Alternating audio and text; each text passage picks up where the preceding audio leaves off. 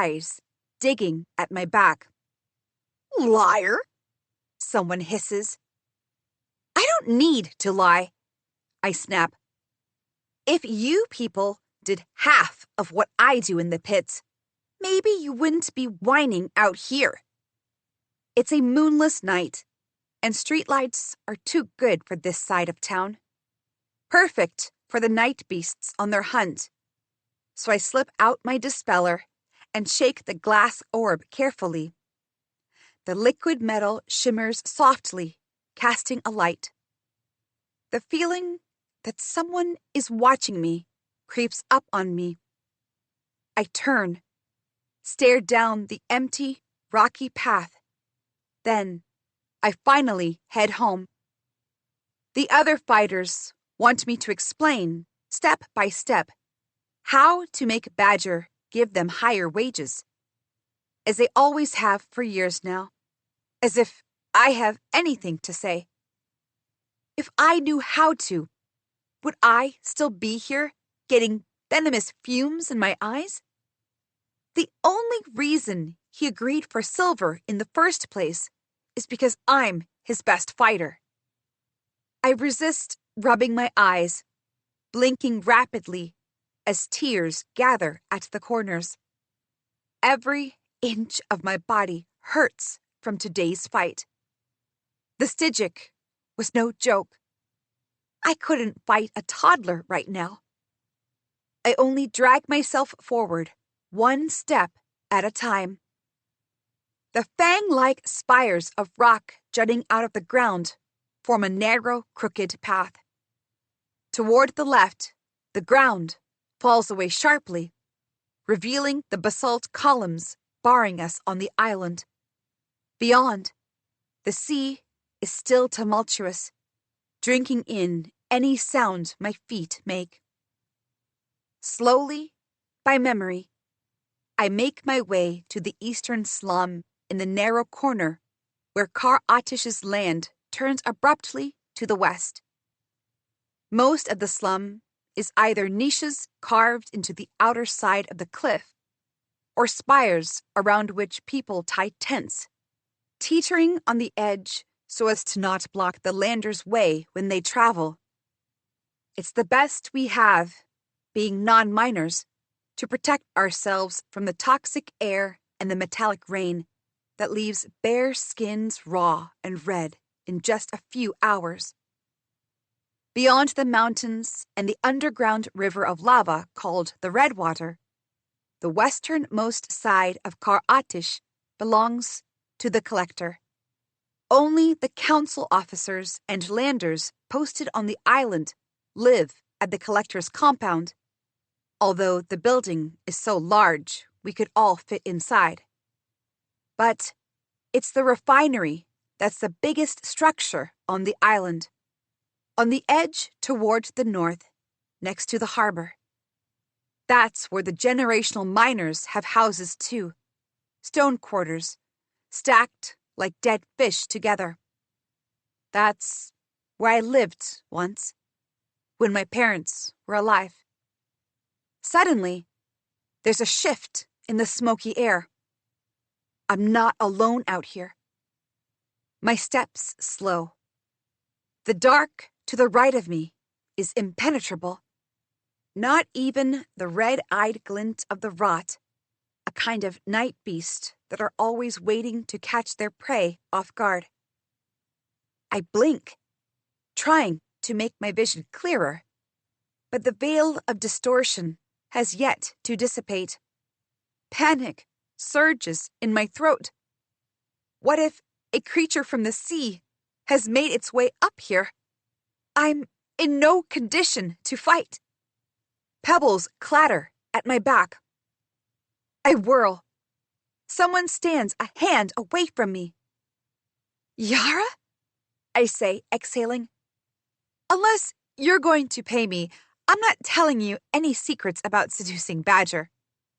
Her brother and their friend flank her. Instead of answering, she lunges at me. I stumble, trying to hold my balance, but fall to the ground. The dispeller spins from my hand, rattling as it goes, its faint light circling in the dark with the motion. I push myself up on my elbows. Pain screams along my arms. The wounds from the pit fight bleeding again. My vision, already unclear, doubles. What the hell? A kick to my jaw. I land flat on my back. My mind sways, unable to make up or down. I have to fight back. I scramble, or try. My body groans with pain and panic. You think you're better than us, don't you? Says Ansh. They hate you, my mind says, delirious, as my vision melts into a hexagonal shape. 6 Yara and 6 Ansh. Hey! Comes a familiar voice. It's him, Ansh swears. Let's go. He reaches down and snatches my packet of today's wages. Then, his strong fist connects with my face. I slam to the ground, face first this time, and everything vanishes. 4. It's the good dream again, after weeks. There's the sun, a strangely pleasant sensation, like on rare days when the sea storms are calm and there's no rain, and without the heat that burns through my skin. I'm not on Kar Atish, but a flat, plain island surrounded by a sea that murmurs softly. Riven and I, the children that we were, chasing one another all over the beach. The water rushes under our feet. I fall down, and he collapses beside me, laughing. The sea washes over us gently, and we stare at the sky. Nothing hurts us. There's no one else on the island, after all. Just me and him. No debts, no fights, no blood. No one to hide from. Nothing to run from. Then, he gets up, looks at me with softness in his eyes, but his face is contorted with worry. He's frightened. I want to ask him what's wrong. He slips an arm around me. Cress, he says. Then, urgently, Crescent, you have to wake up now, please. The sound of his voice registers finally. He doesn't sound like the child in my dreams. Above us, there's no sky, but a dull stone roof cast with shadows. It reminds me of when he first found me, sleeping in the niche next to his house 3 weeks after my parents died. And even with his brothers joking about getting a new pet, he never indulged them. He has been my friend since. He has always managed to pull me out of any misery. But the pain exploding in my head is too much even for him. Riven? Saying his name hammers my jaw. Thank the ocean. Tell me what hurts. As the room settles into focus, I feel his arms around me, and his warmth as I lie cradled against him on the floor. Riven's clothes are soaked in blood, too. I'm at his house. In the corner, his brothers are watching us with concern, very uncharacteristic for both of them. You look like hell, says Maven, the youngest of the 3 brothers. The rings in his brows glint even in the low light. I'm glad for that tiny detail because it helps me orient myself. Still better than you, I think. My voice cracks. The side of my face stings. Ansh kicked me. I remember now. And I scraped my face on the stone path. I feel for my ribs. A miracle, I think, as I pressed my hand to my chest, my stomach. I was still wearing my armor when I left the pits, too tired to take it off. It might have saved my life. Nothing's broken, I murmur. But it hurts. A shudder racks my body at the reminder of the hatred in Yara's and Ansh's eyes. What happened? Hadn't seen you all day, so I thought I'd check on you. Riven says. Glad I did. His arm tightens around my shoulder, and I gasp. You're made of stronger stuff than those cowards, says Ashvin. He scratches his brow with a thumb, dispelling the frown. He's older than Riven and me, only by a year, and yet he acts like he's responsible for the entire world. I bet being beaten up every day helped, Maven says. Shut up, May, Riven snaps. He turns to me. You did bleed a lot. He shakes his head and studies the side of my face, my arm, where the entire fabric is wetly red and bunched up, exposing wounded skin beneath. But he's right. You'll be fine. I sit up and almost fall back. Riven's palm catches my head immediately. Easy. Then, my memory still rattling, I cry, "They took my money!" A steel-heavy ache thumps inside my skull. My breaths come up short, painful in my lungs, like every shot of air is an arrow. "Riven, I can't! The deadline!" Cress, Riven says sharply. Stop. Don't worry about it right now. But I want to argue. How can I not worry? I have to go get it back. I have to fix myself. I want to get rid of... I look down at my clothes, wet with blood. All this. Riven brings me to the bath, runs hot water, and leaves to get a change of clothes. The bathroom is a small space at the back of the room, a makeshift bath. No light save a candle lit when someone's here. No less than a luxury for people like me with barely a spit on this island to call home. I strip, or try to. Every movement sends ripples of ache through me. Taking off the chainmail alone is exhausting. My fingers start shaking, then my hands. The bones inside are jelly, wobbling. Tears spilling down my bloody face. I tear at my clothes. The wet patches of fabric collect in a heap on the floor, uncaring, unimpressed. I lower myself into the warm water, push my hair out of my eyes, and hold my hands in front of me as the warmth sinks into me. Drops of blood drip into the water from my hair. Any energy I had deflates. I pull my knees to my chest and sit there in the candlelight, staring at my shivering fingers above my knees, sticky with blood. I have been injured in fights before. Broken ribs, broken fingers.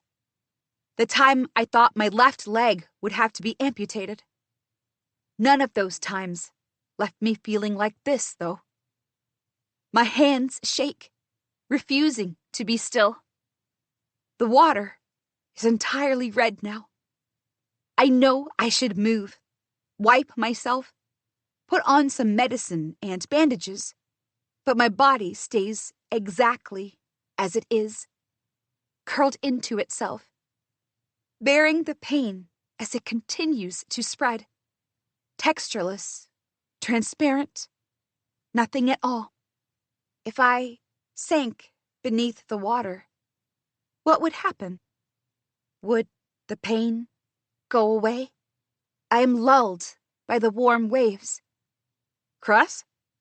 Riven knocks on the door, which is not a real door, just a corrugated steel sheet propped upright, and a flat piece of rock tucked beneath to indicate when someone's inside.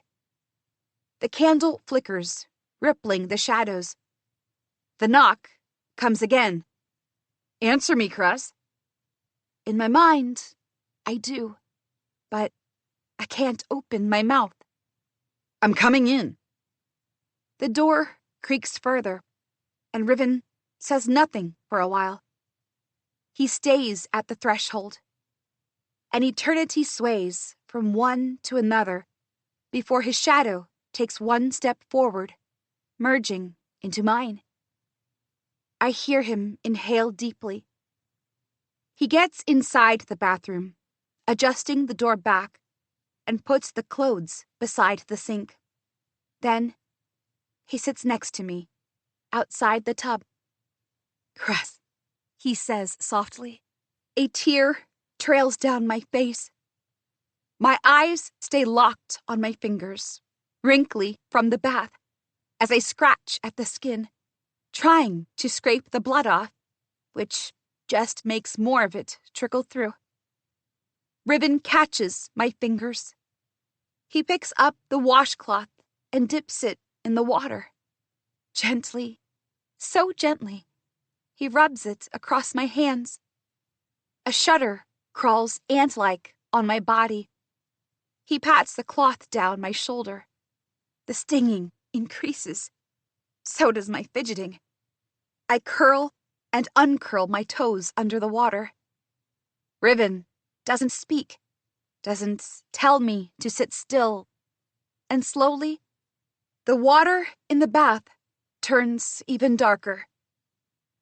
He drips water through my hair, cleaning it off, untangling the knots, as if we're in my dream, just the two of us, and I have nothing to be afraid of.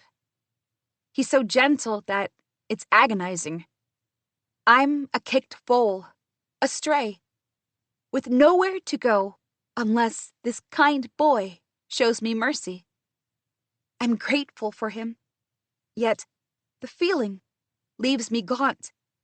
If I had more silver, like Badger, I could be strong like him too. No one could challenge my strength. The water ripples around me. This is karma for my parents, just like everything else in my life. Stop, Says Riven sharply. You're not your parents. I look at him, startled. Did I say that out loud? You are your own person. Karma is not real.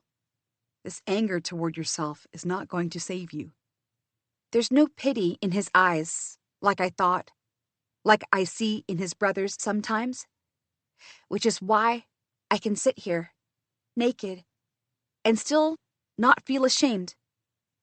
But even he doesn't truly understand the weight of what it means to have claws digging in your bones. He has always hated that I fight in the pits, but it isn't his life on the line every month.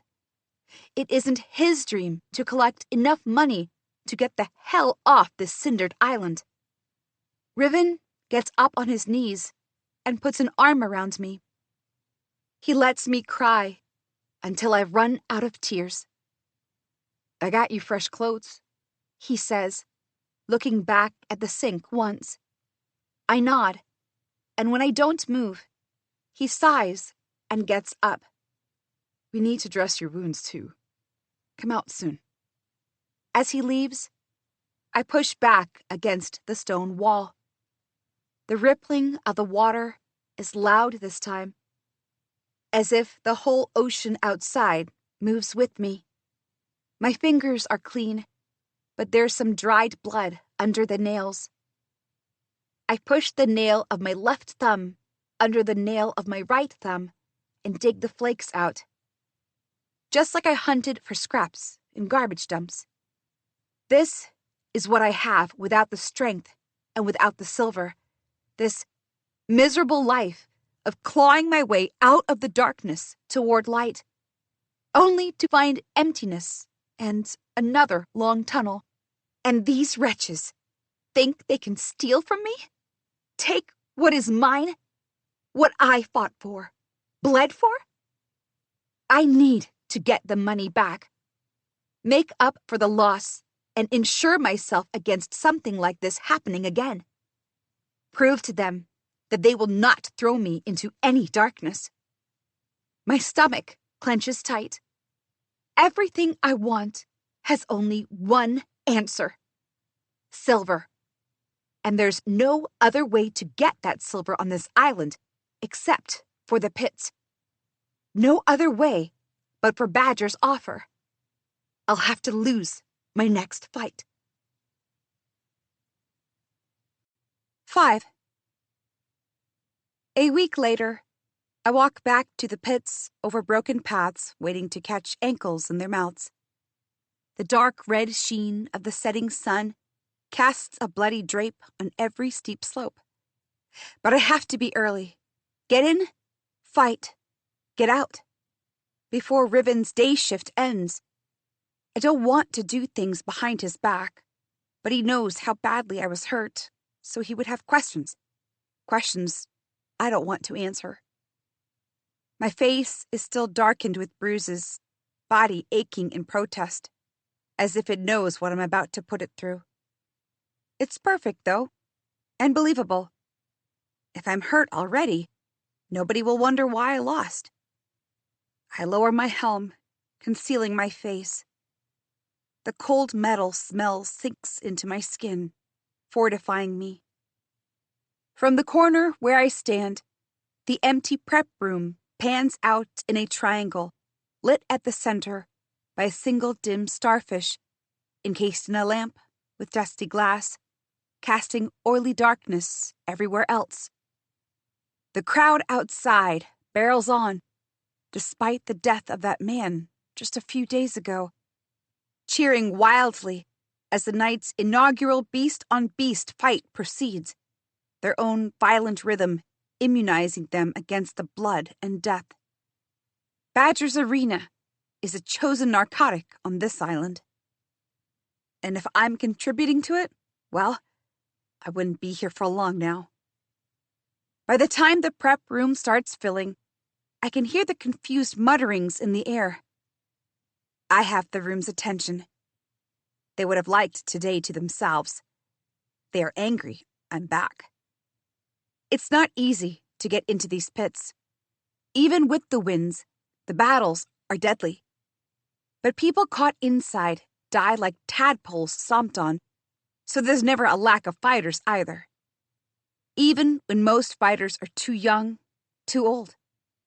Scattered about, talking to others or themselves, suddenly wondering, too late, if the extra coin is worth their lives. The new ones must be strategizing. It's a waste of time. Agility, speed, even tricks, they work against other humans, but not the monsters that fight in this pit. You need more than physical ability. You need luck. Across from me, Yara and Ansh watch me like raptors. I wave at them, just to piss them off, and lean against the door, silencing my hiss of pain. A picture of unconcern. If anything, it renders them unable to gloat at my expense. No one gets the best of me. No one. And today is not the day I die. Just lose. The evening promises a spectacle, whether I came or not from the buzzing conversation. Badger, it seems, has grown a penchant to keep things interesting. He used to let us fight raptors and giant crabs and feathery stone lizards.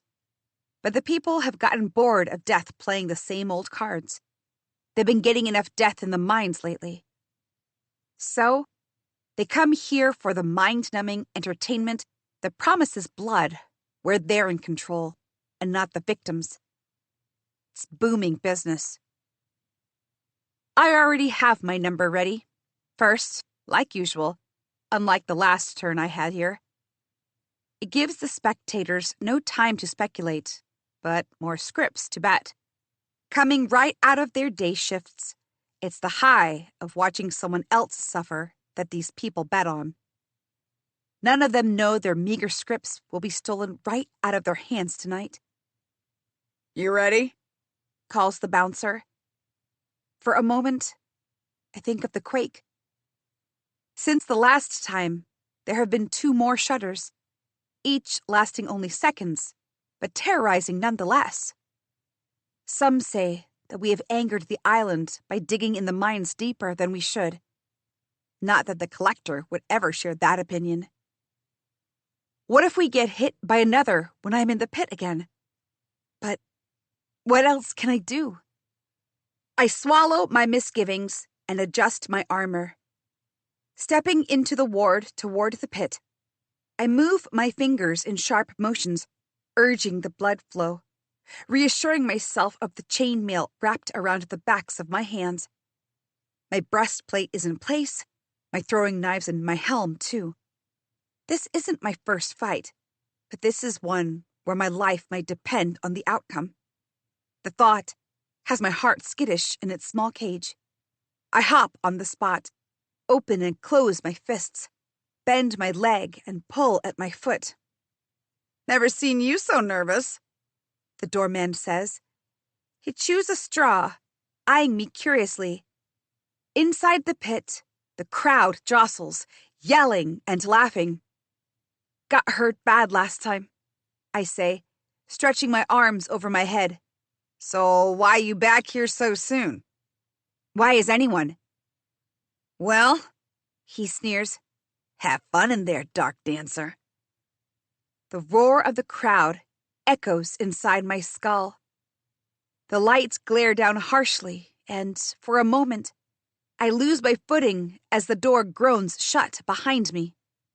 I steady myself just as the creature's gates open. Brace for whatever monstrosity I'm about to lose to. It's a lizard. A giant, dusty blue lizard with a flat face and a huge forward-leaning mouth, standing on 4 legs that are half my height. I gape at it, mouth slack. How will I lose to this ridiculous-looking soft creature? Confusion ripples across the pit, murmurs of annoyance, until Badger's voice booms across the cavernous hall. You think you know this creature? The Circe may look one way, but... The lizard's color blinks red, and it shrieks. Badger's colors are notorious. Green as they drip sedatives into the creature's veins to calm them, and red when jolting them with electricity to make them aggressive. The lizard's giant 3-forked tail lashes at the walls of the pit, sending a shudder throughout. The tail slams down on the ground, then rises in attention, completely at odds with the liquid black eyes. Where in hell is Badger bringing these venom-tailed creatures from?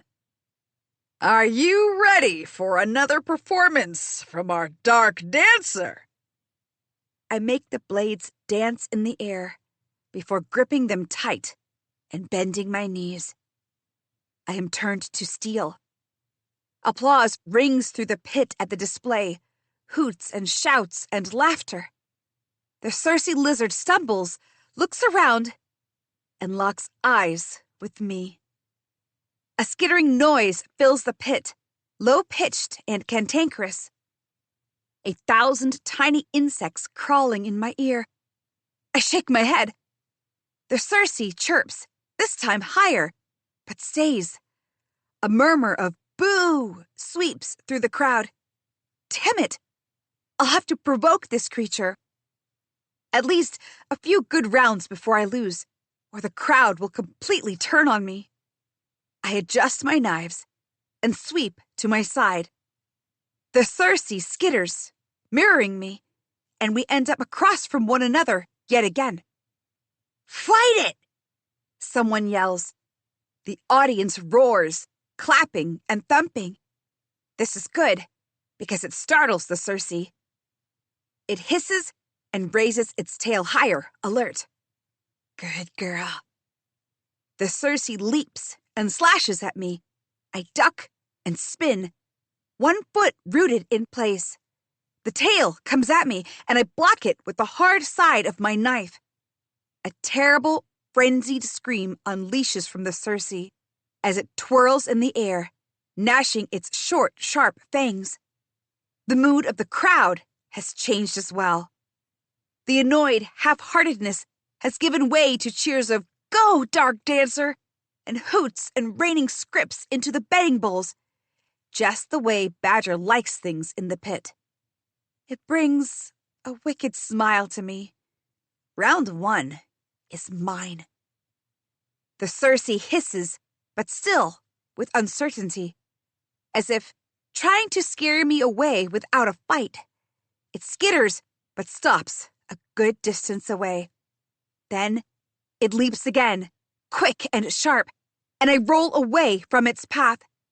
My knife screeches against the wall of the pit as I extend a hand to stop myself from slamming into it. Behind me, the lizard falls flat on the ground and scrambles in desperation. It finally extends its talons, bares those sharp fangs, and unleashes an infernal scream. The hair on the back of my neck stands. I hadn't expected the soft-looking creature capable of such a sound. I breathe deeply, tighten my grip on my knives. A small, star-shaped pain twinges in my lower back. Not now. I need to up my fight so I don't wind up dead, or worse, bore the spectators. The Circe springs, and I have no way out except backing up. I shriek as I push against the wall and leap to the ledge jutting out midway to the seats. The Circe's tail sharpens. It snaps, knocking me off my feet. My back hits the spiked wood of the ledge, and a scream tears from my throat as I go tumbling down. I grab at the wall, losing my knives in the process, and suddenly, I'm hanging from the ledge, totally exposed. The rugged splinters of the wood dig into my palm. My knives scatter on the ground, and the Circe swipes a padded claw at them. They clang against the wall across the pit, way out of my reach. The Circe snarls below, its big black eyes fixed on me. All around us, the raucous cheers fade, breaths held, awaiting what happens next. The air itself slows, filling with the wet growls of the lizard. My fingers begin to slip. I tighten my hold, gasping, and glance up. Badger sits in the balcony, hands relaxed on the arms of his chair, one leg pulled up on the knee of the other. The small red lamp at his back lights a bloody halo around him. A king, watching over his kingdom. I drag myself up again, each breath a line of fire, burning red from the halo around Badger. I pull out the throwing stars from the side of my belt. The Circe stands still, eyes focused on me. One throw, and I could blind it. How would you like that? I remember the venom from the fight last week, and my eye twitches. The Circe puffs itself up, readying for an attack. This bout needs to be over now. If I keep fighting this creature, or dodging it more like, I'm bound to injure it gravely. Not sure Badger would like that after his precious Stygic. The fighters' lives aren't important here. The whims of the bosses are. I throw a star to the right. The Circe leaps after it, and I have my window. I drop to the ground, firm on my feet, ignoring the shooting pain. But the Circe changes direction midway and charges back at me. I swing out of its way. The wall shakes with the impact of the lizard's head. Cries break out over us. But I'm not out of harm. The Circe's tail comes straight at me and pins me against the wall. I struggle against the grip. It's too heavy. Any second, the lizard could turn its fangs to me. Caution wars with my survival instinct and loses. I lock my legs around the tail, pinning its venom shooters together. A star flies out of my hand and catches the side of the Circe's face. The crowd erupts in roars. The Circe screeches, tries to slam me off itself. I'm less a dancer, more a parasite clinging to its scales. My hands are beginning to get numb with the pain. We go in circles, my head slamming against the ground, the walls, and finally, my fingers slip. I tumble down the pit, and before I can get my bearings, the Circe jumps onto me. My fingers catch its jaw. Wet flesh and fangs sink into my hands. The creature scratches down my skin, slashing its tail, and forces its head down. Its eyes are a pool of black, panic and fear making it wild. I can't hold it back.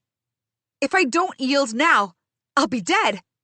But if I yield, no, I have to. That's what I was building toward. The Circe is just a creature. It doesn't know what else to do but fight. It has nothing personal against me. And it's scared. This fight is square. If I hadn't pulled back in the beginning, I'd have won easily. But I had to give the creature a chance to dominate. I had to say the words, damn it. Yield! I shout, and the sound clangs in my skull. I yield! The Circe's collar goes from red to green. For a moment, its liquid eyes enlarge, looking at me with a sudden fear. A small whimper cuts off in the middle as the collar does its work, and the creature falls to its sides, unconscious.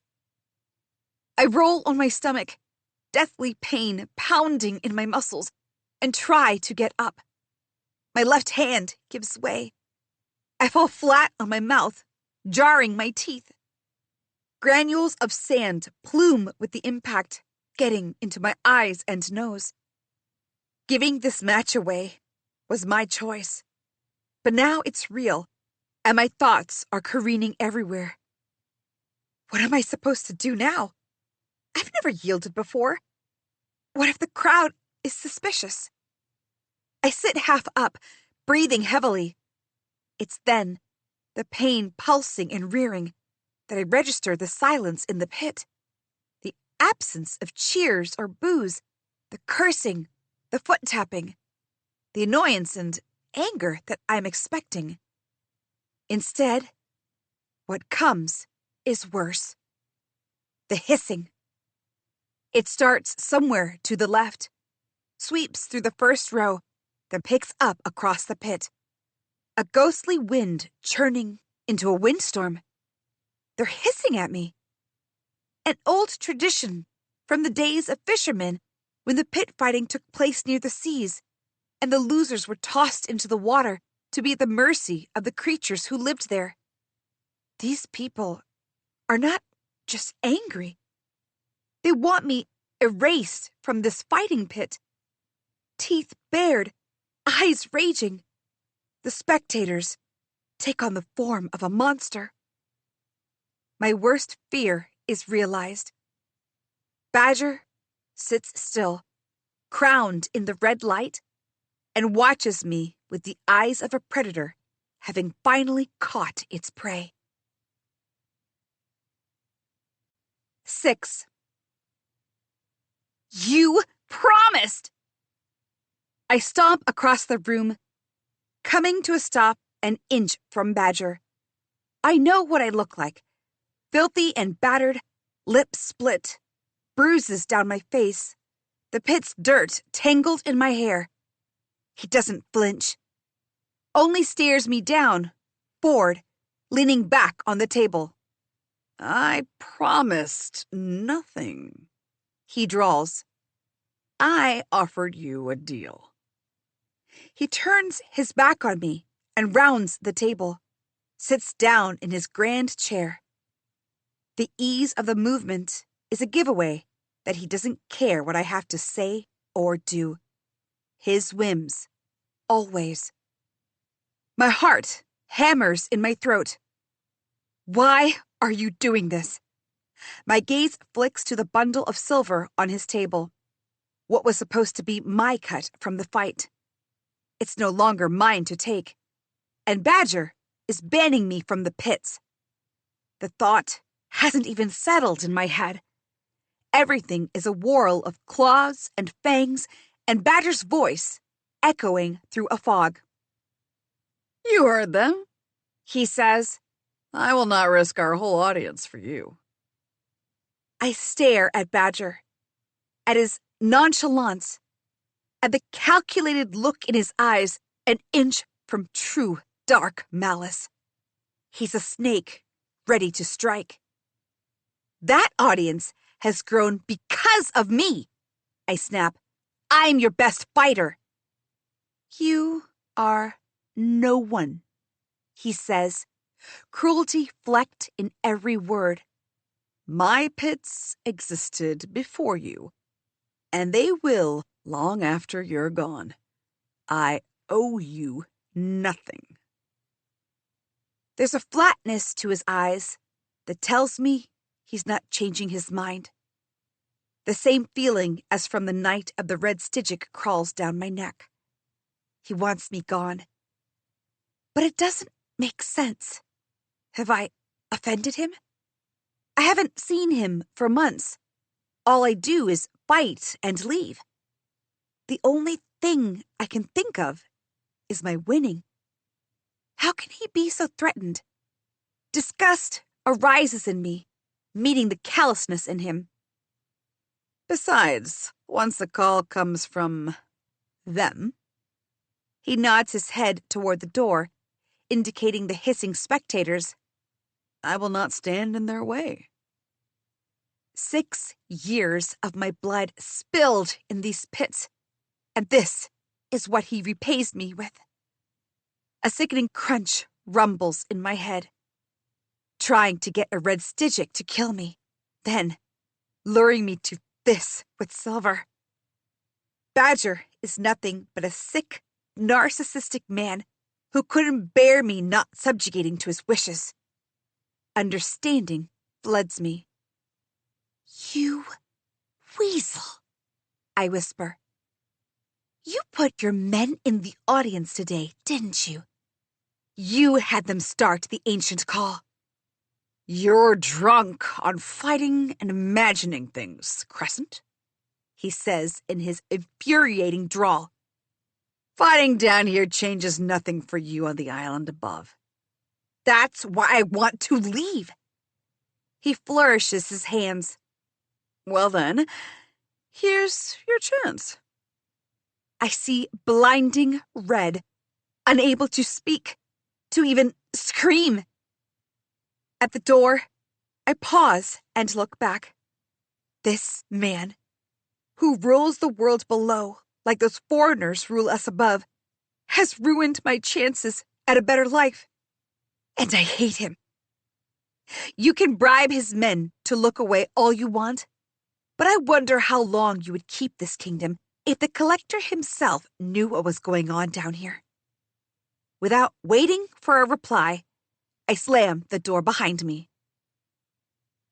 You are no one. Badger's voice haunts me. Another smaller quake had the ground swaying just after I left, tumbling rocks off the spires and blocking the closest path to the eastern slum, forcing me to double back and go nowhere.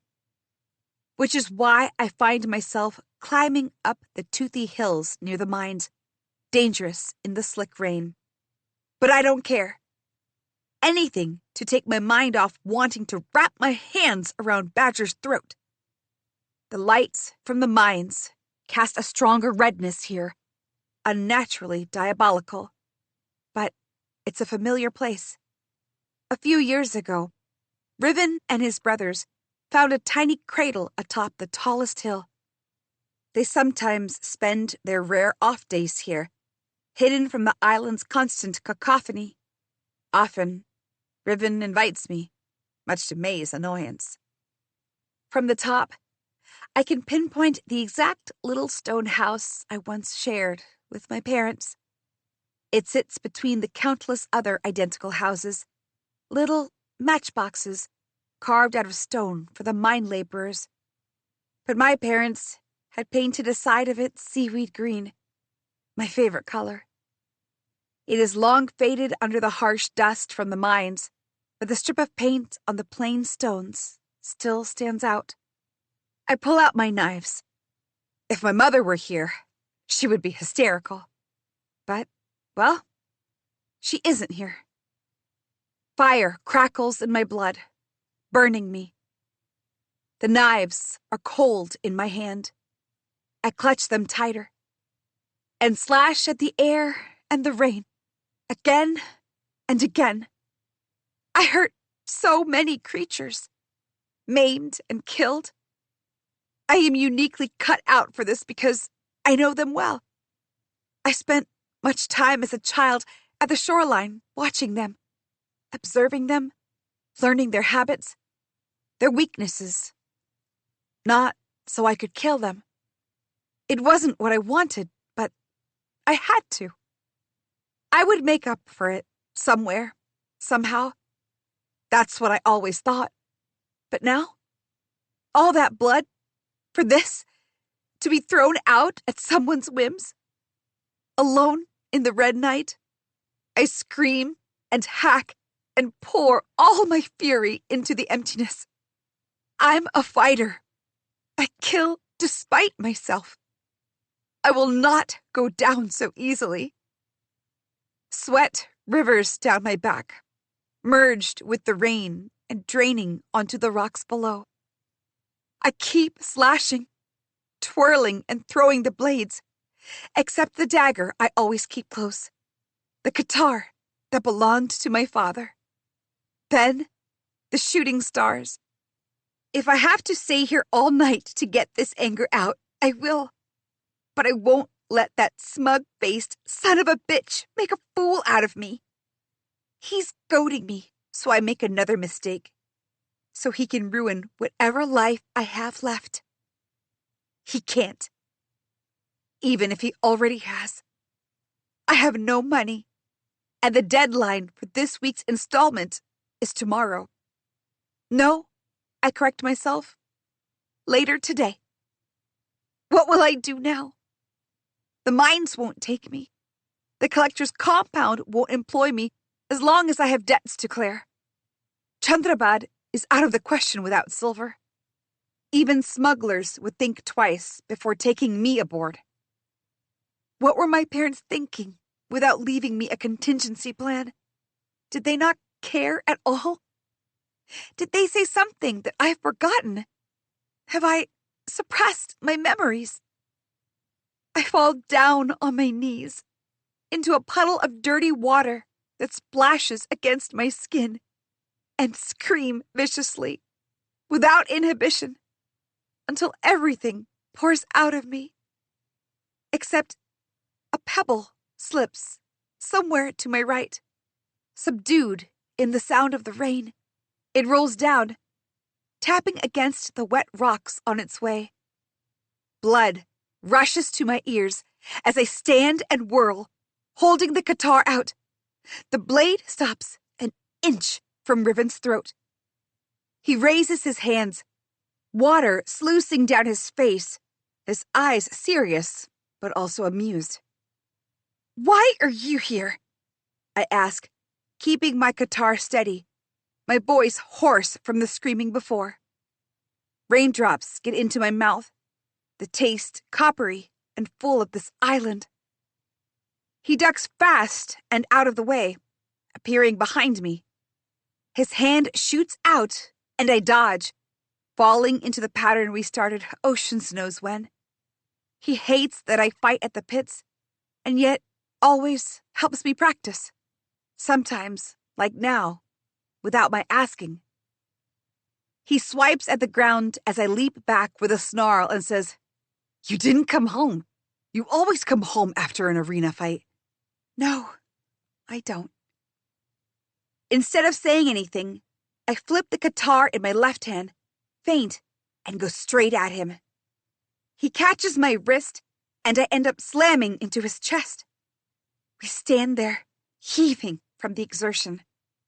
And it's not like I haven't seen his pale gray eyes 1,000 times before, but they shine in the ruddy light. And for an intense moment, all I can do is stare back into them like an idiot. He raises a brow as if he knows I'm trying to deny it, that I go home. I frown, but concede. He's right. Without thinking about it, I've always stayed at his place on fight nights. It makes sense. He lives closer to the arena. He makes me feel safe. I unconsciously look for him after the battles. I push at him, twisting out of reach. For several moments, we're locked in a game of dodging and ducking and running. I'm the better fighter, but Riven's instincts are as sharp as blades. He guesses my move. Feinting is no use with him. I hate it. Fighting him is not like fighting the creatures. They can't distract me like he can. And it's probably my rising emotions that make me slip.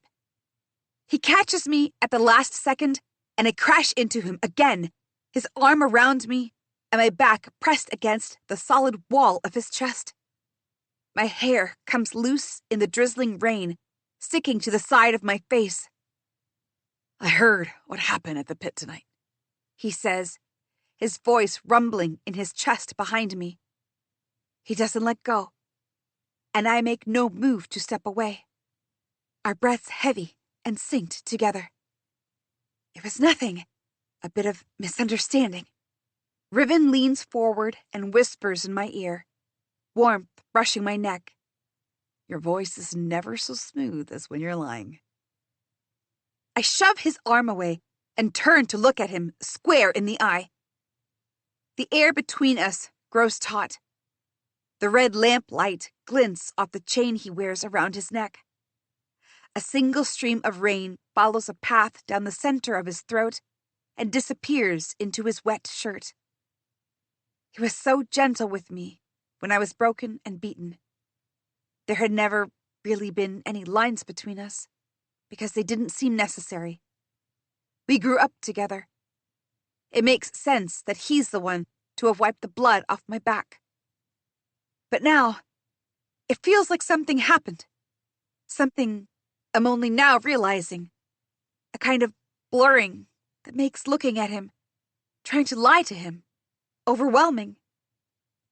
I should tell him that my debts have grown more heads than I can slay at a time. But then what? Trouble him as I am troubled? No. I swallow hard. Riven doesn't press.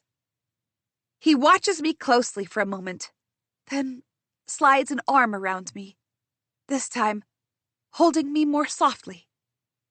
I feel the knot of anxiety in my stomach unraveling and the one around my heart rising. "We'll figure it out," he says gently against the rain. I want to believe it, but unless Badger lets me back in the pits, there is nothing to figure out. I'm unwanted in the mines. There's nowhere else to go. Nowhere but the collector's office with empty hands. It's because I know I can't change anything that I let myself sink against Riven. I close my eyes and let the world fade away before I face the wrath of this island. 7. The debt clearance office is located within the collector's compound, on the far western end of the island, beyond the tallest mountain that divides the land in two, which is why the very air seems different here. There's still dust grating against my face, but no ashy taste in my mouth.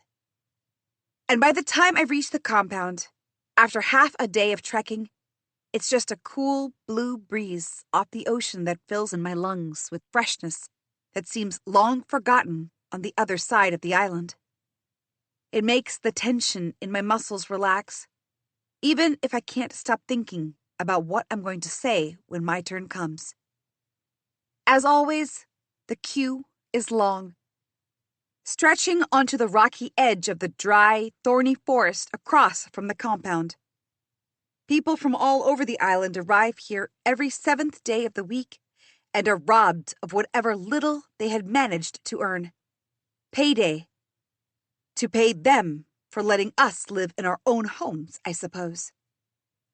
The difference between the townspeople and the regulators is as stark as sea and shore.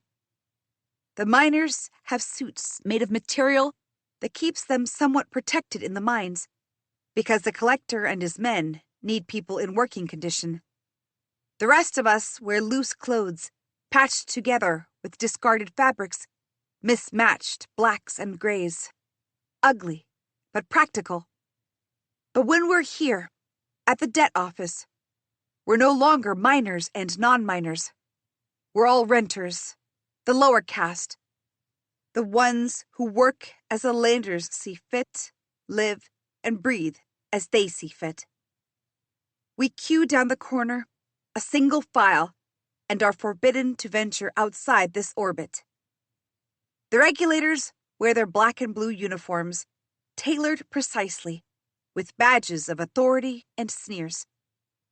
They move around at will, take breaks when they want, and retire inside the compound, within their offices and sectors, all protected from the harsh sun behind thick walls of stone.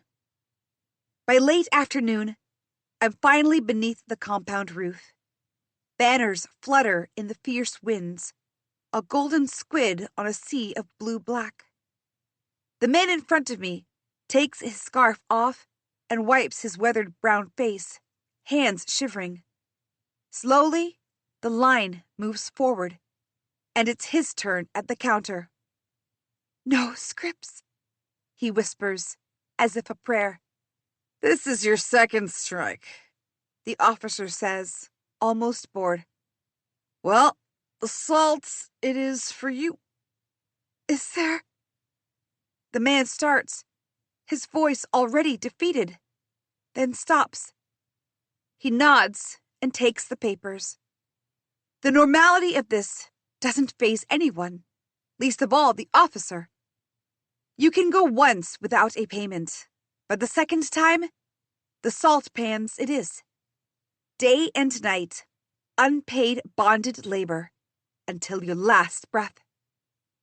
And salt for the collector and his men, and landers everywhere else. Their food gets its taste from bonded labor. It bothers no one. A spasm careens through my body as I step to the counter. "No scripts," I tell him. My voice is pinched. "You're okay today. You'll go back home today." I clear my throat and repeat myself. "First strike? It's your share plus 10% for next time. Get it?"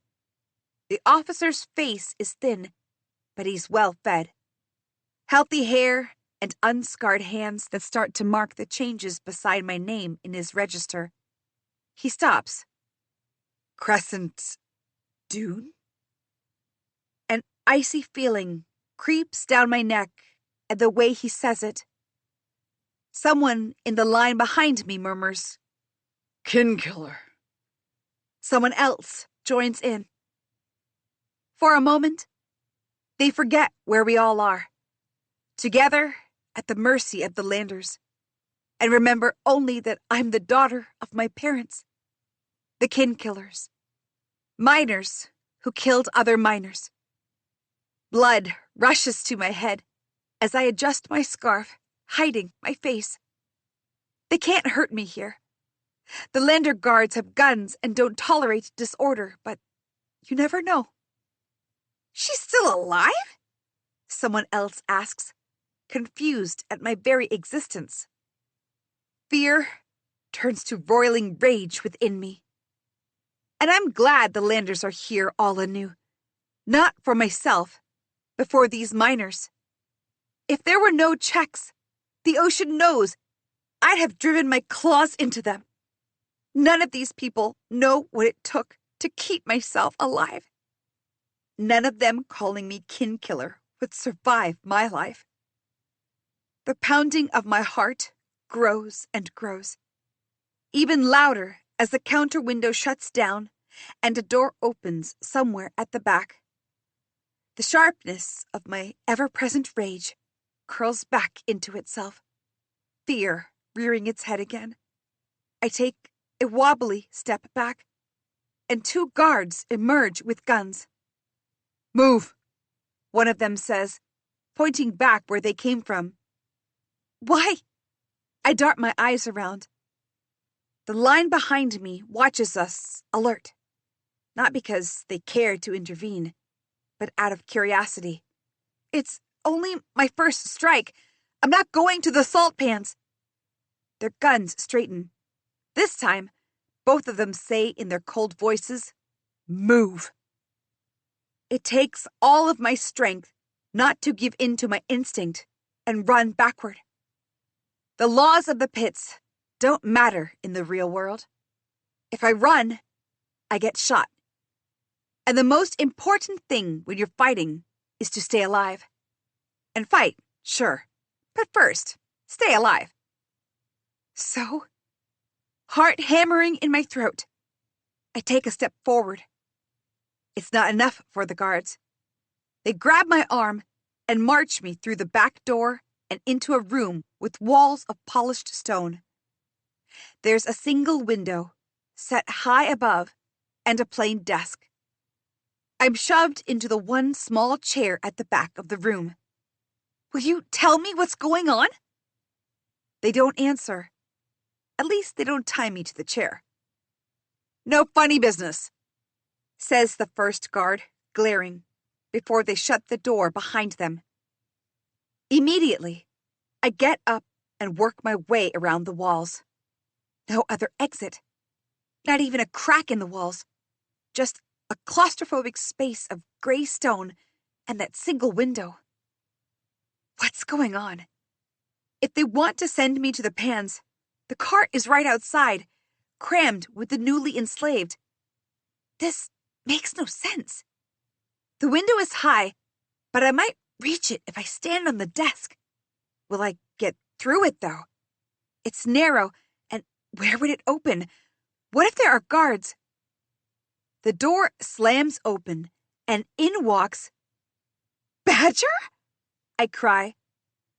Behind him, someone else enters. An old man dressed in gray greens. He holds himself upright, but the stoop in his stance is obvious as the banners rising above the collector's compound. Pins clasped with gold chains dangle all over the front of his clothes, which reek of wealth and assurance. I stare from him to Badger, unsure. "Cress, meet the collector," Badger says. "Sir, this is Crescent Dune." Cold cuts through me. My first thought is that Badger is having me arrested. But no more guards follow through. The collector studies me with his tired eyes, then moves to the desk. Contrasted by the light behind him, his face turns into craters and shadows. He doesn't smell of the metal that everyone on the island does. He smells antiseptically clean. The man says, as if unconvinced of something. Badger shuts the door and comes to stand next to the collector. "As I told you, one of our finest. Actually, the finest. She defeated a half-grown scythe crab 3 years ago, and has never lost a single match, including the ones with the red Stychik and the Circe." "Did she?" The collector says in his dangerously calm voice. "Most impressive." "I didn't!" I burst out, my voice high-pitched and confused. Defeat the Circe? Badger laughs shortly. Oh, right. She did not. He turns to the collector. She did exactly what I asked. She threw the match, knowing it might cost her a place in the pits. I'm a fool to think the collector wasn't aware of what's going on in his island. I vouch for her. Badger continues. Will someone tell me what's going on? I say out of turn again, then add, please? This time, Badger remains quiet. He meets my eye and gestures for me to be quiet too. The collector inhales deeply. Crescent Dune, it is a pleasure to make your acquaintance. Your feats are legendary among my people. My feats? The scythe crab, of course, but the one we most hear about is the win over the worm lizards. 5 at once. He shakes his head in disbelief. That was a marvel. There was even a discussion if we should consider having the Dark Dancer on our security. He laughs as if it's the funniest thing he's ever said. As if, after killing 2 of the worm lizards, incapacitating the other 3, I hadn't escaped the arena and vomited my guts out. As if I hadn't cried for days for what Badger was making me do by dangling silver in front of me. The man continues in his labored, slow voice. We also know about you and your parents. A tragedy for such a young family, not to mention the heavy debt you now must pay. If I'm in a heavy debt, it's only because of you. As Atlas Creer tells me, you would like to leave this island. Atlas Creer? I raise a brow at Badger. He shrugs. It takes a few seconds for me to realize the collector was asking me a question, not stating the obvious. Yes. But it would certainly not be possible without all your debts cleared. The penalty for defaulting is deservedly, I would say, the firing squad. Deservedly. That word catches my attention, and for a moment, I see nothing but the hard ridges of the mountains our people live on. What we deserve is safety and happiness and joy. But to this man, we're a means to an end. Workers for a Zargonine, and anything else must be discarded. When our ancestors, the Empyrean elders, were shipwrecked on the shores of these islands 1,000 years ago in search of a better world, is this what they envisioned? People divided into castes, forced into degrees of purity of being human by virtue of the work they were forced to do? People like this collector, handing out death to the rest of us as easily as sipping tea? My hesitation and nerves steel behind the indignation.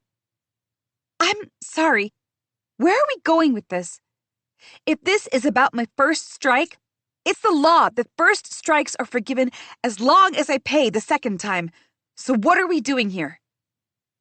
The collector runs another critical eye over me. I try not to squirm. He glances at Badger and says, I see what you mean, Creer. Badger nods politely. He's dressed in a black jacket with gold lining, but otherwise, he carries none of his air of self-made royalty. His shine is subdued in front of the collector on purpose. Your debts can be cleared, Crescent Dune. The collector says, you will be free to leave the island if you so wish. The words take a moment to sink in. I look to Badger to see if this is his idea of a joke, but he looks back impassively. When neither of them laughs, I make myself say the words.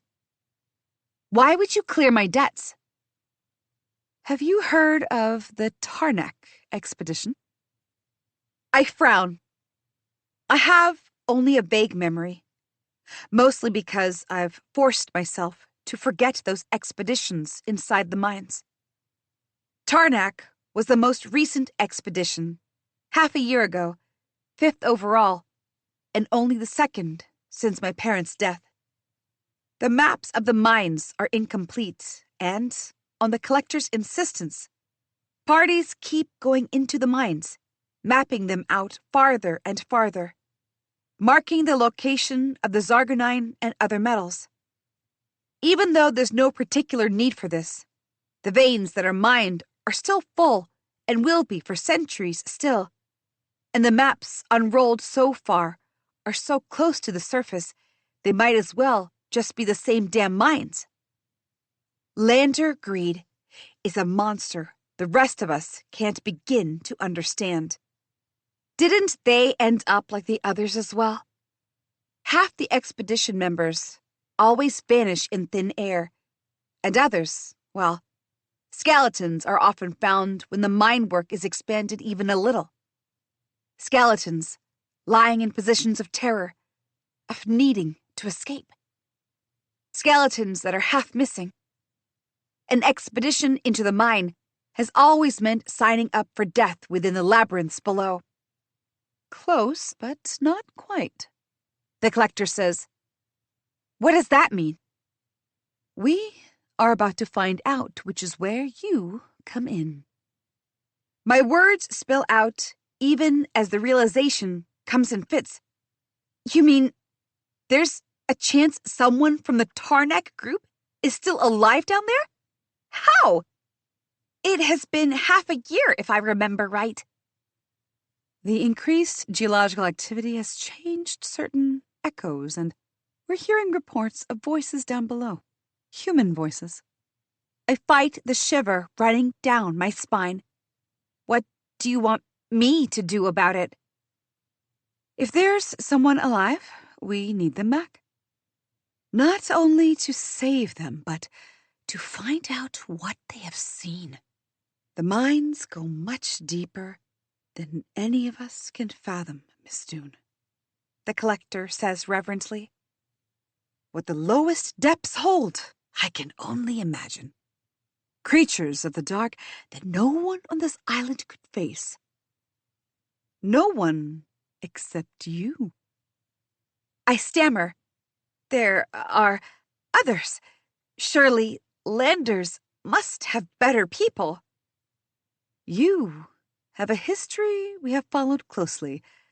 Daughter of kin-killers, a survivor against all odds on an island of blood and storm. The collector looks me up and down. What makes you different is your undaunted heart. I stare at the man. Accompany the party I have prepared to retrieve any survivors, keep them safe from these creatures, and the freedom you want so dearly is yours, Crescent Dune. The door has barely shut behind the collector when I turn to Badger. Tell me the truth. What does he want? Badger raises a brow. In the second it takes for me to step forward, his demeanor shifts, from the deferential performance to a king again. He rakes a hand through his hair, and his face becomes hard as stone once more. The truth is what you heard. You are to guard the company that will retrieve any survivors or any information as to what happens to these expeditions. No more is expected of you. His voice is steady and lazy at the same time, like it always is. But there's a spark in his eyes. Fine, I say. What do you want? What do you gain out of this? Badger barks out a laughter. I knew you were my best choice. He keeps his smirk on as he says, What I want is for my arena to rule the world. And for that, what I need is creatures this world has never seen. The Stygic isn't enough? You defeated it spectacularly. Cold grips my heart. What are you planning? The 150th glory race at Salonia starts in a day. No one from Karatish will ever make it. You know that. The glory race is a chariot tournament with the beastly, vicious Mary Stags. A game of death and lug, bigger than even Badger's blood-stained dreams. It's held every 4 years and brings most islands to a standstill for an entire week until a champion is crowned and showered with gold. It is also a tournament only for landers, something that Badger seems to have forgotten. So, I remind him. None of us can make it. A renter is one of the 10 contenders this time. That's news to me, but then Karatish is as isolated as can be. It's the most distant post for landers this far south, and only a handful of them stay here, only for supervising the mines. The other islands don't care about us. All they want are the shipments of metal and salt that we send them. News for us is already stale everywhere else. Do you know who? I ask. One of the hunters. Badger smirks. Calling herself Coral of Salonia. I flinch. He says it like he believes in the perversity of considering the hunters outcasts for their work, even though they're renters, like us too. It's another delicate game played by the landers. Provide the hunters with more resources than the rest of us, and isolate them from their community, keeping them reliant on their work, until their own people forget that the division was the point. So they forget who the real monster is. Our island's blood and stone build their lands. Now, imagine if the biggest spectacle across the islands of Ophir is not in Salonia, but here, on Karatish. Badger's eyes are black flames. Imagine when the only source of life is not the death grip of the mines. I could hold a massive spectacle. The best fighters, the most vicious creatures. It could draw real power to this island. Carefully, I ask, what do you want from me? Go do what the collector wants you to. Protect the company. And as you do, find me creatures no one has ever seen. Tell me what they are and where to find them, and I'll do the rest. Of course, he doesn't want people out of the mines out of the goodness of his heart. Trading death in the mines with death in his arena. For half a heartbeat, I want to slam his face into the desk behind him and tell him he can go drown in the ocean. As if he reads it on my face, he comes to stand a hand away from me. His face is grim, cut with stone, and terrifyingly, his eyes refuse to blink. There are 2 ways to get out of your debt. The salt pans or death.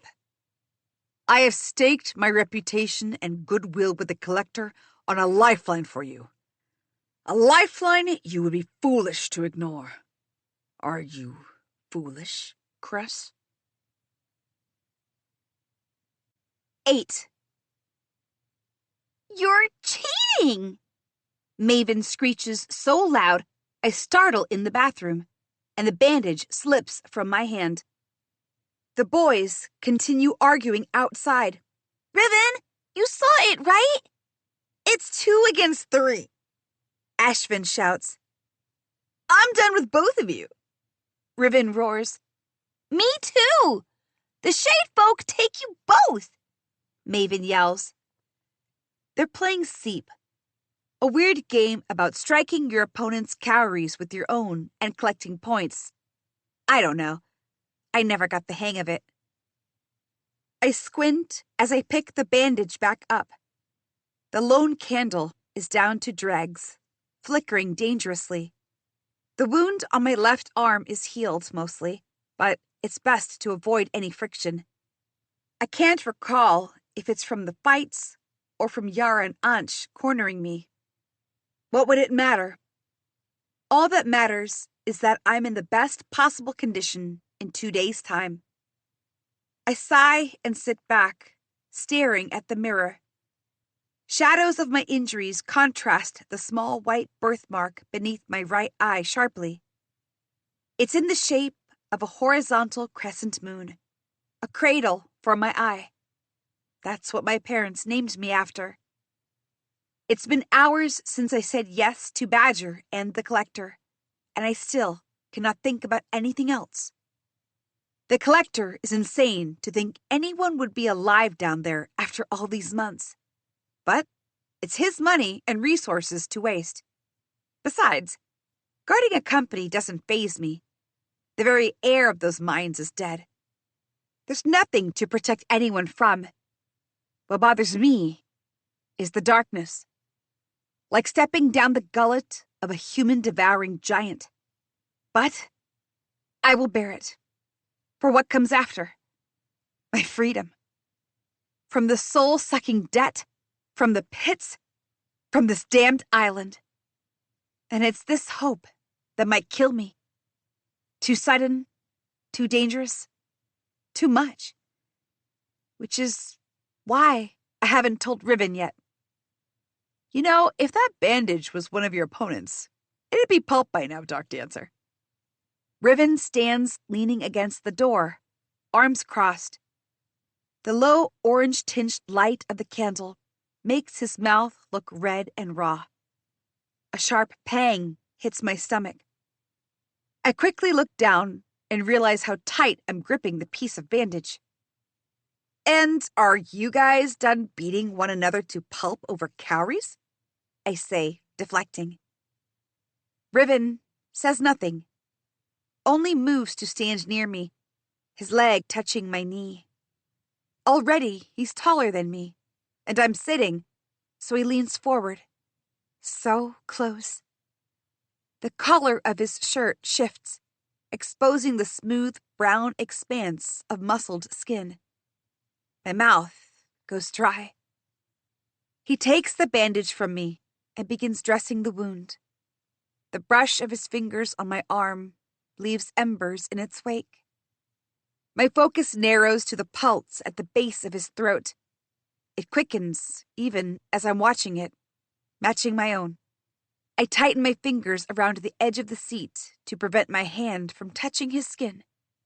He takes the scissors to the bandage, eyes narrowed in concentration.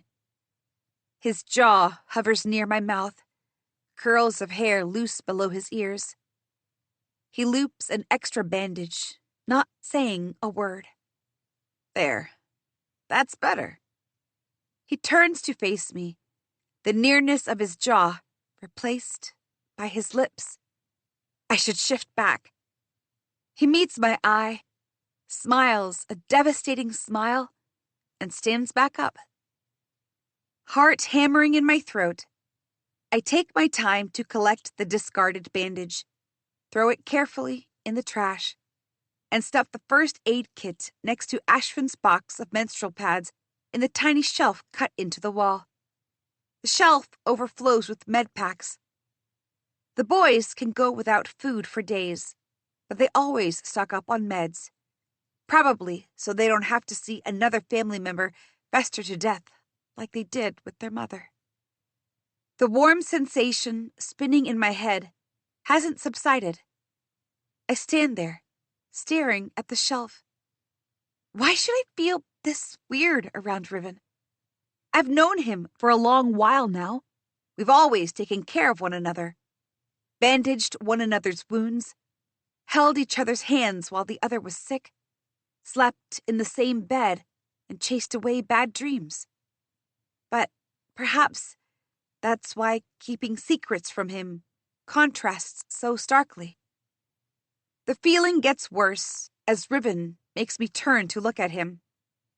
He tucks a free lock of hair behind my ear, his fingers lingering on my skin for a touch too long and, at the same time, not. A casual, familiar gesture. Nothing out of the ordinary. And yet... Are you okay, Cress? No, I'm not. I have the chance of a lifetime. I get to leave this island. Be free. It's the one thing I've wanted. But I'm scared it will all go away. That it was all just a mistake. And they want someone else. Someone better. Yeah, just hungry, I say. Let's go eat something. I can taste Ribbon's disappointment as I hurry back into the room. The cowries are spilled everywhere. It's clear the loser definitely did not lose with grace. In the middle, Ashvin and Maven sit cross-legged, a tiny bowl of fish curry and a short pile of flatbread next to them. Food for 3 people. Divided for 4 tonight. One of the many things I will repay them for after. Despite being the oldest and the youngest, respectively, Ashvin and Maven resemble each other like twins might. The same brown hair and the slight bend to their noses, as opposed to Ribbon's black, wavy hair and eyes made of stormy gray gemstones. As Ribbon and I join them, Ashvin throws a bit of flatbread into the air, and Maven catches it in his mouth. He chews it down and grins with self-satisfaction. One day you're going to choke, Ribbon says, settling down. and I'm going to just sit and watch. Okay, Officer Ribbon, retorts Maven swiftly. Then he changes topics. Something about the mines, his mouth half full and his hands wildly gesticulating. The usual gossip about disgruntled miners, another attempt at organizing a rebellion despite people's hesitation. It's hard to keep up with him, but not for his brothers, who react together at the right time, even when Maven barely keeps his rant from spilling everywhere like the cowries. They always exist like this, move and bicker like this. Different parts of the same body. I may have been invited into their home, maybe into their hearts too. But I can never be a part of them. I would unbalance them. An hour later, after Ashvin and Maven have gone to bed, tired from their day shifts, and Ribbon gets ready to leave for his night at the mines, I find myself walking in circles outside. The street is narrow, doors cut into the blocks of stony hills, only 2 miles from the main quarry. Kar Atish is shaped like a hand joining into a shoulder. The hand works, with its mines and harbors, and at the joint, the tallest mountains and deepest craters divide it from the shoulder, where the collector and his compound rest in easy air. Cress, what are you doing out here without light? Riven shuts the door behind him and shakes his dispeller brighter. The sudden burst of color turning his black hair into gold will never get old. Despite myself, I smile. Riven raises a brow. He comes to lean next to me. You know, at some point, you'll have to tell me what's going on with you. I look at him, wondering why I haven't told him yet. I've tried, but every time, something keeps me from saying it. Riven looks back at me, curiosity in his eyes, and I feel the space between us shifting. A cowardly thought rises. Maybe I never tell him. I leave, get the job done, and just vanish off this island. And then what? Riven goes on with his life, mad at me, but maybe with time, he'll forget me. He'll work in the mines, find someone. Why should it matter what he does with his life? I wouldn't be here. Might as well tell him. Badger, what has he done now? And the collector have offered me a job. Somewhere down the narrow, rocky alley, another door opens. The night shift miners are moving out, conversations wafting in the air. A child screeches. A mother coos. The irascible scraping of metal tools begins getting louder. And taking shelter behind the din, I tell Riven about the rescue mission in the mines. So, he says carefully, what did you say? I'm leaving the morning after next. I don't understand. You get sick in the dark. You hate that place. I hate this whole island. I close my eyes, breathing deeply, and open them again. Riven watches me, and for a moment, I can see the desperation on his face as he tries to understand what's going on.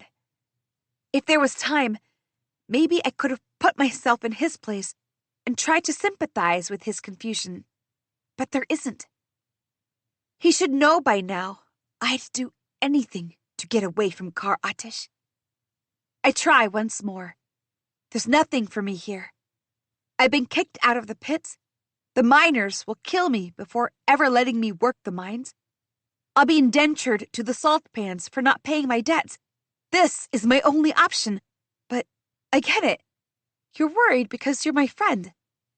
I'm your friend? His eyes widen. Of course I'm your friend. We've been through so much together. Remember when Amma was dying and you took care of her while we worked? Piling every bit of a script to get her meds? And now, you won't let me help you? My lower lip trembles. Not a mention of what he's done for me. How long will you help me for? What do you mean, for how long? He shouts. For as long as it takes. Forever. You would, wouldn't you? I feel my heart break. Riven would do this for anyone, not just me. He's a good person, but he's always taken care of the kicked and the down. He doesn't deserve feeling this obligation to help me. I'll go into the mines, far into Kar Atish's belly itself, I say. If it means I can get off this island, I'll do it. Riven jerks back like he's been burned. The look on his face constricts my ribcage, lungs twinging with guilt. This is why I couldn't tell him immediately. He's taking it personally, like I knew he would. I've never made my desire to get away from here a secret. I need to get off this island, and for that I need money. There's no other way out. But this is too dangerous. He shoves his hands into his hair, helplessly clutching at it. We can get away from this island another way. I'll come with you. You don't have to do any of this alone. Let me help you, Cress, please. Stop it, Riven! I snap and turn from him before my resolve breaks. He can't make promises he will never keep. If it was just him, it would be different. But he has his brothers. He can't leave them. And I will not put him in a position where he has to make a choice. He doesn't understand what he's saying right now because he wants to stop me. Can we please stop fighting? Just go back to normal? No! Riven snaps, but his voice cracks midway. I don't want to go back to normal.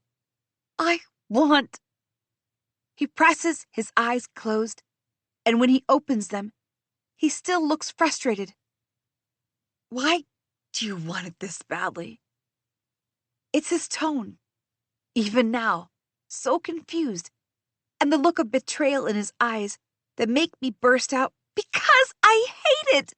I've hated every minute I've lived on Kar Atish since my parents died and since I was forced to live on scraps. I have nothing here and no family.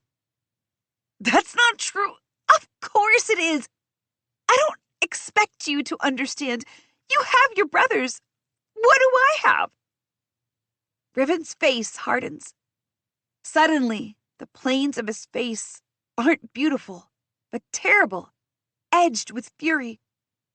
He repeats, slow and clear, What do you have? The outburst has left me breathless. I can only pull my brows together. Fine, He says, walking away. if there's nothing keeping you here, then go. 9.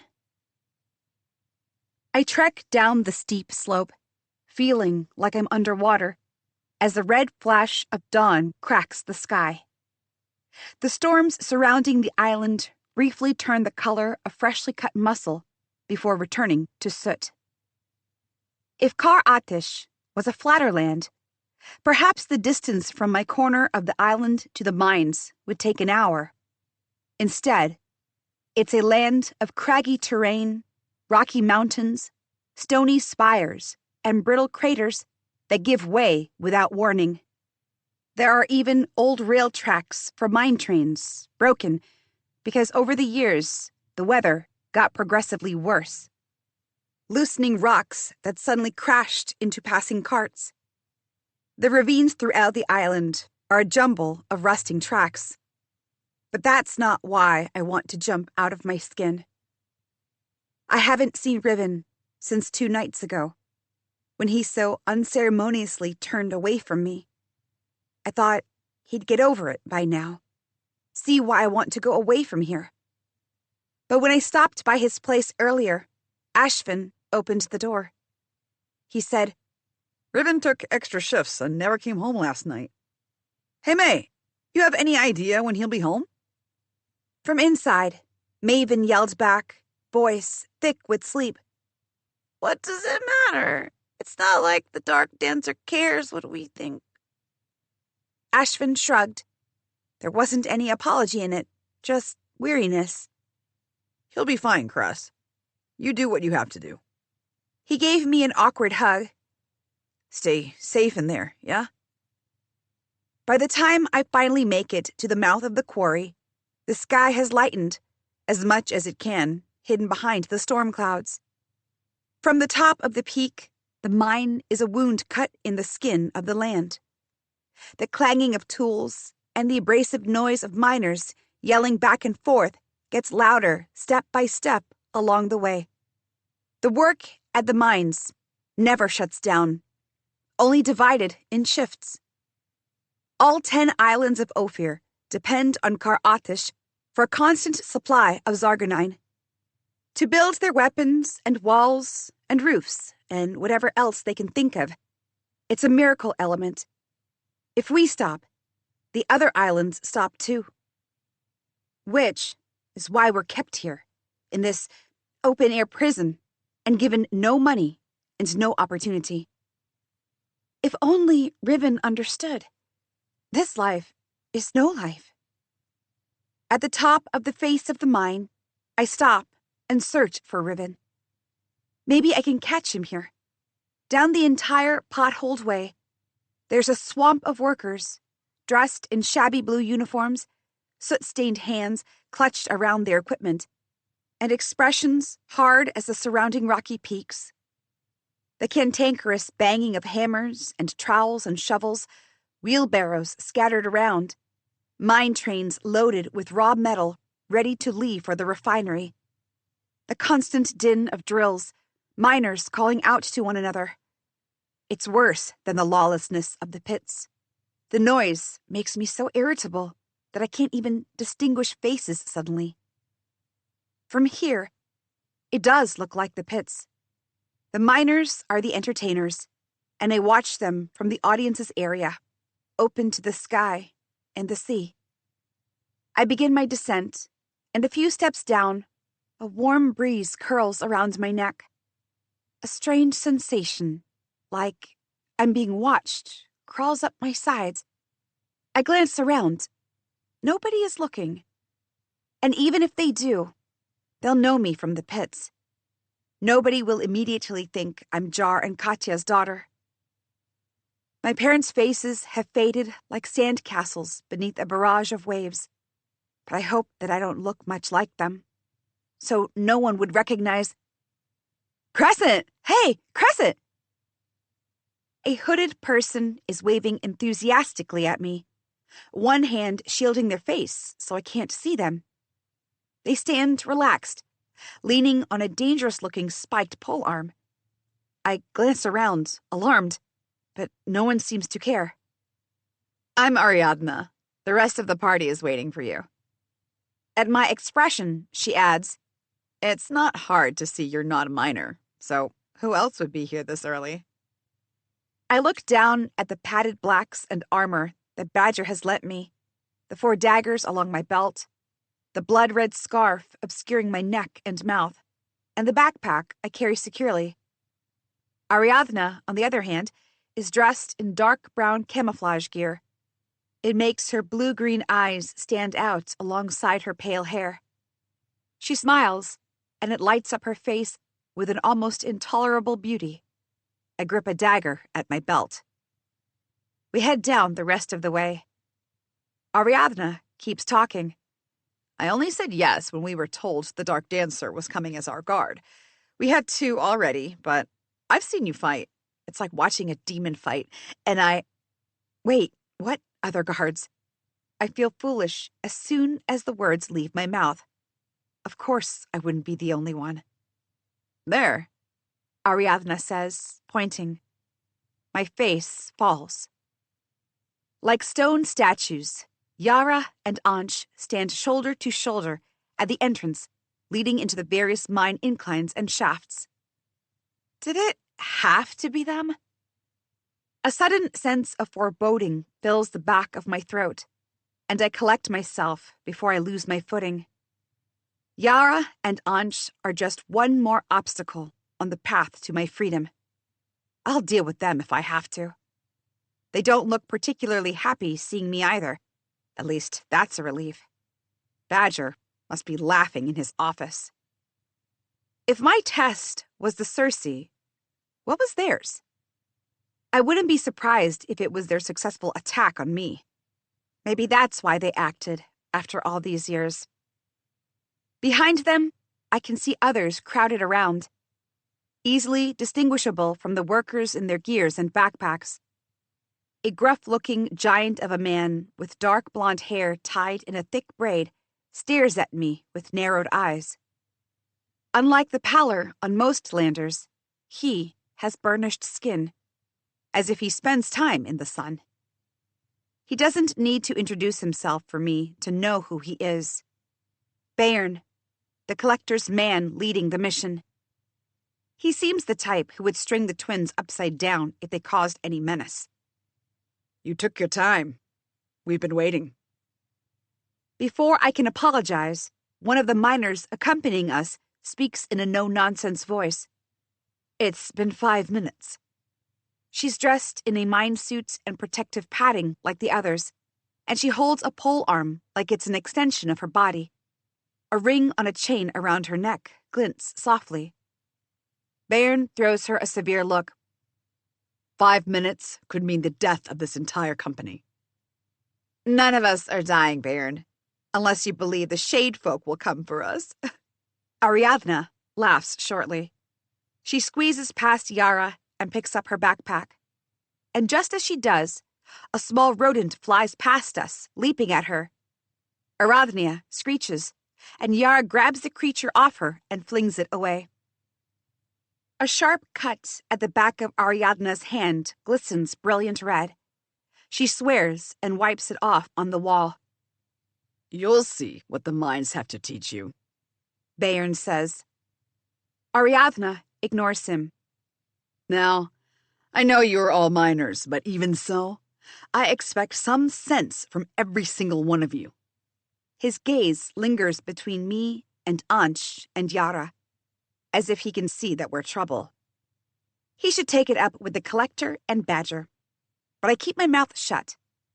They will keep us protected from any creature we encounter. They fight in the underground arena and are used to beasts. We can expect the same steadfastness from them, is what I've been told. He adds, as if he wants to wash his hands of us if we don't live up to our names. Are you sure you're up for it, Dark Dancer?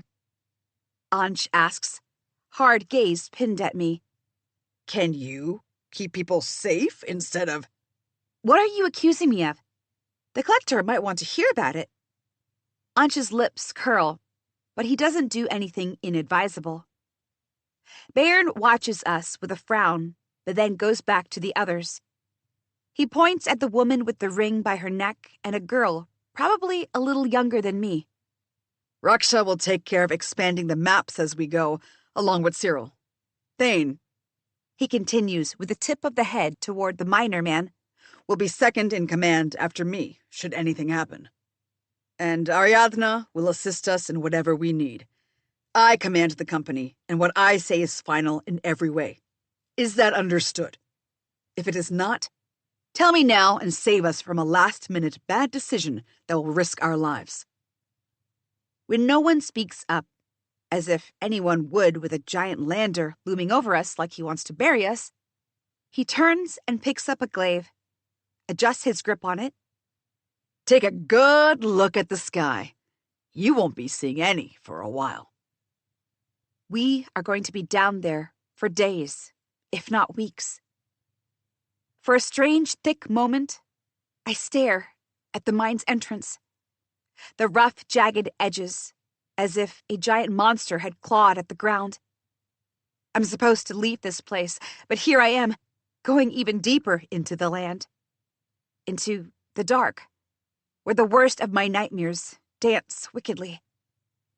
I want to run back, to Riven. But I breathe. If I can live through starvation and the pits and this murderous island, I can also bear the dark.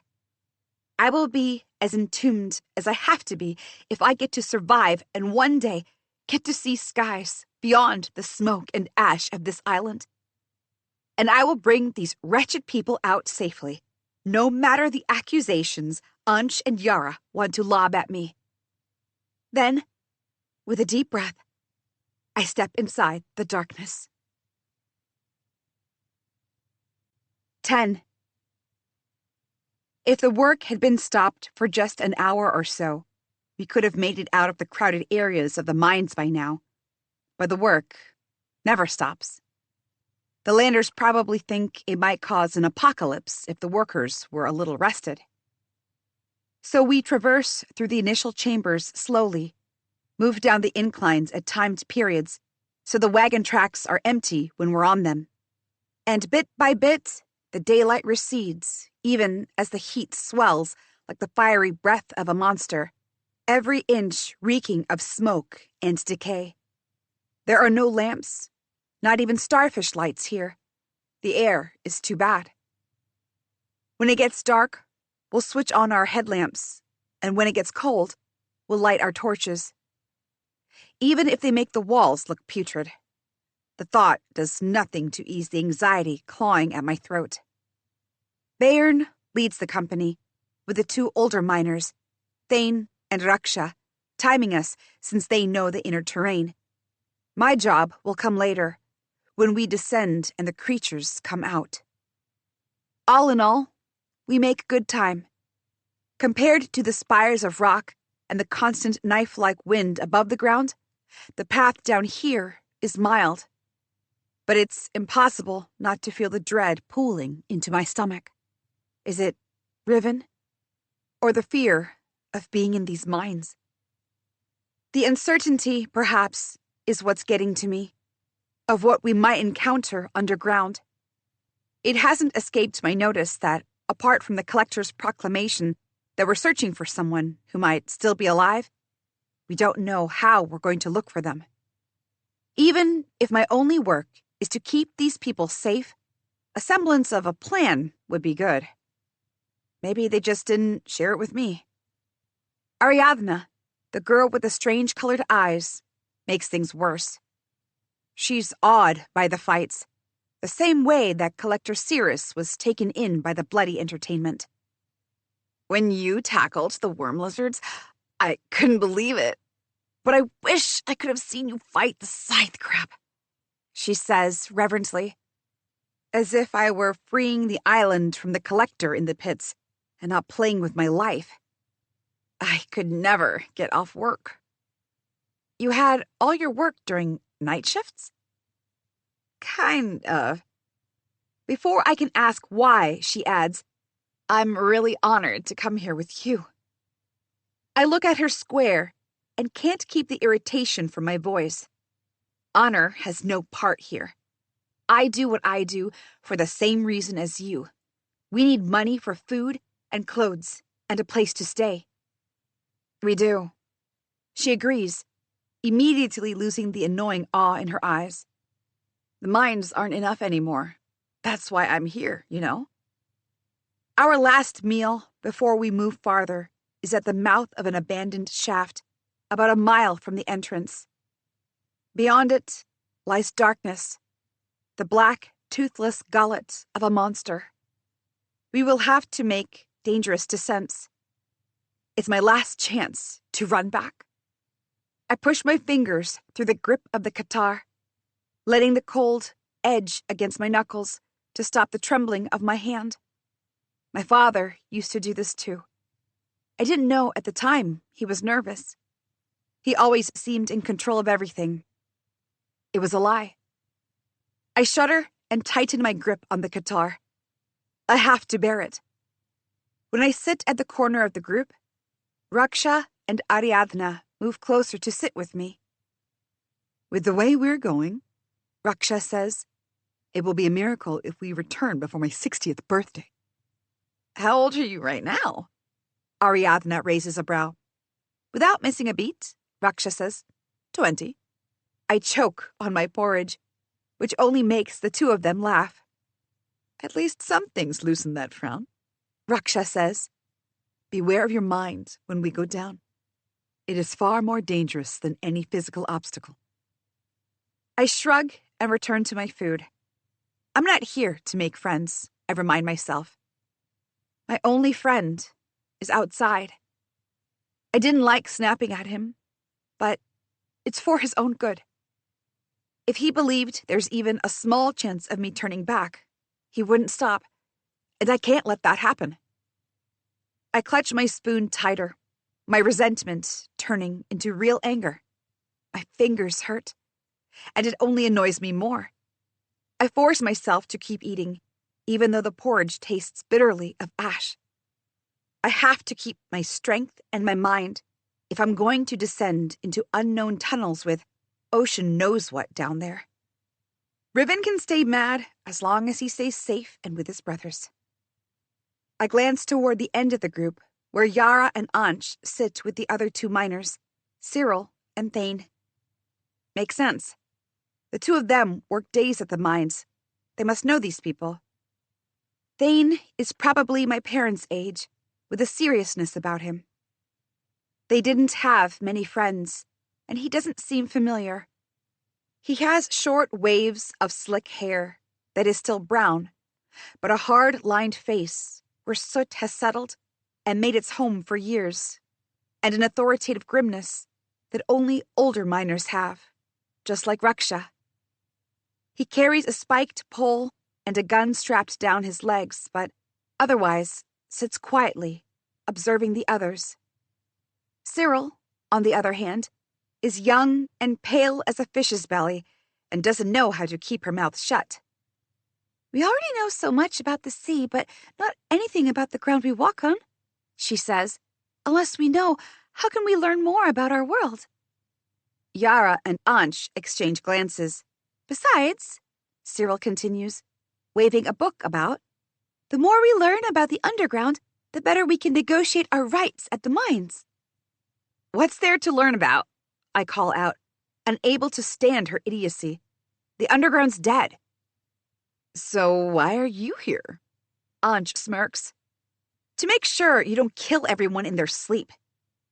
Killing people is in your blood, not ours. I clench my fist. No fighting here. Can't let these two get to me. Ariadna, thankfully, speaks. Where did you learn to read, Cyril? The girl turns around to us, eyes bright. I learned it by myself. Huh. I narrow my eyes, studying her closer. Who is this girl? How have the mines not leached the life out of her yet? If you can read, what are you here for? You could get a small office job at the mines, Ariadna says. Small jobs don't pay, Cyril says with a sudden hard glare.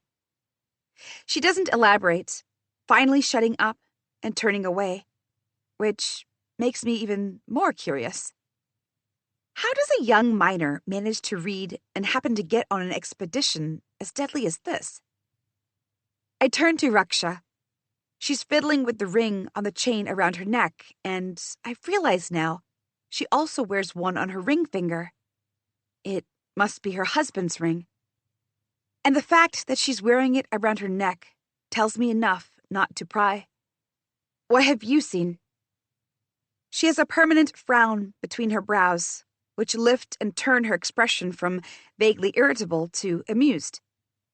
Even without the frown, she'd look unapproachable. The scars on her face outnumber the actual features.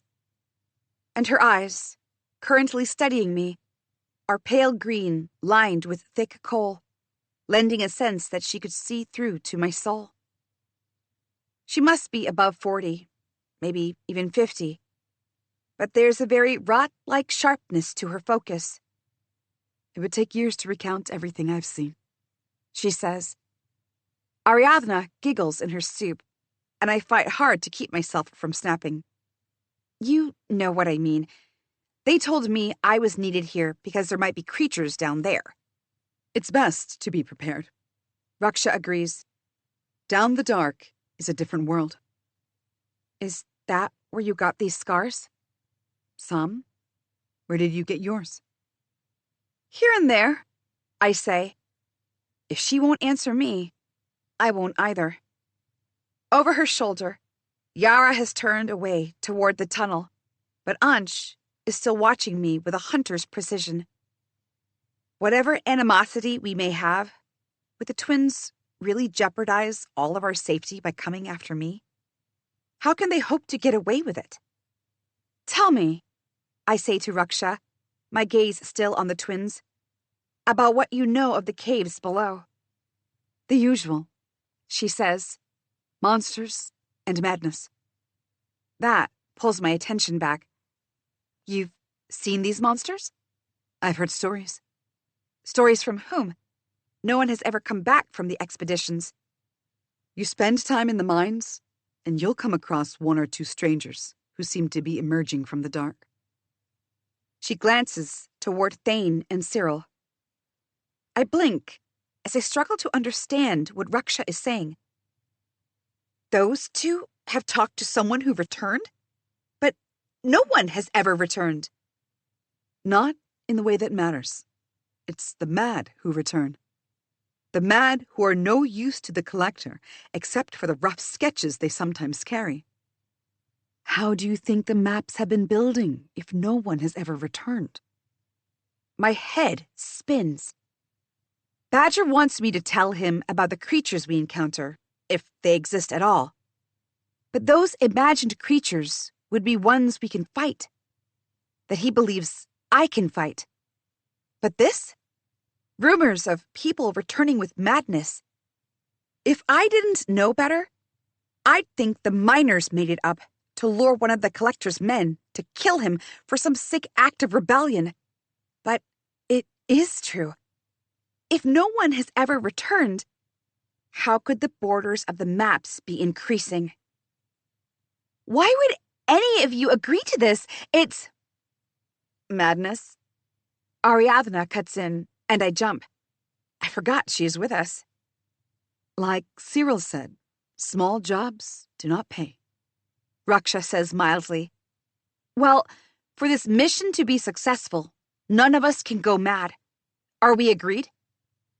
We are. Ariadna says. After all, we're all going down for the same reason. In that dark is the way out for our destiny. 11. As we go farther in, Bairn and the miners light their torches and headlamps, casting the sickly light like a flimsy veil that will make no difference if a knife comes skewering toward us. I count in my head, tighten my grip on my dagger, and keep myself grounded in the present. With every step, the idea of descending into the network of dead shafts and narrower tunnels buried beneath the mountains is increasingly unnerving. An alien pain pulses beneath my lungs, not enough to slow me, but making its presence known with a grim frown. There are more than 10 dead mine shafts, broken cages lying askew, rust so thick it looks as if it would scatter like salt at a bare touch. We move past them quietly, like the miners before us, like we don't want to disturb them. And soon, we arrive at a small cave. A track cuts across from the left side to the right, a few carts discarded stationary on it. The cave looks rarely ventured into, likely just where they throw junk that is too big to carry all the way back up. At the other end, a passageway leads in 2 different directions. On one side, we can see the last of the faint light, its emptiness, tracks extended into nothing. The other side is dark as ink. Here be dragons, murmurs Ariadna. Raksha swears, Don't say that. You will make it come true. Ariadna laughs shortly. You don't believe that. I do. Raksha says firmly. The land keeps its secrets. There's a reverence in the way she watches the darkness, like she can will it to stay silent and let us pass untouched. My mother was the same way, a believer in the darkness and what it hides. She told me stories about the Nog dragon, but in her stories, instead of guarding treasure in the ocean, it could breathe fire and it stayed hidden in the fiery depths of Kar Atish. A shudder racks me at the remembrance. Bayern gives Raksha a sideways glance, then says to me, From here on, you lead. I nod and tighten my gloves to hold up the torch. It would have made for easier movement if I had a lamp, but my head already pounds with the fear of darkness. I don't want to add the weight. And you, boy, He adds to Ansh. you will be at the back end. Your sister will split time between you and Dune to help maintain the line. Ugh, I say automatically. Everyone turns to stare. Yara and Ansh, knowing I just made myself look unreasonable, give me identical smirks. Is there a problem? Bayern growls. His eyes are 2 dark pits of tar boring into me. No, I was just looking for the match, so... He throws a new box of matches at me that I catch out of instinct, and no small shot of panic that he was throwing an iron star at me. Get going. Swallowing my pride, I light my torch.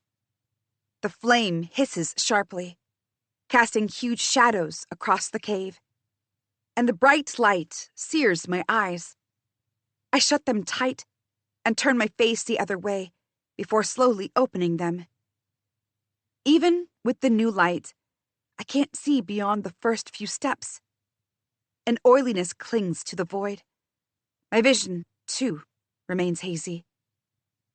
I take out one of my daggers, adjust my grip. From this point, this company is my responsibility. All right, let's do this. The maps go on for a few miles into the incline, charting out the natural labyrinth of tunnels cutting in and out of it.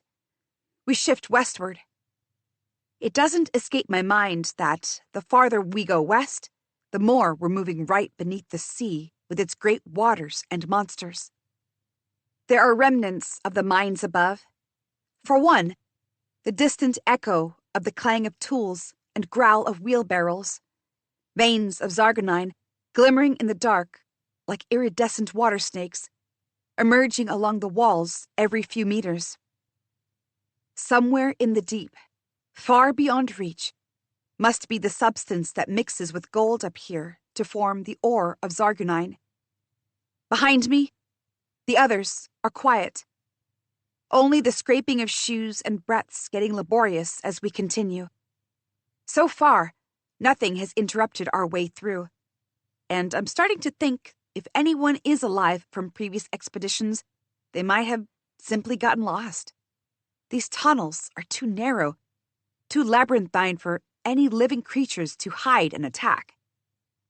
But if there are truly no monsters, there might be some truth to the madness in this chasm of darkness. How will I keep them safe from madness? What if whatever madness took hold of my parents runs in my blood, and I'm the one who hurts them? My throat constricts, forcing me to stop walking. There's a whoosh, and hot fire comes so close I feel my neck sear. Someone yelps just behind me and pulls the fire back. Bayern hisses, "What the hell is going on? Why did we stop?" "Crescent, do you see something?" Thane asks. "No," I say, heartbeat booming in my ears. "I thought I did. Let's keep moving." Bayern thunders, "Then why did you—" "It's better to stay safe," I snap. "Isn't that why you brought me down here?" The echo of my voice makes me feel strangely powerful. Shutting up a man like Bayern, who looks like he could break me in two and pick his teeth with my bones, and doing so in front of witnesses, almost makes me forget why I stopped in the first place. The thought of madness. Maybe it's exactly this. The thought circling inside minds and bringing madness on. So there's nothing to do but continue down the catacombs, on and on, into the womb of the land, beneath the ocean pressing on us, passing countless diversions down the paths, until I feel as if I've never seen the sun, as if the dark is a solid wall pressing against me. The others murmur at the back, but I don't mind. It's a sign that I'm not here alone. What if we never find anyone? The collector said there were reports of human voices, but what if it's a mistake? When do we turn back? This is beginning to look as foolish an errand as gathering seawater in hand and waiting for salt to be left behind. "You don't look half as insane as you do in the pits." Yara breathes down my neck. Maybe it's the dark. I keep from sticking out a leg and letting her tumble headfirst down the tunnel. "Maybe you're going blind." As soon as I say it, my left eye twitches, reminding me of the poison it took. "I must be, since I don't see lover boy circling you. Or did he finally come to his senses and move on?" I clench my teeth and ignore Yara's goading. She knows how to get under my skin. And I can't possibly keep off the dark's madness if I keep losing my cool over her and her brother.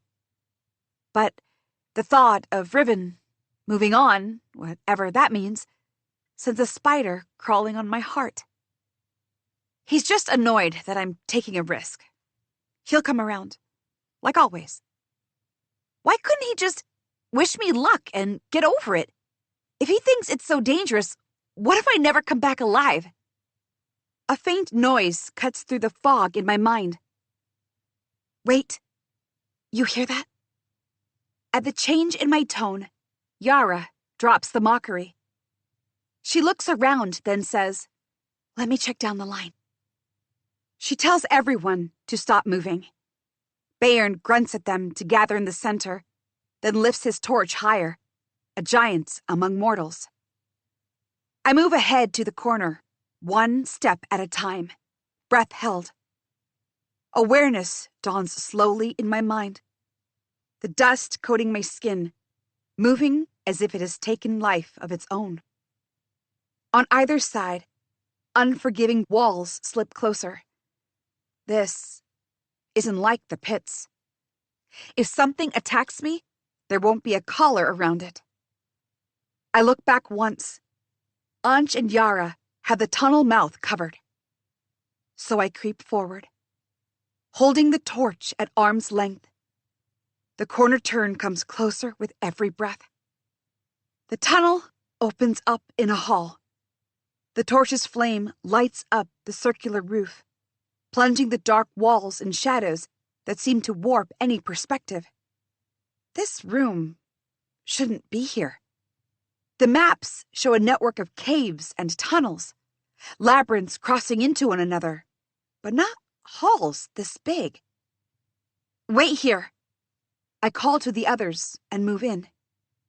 A high chirping to my right. I swing the torch in the air, throwing violent shadows about. Even after years of fighting and seeing creatures out of nightmares, this new sight stops me in my tracks. A sheen of luminescence, almost the shape of eyes, but not quite, gleams in a corner. I raise my dagger. The creature is small, rodent-like. It hisses. And just as I lunge, it slips into a crack in the rock. I squint, looking for a place wide enough to slip in my hand, but the creature burrows deep, blindly. It looks defenseless. A ruse, I know. But I recall the eyes of the Circe just before I yielded. This is just a creature in its home.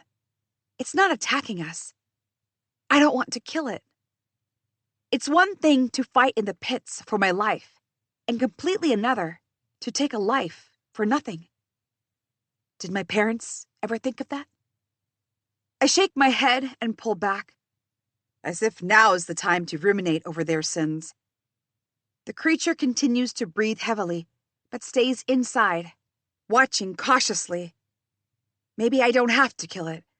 Just hurry and get out of here. I sweep the fire around the hall and, finding nothing else, call the others in. One after the other, they tiptoe inside, except Bayern, who can't not make noise when he moves. Yara and Ansh arrive at the end. Their identical, thin, pointed faces look grim. Ansh, whose main differing feature from his sister is the permanent smirk on his face, looks around, skeptical. He keeps his hand extended to prevent Yara from entering the hall until he's sure of safety. There's nothing here, I say through the pain that now lies just below my throat. And before either of the twins object, I add, this hall shouldn't be here either, according to the map. Cyril steps up, her book tucked under her arm. Those maps won't help us. They were rudimentary, and no one has double-checked them. There could be danger at every turn. If there's danger, she will deal with it.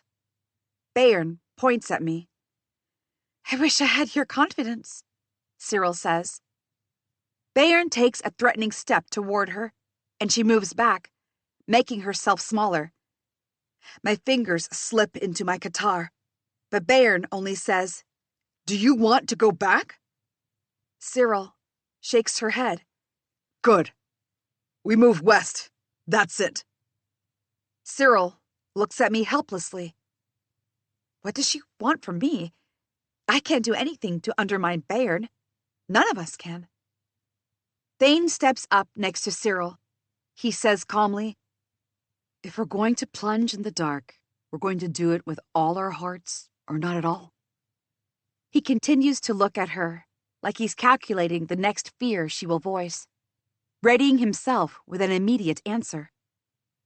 Miraculously, she only nods and adjusts the straps of her backpack. Good. And we have our compass, I say, copying Bayern's forceful tone. So if something goes wrong, we can just trace our steps back. Making enemies with Bayern is the last thing I want. Who knows what will happen once the collector's people are found? They could go back on their word. So no, I will not take a miner's side, just as I know none of them would resist from calling me kin killer if they knew. I will only do what Bayern wants. And if that means plunging in farther down this abyss, so be it. 12. We continue on, and when the creature doesn't return to trouble us, I breathe a sigh of relief. Badger wouldn't want that kind of animal anyway. If they're keeping to themselves, I'll keep the company out of their way too. Even if Yara's getting suspicious that we haven't encountered any creatures in the dark. So when I feel the weight of someone's gaze sending a cold shiver up my spine, my first thought is Yara or Ansh. I slow down and focus on the group behind me, listening for the shift of a foot, for the hiss of a blade. But no one charges at me. No coup takes place. I stare into the reflection on my blade. It's the dark, the claustrophobia of moving beneath the ground. I keep walking, ignoring the strange feeling at the center of my chest that is pressing harder than the physical pain ever since I descended into this darkness. The feeling of someone following us. It's nothing but my paranoia. The dark, cloying at the edge of my mind. No one can follow us down here. We've traveled too deep beneath. Monsters and madness. I swear under my breath, shaking my head slightly to banish the thought. Miners' superstitions. Nothing more. And if I fall for these tales, what difference is there between me and the ones who let my parents rot under the sky? The ground beneath soon grows sharper, rocks turning into fangs snapping at our feet, my teeth set on an edge. A susurrating wind passes by. There's an opening somewhere, Thane calls softly. Careful. I look back, a single drop of sweat trickling down my temple. He's squinting at the easily missed sheen of green in some of the cracks along the floor. It's probably fungi, and the reason any of the critters survive down here. We pass some of the lakes of seawater. Knowing they exist and looking at them in real life are completely different things. The ceilings don't seem any softer than the surroundings, but they are lower. Hidden behind a haze somehow. The water itself lies still, murky, hiding depths we don't check. If someone falls down from above the ground, they'd die simply because of the height. Every time we leave behind a lake, I breathe easier. Very soon, we leave the range of low-roofed halls and come across another tunnel that opens up in a startlingly large cave. The ceiling gleams with tiny star-like points scattered throughout, blinking and shimmering and dancing in the dark. Sargonine, Ariadna breathes. Behind each of these hundreds of stars, there's an entirely new vein of the ore, ready to be drained for 1,000 more years. The sight is as beautiful as it is surreal. Deep beneath the ground, with stone and water burying us, a hall with a starlit night for a ceiling. We stand there, gaping at it. A constellation of dancers and monsters cast against dark velvet. Each point of light, a tenderness in the discordant world around us. Until Bayern bellows for a lunch break, shattering the illusion the stars cast on the rest of us. Lunch is probably long past, mutters Ansh. He and Yara immediately settle next to Thane, who has found a boulder to lean against. Thane places his spiked pole beside him and crosses his arms as the rest of us scramble for a place to sit. Even Bjorn's face is smeared with dirt now. It must be over 5 hours since we descended into the caves. I do not miss the sun, Thane says to the twins. The three of them spread their food between them, sharing. But I would give anything to sit by the sea with Tamina's fish. Tamina, I gather from their conversation, is a woman who routinely serves lunch to miners when her work gets wrapped up early. She charges them nothing for it. For a moment, I feel like it's just something they made up. Who has the luxury of friendship and free food on this island? I catch Thane looking at me, a frown between his brows, and he abruptly turns away. I hope it's not because he recognizes me. But he's already turned back to Yara and Ansh. When do we make actual camp? Ansh yawns, casting about. Thane says, You need camp to sleep? Well, I don't. I'm so good at it, I could do it anywhere with my eyes closed. Yara groans as Ansh laughs. Ariadna says, If my grandfather made that terrible joke, I'd understand. You're not old enough to get away with it, Thane. It's his specialty. Raksha adds in a light tone, at odds with the permanent seriousness of her face. It's all he contributes. They go on like this, back and forth, the humor progressively getting worse, which is perhaps what makes it better. Like a little family, all of the miners. I'm from a miner family. I deserve this companionship too, not to be made a pariah on the island where I was born. What if I were to start screaming, show them the insanity of what's been done to me by my parents and the world, that I keep at bay out of sheer will, while they all moved on, bundled their feelings into anger and disgust toward a child who did nothing to them but exist? I'm almost about to open my mouth, but for all I know, someone other than Ansh and Yara might also be victims of my parents' actions. I should just be grateful everyone is too busy focusing on our survival to make the connection between my last name and the people they hate. As if Ariadna reads my mind, she calls, Let's ask Crescent then. What's the worst joke in your family? Her face is flush, eyes bright, as she probably thinks she's being nice in including me in the conversation, but my heart sinks. No family. I choke the words out. My mind, however, drifts to Riven and his brothers, of the many nights I spent with them, of the way I leave my things, weapons and clothes, at their place, of the way they always make space for me, even though they fit together neatly, perfectly, and have no need to fit me in. Really? Ansh says without missing a beat. What happened? Let's keep some of the conversation for later. Raksha cuts in, saving me. Who knows how long we have to be down here? Ansh locks eyes with me, smirks. You got saved this time, Dune. My appetite vanishes, leaving a sour taste in my mouth.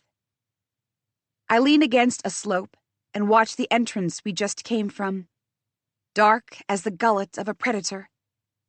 Once I start watching, it feels irresponsible to take my gaze off it, so I stay on guard.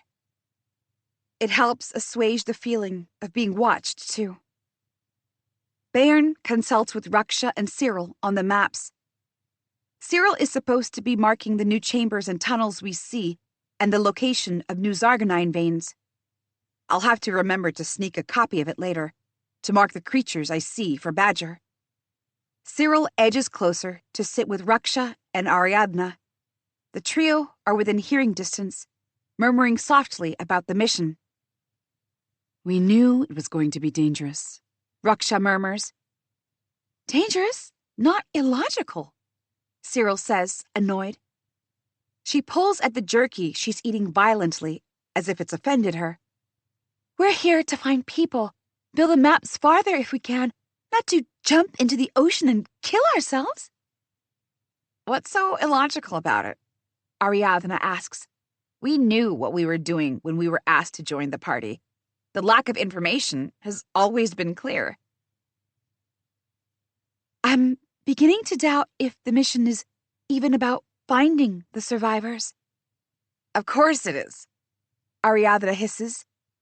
What else would anyone want to go down there for? Find out if the monsters are real? Then what? Wave at them and run for our lives? No.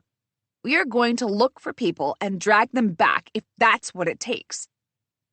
When you put it like that... Cyril tugs at the jerky again. I can't keep quiet anymore.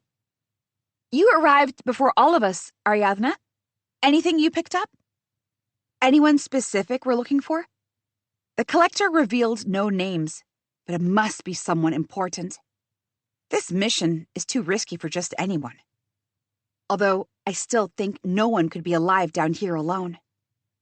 According to what I heard Bjorn say, 2 people escaped the caverns, but I think they died. Ariadna says, frowning, as if she isn't sure it was death that claimed them. The deep underground turns into mazes and, well, people get lost. It refuses to let go of the people. The land is... She looks at each of us before adding, holding them hostage. The land is holding them hostage? I'm sure it's just the way it feels to people like Bjorn who haven't worked in the mines. Ariadna looks at Raksha for support, but the latter is staring across the chamber, deep in thought. I want to tell Ariadna how insane she sounds, but it's true that landers who stay at the collector's compound for most of their time on the island have no real sense of the world. They think everything can be explained from within their protected walls. But when your life is intertwined with the land, even to the detriment, you begin to have a more coherent relationship with it, where it warns you when you transgress. The miners know the violence we cast on the land. They are guilty of it themselves, but they don't do it because they want to. Just like I fight in the pits, not because I want to. You're not afraid of also getting lost? I ask quietly, to no one in particular. Some, but it can't be any worse than serving them for the rest of my life, Cyril says. There's no venom in her voice, just a fact. Come into this world and spend every waking moment trying to make sure there's enough script to exchange for enough food so you survive, only to do more work for them. She stares into her hands, her voice growing smaller with every passing moment. Then, your family gets taken away. Not just the adult, but a child, too. And you're left with the cruel monotony of working in the grime and making one morsel of food last for the whole day, so you can save the scripts you earn to pay for their freedom. And so, you end up on the path to almost certain death, taking on a journey from where no one returns. But if you manage it, they will reward you. Perhaps that will make the suffering and the cruelty worth it. I sigh. Cyril has the same yearning as every person on Kar Atish, but I ask anyway. And the monsters? The madness? There's no place in this world without monsters and madness, Crescent, Ariadna says. To that, I have no argument. But I can't stop myself from finally voicing my thoughts. And how will we know when to stop? The chatter dies, spoons held midway. All gazes turn to Bjorn. He's not fazed, or even seems like he's giving the question any thought. We stop when I say we stop. The arrogance in his tone makes my mouth curl with disgust before I realize what I'm doing. You have a problem? He says. His torch crackles at his side, a match for his temperament. I glance at Ariadna, closest to me, and she's shaking her head inconspicuously. Raksha's frown is even more pronounced. I look back to Bjorn. No, you hold the command. So he does, leaving behind the chambers and the small chittering creatures watching us from their corners. Afraid of us or for us, I can't tell. 13. We have been underground for a little over a day now. The caverns turn larger and higher. Their ceilings are ink dark, but the points of Zargonine grow more numerous as we move. Somewhere close, a cracking reverberates in the emptiness, like ice breaking. The feeling of being watched has pervaded everyone at last. Even with the fire of the torches, our breaths grow colder, fogging every time we exhale. Our footsteps are loud, but the sound of the ice eclipses all. Ariadna takes my torch and walks beside me, lighting my way as I hold a weapon in each hand, and Ruksha has her pike out. Then comes the growl. Is that a rock? Thane says. His voice is unsurprisingly tired and flat. Testament to the years of dangerous mining he has undertaken. I look up. The giant teeth of the cavern hang down menacingly. If one breaks, it could easily take half of us along with it. But it's not rock. The sound came with life of its own. I reach for my torch, and Ariadna silently hands it back. She's on edge, too. I turn and slowly take a step toward the way we came. A tremor rocks the cavern, and Bayern thunders, "Gather to me, now!" A whip-lashing cracking sound explodes in the cavern, and then a battle cry. A human cry. An animal screech cuts the air, followed by the deafening sound of rocks falling. And then someone hurtles through the mouth of the cavern. Chasing them is something gleaming with malicious brightness, high up in the air, its reek filling the large hall. And the person it's chasing, someone with black hair and... Riven! I scream. The shock of it sends me into full tilt, and I crash to the ground, even as Yara and Ansh storm past me, their weapons drawn. A single tentacle cuts the air, cracking like thunder, and whips at Yara and Ansh. They lunge in opposite directions to avoid it. Riven backs away from the creature, which emerges fully. It looks like a jellyfish, a semicircular, gauzy body floating in midair. And I recognize the luminescence pulsing along its sides, the ones I mistook for eyes when it scuttled back in the niche. I left it alive because it wasn't hurting us. The elongated tentacle begins buzzing with red sparks again, rearing high, ready to strike. A second's heartbeat, and I throw a star straight at the creature. It dodges. Where are its eyes? It looks sightless, mindless, but its instincts are sharp as raptor fangs. It avoids the rocky outcroppings from the walls, expertly darting through the air with speed and purpose. A singularly baffling creature. I can't stop staring, trying to figure it out. Whatever Badger was expecting, it wasn't this. I pull out my daggers. Yara and Ansh are back up again, too. They're coordinating, dodging the creature, trying to tire it, get it to cross its tentacles, something. And as they do, I take a second to study the creature. Too high for any of us to really hurt it, and too fast. Yara ducks as the tentacle grabs for her, except it slides beyond her and goes for Ansh. The company behind screams.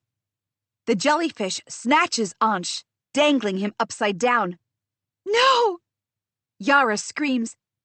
She races at it in a flash, forgetting any pit instincts, seeing only her brother. I run after her, and Riven tries to stop me. Get out of the way! I yell at him, my blood running hot in my veins. The sound catches the attention of the jellyfish, and it rises even higher.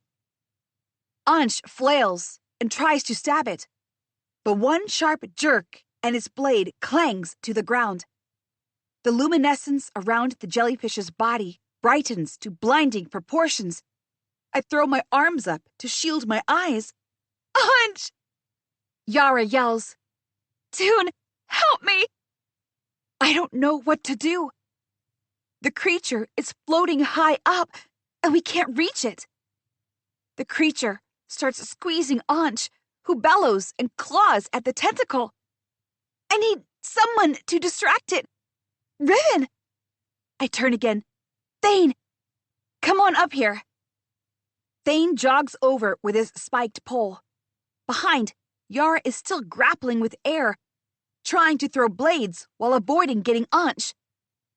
Keep its focus on the two of you, I tell Riven and Thane. Just as I turn, Riven grabs my hand. What are you going to do? What I do best. Shouting for her to get out of the way, I rush up to Yara. She momentarily loses focus and stares at me, open-mouthed. I flash past her and bang against the wall with speed. There's no time to feel the pain. The cavern's walls are craggy. I grab a jutting ledge and leap over the rocky slope. Riven and Thane grab broken rocks and swing at the creature, making noise and shouting, keeping the creature from focusing on anything else. Across from me, Yara begins climbing too. My hand slips, and I gasp, but reach again and climb. The creature is now shooting red stings, aiming at Riven and Thane, and my heart is beating very hard in my throat. A flare of light flashes in the corner of my vision. The next second, the side of the slope cuts off, crashing into a pile of rubble.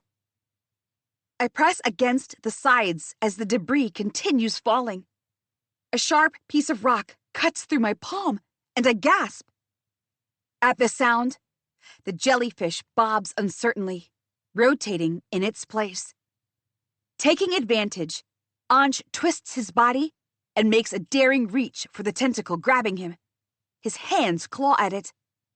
A wounded shriek rings along the walls, jarring through my bones. I shut my eyes tight to contain the strange sensation reverberating in my body. Get down! Riven yells. I turn around so fast that I almost lose my grip on the rocks. Riven shoves Thane out of the way and gets hit by one of the red stings. My scream doesn't leave my throat. He goes flying back and slams against the wall. My stomach drops. A violent denial tears itself from me. No! Thane bolts after him. I try to climb down, but my hand slips on a rock, and I realize that I have to take down this bizarre monstrosity, or there's no protecting Riven from something even worse. Yara reaches eye level with the creature. As I begin climbing again, she throws a dagger at it with a cry. The blade knocks into the spherical body, but bounces off harmlessly. The creature jerks up and down, startled. I reach Yara. All I need is one opportunity to strike. Anj catches the tentacle between his teeth, screaming, and the creature flashes back and forth viciously. In the blink of an eye, the creature severs the tentacle. It flies in the air, taking Anj with itself. Anj crashes against the far side of the cavern. He goes limp. Yara screams. The company rushes to Anj. In the ensuing commotion, with everyone distracted, the monster begins glinting red again, gathering steam beneath the translucent outer layer. If it unleashes those luminescent stings once more, they will strike at the group, all of them together. I look at Riven and Thane. They're still huddled beneath the wall. Yara is frantic about Anj, and the creature is moving toward her. I swear and hang back. Yara, careful! She whirls to me, then the creature, and tries to get out another blade, but she's trembling. Her hand keeps slipping. The jellyfish is vibrating now. This close, I can see the lethal-looking barbs around its body. Quickly, I switch my daggers for the longest one. With a roar, I abandon the caution of the pits, forcing myself to forget the distance to the ground, letting my body take over and do what it knows best. I grip the dagger in both hands and leap off the wall, rushing through the air toward the creature. The blade lodges itself deep in its flesh, and a spurt of blood engulfs my face, filling my mouth. I cough and hack and gasp.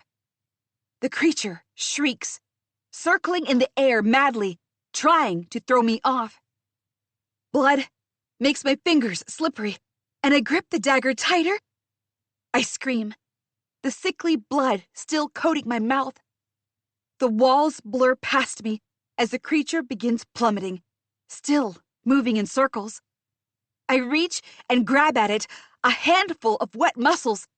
The creature shakes wildly, turns to strike with its remaining strength. And that's when we slam onto the ground. 14. The creature's body cushions my fall, but the impact rings through my bones, a shock of pain running through my body.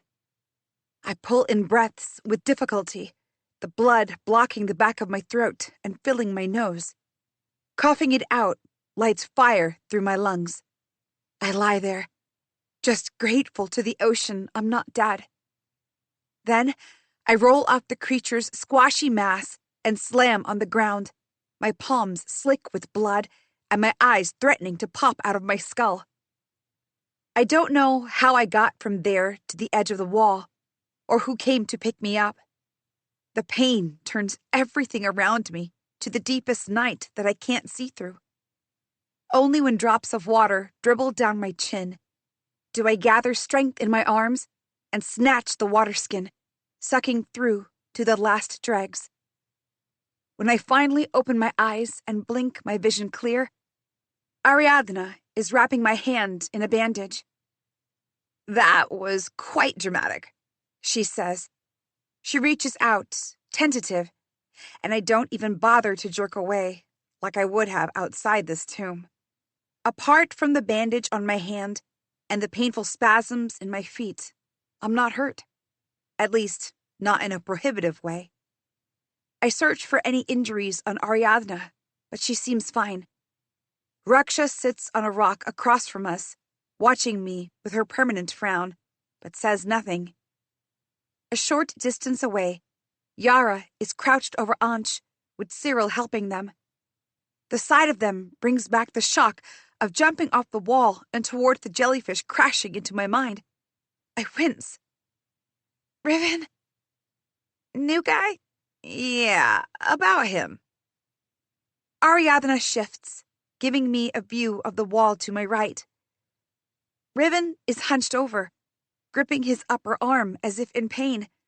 The sight is a gut punch. Thane sits with him. Thane, who is about to be hit before Riven. I lurch from my place, even as sharp pain bites at me, and make my way to Riven.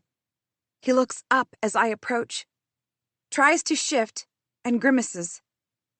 He has a bag and a pike, and his shoes are sturdy. He's even wearing a sensible jacket over his miner's clothes. "You planned this." I sit down and pick up the discarded cloth that he must be using to wipe his forehead with. As I touch the cloth to his skin, he winces. "The creature cornering me? No, I did not." "Stop it, Riven. Why in hells would you do this? Follow us down here." What was I supposed to do? Let you get yourself killed so far away from everything? "And you're helping by coming here how exactly?" Riven's eyebrows lower as he concentrates on me. I'm determined not to look straight at him. For days, he didn't speak to me, refusing to see sense.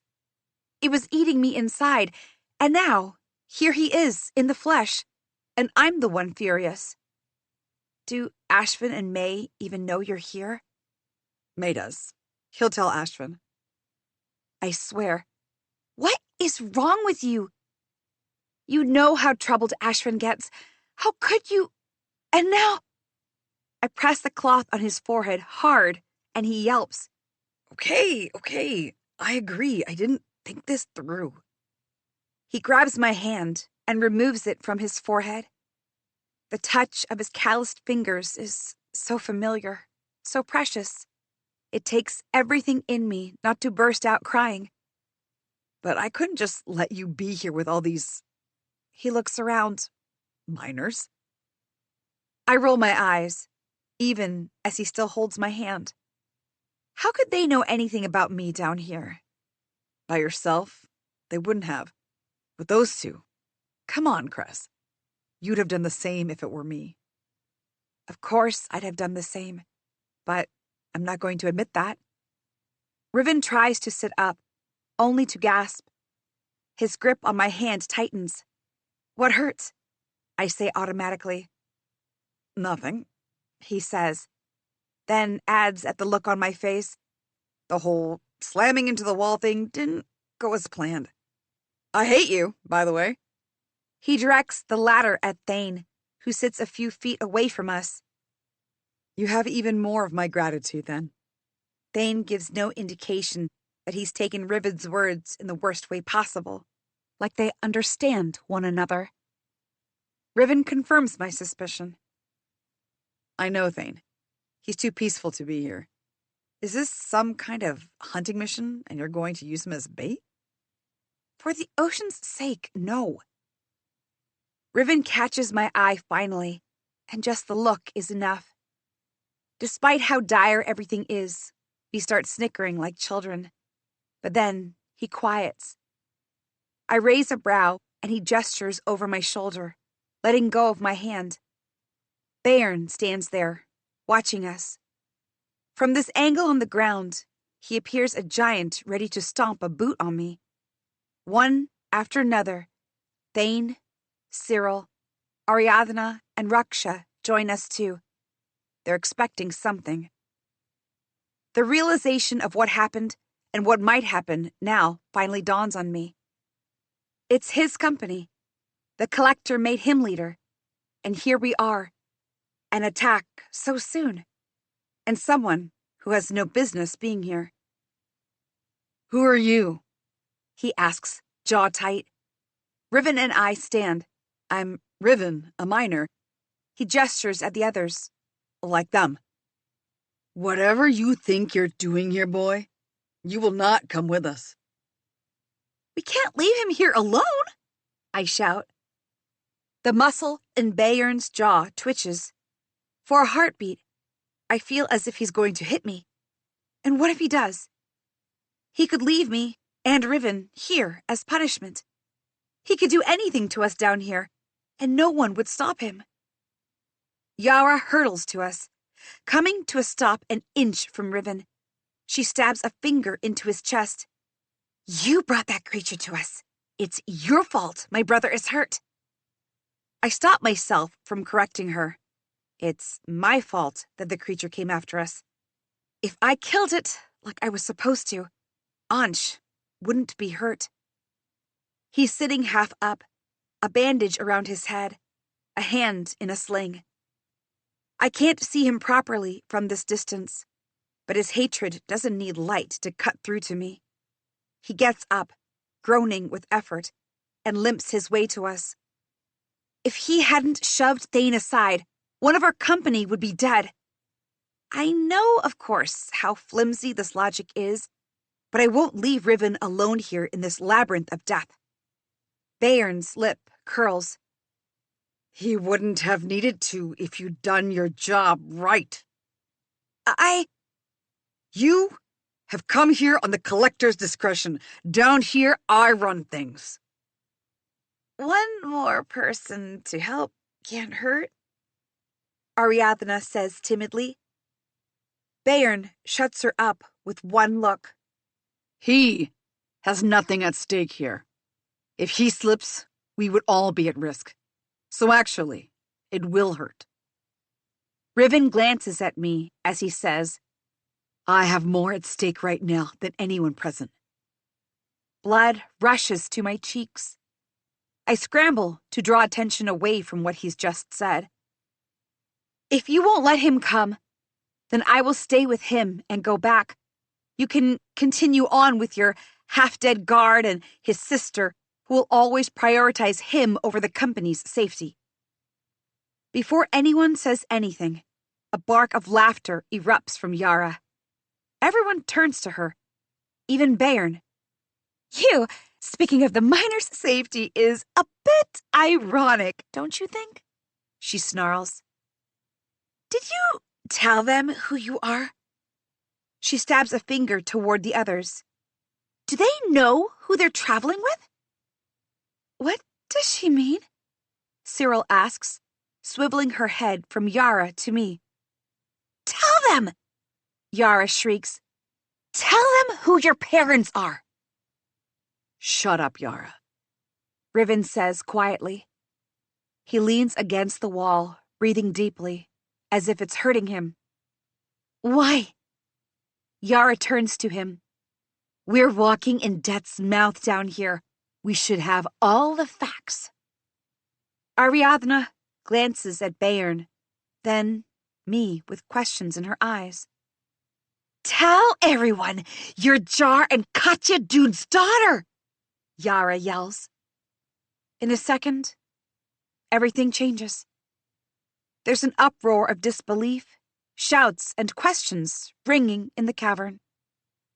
Cyril lunges at me, and Riven shoves his way in front of me, hands outstretched, as if he could single-handedly hold back the entire world from us.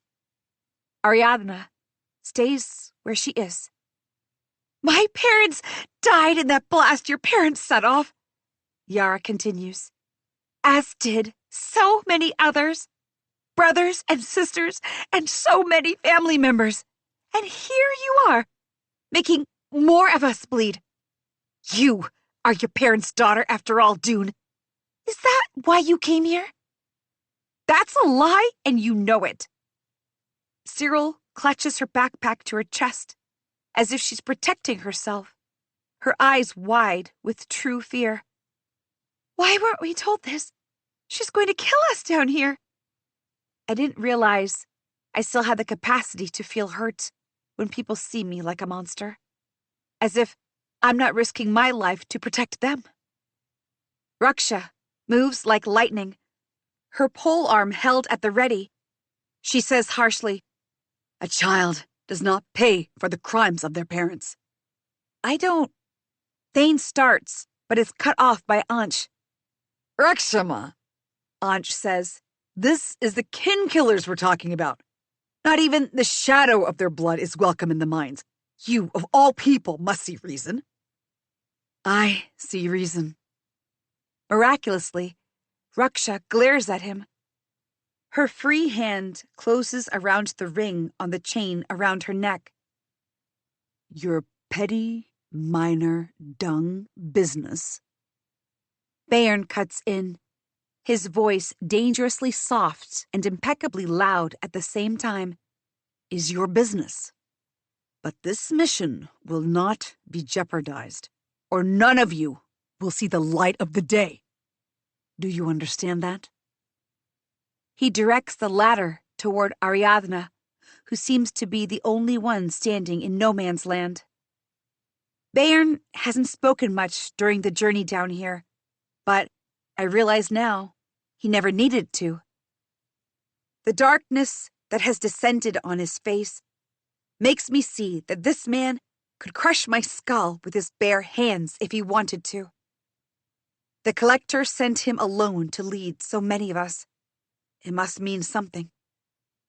Raksha's defense, even if it's probably only because she needs me to keep the company safe, builds my courage, and I say, we can deal with this, with me, when we return. But we have to return alive for that. And once I return to the land above, nothing will keep me on this island anyway. I will live beneath the better skies of Chandrabad. By myself, away from my parents' names and their deeds. I will not be called to court for their crimes. So, our safety rests in the hands of a person whose parents basically went insane and committed mass murder for no good reason? Cyril says, dismayed. I may not be the monster they think I am, but I can glare like one. Basically, yeah. Thane is the one who relents first. Then, much to Yara's annoyance, the others follow. Anj places a hand on her shoulder, clearly holding her back from opening her mouth again and getting decked by Bayern. Both of them turn to give me a death stare. The expressions on their faces, grayed by exertion, are predatory. I won't be dropping my guard for the rest of this journey, any more than I would have on the island above. Raksha lifts up her polearm, signaling the start of the truce. And just then, a cry escapes Riven. He crumples to the ground. Riven! I reach for him. A spasm of agony wrecks his back. What's wrong with him? Ariadna asks, joining me. I don't have time to think about how she's talking to me, as Riven presses a hand to his chest. I open the zip of his jacket, then unbutton the top of his shirt.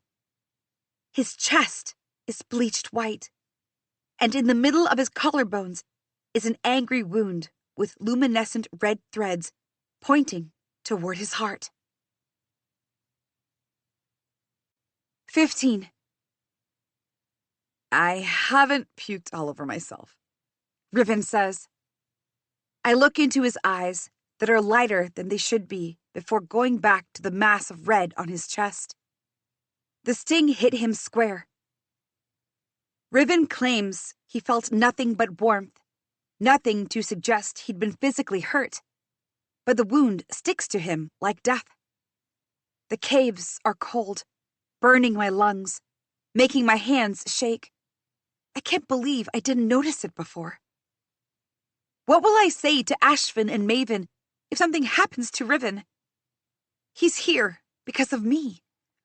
whatever's going on in your head, Riven says, breaking my thoughts, is not going to help us. Us. It's Bayern who speaks, in the way of a deadly snake positioning itself to strike and leave no chance for its victim to escape. Slowly, as if from a nightmare, colors change in my vision. I remember why I'm here, and with who. They come into focus. Yara, Anch, Cyril, Thane, Ariadna, Raksha. He's hurt, I say to Bayern. I need to go back and get him help. What you need to do, Bayern growls, is get up and move. He'll die! Bayern storms forward. He stops a hand's length from me and stares down. No business of mine. None of us asked him to come here. We have wasted enough time. He's my best friend, and I'm not leaving him to die. And he won't die. Not ever. Bayern's face hardens.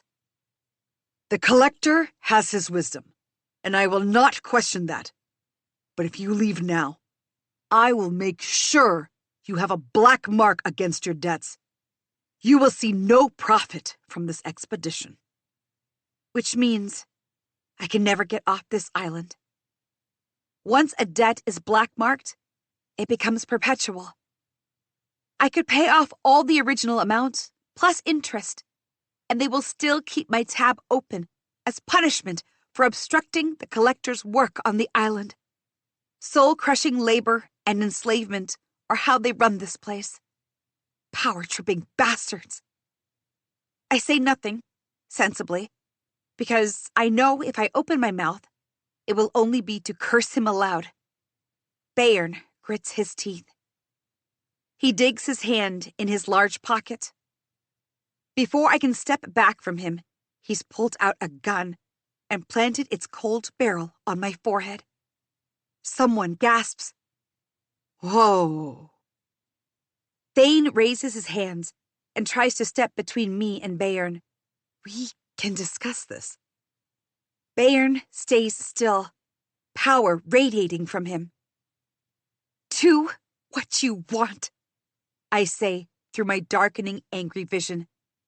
I will take him back, or I will die.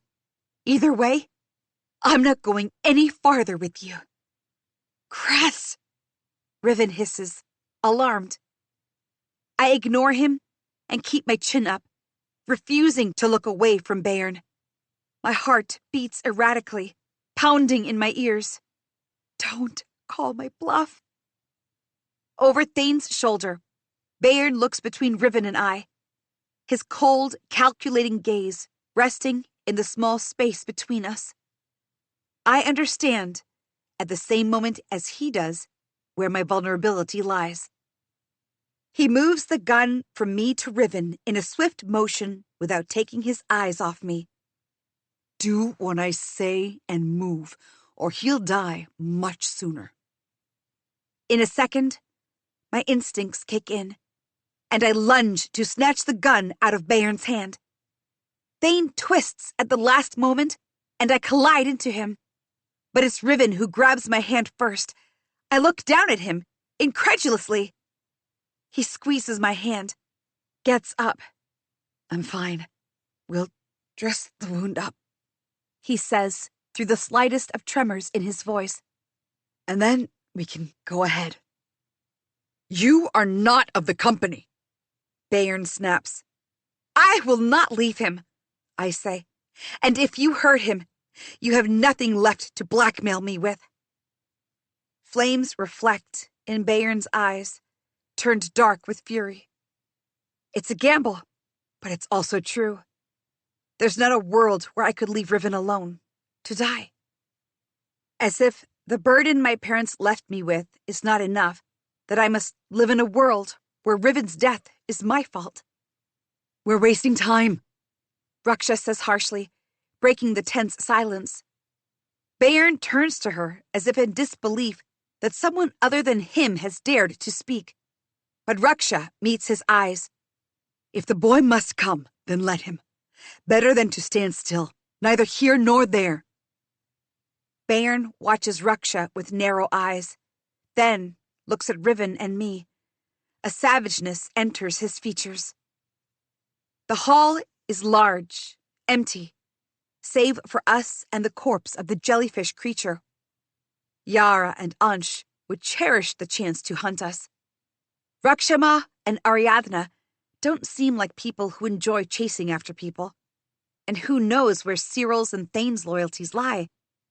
Thane tries to keep peace, but Cyril, who came here with her silly book, didn't hesitate to want me dead. But she doesn't have any weapons. At least, none that we can't fight. No, I think, as I look at Riven. Not we.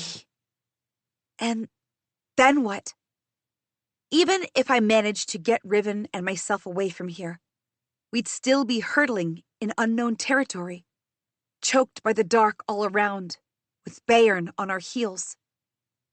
Riven and I exchange glances.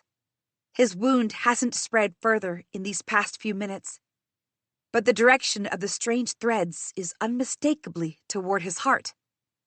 Finally, Bayern says, You will continue if you don't want a black mark. And whether the boy dies here or down there is your wish. But if the boy slows us down, no one is going to stop for him. Now move! He shouts, and in an instant the queue is reformed. If he has to die, either way, I say, my lips trembling, then there's nothing that you can do to make me go with you. No black mark is going to force my hand. You're not worth this much trouble, Bayern growls. Don't do something imprudent, Bayern, Ariadna calls sharply. The collector himself chose her for this mission.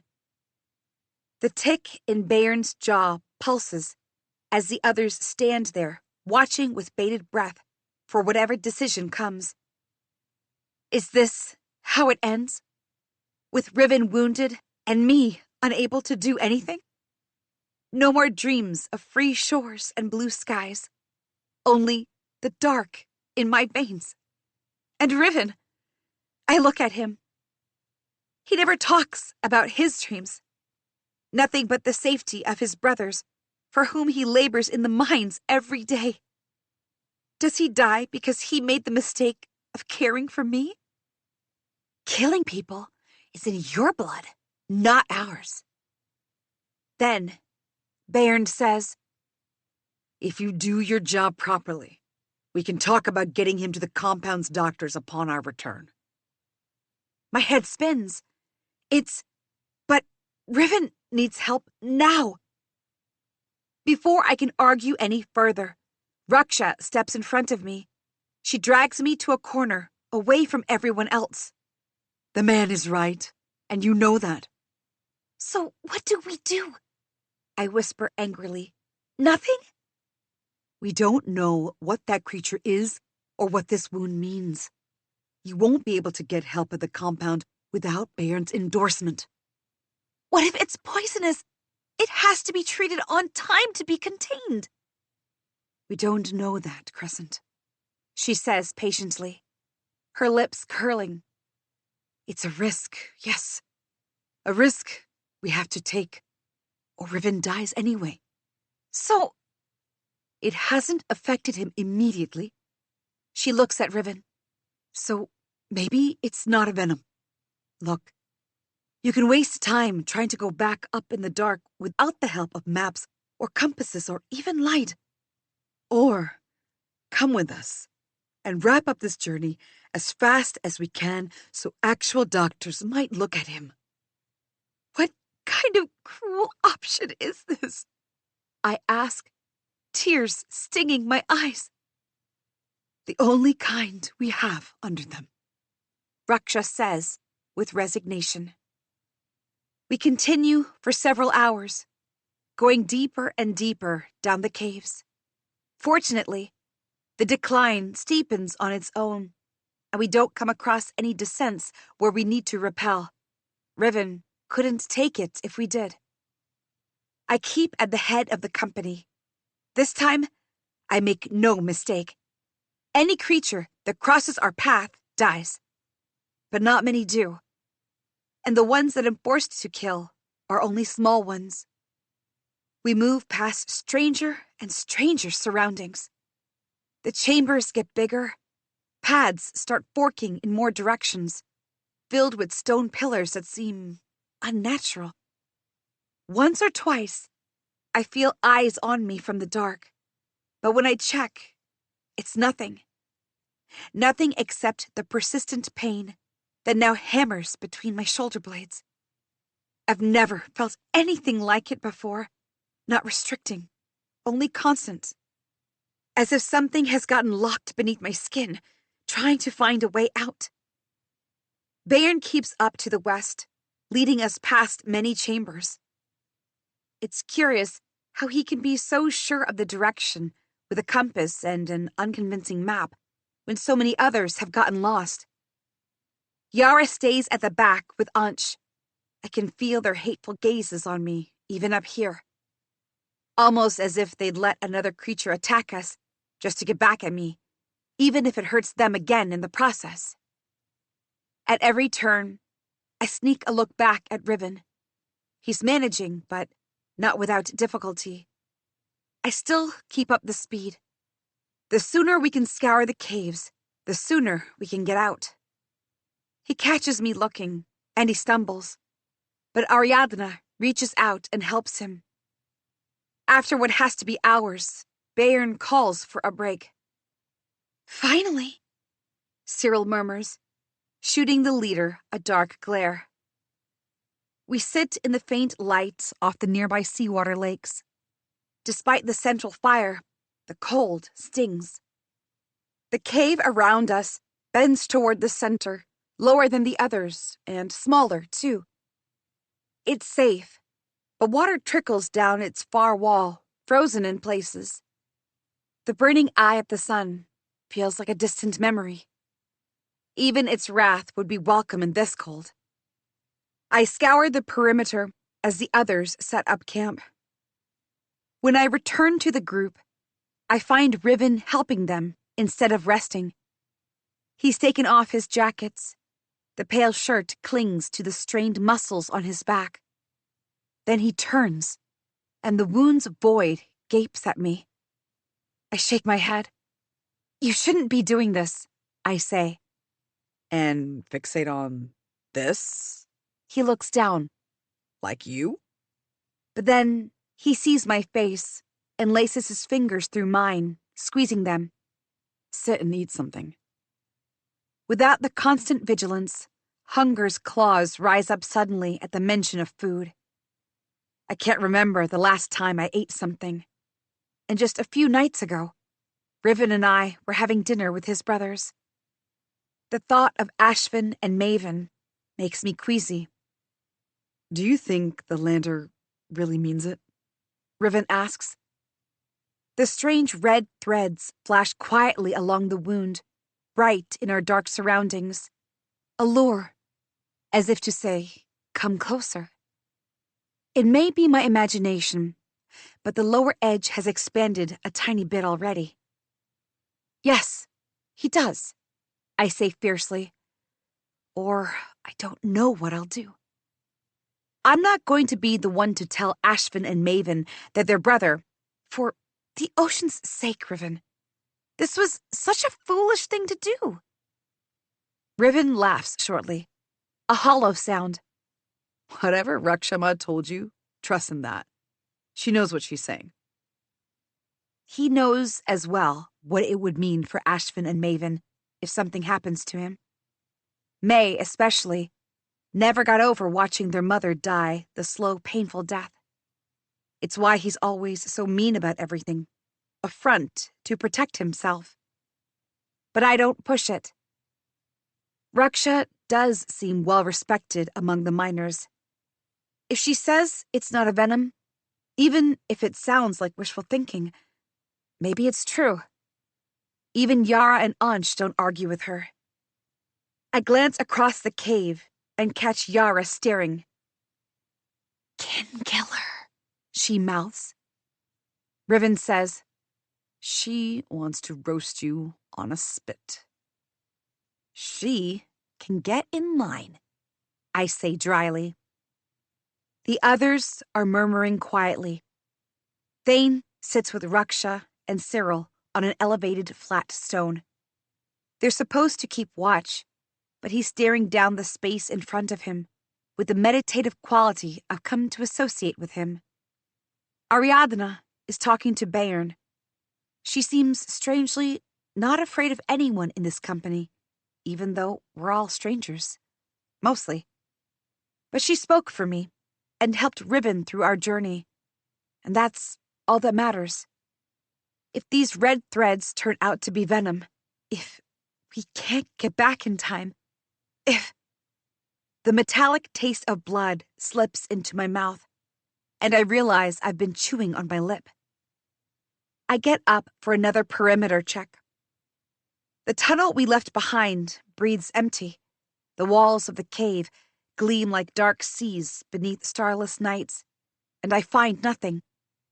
Nothing save that strange sensation in the pit of my stomach. It's fear, I know. Fear of losing Riven.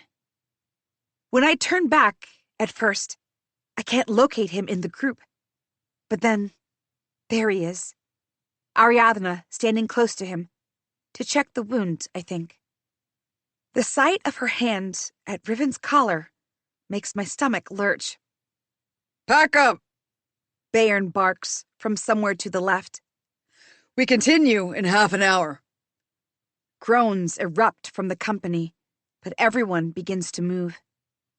Thought you were supposed to be on the alert always, Yara says at my ear, startling me.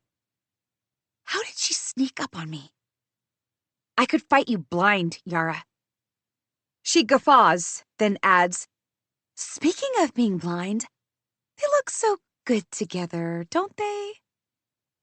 Riven's head is bent toward Ariadna. Her hand has moved from the fabric of his shirt to the skin on his collarbone, and my entire vision tunnels on that brief touch. I feel like I'm going to be sick. If my best friend had gotten hurt by a deadly creature while he was trying to find me, I think I'd be happy he's getting something out of it in what might be his last couple of days. Yara says. Heat pounds in my head, swallowing every sound. The compass in my hand shatters. I look down. The glass screen cuts through my palm, blood trickling onto the broken bits lying around my feet. Yara shakes her head. Oh no. Looks like she's lost her direction. 16. By the time we range miles of empty caverns, over 2 days pass. I can sense the others growing lax, but the seeming calm makes my heart race faster. Keeping them all safe is my responsibility, even more so now with Riven.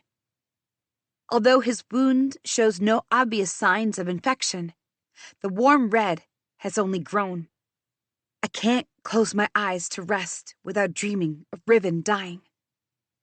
Things are too quiet, except for the drip of water echoing from somewhere to our right. A row of glowing mushrooms interrupts the dark until even they vanish.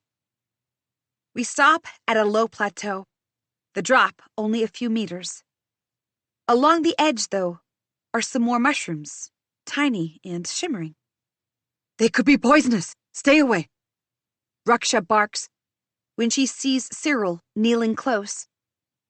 We're making good time, according to Bayern, who alone seems to know anything about where our journey stops, so he lets us have a bigger break, get some sleep.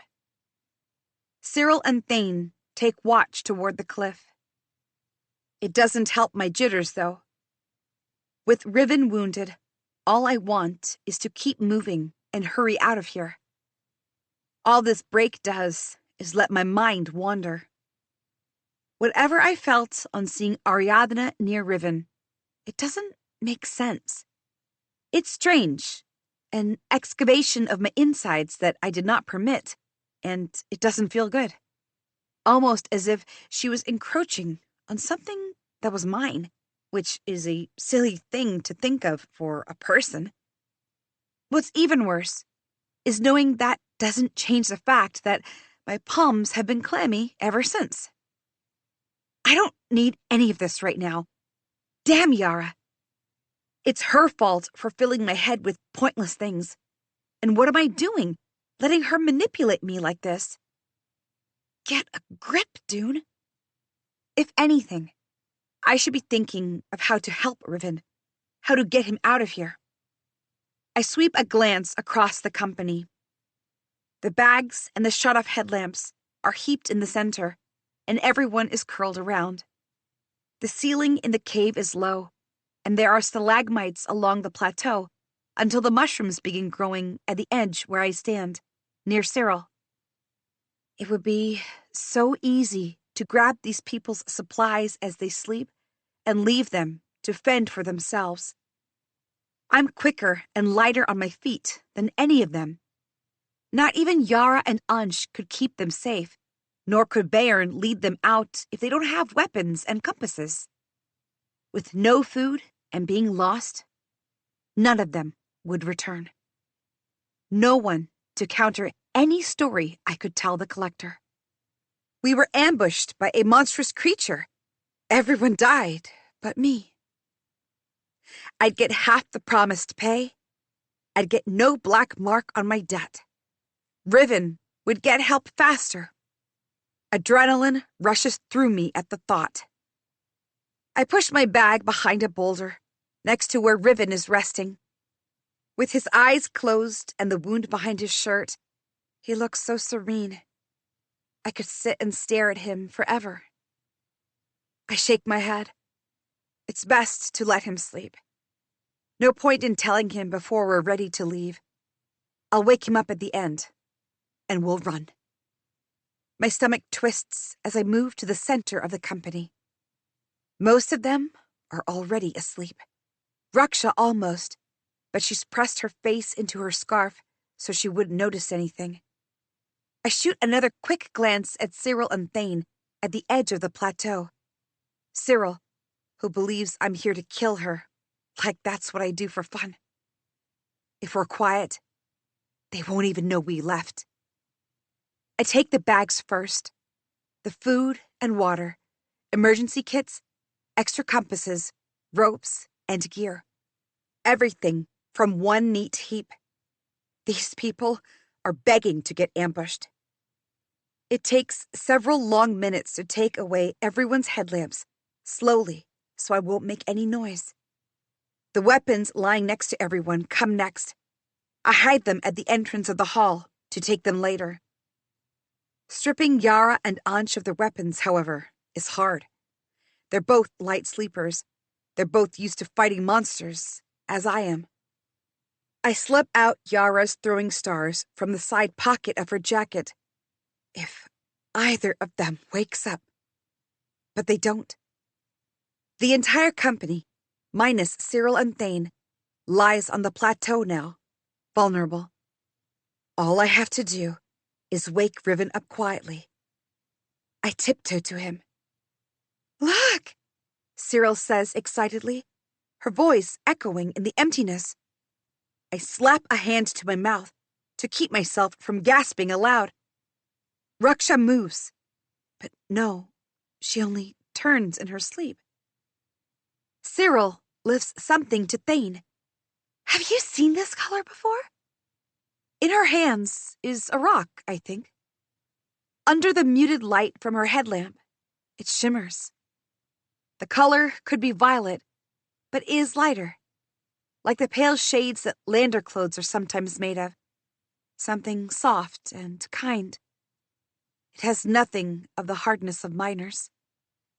Cyril's whole face has lit up like that of a child. Thane indulges her like she's his own. The memory rushes back to me like a punch in the gut. I was 5 or maybe 6 and playing along the shore despite my parents having told me for the 100th time how dangerous it was. That the monsters in the sea would eat me and take me away from them. And would I like that? No, I'd said, wide-eyed. And yet, when they left for the shift, I skipped down to the shore. Curving around the spires, the cliffs, I found a newly hatched flauner alone, which I knew wasn't possible. Flauners were incredibly protective of their young. Only death could separate them. So, I picked the baby up and ran back home. My parents had come back and were worried sick, and my father was going to yell. But I held up the flauner to his face. Look what I found. It was alone. I saw many emotions cross my father's face in that moment. Emotions I can now name. Anger, but terror, then relief, and maybe even joy. At the end, all he did was help me take care of the flauner until we could release it back in the sea safely a week later. That's what Cyril and Thane look like. A daughter and a father. They're such bad watchers. I managed to move all the gear. I could easily walk away. A vicious creature could creep up on them, and they wouldn't see their own deaths coming. They won't last a day without me. If I leave these people stranded, I wish I were the kin killer these people want me to be so badly. But fortunately for them, and unfortunately for me, I have a thing to prove. And I will have to protect them, even if the majority of this company deserves to be Cersei food. I walk away from Cyril and her absurd rock. And under the pretense of checking the perimeter, I slowly bring everything back before anyone wakes up. 17. The next crossing brings us to a series of narrow alleys along overlapping walls that take hours to get through. Be careful, I call, still sullen over losing the opportunity to get out of here. The walls are jagged. I go first, but my bag gets caught in the walls. We try to shift the bags, squeeze them, but there's no way we can cross the alleys with the bags and the torches while also keeping our weapons at the ready. I'll take you one by one, I say, examining the space between the alleys. I'll hold your flame and any weapons. Come behind me with our bags. Bayern lets me take Riven first. Not out of generosity, but probably because Riven's dispensable, and it's better to leave him waiting on the other side. It's a cumbersome, slow process. The scraping of my suit against the stone echoes through my bones, the fire from the torch making my eyes water. For the first 100 or so meters, the ground is fanged, making it difficult to walk. Every press on the ground sends a shocking pain even through the thick boots.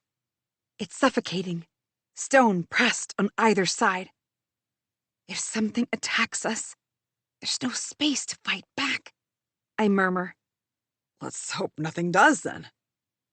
I laugh shortly, only to hiss in pain when a rock jabs at my stomach. Tell me about the others, I say, facing forward and moving at a glacial pace. You know them? I know Ruxima the best, He says. She's Heron's mother. Heron, the young scythe. I snort. That explains so much. Even I've heard of her son, Heron, the leader of the younger faction, preparing for a full-scale rebellion in the mines against the Collector's growing ruthlessness. All those minor blasts ruining tankers, ship damages, port blockage, causing all sorts of trouble to the lander overseers. People affectionately call him the young scythe. I can see he takes after his mother. She may not be a rebel, but Ruksha commands respect by her very presence. Thane keeps to himself. Riven continues. I think he might have been there. There. The day when my parents set off the blast in the mines. Is that why Thane is such a peacemaker? Because he saw someone he loved die? Does he hate conflict because he doesn't know which of his own people might betray him if he doesn't keep everyone together? And Cyril, with her books, she's harmless. If that's what you're wondering, by the way. All of them are good people. She calls me Kinkiller. It's what she's been taught to think of you as, Cress. These people have nowhere they can direct their festering anger toward. Easier to hate you than face a life they're being forced to live. Isn't that just great? I say through gritted teeth. How could I ever prove I am not my parents if they have already decided what they think of me? If only there were something to fight. Fighting keeps my mind busy. It's harder to think about dead parents and pathetic miners when you're focused on where the next claw swipes from. Staying angry at all these people who hate me for what my parents did works the same. And what about Ariadna? He says after a moment, I don't think I've seen her before. He doesn't sound particularly concerned, though. Maybe he just didn't come across her. The mines are hard work. Not everyone has the same temperament of thinking of everyone else as family. We continue on slowly, sweating and cursing. The walls begin to grow wider, giving us respite, but the alleys are still never-ending. More than that, though, the structure feels like it's been carved. The incline grows smoother, as if a worn passage, not the rocky terrain of the rest of the underground. And the fractured walls now are filled with silvery minerals glinting in our torchlights. It all feels purposeful, not the action of time. The thought keeps my mind off the other thing gnawing at me, even as the space stays narrowed. Every time an alley ends, another begins. We've been at this for almost an hour. I'm beginning to feel as if we're moving in circles. This is a labyrinth, I breathe. My voice echoes anyway. Stay close. Are you sure the others are safe out there without you? Yara and Ansha are with them. Soon, the alleys begin to expand until the last one spits us into a caved-in hall leading away toward multiple passages. Rubble clattered across the surface, and every passage looks the same. I heave, sweat pouring down my back. Breathing is painful as I suck in lungs full of air, every movement a stab in my sides. For a moment, the pain takes me back to days of running up the hills, training around the spires in the metallic rain and along the coastlines where the sea creatures weren't always docile. Terror beat me sharply at every turn in those days, but I had to get into Badger's pits. Otherwise, I would sink into the very stone of this island, never to get out. Good job not sinking in the stones of this island. I straighten. Wait here. I'll go back to them. Then, I plunge back into the labyrinth. For a while, everything seems fine. But then, without Riven with me to talk and keep me distracted, silence prowls along the edges of my mind, slowly becoming bigger and bigger. I put each step down with care, making sure there is ground beneath me, not just emptiness. Several minutes like that, and I want to shriek, just to keep myself company. Parts of the labyrinth are so narrow that I could simply give up on holding myself up, and still gravity won't be able to pull me down. And would that be so bad? If I just didn't have to carry my own burden? Maybe I would float away, like the jellyfish creature. My body could slowly split and spiral upward, turn into air, and vanish. I could stop walking, just stay here, in the maze, away from everything and everyone. My one job here was to keep everyone safe. But I failed that. Riven might be dying. Useless. It's how I felt since Badger threw me out, and perhaps why I even agreed to come on this journey. To have my debts pardoned, but also to prove something. But what? That I'm not my parents? And still, Cyril shattered that illusion in just a moment. Kill her before she hurts us. I've stayed hidden for so long, and they still see me as a monster. If I am truly no different from my parents, should I even bother leaving this island? If I will only hurt people anywhere I go, is it not kinder to stay here, quietly in a corner? Who am I to want out of the life that I'm doomed to live? All the guilt of what my parents did, the fear of being found out, it has pressed on my shoulders, weighing me down. No feeling survives long in me before being smothered by this weight. And now, I'm beginning to think perhaps I died the day my parents did too. Better to have died in the pits. I should blow out the torch. Let the dark take me. Crescent! The voice hits me hard, and a shadow flees from my mind. I heave, breathing in air as if for the first time. A fiery torch lights the alley's wall to sun-like brightness. Ariadna almost slams into me. Her face is red as she drags herself through the narrow maze, and she's still yelling. What were you doing? I swear, tasting the dust in the air with renewed vigor. It felt like I was underwater. In truth, it was worse. A voice inside my head, as if it had always been waiting to strike, finally getting an opportunity. A venomous snake slithering until it had replaced me inside my own mind, like I was nothing. Only a little obstacle it climbed over, and it wanted me. Madness, I breathed. It felt like madness. Are you sure you're okay? Ariadna asks. She's pressed against the wall, her arm extended to hold the torch for lack of space. She must be hurting. I am, I say, and no one should do the crossing alone. She nods and then leads me out. Hours later, with Ariadna's help, I finally get everyone from one end of the labyrinth to the other. We pick the westernmost passage out of the hall where I'd left Riven. The madness does not come again, but I still feel its forked tongue inside my mind, waiting for an opportunity once more, to remind me again of the life waiting for me if I get out of this darkness and don't run from this island.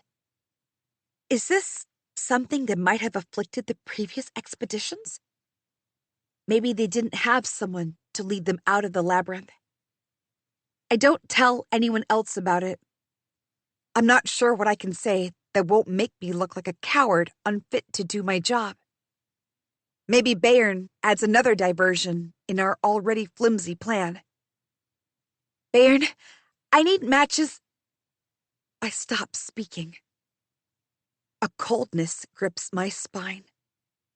It sinks into my skin in a way that makes me feel like I'm standing in the pits, my back to a lunging monster. What's wrong? Thane calls.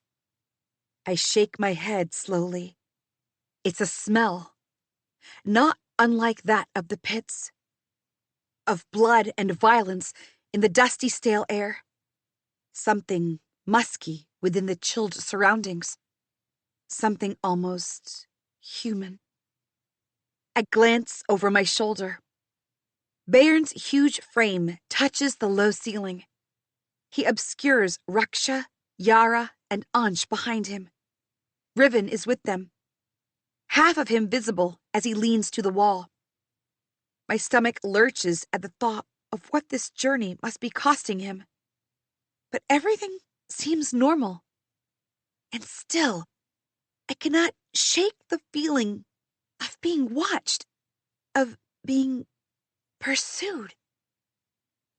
The first time I felt this, it must have been Riven. But now, there's no wind. I wave my torch from side to side. In the moment the whoosh of the flame dies, I think I hear something moving over the rubble we left behind. This time, I stop and turn. Ariadna raises a brow. Do you hear something? I ask. She closes her eyes, listening, and behind her, Cyril turns around on her spot, casting a look everywhere. I don't know, Ariadna says uncertainly. What do you hear? Bayern asks. Movement, I say simply. After that, we walk with drawn blades, and Raksha joins me with her polearm. Still, when our stalker appears, he nearly kills one of us. 18. A shadow separates from the wall and leaps at us, catching Cyril by her stomach. She screams. The rest of us are caught halfway in scrambling and aiming our weapons. What is it? Yells Bayern from the back of the row. Between the shouting and the scrambling, no one answers him. Raksha and I grab for the creature with the leathery brown skin, but we only catch air. It darts around us with inhuman speed. We grapple with it for several seconds. It claws my arm, and the outer layer of my suit rips. For a moment, we're just a mass of teeth and blood and hair. My foot slips. I crash into a wall, and my head rings. Bayern roars and, using his entire frame, slams into the creature and pins it to the wall. No, I think, my vision so blurry from the hit. Not a creature at all. It's a man, dressed in thick brown robes. In the dark, lit by nothing but flames, he looks like death has taken a form. His body is wiry, less than half of Bayern's mass, yet he does not stop rampaging so furiously that it looks as if he could burst out of his body and become a storm himself. He and Bayern struggle for an elongated moment, unbridled and violent, and then Bayern shouts, My fucking ear! The sudden smell of blood pours in the air as the man continues to battle Bayern madly, still trying to bite him from beneath the hood. The sheer intensity of his movements makes me think of a rabid animal in no control of its actions. Cyril stumbles back, scrubbing viciously at Bayern's blood that got sprayed on her, at the same time as Ariadna steps closer. Her eyebrows are pulled down, as if she can't believe what she's seeing. What is that? She says. Bayern, still screaming, as crimson spills down the side of his face, tears off the hood with his bloody hand. I gasp. Beneath the hood, the man's brown skin is ashen, smooth like a carved marble, as if the man has never walked beneath the sun. Not even landers look as sunless as this man. He spits the torn flesh of Bayern's ear and holds his mouth open in a threatening gesture, lined with thick, hammer-like teeth currently dripping with blood. And the eyes, as he darts his gaze about, unnaturally large pupils, like vats of deepest black oil. Bayern pulls back from the man, but keeps one hand locked around his throat. He squeezes. The man makes a deep growling sound, clawing at Bayern's hand. Animal, spits Ansh. Raksha shoots him a dark look, then says, There have been rumors, but I didn't think. I catch Riven's eye. He seems as baffled as me. Rumors of what? Bayern asks, his voice strained. The children of Shade, Raksha says slowly, eyeing the stranger up and down. People who have lived in the caves for generations. They are their own clan, no connection to the world above. Bayern curls his lip in disgust. A Shade man, huh? Are you worms the ones hunting the previous expeditions? Without warning, Bayern punches the man full in the mouth. The man howls and drops to the ground, holding his face and convulsing like a fish out of water. Stop it! Thane cries. Bind his wrists quickly, Bayern orders. Yara and Raksha take hold of the man, even as he continues to thrash in their grip. Ansh hurries over with a rope. The Shade Man watches his movements. He turns his shoulders downward, trying to make himself small. His body shivers beneath the brown robes. Ansh is quick with the tying. The Shade Man's wrists are thin, although he doesn't appear to be starving. Not like the children above ground, at least. He probably got separated from his group. Despite the display of violence, he's afraid. Even if he injured the biggest of us, even if he gave us the fright of our lives, he's still only one man, at our mercy. What stories do they tell among themselves about the people who live above? Bayern grunts in pain as Ariadna tends to his wound, a hole in the side of his head, just like mines cut into the island. His furious eyes remain fixed on the Shade Man, oozing with evil hatred. It's almost like his anger at being attacked has erased any pain he might be feeling.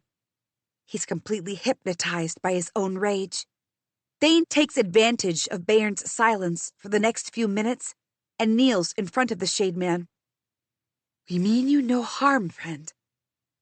Somehow, I doubt that the man, covered in blood and tied like a beast, will believe that. Friendship with these brutes is not why we are here, Ariadna murmurs as she tears strips of bandage. You call him brute, yet we're the ones who tied him up. Thane grits out as he gets up and strides away. Bayern frowns after him, and I know this slippery moment of empathy is going to cost Thane. The size of Bayern's square, brutish face dwarfs the Shade Man's whole head. The Shade Man stops struggling against his ties and glowers at Bayern. Then, he smiles grotesquely with bloody teeth. An act of defiance. Tell me, Shade Man. Bayern speaks softly, as if holding back all his rage. Where are the men who came before us? What happened to them? Did you hurt them? Ariadna wraps up the bandages and puts the emergency kit back in her bag. At first, the Shade Man tracks Ariadna's movements, frowning at the kit. Then, he eyes Bayern's wounds, but he gives no answer.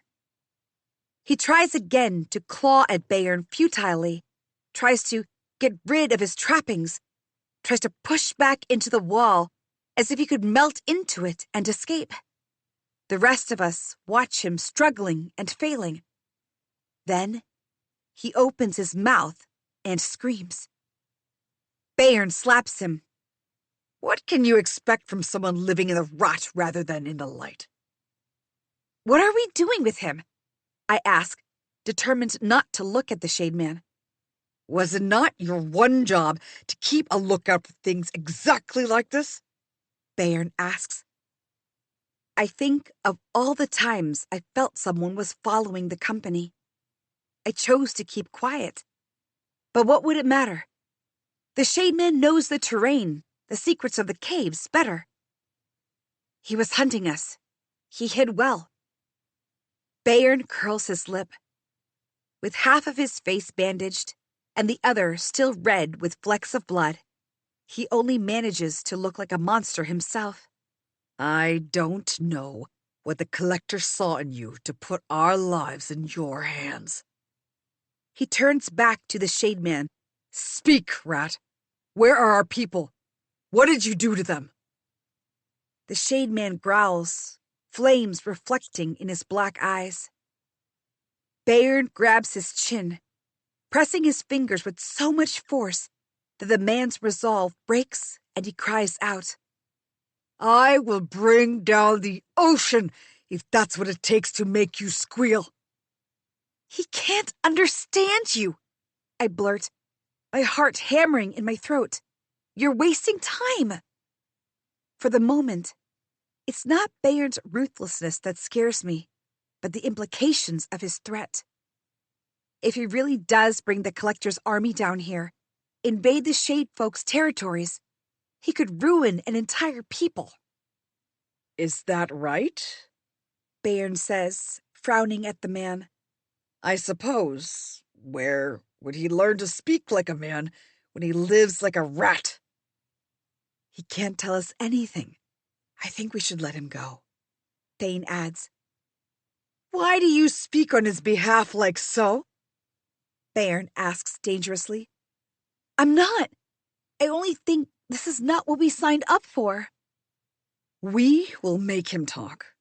We will take him back above ground, and he will speak. This man... Bayern stops to grab the Shade Man's head and shoves him toward the wall. Knows secrets about the land we live on. Perhaps he has more information about Zargonine or other metals of use. One of you, take his responsibility. He looks at each of us. His one eye gleams with the torch, the red on his bandage already crusted to brown. No one moves. Thane looks like he might be considering it, but Raksha suddenly shakes her head, and he says nothing. He's under enough scrutiny.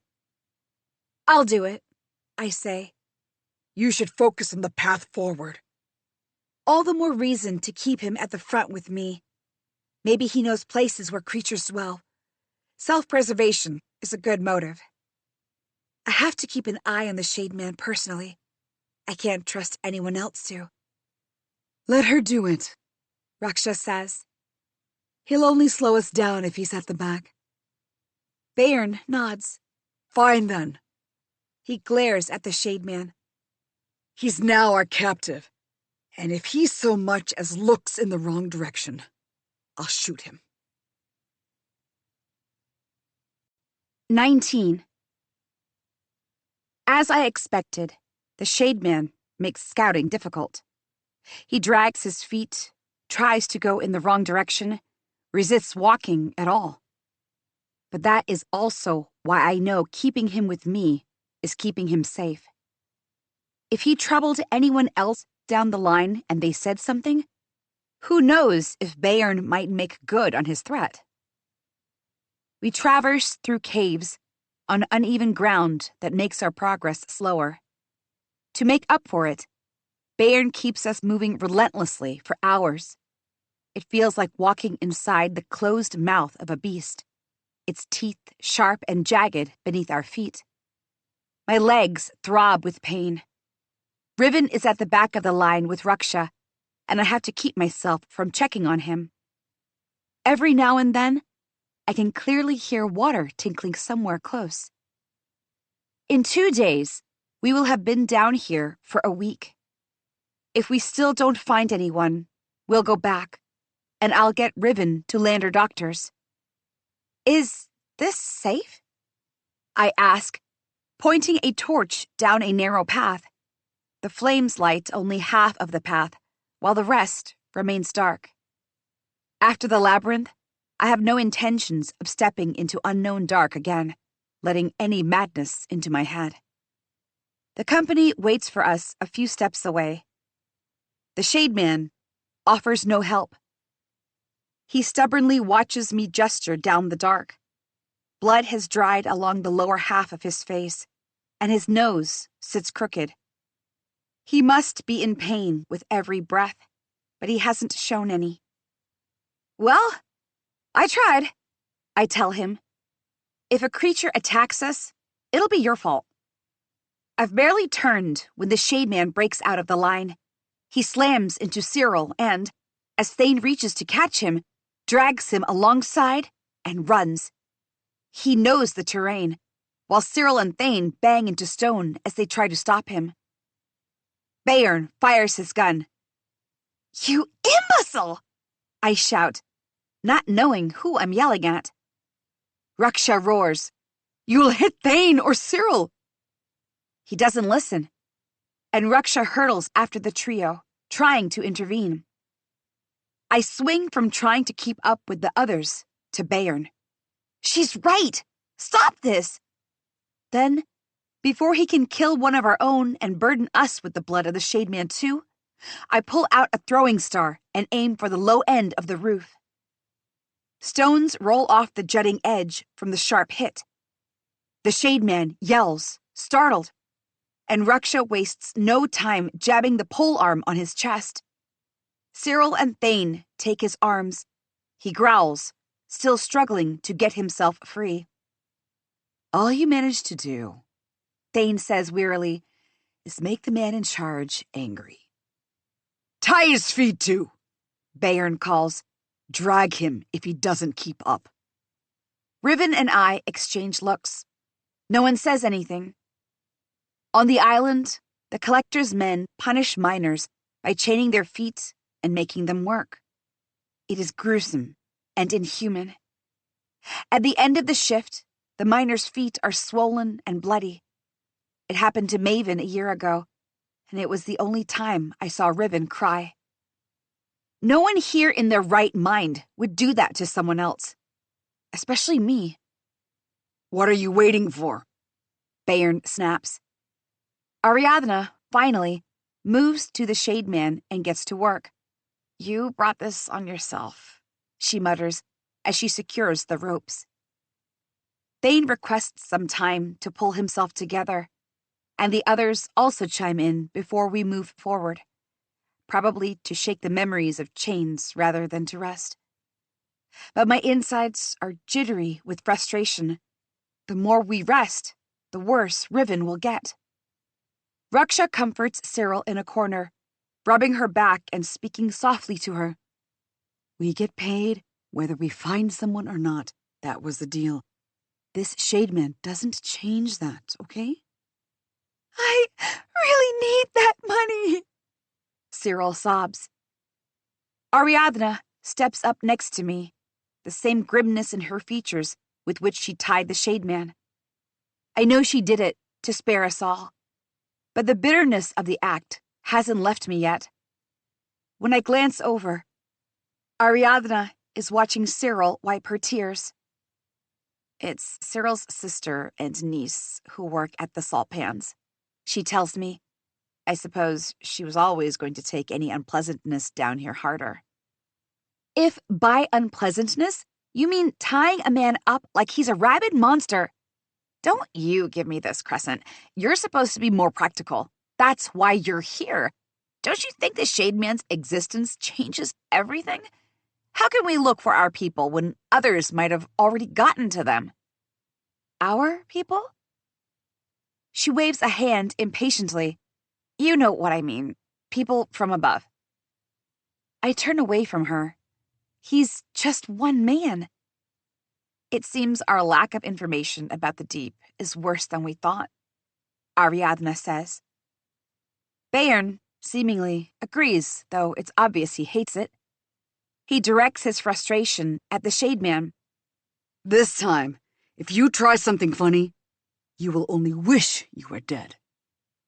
The Shade Man says nothing, but he doesn't need to. His look drips with pure loathing as he stares at each of us. I may have imagined it, but "Why do you have to be the one dragging him around? I don't like the way he looks at you," Riven says, voicing my thoughts. Seems like how everyone above the ground does. I try to joke. By the flattening of Riven's expressions, I have not succeeded. But somehow, I know that the Shade Man doesn't mean me harm, or at least not singularly me. Curiosity gets the better of me, and the next time we stop, I find myself staying with our prisoner instead of leaving him in a corner. The dried crusts across his features blunt them, but beneath, I can still imagine the ashen cast to him. He doesn't deign to look at me when I kneel in front of him, but I can tell from the twitch of his shoulders that he's aware of me. And if he followed us for so long without detection, he's smart enough to have noticed the number of knives and weapons I keep. I check for the others before slipping out a bottle of water. Here, I doubt you have anything on you. The Shade Man moves with astonishing speed to snatch the bottle out of my hands and guzzles the water down. It spills over his mouth and into the layers of his clothes. The bottle is nearly empty when he stops. It would be for your own good if you don't antagonize Bayern, I whisper. He's a brutal man. He means it when he says he'll take you out of here. I get no answer. I know you don't understand a word I'm saying, but can you not use some sense? You're in obvious danger here. "Even if he did understand us, what makes you think he will believe anything we say?" Thane asks, coming up to stand beside me. I look up at him. Like I said, it's for his own good. The Shade Folk are tougher than the ocean. They have to be to survive down here. You think discomfort bothers them? It won't be discomfort if the Collector gets his hands on him. And, since he works with people like Badger, I wouldn't put it past him to have learned of some choice torture methods from the Master of the Pits. "We're all 1 second from death any moment anyway, Crescent," Thane says. The shade folk know that as well as anyone. He walks back to where the rest of them are. Bayern is already deep asleep. The pain from his ear must have gotten to him finally. I sit next to the shade man, head resting against the wall. The chatter of the group is dying too. One time, I murmur, mostly to myself, since he obviously doesn't understand anything. They got a varmy in the pits where I fight. I don't know if you know what they are. These small mammals that live in caves beneath the shores, and their entire bodies are packed beneath the slabs that are bone hard. And when they're threatened, the slabs lock together and form a cube, and the varmy hides inside. But they've also got mean claws. One took out a fighter's eye. We call him Manzar One-Eye. Anyway, this varmy refused to fight back, no matter what I did. And then, the pitmaster turned the collar up and gave the poor creature a shock so bad, it died right there. It wasn't my kill, but I still got a tattoo for it, to remember. I lift my left sleeve. In the inner elbow, among many other, is the dot right at the center to represent the varmy. But, unlike the others, it has a small crescent shape tattooed beneath, matching the birthmark beneath my eye. It might have lived if I'd provoked it bad enough to fight. If it had only just realized how much danger its stubbornness was putting it in. All it had to do was to lose its pride in that moment and survive. Survive to live again. The shade man looks back at me, dead in the eye, unmoved. I don't know why I'm telling him this. I shake my head and get up, even as the sinews down my back almost break with the exhaustion of being down here. I leave the bottle with the strange man. 20. I find Ribbon sitting on a small boulder. He pulls me close, his hands on my waist, and I rest my head on his shoulder. We stay like that, without saying anything. We've always been comfortable in the closeness. The familiarity of him turns my body from granite to sand. He knows I need this moment of peace. When I pull back reluctantly, he says, "Are you still mad at me?" I don't know. Are you? You know I can't stay mad at you for long. Despite our situation, I smile at him fondly. Did you know I would be this much trouble when you first met me? The first time I saw you, I thought you were dead and the rot were going to swarm, so I wanted to clear the place. What? You know, they can really infest places, he says mildly. I laugh, raise my hand to playfully punch him, but stop at the sight of the wound. The laugh vanishes. I blink to clear my vision because it can't possibly have been pulsing. I lower my hand until it rests next to the wound on Ribbon's skin, which is cool to the touch, and his breath hitches. If something happens to you because of me, nothing will happen to me. Not until... He takes a deep breath, my hand rising and falling with his chest. Not for a very long time. I have so many things to say to you, and I'm not going anywhere until I have said every last one of them. I look up, his arms still encircled around me. Even here, surrounded by this chaos and darkness, dimmed by the threads licking their way to his heart, Ribbon's eyes hold a stunning light. There's something different about him here underground, but it's probably just the lack of sun and the unfamiliarity of the surrounding. He still has his wavy curls, the same stormy eyes, the same red mouth that... He glances away. I want to reach up and hold his face, study it, know it, understand it. So when I run, I will never worry about forgetting the way he is. I finished my water, he says. Can I have some of yours? Yeah. I start and stop, remembering I gave my bottle to the shade man. I finished mine too. I'll ask someone. Ariadna? No, I don't know. Thane? Maybe. Yeah, he'll help. I know you gave your water to the shade man. Riven pulls up a side of his mouth, amusement crinkling at the corner of his shadowed eyes. I stare at him, dumbfounded. Then why? If I had asked you outright if you did, you would have denied it. And so no one finds out, you wouldn't have asked for water from anyone either. He needed it more, I say pathetically. And only you saw that. And only Riven would make it sound like I did something life-changing. He's too kind, and he thinks so is everyone else. He came here for me, and look what it got him. A wound that's eating at him, a morsel at a time. He raises a brow. The movement livens up the planes of his face in a different manner, and the need to be even closer than I am right now, mere inches away enclosed in his embrace, intensifies. I say nothing, only murmur something about checking if he looked unwell and withdraw. I turn from him and realize how hard my heart pounds in my throat, how unbearably loud it is, yet not enough to drown the voice in my head that keeps repeating one thing: making a new life on Chandrabad means losing Riven. The last tunnel in the labyrinth is darker, even in the flame. Beyond the small circle of light from the torch, everything remains a fearful night.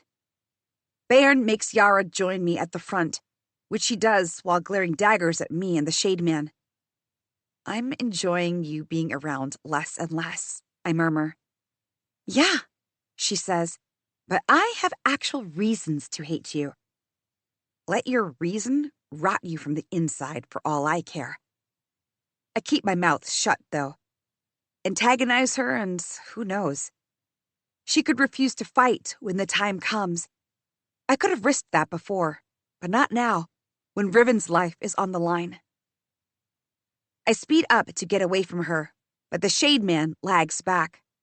He glares as he looks down to his tied feet. Now you understand gestures? I say, annoyed.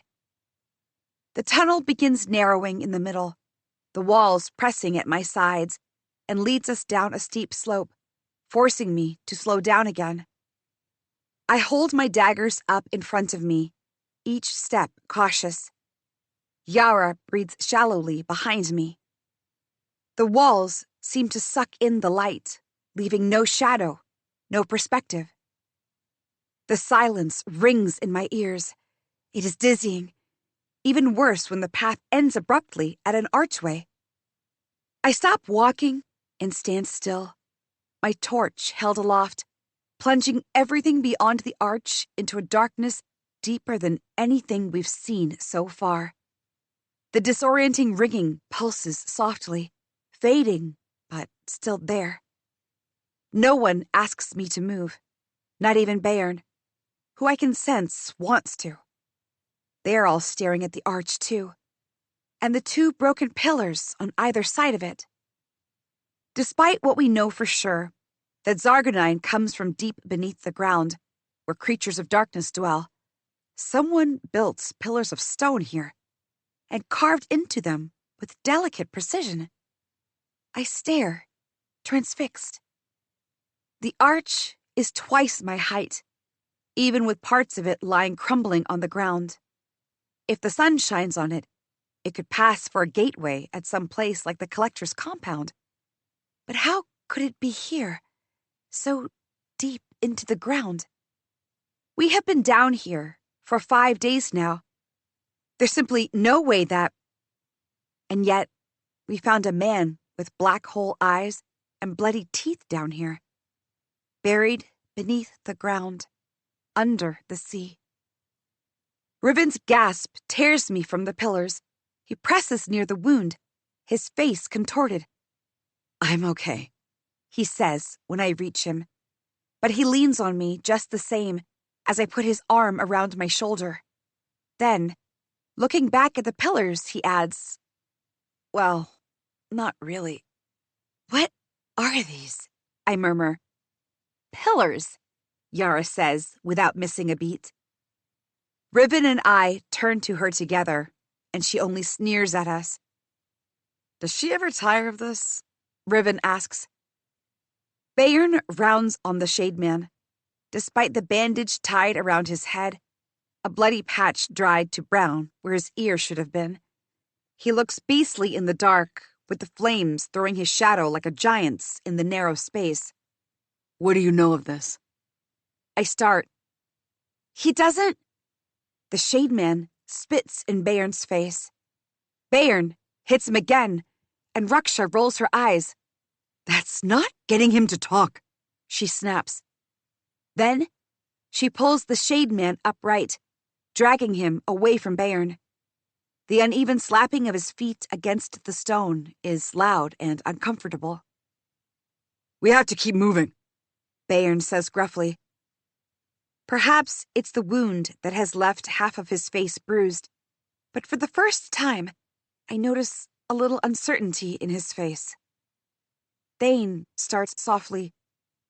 When we were offered the chance to come down here in exchange for whatever we wanted, we were under the impression the collector would send someone with some idea of what we were walking into. But it seems, as with most things landers promise us, I was wrong. We are going up to the previous expedition's mission point. We are following the map the last man we found drew for us. It is better information than anyone before us had. Bayern spits out. You are all promised the same thing. If we don't find anyone at the end point, we will head back.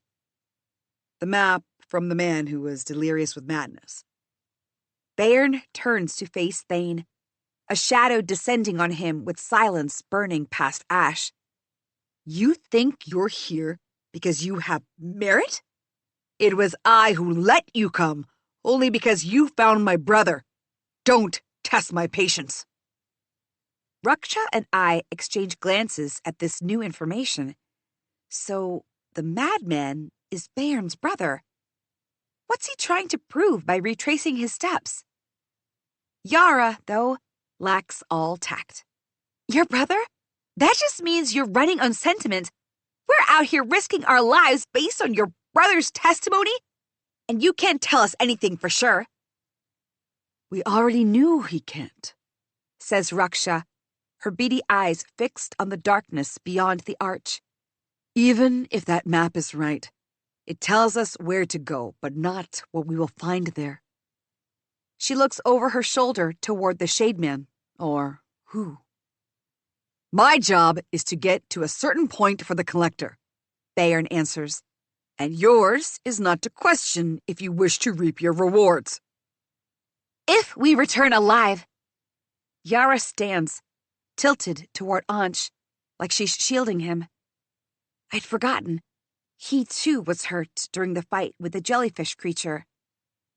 Bayern's frown deepens. You have grown a mouth on you, have you? Yara looks at Ansh and then, strangely, to me. When I give her no reaction, she shakes her head. Thane says, being a good commander and leader means picking your fights and sometimes dropping them too, Bayern. And questioning the authority of your commander is not going to help you raise the silver you need to save your lover. Thane's jaw clenches, as if reminded of who he's talking to. He looks away and says nothing. The corners of Bayern's mouth rise in ugly satisfaction. He straightens his shoulders and goes back to his map for several long minutes.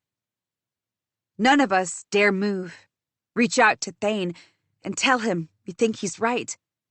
Bayern may have gotten some satisfaction out of using Thane's weakness to shut him up, but he's still bristling. One strike and the match of his anger will light a fire. We can't afford any fires.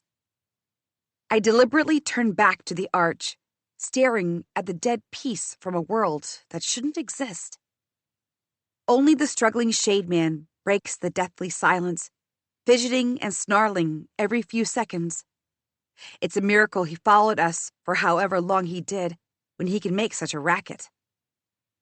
Bayern rolls the map and snatches his torch back from Thane. Warily, the rest of them line up again, watching me expectantly. Riven looks gray now, beads of sweat lining his neck. So I lead on at a stiff pace. Raksha switches places and comes to handle the Shade Man alongside me. This time, everyone's more alert, watchful of our surroundings as we step through the arch. Beyond the arch, we walk down a low-roofed path. On either side, the stone, which must once have been smooth, is cracking with time. The flames of our torches catch glints deep in the cracks, like the walls are stuffed with gemstones, but they vanish the second I try to look directly. I reach out and brush my fingers along the wall. It's a passageway, Cyril murmurs, somewhere at the back. Yes, but to what? The moment the thought comes in my mind, the passageway ends and answers. We stand on a landing, with narrow steps leading to level ground. The hall rises to heights greater than the collector's compound, empty but so expansive that its walls remain obscured in shadows. A hollow mountain. And in the center stands the ruins of a stupa. 21. After so long in the dark, there comes a moment, sooner or later, when you'll question your senses. Madness, hallucinations, visions, whatever it may be, it creeps quietly.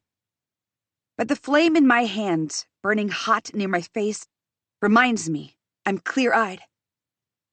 Surrounded by derelict guardrails, the stupa stands before me, almost grazing the roof, its middle crumbling within.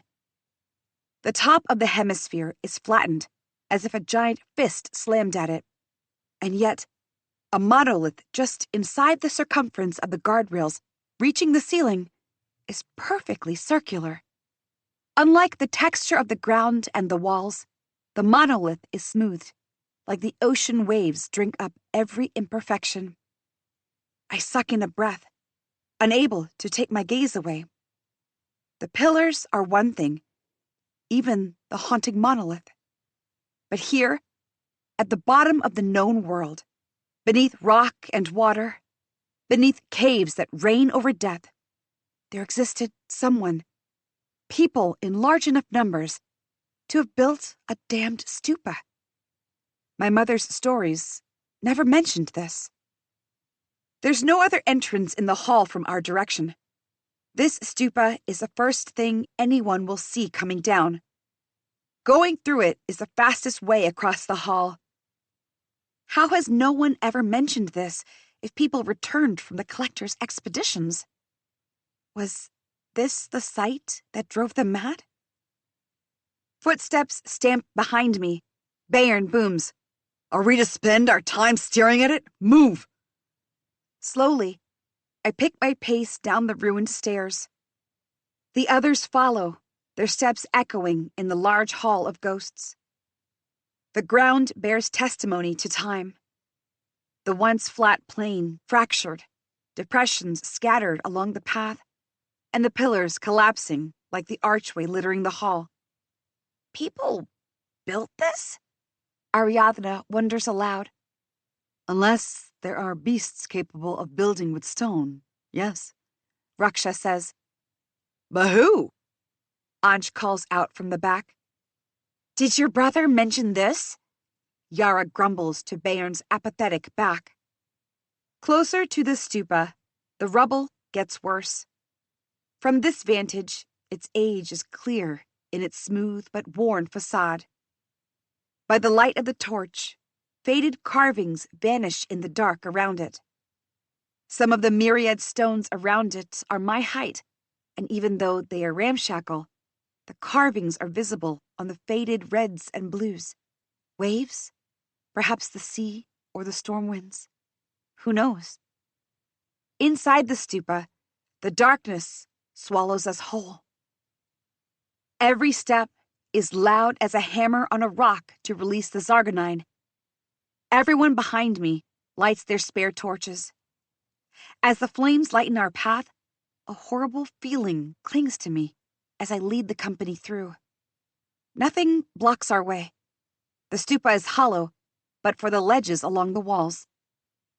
And above the ledges, around the stupa, are marks and murals made in a white chalk-like substance. The mural runs from the top of the ceiling to the ledge. It seems like that of a humanoid creature, if it were made of rocks, drawn as if it couldn't bear the weight of the stupa's roof, curling its shoulders. None of it makes sense. Maybe it just looks human-shaped to me. Monsters made of stone? Ariadna raises a brow. What are we doing wasting time here? Someone clearly had an overactive imagination once upon a time and drew some superstitions on the wall. Myths and stories, Cyril murmurs. Raksha says, all stories begin somewhere in truth. Myth or truth? All these things are dead and gone. We're in no danger from them.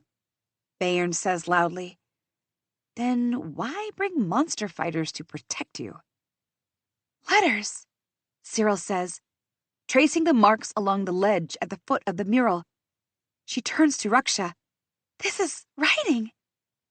It can't be, Ariadna says. She taught herself to read with letters she couldn't even identify at first. Raksha says, I think she, out of all of us, would know best. Isn't that why you brought her? She directs the latter toward Bayern. He stares at the letters. Can you read this? Not unless you give me a few years, Cyril says. Anything from you, storyteller? He asks Raksha, who shakes her head. Cyril says, if we explore, maybe we can... We're not here to explore, Bayern barks. We still have miles to go to our destination. And what exactly is this destination you keep pointing to? Where does the collector want us to go? I thought we were rescuing people. I turn to look at him. His torch casts half his face in shadows, the bandaged side the only one in light. We weren't supposed to walk into some forgotten part of the world as intruders, as...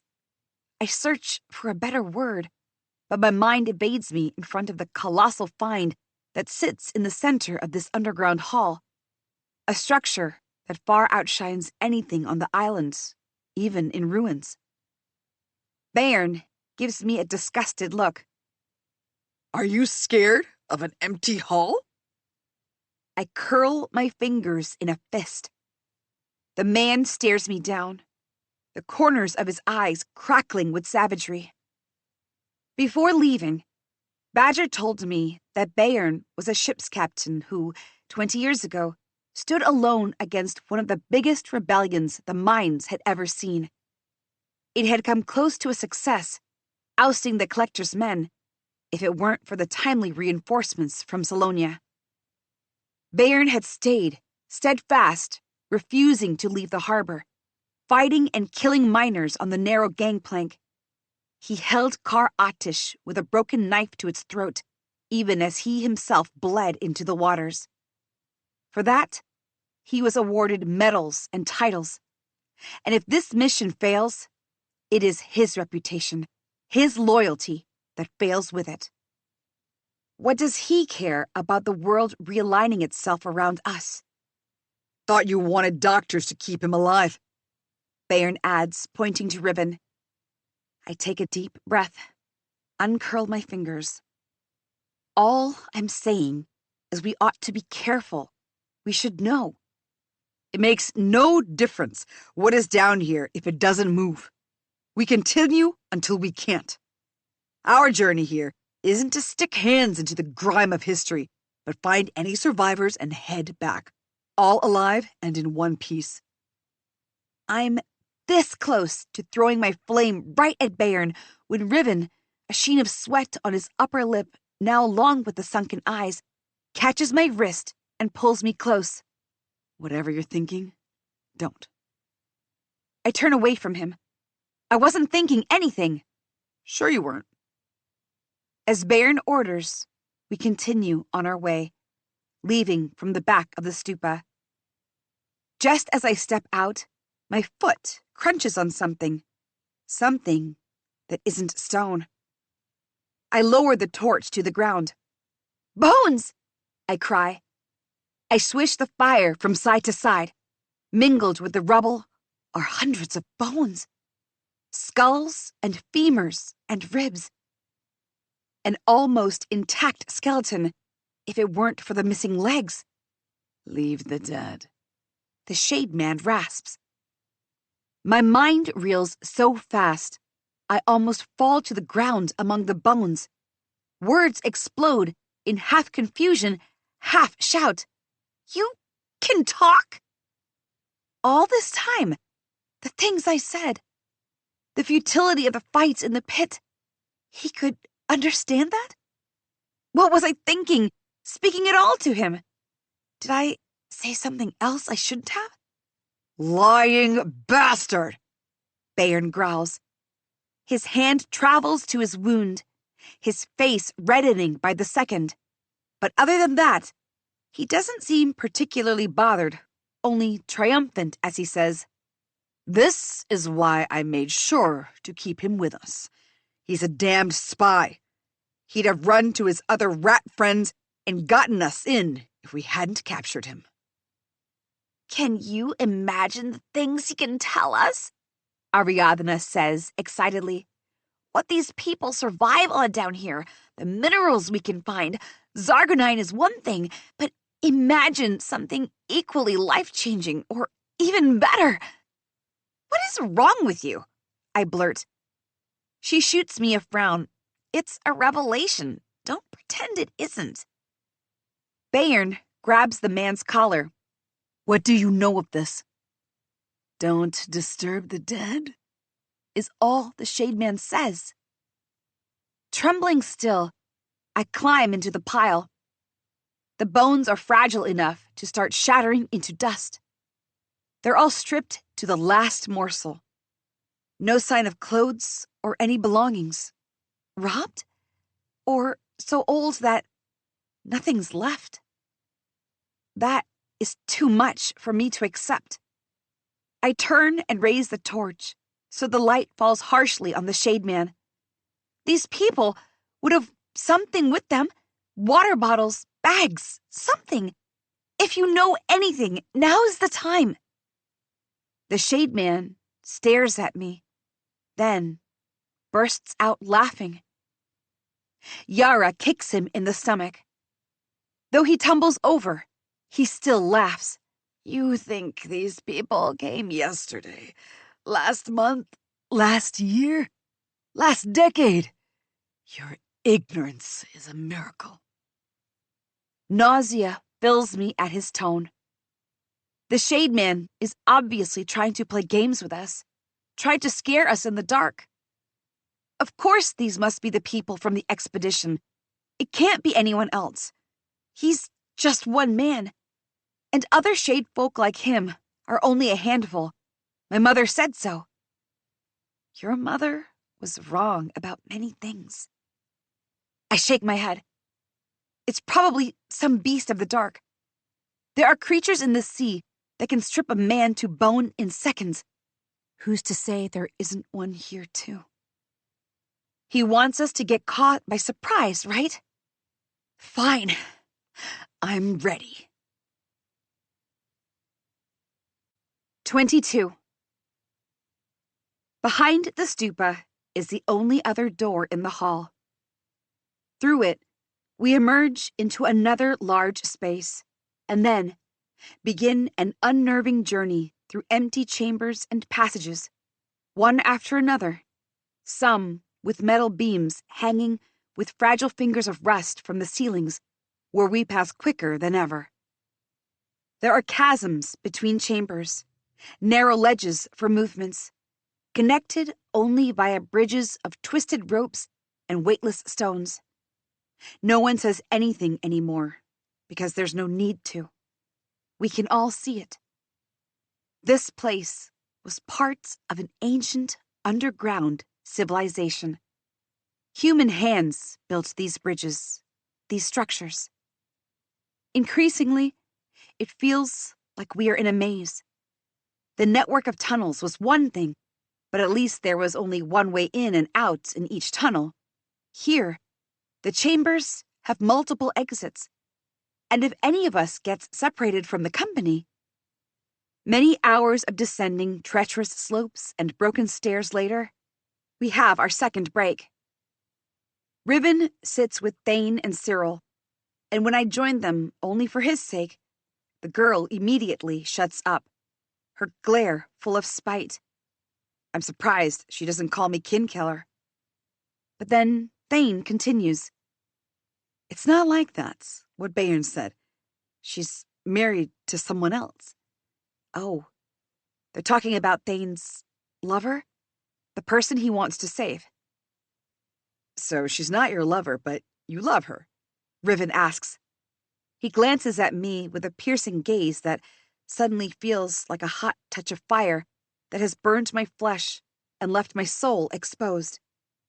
She's sick, Thane says, brushing a hand along his light beard that conceals scars down his face. Very sick. She wouldn't survive here without Lander intervention. If this mission goes successfully, they've promised me they will let her get treated at the collector's compound. It must be someone the miners know. Why else would he hide her name like this? What a strange thing it is to love someone and not be able to be with them. To keep your feelings buried and not tell them what you can do for them. I wonder what's worse, the one hiding or the one who doesn't even know. You're willing to risk your life and she can't even know? Why would you love someone like that? Cyril asks, her eyebrows pulled down. Thane doesn't say anything. But Riven does. You can't pick who to love any more than you could avoid a tsunami splitting your body and leaving you strewn in the water. My gaze finds Riven. In other circumstances, somewhere else, if either of us heard someone say that, we would laugh. Get out of the way then, we would say. But he's still looking at me in a way that is agonizing. Something rattles in the cage of my ribs, demanding I express it. But when I try to, the tide of words recedes.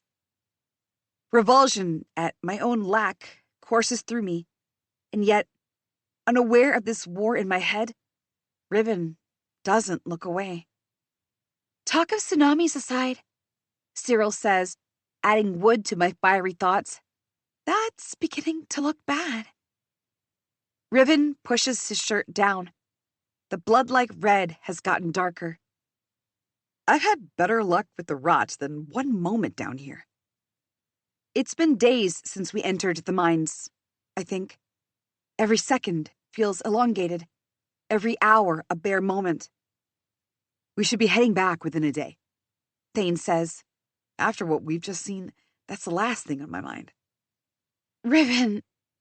I start, but trail off. Still, no words. But this time, not for lack. There's so much in my head that I don't know exactly what I'll say if I continue. Maybe I shouldn't have come down here. I'm not equipped to handle this. One creature alone got both Riven and Anch, and now there are creatures that have carved entire graveyards. What if there are worse things still? The emptiness only a lure to trap us. And the Shade Man. I glance at him. He's sitting with his back to the wall, glaring at Bayern. Who are you? Cyril calls to him. How can you live down here all alone? Thane looks at me at that, wearing a phantom expression. For a moment, blood pounds in my ears, like he knows and is about to say it. The one thing I have kept hidden, even from Riven. But then, he turns in a slow, strange way. He says, You survive in the cruelest places because you must. You go on because that is what life demands. When you're used to life in a particular way, you find it hard to imagine anything else. Human view of life is narrow, so limited. I think over that, and how close those words seem to what my mother used to say about the people elsewhere, like she called them. Raksha, after a while, speaks, her low voice ringing in the emptiness. In my mother's grandmother's time, we were still storytellers like our ancestors. As one of the 4 Katya families, we collected myths and folk tales and songs. A small smile touches her lips and dies. Before the landmaster of Salonia. She looks at Beorn, who frowns.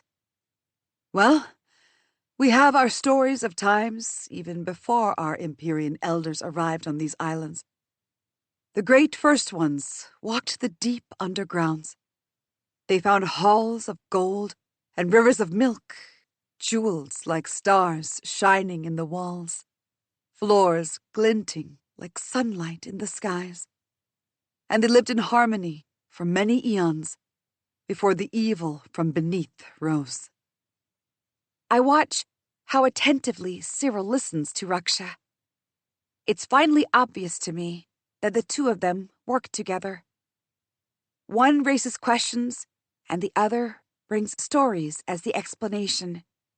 If allowed, they could probably solve the mystery of the Shade Man on their own. They could be great historians and chroniclers if they were on Chandrabat. I ask, evil from beneath? Nameless things that live too deep, that should never be disturbed. Like the gods of Empyrean elders? Ariadna asks. It strikes me odd. Only Landers ever referred to the so-called supreme beings that the first of our people worshipped as gods. Raksha frowns. Perhaps. There's never been much about their nature. Beorn scoffs. Your reality is not real. The Shade Man interrupts, making all of us jump. Cyril gasps so loud it echoes across the hall. The first ones may be gods, but they are not those of the elders.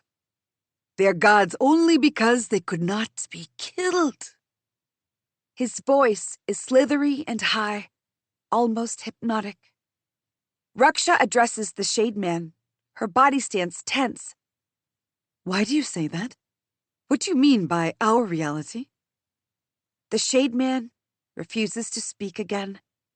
Even when Beorn kicks him, I begin to think I hallucinated his voice. We pass several other halls with pillars and niches, each getting bigger, until Cyril murmurs from the end of the line, "This is a layout of a city." Raksha says, The Stupa Hall must be the entrance. "You don't think this could be the halls of gold, do you, Raksha?"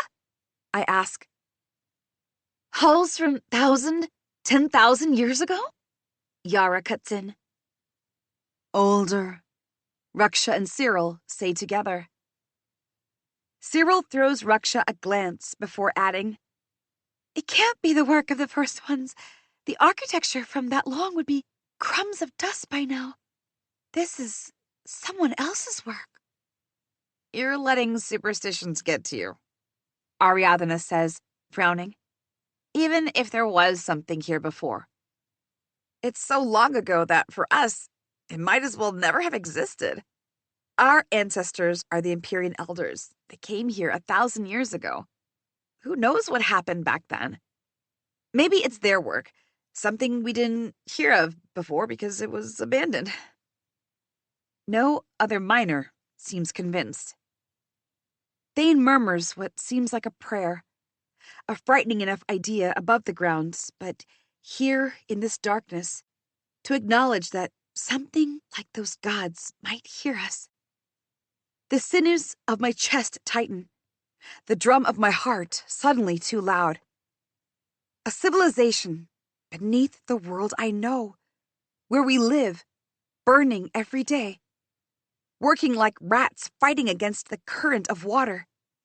And here is proof that Badger's network of tunnels is nothing but a mere spit of what existed before. A keening sound fills my ears. Too loud, too discordant. For a mad moment, I feel like ants are crawling inside my ear. But then we enter a big hall, leading into several directions, and I stop. A low, growl-like purring, and the skittering of many tiny feet. The sound isn't in my head, and it's growing louder. You all hear that, right? The company looks around warily as the sound continues to grow. The dust here is broken, thin swipes in places as if it were moved over recently. Up there! Aunt shouts. As one, we take in our surroundings, and the horrifying realization dawns. A cloudy sheet of brown-black blankets the floor. Shed exoskeletons. And above, spilling out of the holes in the ceilings, scorpions, with luminescent tails and pincers. Hundreds, maybe thousands of them. Run! I shout. Bayern and Aradna lead Raksha, Thane, and Cyril. Yara and Ansh follow, and I grab Riven's hand. A wind rises as we hurtle toward the exit, much too far. Riven's wound slows him down, and I match his speed. More scorpions come springing out from the fractures in the wall and crawling down the pillars. The scorpions' hissing is deafening through the hall. Cress, go ahead, Riven gasps. His face is drained of blood, leaving him chalk white. I'm not leaving you! Someone shouts. Riven and I slam into Thane, and the others stumble into themselves. At the top of the company, Yara is crouched next to Ansh. She swears as Ansh's bandage reddens again. Get up, Ansh! She cries. Look out! Cyril screams, and Raksha turns, slamming her polearm into a scorpion's pincers, sending it tumbling upside down. We're surrounded. The many-legged creatures and their deep, empty-socketed eyes converge on us. Raksha and I have our weapons out. Yara stands in front of Ansh, who gets up even as blood drips from his broken hand. The scorpions are vibrating, eager to sting and devour, their legs moving in quick succession, tails aiming at us. Up and down, up and down, up and down. There's no space to breathe. I dart my gaze from left to right. Riven breathes heavily, his hand held out, as if he could push the creatures away from us. One of the scorpions lunges. My hand works automatically, slashing it down with the dagger. It falls in a squelch at my feet. A quivering sound ripples in the air. The scorpions lean closer, their tails dripping with venom. The chitinous bodies rumbling with anticipation. Another scorpion flies at Cyril. She screams and twists free, her jacket coming up in shreds. And then, a low-pitched buzzing fills the air. The scorpions turn to the sound, at the back of the hall, across from where we're stranded. The buzz comes again, this time higher, almost like an electric spark. A rush of panic grips the scorpions, and they start fleeing from us. They climb back up the pillars hurriedly, disappearing through the little holes covering the ceiling. Something is scaring the scorpions, and I doubt it would be friendly to us. My stomach plummets. Our only hope is to outrun whatever it is. We need to move, I say, the words barely a whisper. Come on! Ansh swings his good arm around Yara, and they run. The others follow them. Raksha and I bring up the rear, and we're the last through the gateway at the other end. We emerge onto the side of a chasm and a bridge half a mile away to the other side. And just then, something large slams against the walls of the hall, shaking the ground beneath our feet. I bring out my daggers. Yara joins Raksha and me up front. "Everyone, make for the bridge! We'll hold whatever it is!" I shout. "No!" Riven yells back. But Ariadna grabs his hand, dragging him along, and for once, I'm grateful. Then, I turn to face this new monster. 23. There is no place to retreat from the ledge beside the chasm. Only the bridge, half a mile away, or back the way we came, which is currently being blocked by the monstrous... What is that? Several horrifying seconds pass as it skitters forward through the arch. First, the spiny, hairy front legs. Each hair the size of my arms. 2 deep red compound eyes on each side of the large head, and the long spear-like mouth to pierce its victim. Its neck is slim, easily slipping out of the gateway. "A damned assassin bug!" Yara breathes. "Yeah? If an assassin bug was the size of a mountain?" Raksha shoots back. Yara isn't wrong. It is an insect. A giant, venomous insect that could suck our insides with that spear on its mouth in a second. Badger would love to have this monster in his pits. For a moment, its legs slip on the ledge as the rest of its body struggles to come through the arch.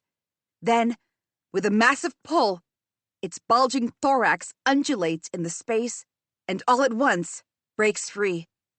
The arch crumbles behind it with a roar. A dust cloud erupts.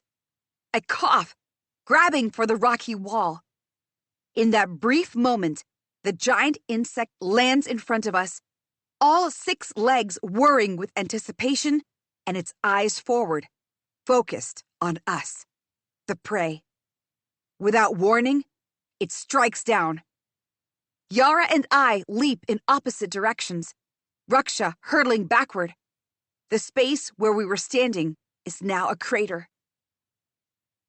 The creature screeches, cutting at the nearest boulder.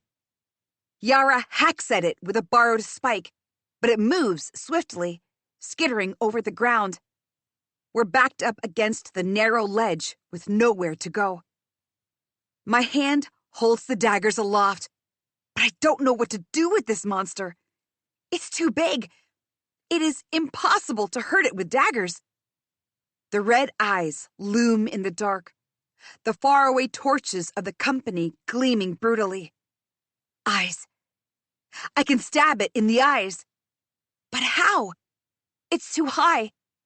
There's not enough foothold in the wall. And one slip, I glance to the side, will mean a long, agonizing fall to my death down in the chasm. Out of the corner of my eye, I catch a glimpse of Raksha holding her polearm and facing the insect down. "Yara!" I whisper. "Come with me." She hesitates for only a second. "What are you thinking?" "We have to go high. Stab it in the eye." It sounds so simple, but not even the pits have prepared either Yara or me to fight a monster this giant. Just then, something whizzes past my hair. A blade. It twangs against the hairy leg and falls away harmlessly. The insect screeches, as if buzzing away a mosquito, and advances speedily. "Well," says Raksha, "that didn't work." A wild, hysterical laugh escapes me. "Go," Raksha urges. "Do what you have to do. I'll keep its eyes on me." The insect rears, screeching so loudly, I'm forced to clap my hands over my ears. Yara is already on the move, climbing the rocky wall, a dagger held between her teeth. If she gets one eye, and I come at it from the back and get the other. For that, I need to reach the back. I can't even feint here. The creature shoots out its spear mouth, nearly taking my leg off. I swipe at it with a blade, but only end up falling flat on my back. Hey! Raksha shouts. Come here. She steps backward, pole arm facing front. I take the momentary distraction's advantage and hurtle to the wall. Dagger in mouth like Yara, I grab a jutting rock and hurl myself up. There's a shriek and a clatter of metal below. Keep climbing. A pointed stone tears down my arm. I scream. Blood spurts from the gash, staining the black stone red. Stones go rattling past me as Yara climbs above. And just as I reach up for another grip, the insect's spear zooms past my hair, burying itself in the stone. I scream. The stone comes crashing out, and I'm barely hanging on the wall with one arm that's bleeding. Cress! It's Riven from somewhere far behind us. The desperation in his voice echoes along the chasm. No, go back, I think. He can't see me like this, or he'll throw himself in front of the creature. The thought gives me a burst of speed, and I haul myself up. Blood spatters on the rock, some of it slipping into my mouth, and the taste of iron chokes me. A stone sails past my head and slams against the insect's head. Above me, Yara has reached the roof, now throwing rocks at the creature. And instead of turning away from us, it screeches loudly and slams its legs on either side of me, its spear coming directly at me, razor sharp. It will impart venom and turn my insides into mush, like a Maristag's venom, and then it can suck out everything, like a spider. With a roar, I slash at the oncoming spear with all the strength in me. The insect's head gets thrown to the right. It screeches, locks eyes on Raksha. Get away! I shout. I try to wave, and my injured arm begins slipping from the rock. Whether that gets Raksha's attention or not, it certainly gets the insect's. It pivots suddenly and comes at me fast, the tip of the spear slamming a hair's breadth from my ear. The impact loosens the rock I'm holding onto. Only half a lifetime in the pits still keeps me fighting. Yara, standing atop the wall, throws a well-aimed dagger at the insect and gets the corner of an eye. Red-tinged yellow blood spatters on my face. My hand slips. And in my desperation, I latch on to the only solid thing in my vicinity, the insect's spear mouth. There's a moment of silence, then a buzzing. My hands tighten on the slick spear, finding no purchase elsewhere. And then, the distance between me and the rocky wall increases suddenly. I hear my name shouted, but my head is spinning. Even with my eyes wide open, I cannot make sense of my surroundings. Everything is too loud, too fast, too dark. My legs are swinging in empty air. Then, it hits me. The insect has taken off. It's flying. Fear pounds in my veins anew. I grab the spear tighter, cling to it with my whole body, quivering like a fish in the sky. Darkness blurs past me. The insect speeds down the chasm, trying to throw me off. It zooms this way, then that. And there's nothing but the deep canyon below us. I tighten my bleeding arm around the awfully thin, awfully fragile spear mouth. The world is upside down. Dizziness crackles in my skull. The insect streaks around the canyon in agony. It could end up exhausting itself, falling down in the abyss, and take me with it. Horror and fear turn in my stomach. I keep spinning. My world is black rock and the darkness beneath. And then the pain catches up.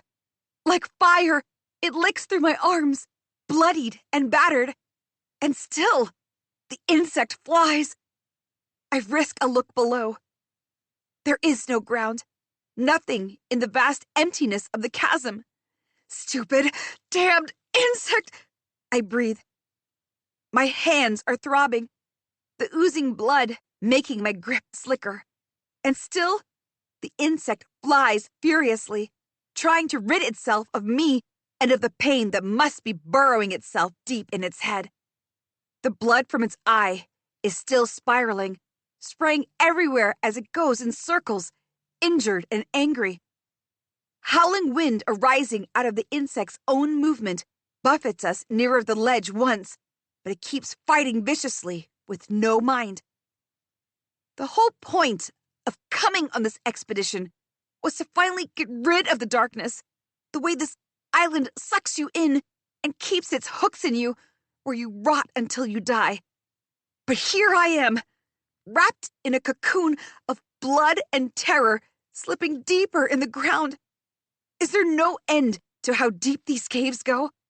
If I hit the rock bottom of this chasm, will I find another excavation beneath? Where does it end? I tighten my hold on the spear mouth with one hand. Then, even with the pain throbbing in my cut arm, I pull out a throwing star. I have to bring it down. And so, I aim, as much as I can, and throw the star at its rear leg. A screech rings in my ear. The world tilts. Of course it does. The insect is wounded badly, and soon it will either stop flying or drop dead. Whether it knows exactly what might happen to it doesn't matter, but it is losing vision in one eye, and it feels its strength weakening, and it must understand, as all living creatures do, what happens when our bodies begin to fail so fast at once, when our insides bleed and tear. And so, the creature shakes dizzyingly for a moment and, just as fast, spirals down to the bridge. A violent convulsion grips my insides. The insect swoops down, down, down, until I slam against the side of the bridge. It hovers again, but totters toward the wall of the ledge. Stone rushes at me, and with it, the rest of the company. They hurtle back, almost falling over, and we finally come to a stop at the other side of the bridge. As soon as we touch down, I try to loosen my grip, but my hands are frozen, claw-like. The insect shoves me away just the same, as I would have if there was a tiny irritant clinging to me. It comes at me, trying to pierce me with the spear, but I roll down the rocky ground. Come on! Riven grabs my arms. I scream in agony, and he immediately lets go. Raksha grabs me under the arm, and together they haul me backward. The insect screeches and darts at us. Quickly! Cyril yells, waving at us to hurry. The back of the ledge is an open area, but I can't see what lies on the other side of it. A sharp buzzing rises. It slams down in front of us, dividing the company in two. Riven, Raksha, Yara, and me on one side, and everyone else on the other. The ground is slippery with the insect's blood once more. It bears down on us. Yara! Ansh shouts. Stay back! She shouts. The creature catches her around the stomach, and she doubles over. Ansh rushes beneath the insect to assist her. The fool! But his running confuses it as it stumbles backward. Raksha sees her chance. She drags me along with Riven, just like Ansh, and suddenly we're in the clear on the other side. Come on, you two! Cyril shouts. Yara gets up, color draining from her face, when she sees both Ansh and the insect looming over them. She and Ansh grasp hands, and I have a sudden, strong remembrance of them as children, when we used to play together, when we didn't hate one another. They were strongest as a team. Together, they run this way, then that, their minds working in sync. They're too fast for it. If it doubles over on itself, it will fall into the chasm below. Yara knows that. And just as Yara clears the ledge, running faster than I've ever seen her, the creature swipes at them from the left, hard. The siblings' hands slam apart, and Yara goes flying forward. The insect swipes its spear again, catching Ansh and tossing him off into the chasm. Yara's scream rends the air. She tries to go over the ledge, but Raksha and Riven tackle her, dragging her back. And behind them, the insect comes sprinting at us. "Run!" I scream, my throat lined with flames. "Fast!" The company turns and we race forward until the other side of the landing opens up in front of us and none of us can slow our speed, and all we can do to escape the monster on our pursuit is throw ourselves down the emptiness. 24. The water slams into my back hard, and breath leaves me in a single agonizing whoosh, leaving nothing but an infernal fire thrashing and biting its way through my lungs. Everywhere around me, water splashes violently, causing a loud, echoing chaos. I open my eyes to nothingness and everything. It takes me a moment to reorient myself. We fell. The ledge is far above us, a pale wound in the roof of the cavern. I cough, splutter, and try to get up, only to slip back inside the water. Fortunately, it isn't shallow enough to have killed us on impact, nor deep enough to drown us now. The taste of sour water fills my throat. Someone grabs my hand.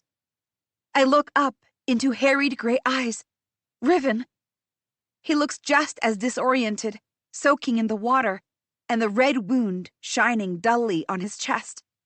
Together, we drag ourselves out of the water on all fours, coughing. The lakeside is mostly jagged rock, with soft sand in places. I fall on my back, breathing hard, shaking my head to get water out of my ears and eyes. It doesn't matter. Blinding pain pierces every corner of my skull. Riven pulls me against him, and I shiver, closing my hands around him tightly, forgetting myself in that moment. The others crawl to the shore slowly, too, slipping and groaning.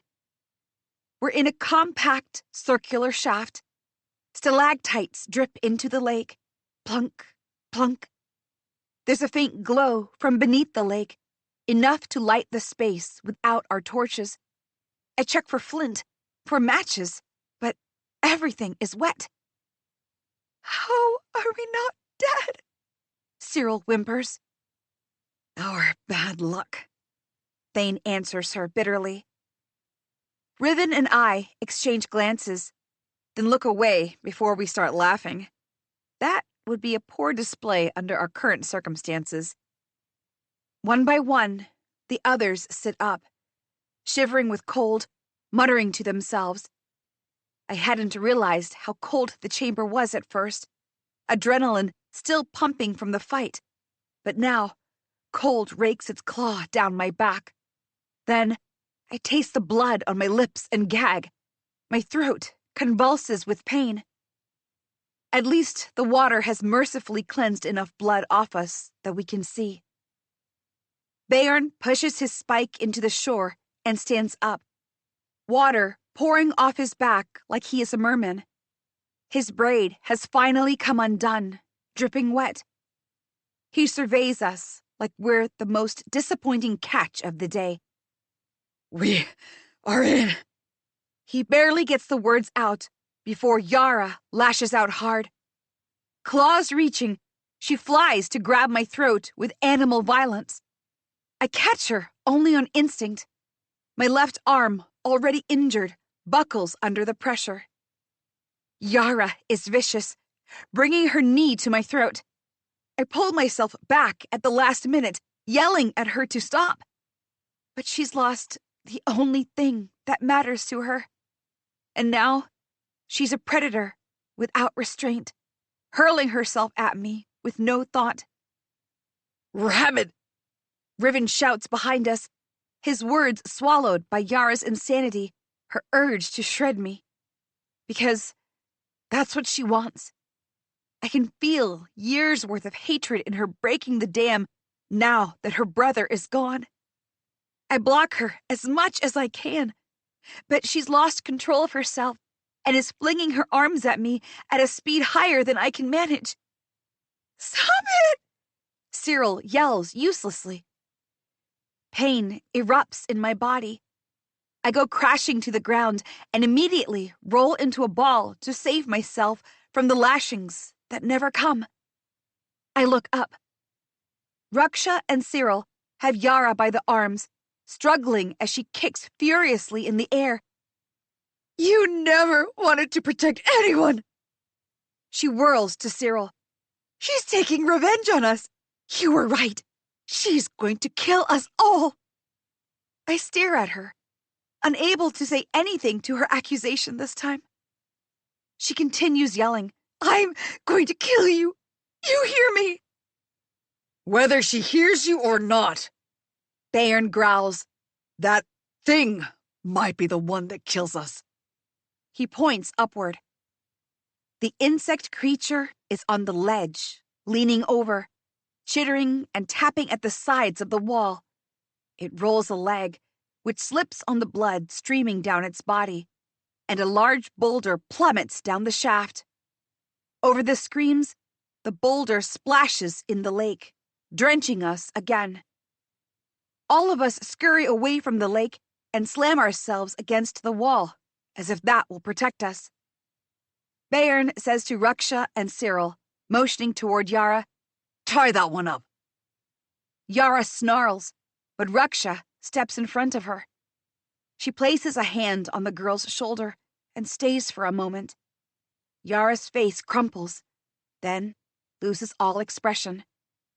Together, the other two tie her hands. Riven watches them until they've secured Yara, then reaches to help me up. Both of us look like death, and we know it. "How do we get out of here?" Thane asks. The creature is lowering itself at an increased speed now, half of its mangled thorax inside the shaft. "Here!" comes Ariadna's shout. She is kneeling in the corner.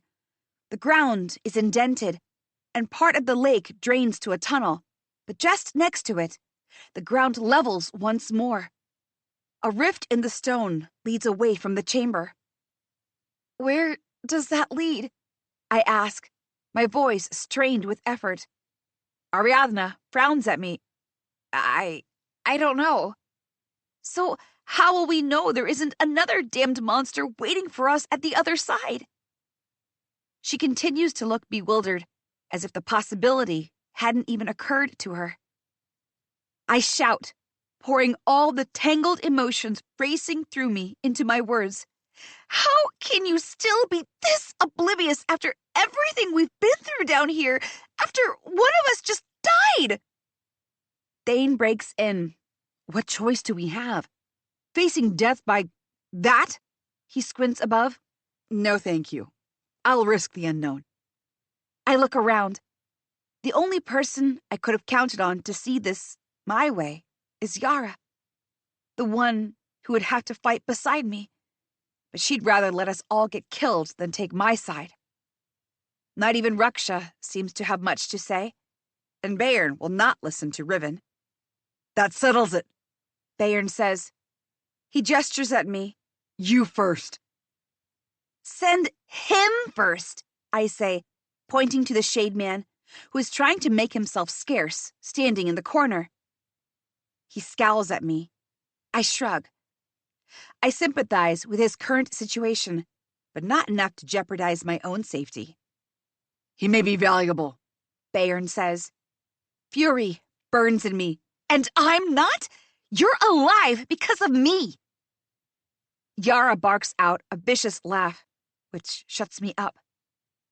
Would you guys like to continue arguing while that thing gets down to eat us? Ariadna snaps. Over the gurgling of the lake, the creature clicks above. The sound is way closer now, and I don't want to check exactly how near it has gotten. Fine, Ariadna says. I'm going in first. She grabs the rope, tying the shade man up, and pulls him along. The rest of you are welcome to follow me. She turns sideways and enters the rift, dragging the shade man behind her. There's a scuffling sound and the scratching of stones, but Ariadna continues. Raksha follows. I'll go if you go, Cyril says, looking at me strangely. It takes me a moment to realize that the hostility since she accused me of being the kin killer has vanished. Now, she looks at me as if I'm her personal savior. Fear of death can switch up every belief, huh? She scowls. If there were more time, I might have rubbed her face in her fear. But I'm also grateful that she hasn't strengthened her armor against me, joining Yara to call me a monster. So, I turn and go in, dragging her behind me. I won't have any more deaths on my watch on this increasingly futile mission. The rift is even narrower than it seemed, the walls squeezing tight. I tilt my head up to avoid a pointed stone cutting at me. Above, the walls simply converge. I suck in my stomach and drag forward, pulling Cyril along. At the back, one by one, the others follow too. The wall smells of water and a strange tang that has an undertone of blood. Like the air above on the island, circulating through the sea and the storms. Parts of the wall break off at the movement, startling us. Everyone stills, clinging to the wall until the rubble falls quiet. None of us speaks as we continue to drag ourselves. Every groan of effort is punctuated by the gurgling lake back in the chamber and the draining water in the tunnel next to us. And then, a buzzing fills the air. Go faster! Bairn, the last of us, calls. It's come down! That speeds us up. Despite the claustrophobic rift and the stones starting to scratch at our faces as we press past them, we quickly push ourselves forward, squeezing ourselves and holding our breaths. Until finally, the rift spits us out. I drag in a desperate full breath, filling in my lungs with air, just as the others come tumbling out. Bairn crashes into the company at last, and behind him, one giant, spiny leg of the creature, drenched in blood, reaches out sharply. Everyone stumbles backward, watching in horror as it tries hard to cut through the gap. It pushes again and again, as if it wants to split the cave apart. The chittering rises deafeningly with its anger. We hold our weapons high, waiting. And then, at last, the leg stops scratching at the walls and falls silent. For several terrible moments, I anticipate the walls tearing and the creature flying at us. But when nothing happens, relief sends me to my knees. The monster is dead. I stay there, breathing hard, wondering if I'm just in a bad dream. Any moment now, I'll wake up, and this will be over. I never agreed to the journey. Riven never followed me. He's not hurt, and my arm is not on the verge of being severed. And most of all, a giant ocean's-damned insect wasn't after us. The hard ground pins at my knees, bringing me back to myself. A relief so strong that I feel as if there's music in the air. Music with words I don't quite understand. No, it's real. Do you hear that? I ask. What? Cyril looks back to me. it's still strange to have her face stripped of the hatred she had suddenly worn. She looks confused, and I can tell she's not hearing anything. A shiver curves down me and cuts deep when Bayern says, his usually gruff voice softer than ever, We're close. 25. The thought that we might finally reach Bayern's destination and then get out of here spurs everyone forward faster. After the fight, no one wants to linger closer to that chasm anyway. My gasps burn my throat as I lead the company once more. Riven insisted I take some of his water, but now I have to make it last all the way until we reach the place at least. I can rest and ask for someone else's water during the return journey, when I'm sure no one will die of thirst. We've lost one too many already. Out of instinct, I throw a glance over my shoulder. Yara now trudges beside the Shade Man, both of them at the center of the line. What could I have done differently to save Ansh? I should have killed that creature faster, stabbed it through, something. I should have never allowed it to land on the ledge near the others. No, stop it. It's the voice of the madness. You would have died too. This is what I get for trying to take the easy way out. This island wants me to suffer. How could it allow me to walk in and out of its womb so simply? Of course it wormed itself in my mind. No one else seems as affected. No one but Yara, and she has an actual reason. I keep mumbling under my breath to keep the voices in my head away until we reach the plateau, the end of which drops down sharply hundreds of meters. Are you sure this is it? I ask Bayern. The cliff is too steep, and if we're wrong, it could take us days to get back up. Bayern nods and winces with pain. I'm sure. We get down as soon as we can, then camp for one night before moving ahead. Seems like the harsh trek has taken a toll on him too. His injury is no better than Riven's, but he has to put up his front. He is, after all, the captain who saved Kar Atish. The cliff is longer and steeper than any we have seen since we arrived in the caves, and sharp crystalline groats jut out at irregular points between the rocks, making it even more dangerous. The rocks are also damper than any before. Close by, I can hear a rush of waterfall, unlike the faraway tinkling that interrupted our journey before. Bayern, though, seems excited at the idea of increased danger. We're close, he repeats, staring somewhere to his right, almost like he's imagining someone there. His brother? Raksha goes first with Yara, then Cyril and the Shade Man. Ariadna and Bayern follow after. And finally, Thane helps Riven down. The latter in each company needed help, a fact not lost on anyone. I wait until Thane yells the all clear, then check for any bags or equipment we might have left. After scanning the area, I'm ready for my descent as well. I wriggle my backpack closer, centering the weight, and check the clipping of the rope around my body. The sole of my shoe scrapes against the rock irascibly. I wince. Nothing emerges from the dark we've left behind. My headlamp, a necessary burden this once, isn't nearly enough to light anything, only to attract a predator.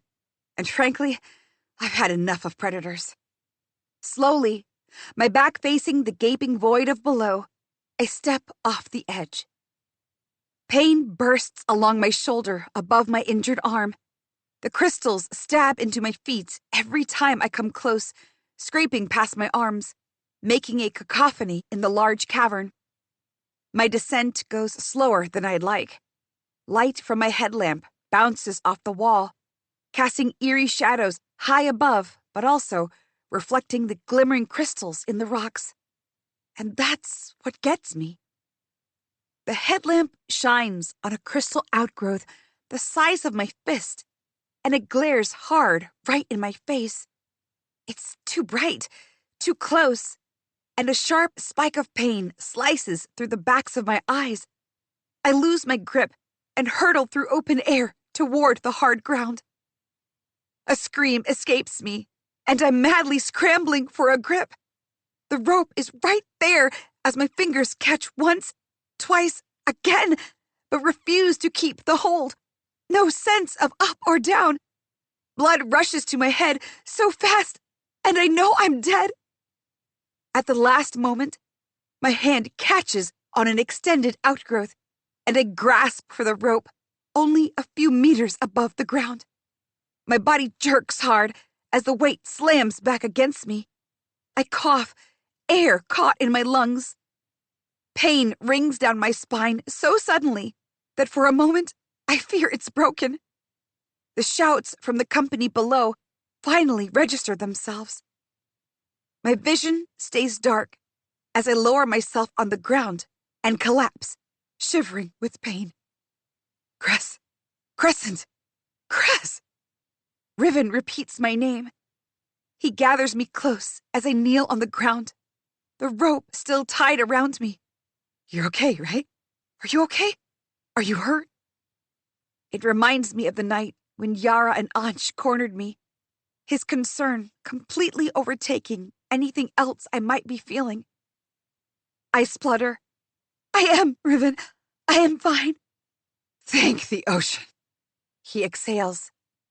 As the adrenaline fades and my vision clears, I see the others gathered around me too. I nod to them. Cyril helps me up, letting me lean on her as I do. I try not to, at first, wondering if she would just let me fall if I relied on her, but she only shifts closer. How could you not be more careful? Riven murmurs. And I notice something I hadn't seconds ago. His words are slurring. My eyes drop to his collar, where the red threads burn. How many days has it been since he got hurt? I can't remember anything.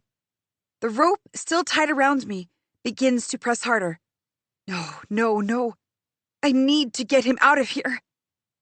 I can't let myself get killed over something so silly when Riven needs me. Get up and take watch. Bayern barks at me. Let her rest. She fought that monster for us. Riven growls, forgetting it is Bayern's discretion that's keeping him with me. You shouldn't be speaking at all, boy. But then he turns to Thane. You, take first watch. There shouldn't be any beasts from now to the end, but you never know. Bayern is right. The hours are empty, but colder and uneasy. Wherever we are headed to is now close. I pace around the camp slowly instead of resting like everyone advised, to keep myself occupied. These last hours are crucial, and I won't let this damned underground get into my head or hurt my body again. Riven tries to argue again that I should rest, but he relents easily too. Despite how low I'm running on sleep, he knows I can tell he's having difficulty with his words now. Which is perhaps why he says, I don't know if... Well, just tell Ashvin and Maven, please. No! I snap, a little too loud. The others look our way, eyebrows raised. I lower my voice. Whatever you want to say to them, tell them yourself. I turn from him and march several feet away to sit down with my legs pulled up and arms circled tight around them. The rattling spike in my breathing hurts my head as I will it to slow down.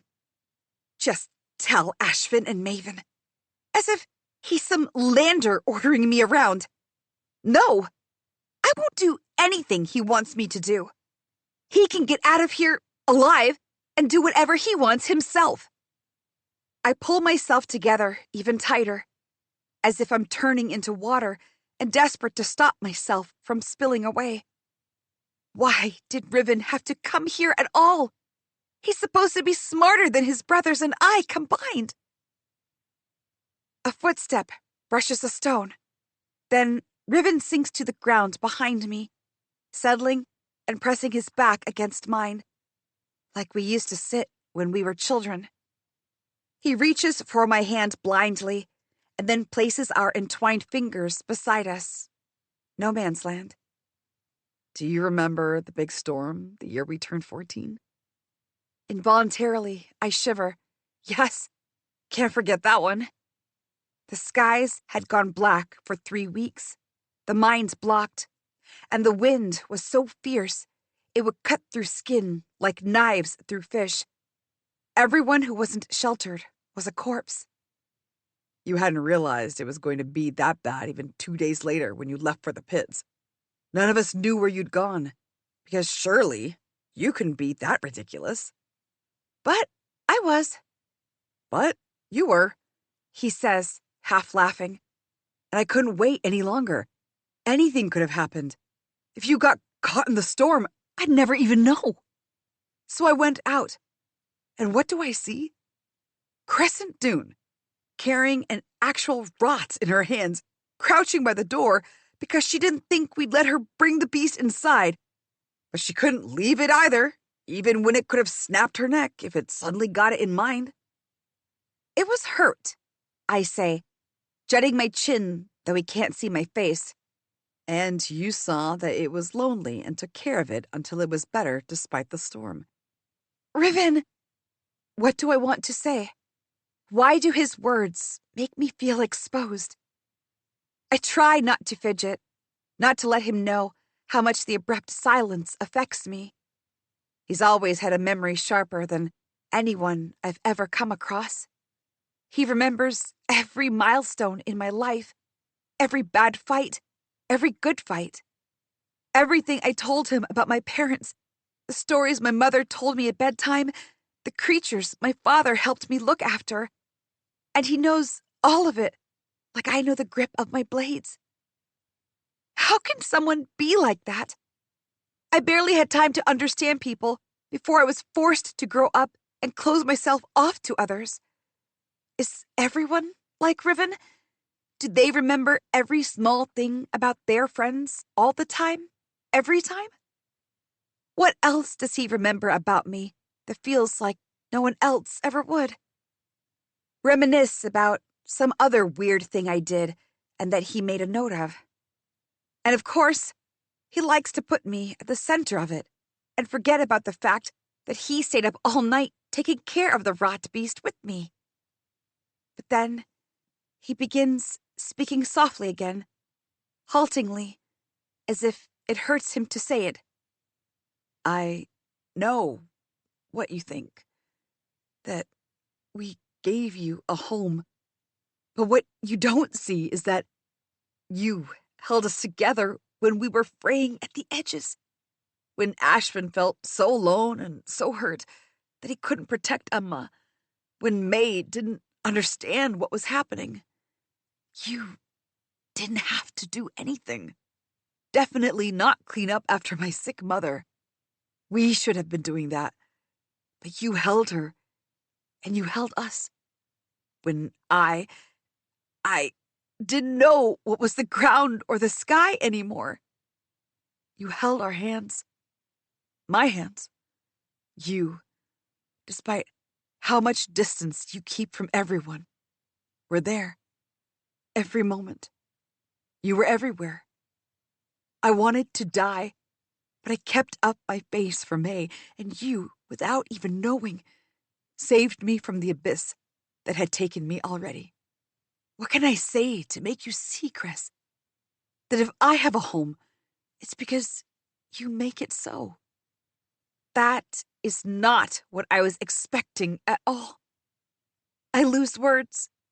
I lose all sense. Now, what can I say to him that won't make me feel like a fool? I'm overwhelmed, and the back of my throat fills up. I need to get away, breathe. I'll check on the perimeter. He shifts, releasing my hand. Okay. I take my torch and practically run from him. I didn't know he was carrying these feelings inside him for the past 4 years. Why did he never say anything? Confusion and nerves in equal measure war in the pit of my stomach, the fight going neither way and making me feel worse. And what was that? That okay? Fine. Whatever. But couldn't he have asked me to stay? We could have talked more. I could make him understand I did all that because I do love him. He's my best friend. Why does he do this? Be normal for 1 second and the next say things that confuse me so much. What does he want? I shake my head. Focus. The space we're now in is beautiful in its own way. It's a good distraction if I keep my gaze to the front and not let another thought into my mind. The crystals along the cliff glint in the dark. At the back of the cavern, natural arches and cavern mouths are arrayed next to each other, almost in a pattern. The water must be even closer, given the chill in the air. The ground has indents like anywhere else, but the rock itself is smooth and level. Another part of the architecture of people from before? I shiver, despite the fire held close. What must this place have been like when the first ones walked this world? What were they like? To live underground, away from the sun and the ocean. I wish I could ask someone, anyone, about this place. But it's been thousands of years. What we have now is either stories or people trying to be clever.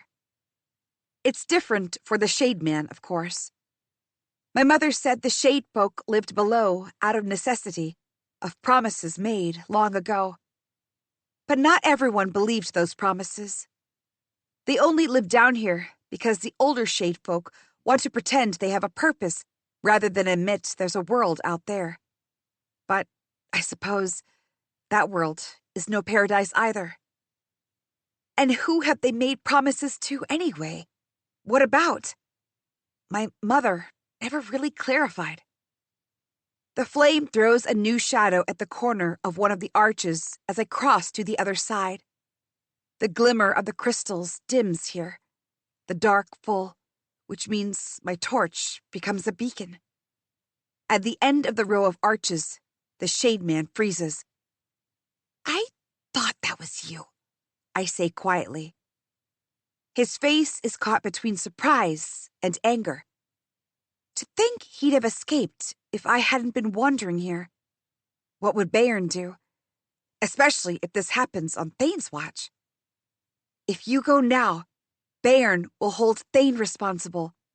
The man doesn't deserve the wrath of the Collector, I tell the Shade Man, knowing that it doesn't mean anything to him. He's a madman, the big one, the Shade Man says. He can be. No, the man rasps. You don't see him truly, but I do. He hesitates, then adds, Let me go. I cannot leave the money boomy to go above. Tell me about the money boomy then. My words are the same as I used to say them in childhood to my mother. The money boomy, land of gems, is what the Shade folk call the underground. My mother taught me to say it right. What do you want to know? How do you live here all alone, alongside the monsters? There are monsters in the seas that surround you too. The white star in the sky burns your skin. You live up there too. Fair, I say. The world above is not for me. I will die before I speak to those people. His words are gentle, as if he's addressing a growling beast, but I can hear the determination in them too. He's not bluffing like me. He means it. I still have so many questions I want to ask him. Who is he? How many others are there like him? Does he know of the Shade folk who left the caves and hid among the people above? But What would it matter now? Since the moment we stumbled upon him, death has walked with us. Perhaps Thane will be forgiven, but the Shade Man will definitely see his end. Before you go, can you tell me if there's any way here we can treat Riven's wound? If a creature attacked you, what would you do? He's getting worse. I don't know if he'll make it back. Even saying it out loud stings my eyes with unspilled tears. He opens his mouth, then closes it slowly and shakes his head. We have our healers, you could say, who work with Zargonine, of course. There's a unique substance that mixes with gold closer to the surface and transforms into the Zargonine that you people use. We use that substance, but rarely. We just avoid contact with the creatures of the deep, for it is not a substance that can be handled by any of us. Only very special people do. But, he adds, as my shoulders fall, you don't have to presume the worst. He can make it. You have to go back soon, though. I recognize the change in his voice, that subtle urging to cut short whatever is left of Bayern's journey. Does he truly believe Riven will be fine, or is this just him trying to get us out of here? What's going on here? I whirl. Ariadna stands on a higher slab of rock, watching us with a frown between her brow. Nothing, I say immediately. Just wanted to see the arches. Brought him with me in case he might know something about them. The Shade Man watches me intently. For the ocean's sake, don't do something foolish. I plead in my mind, hoping he'll pick up on it. I can understand that if Cyril did it, but what's gotten into you? She says with a laugh, almost like she's making fun of Cyril, and she's comfortable doing it in front of me. She's on this mission because her insights into the underground could be helpful. She and Raksha are invaluable in building the map and helping us understand the terrain. Ariadna shrugs. Whatever, I just came to say that it's time for a change of watch. You're up next. With no other choice, I follow her back, and so does the Shade Man. 26. We leave the camp early and find ourselves on a fairly uneventful path. But when we duck under another ruined gateway, in only under an hour, my heart jumps into my throat. Before me unfurls the largest cave we have seen so far, even bigger than our last camp or the pillared hall. It takes me a moment to comprehend what I'm seeing. Across the hall, a pale curtain of light stirs without wind, like water, like it might be breathing. It stretches from the ceiling to the floor, shimmering the ghostly last light before nightfall. Huge stalactites jut out of the ceiling, like fangs in the jaws of a predator, dripping quietly. Each clink against the shallow pools, loud in the large emptiness. The curtain of light gleams softly, lighting the entire space. And a song behind it. So faint that I don't know if it's just my mind running in circles once more. What's this? Raksha asks, trying to be sharp, but her voice has an unwanted quality of awe as well. The curtain of light seems to defy natural laws of existence. There's no foundation from which it emerges. It just exists. Almost magical, a fantasy of the mind that shouldn't be. Bayern says flatly, Let's get closer. Slowly, we pick our way across. There are exits on either side of the chamber, currently standing dark and empty. But other than that, everything is bathed with the soft light from the top.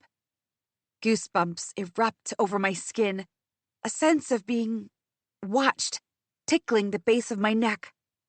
I sweep a gaze around. The chamber is truly empty.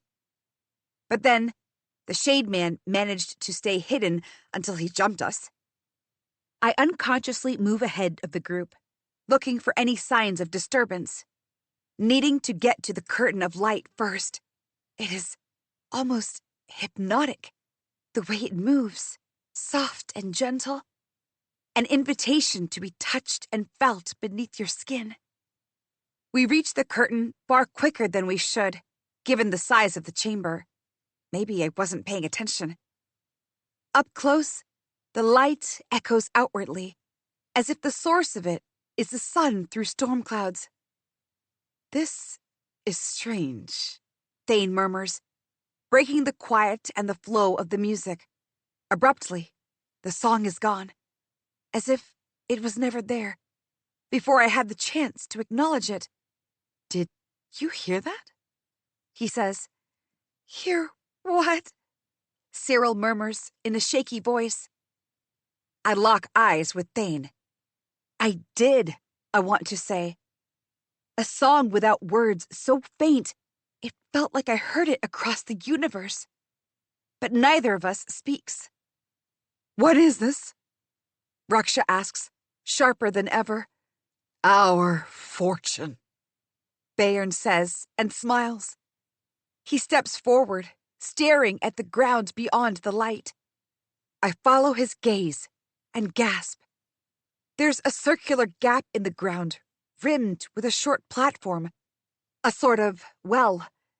It is glowing, iridescent, filled to the brim with something that looks like liquid moonlight, its crystalline beauty overshadowing everything else. No, Raksha breathes. This is not what we came for. Is this the other metal in Zargonine? Cyril exclaims, looking from Bayern to the others, as if for denial. The elusive metal that combines with gold to form Zargonine. I only know one thing. Shade Man, is this what you were talking about? Will this cure Riven? You folk from above are insane, hisses the Shade Man. You cannot steal from the money boomy like you do from the surface. I turn to him, and he looks genuinely frightened for the first time since we captured him. What do you mean, steal? You cannot touch the blood well, he says. You will bring us all to calamity. Be quiet, Bayern says. He lifts his pike slowly and extends it toward the curtain of light, testing its limits. And good thing, too, because the second the metal touches the curtain, it sparks with a sharp shrill and 1,000 embers. We came to search for lost expedition members. Raksha's voice is getting higher, her grip on her polearm tightening. She exchanges glances with Thane, who adds, Exactly, not for an origin well in the money boomy. What's an origin well? I ask, even as understanding dawns on me. We've been misled. We have risked our lives, gotten injured, and died for a lie. Bayern's destination is nothing but this well. Not someone who needed help getting out. His brother and all of the other expeditions were searching for this place. This is not just a metal. It's the source of our lands. Thane shouts, all his soft restraint broken. This raw, holy substance will kill everyone if mishandled. Holy? We have no gods, Bayern says. There are still powers that move this world, Raksha asserts, stepping forward. The ocean is one, and so is an origin well. You will not destroy it. Suit yourself, Bayern says. But the powers that move this world belong to landers. I reach for my dagger, but Bayern is ready. He drops his pike and points 2 guns at us in a swift, practiced move. Drop your weapons now. All of you. What do you think you're doing? I say, heart pounding in my throat. We're in the depths of the world. Drop your weapons, he growls, pointing one of the guns straight at me. Riven whispers behind me, Cress. If it was just me, maybe I could have risked going head-to-head with someone wielding a gun. I drop my daggers. Line up, he says. and you, Shademan, and you. He points at Cyril. Step away from everyone. Cyril's face drains. What did I do? Let the girl go, Bairn, Raksha says harshly. But if he hears her, there's no stopping him. Now, do me a favor and walk into the curtain. I need to test a theory. The Shade Man recoils, as if branded, and gives a harsh cry. Cyril, bewildered, only stares at Beorn. I start speaking, but Ariadna places a hand on my shoulder and shakes her head. She gestures to the guns. You are committing a sin, the Shade Man says. Walk in. The Shade Man looks at us now, all his disdain gone, replaced with the look of a creature defeated in battle, eyes large and begging for reprieve. But none of us can do anything. Even without the guns, Riven and I are in no position to physically take on a man as big as Beorn. Yara is tied up, and I know the others won't move against him. They aren't fighters like me. Cyril, trembling visibly, takes a step forward to the curtain of light. It shimmers plaintively, lighting her up softly. And the Shade Man runs. Bang! What the hell? Riven shouts. The Shade Man slams to the ground. He looks back, shocked, at the bullet graze on the side of his bleeding foot. His face contorts with pain, his scream lodged in his throat. That was a warning, Beorn says maliciously. All I want right now is to kill Beorn. Grab a dagger and stab him the way I stabbed that red Stygic. I can feel my hands curling and uncurling at my sides. A loud buzzing fills my ears. So much so that my vision is starting to darken at the corners. How can we simply stand here? And yet, when I try to move, pain strikes like a wasp in my blood-crusted arm, forcing me to stay in place. This is not the kind of pain that became a companion. No. This is the kind that is burning me from the inside out. Thane, however, doesn't let anything stop him. Let her go, he yells, as he tackles Beorn from behind, and the two go smashing to the ground. Beorn swings his massive arm, but Thane manages to escape it. Beorn roars like a hurt Maristag and dodges a kick from Thane. As large as Beorn is, he's uncannily fast, too. Thane, a miner with no combat experience, is no match for him. Beorn drives an elbow into Thane's face. Blood spurts to the ground. It all happens so fast that I don't even have time to pull myself together. Raksha barely steps forward, polearm at the ready, only to stop. Beorn grabs a fistful of Thane's hair and crushes his throat with his wide arm. Move, he barks at Cyril, pressing his arm tighter around Thane's neck. or he dies.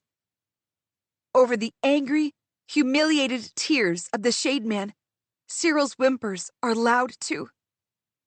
She looks at me. Cress, please! Like I could save her from the entire world. My heart shatters. I force myself to move, forgetting the fear, one hand reaching out. But Beorn knows what to do. He keeps one arm around Thane and points a gun to the miner's temple, too, stopping me dead in my tracks. Even as Thane struggles against his grip, Bayern says calmly, "Either of you disobey me, and he dies." "Let her go, Bayern!" I wheeze, tasting blood, heart hammering against my ribs with frustration. "Leave her alone! Leave him alone!" But the brute makes no indication that he's even heard me. Cyril watches Thane struggling to free himself from Bayern's grip, watches me trying to uselessly stand midway between her and the two men, and knows she's lost. Slowly, even as I keep shouting for her to stop, she makes her way to the curtain. The Shade Man, however, is still dragging.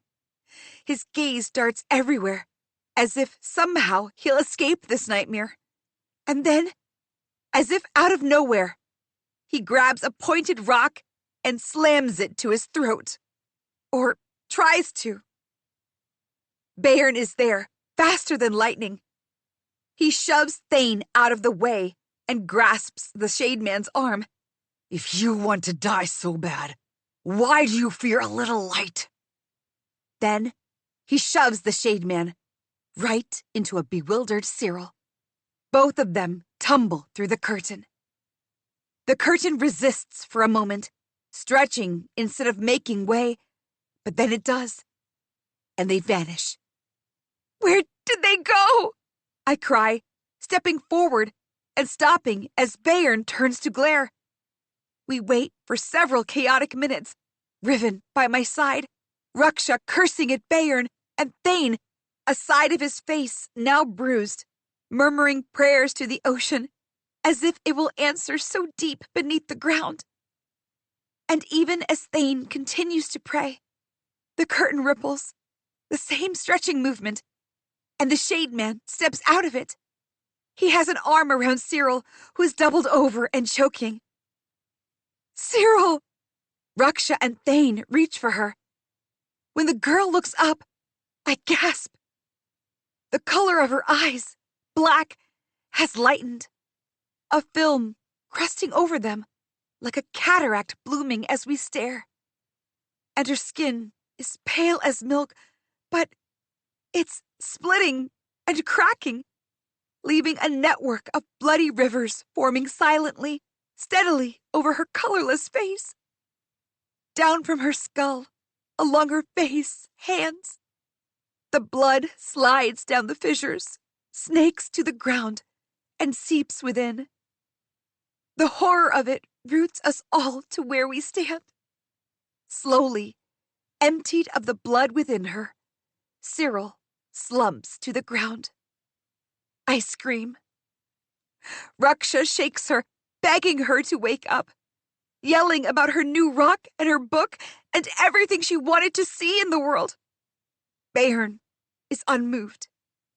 He grabs the map, then gathers the bags with our food, water, and other supplies. "Ariadna, tie them up," he says, barely sparing a glance for Yara, who's been standing at the back, staring at the ground, a walking dead at this point. Even as he's speaking, though, the Shade Man takes off. Bayern shoots and misses. In a few seconds, he has disappeared into one of the gates. Bayern curses. Ariadna looks to me, then Riven, then takes the ropes from Bayern. She ties Thane, me, and Riven together. Bayern makes Ariadna tie herself to Raksha before securing them both himself. "If I get out of here," Raksha growls, "I will cut your heart out."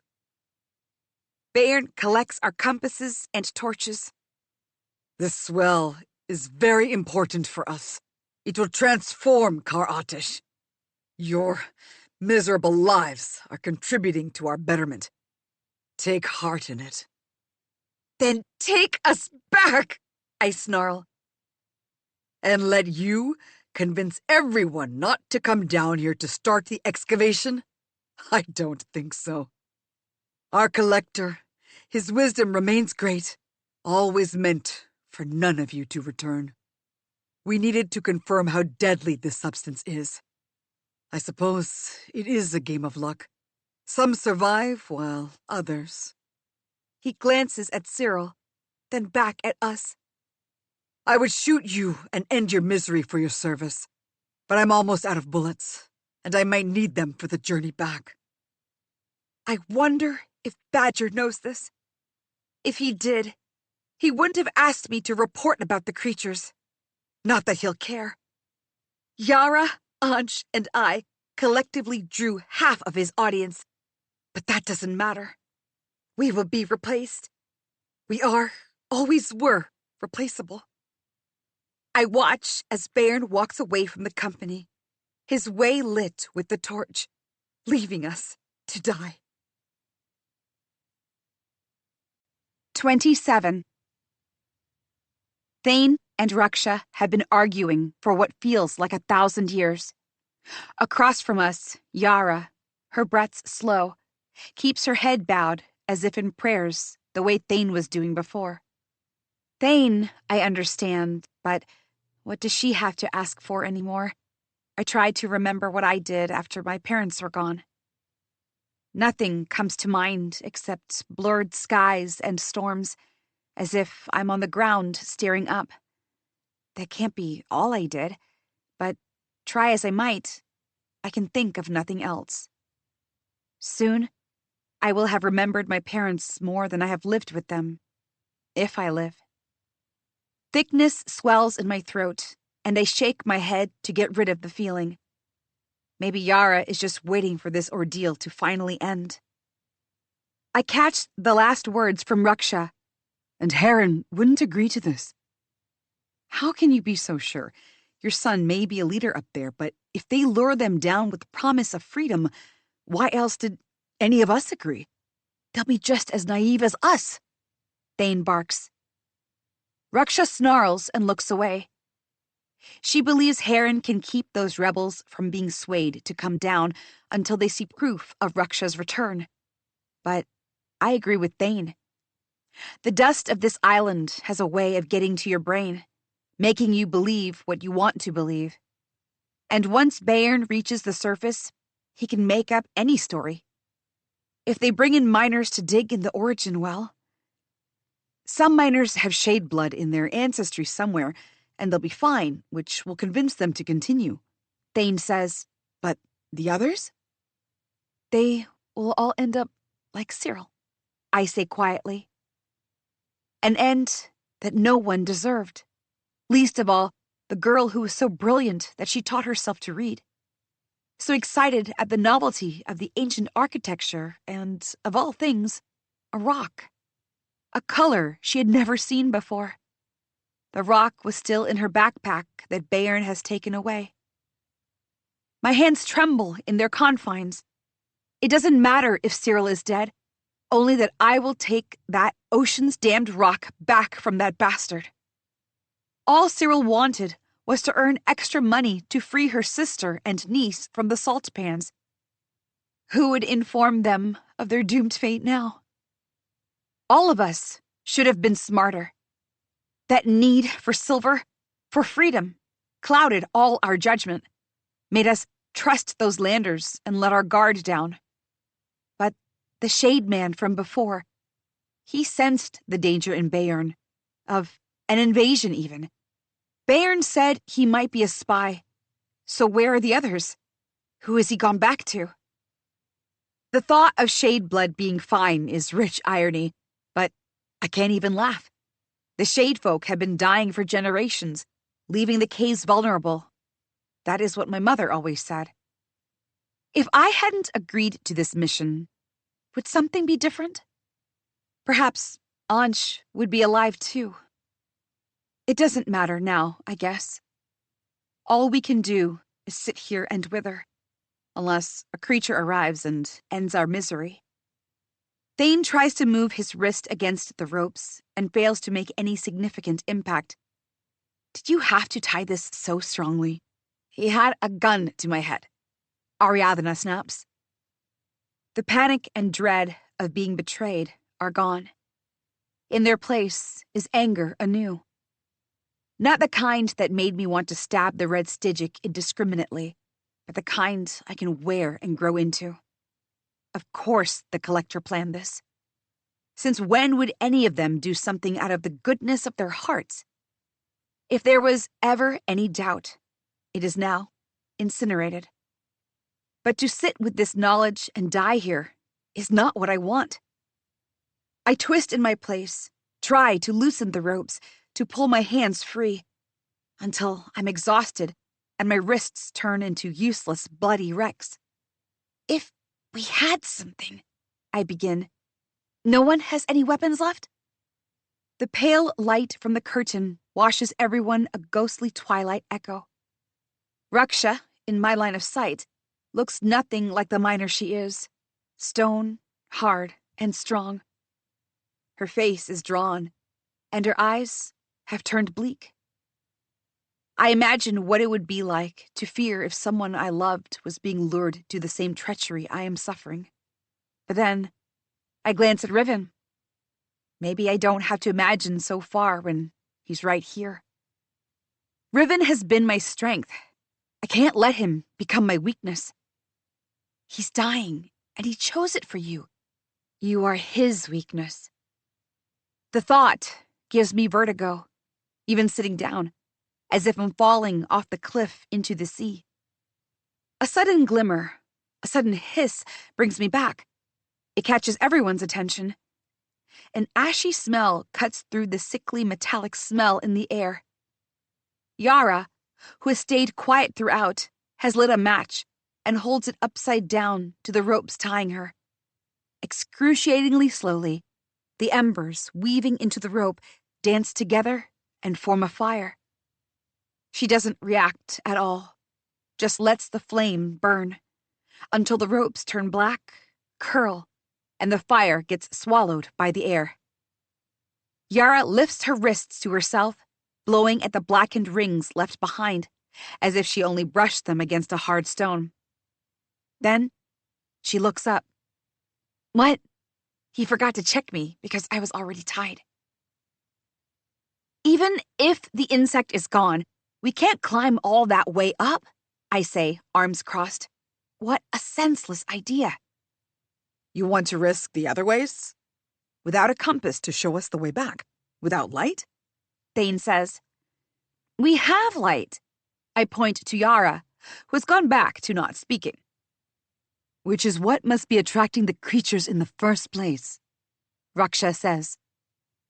We go on and on in circles about the way to move forward. Moving through the deep without a solid guide is a suicide mission. Staying here is death too. It is unfair and frustrating, like most of our lives, I suppose. Grass. I turn sharply at Riven's voice. He's leaning against a boulder, trying to stand straighter, one hand pressed over his heart. Beneath his shirt, the red has darkened. He looks up, and the pain of the corruption inside him is stark on his face, every feature twisted to an unfamiliarity. He holds out a hand and, before I can reach him, slumps to the ground. Riven! I grab his shoulders, staring at the ugly red void spreading down his chest in gnarled rivers. His face has gone white. I take his wrist, which was bruised by the ropes, and feel for his pulse. There is none. 28. We haven't played children's games in years. One of the last times was a rare calm day in the ocean. The gray cast on the island was wider, the stripes of gray in the mountains standing out instead of merging with the black. I was Seeker. Ashvin, Riven, and Maven hid along their neighborhood, finding fissures in the mountains and niches between cave houses. It was fun, at least until we found Riven lying motionless in a cove. He hadn't moved, even when Maven, then 9, bit him to wake him up, and I began panicking, crying. He opened his eyes then and told me it was only a joke. It doesn't feel like a joke now. Riven? His name rips out of me, scratching its way along the walls of my throat. Please, wake up! I say again and again. You can't! You can't! His face is cold marble, eyelids a deep shade of blue, and the awful wound glows, death dressed in a beautiful, inviting light. I look up, tears streaming down, and turning the silhouettes of the company into smoke.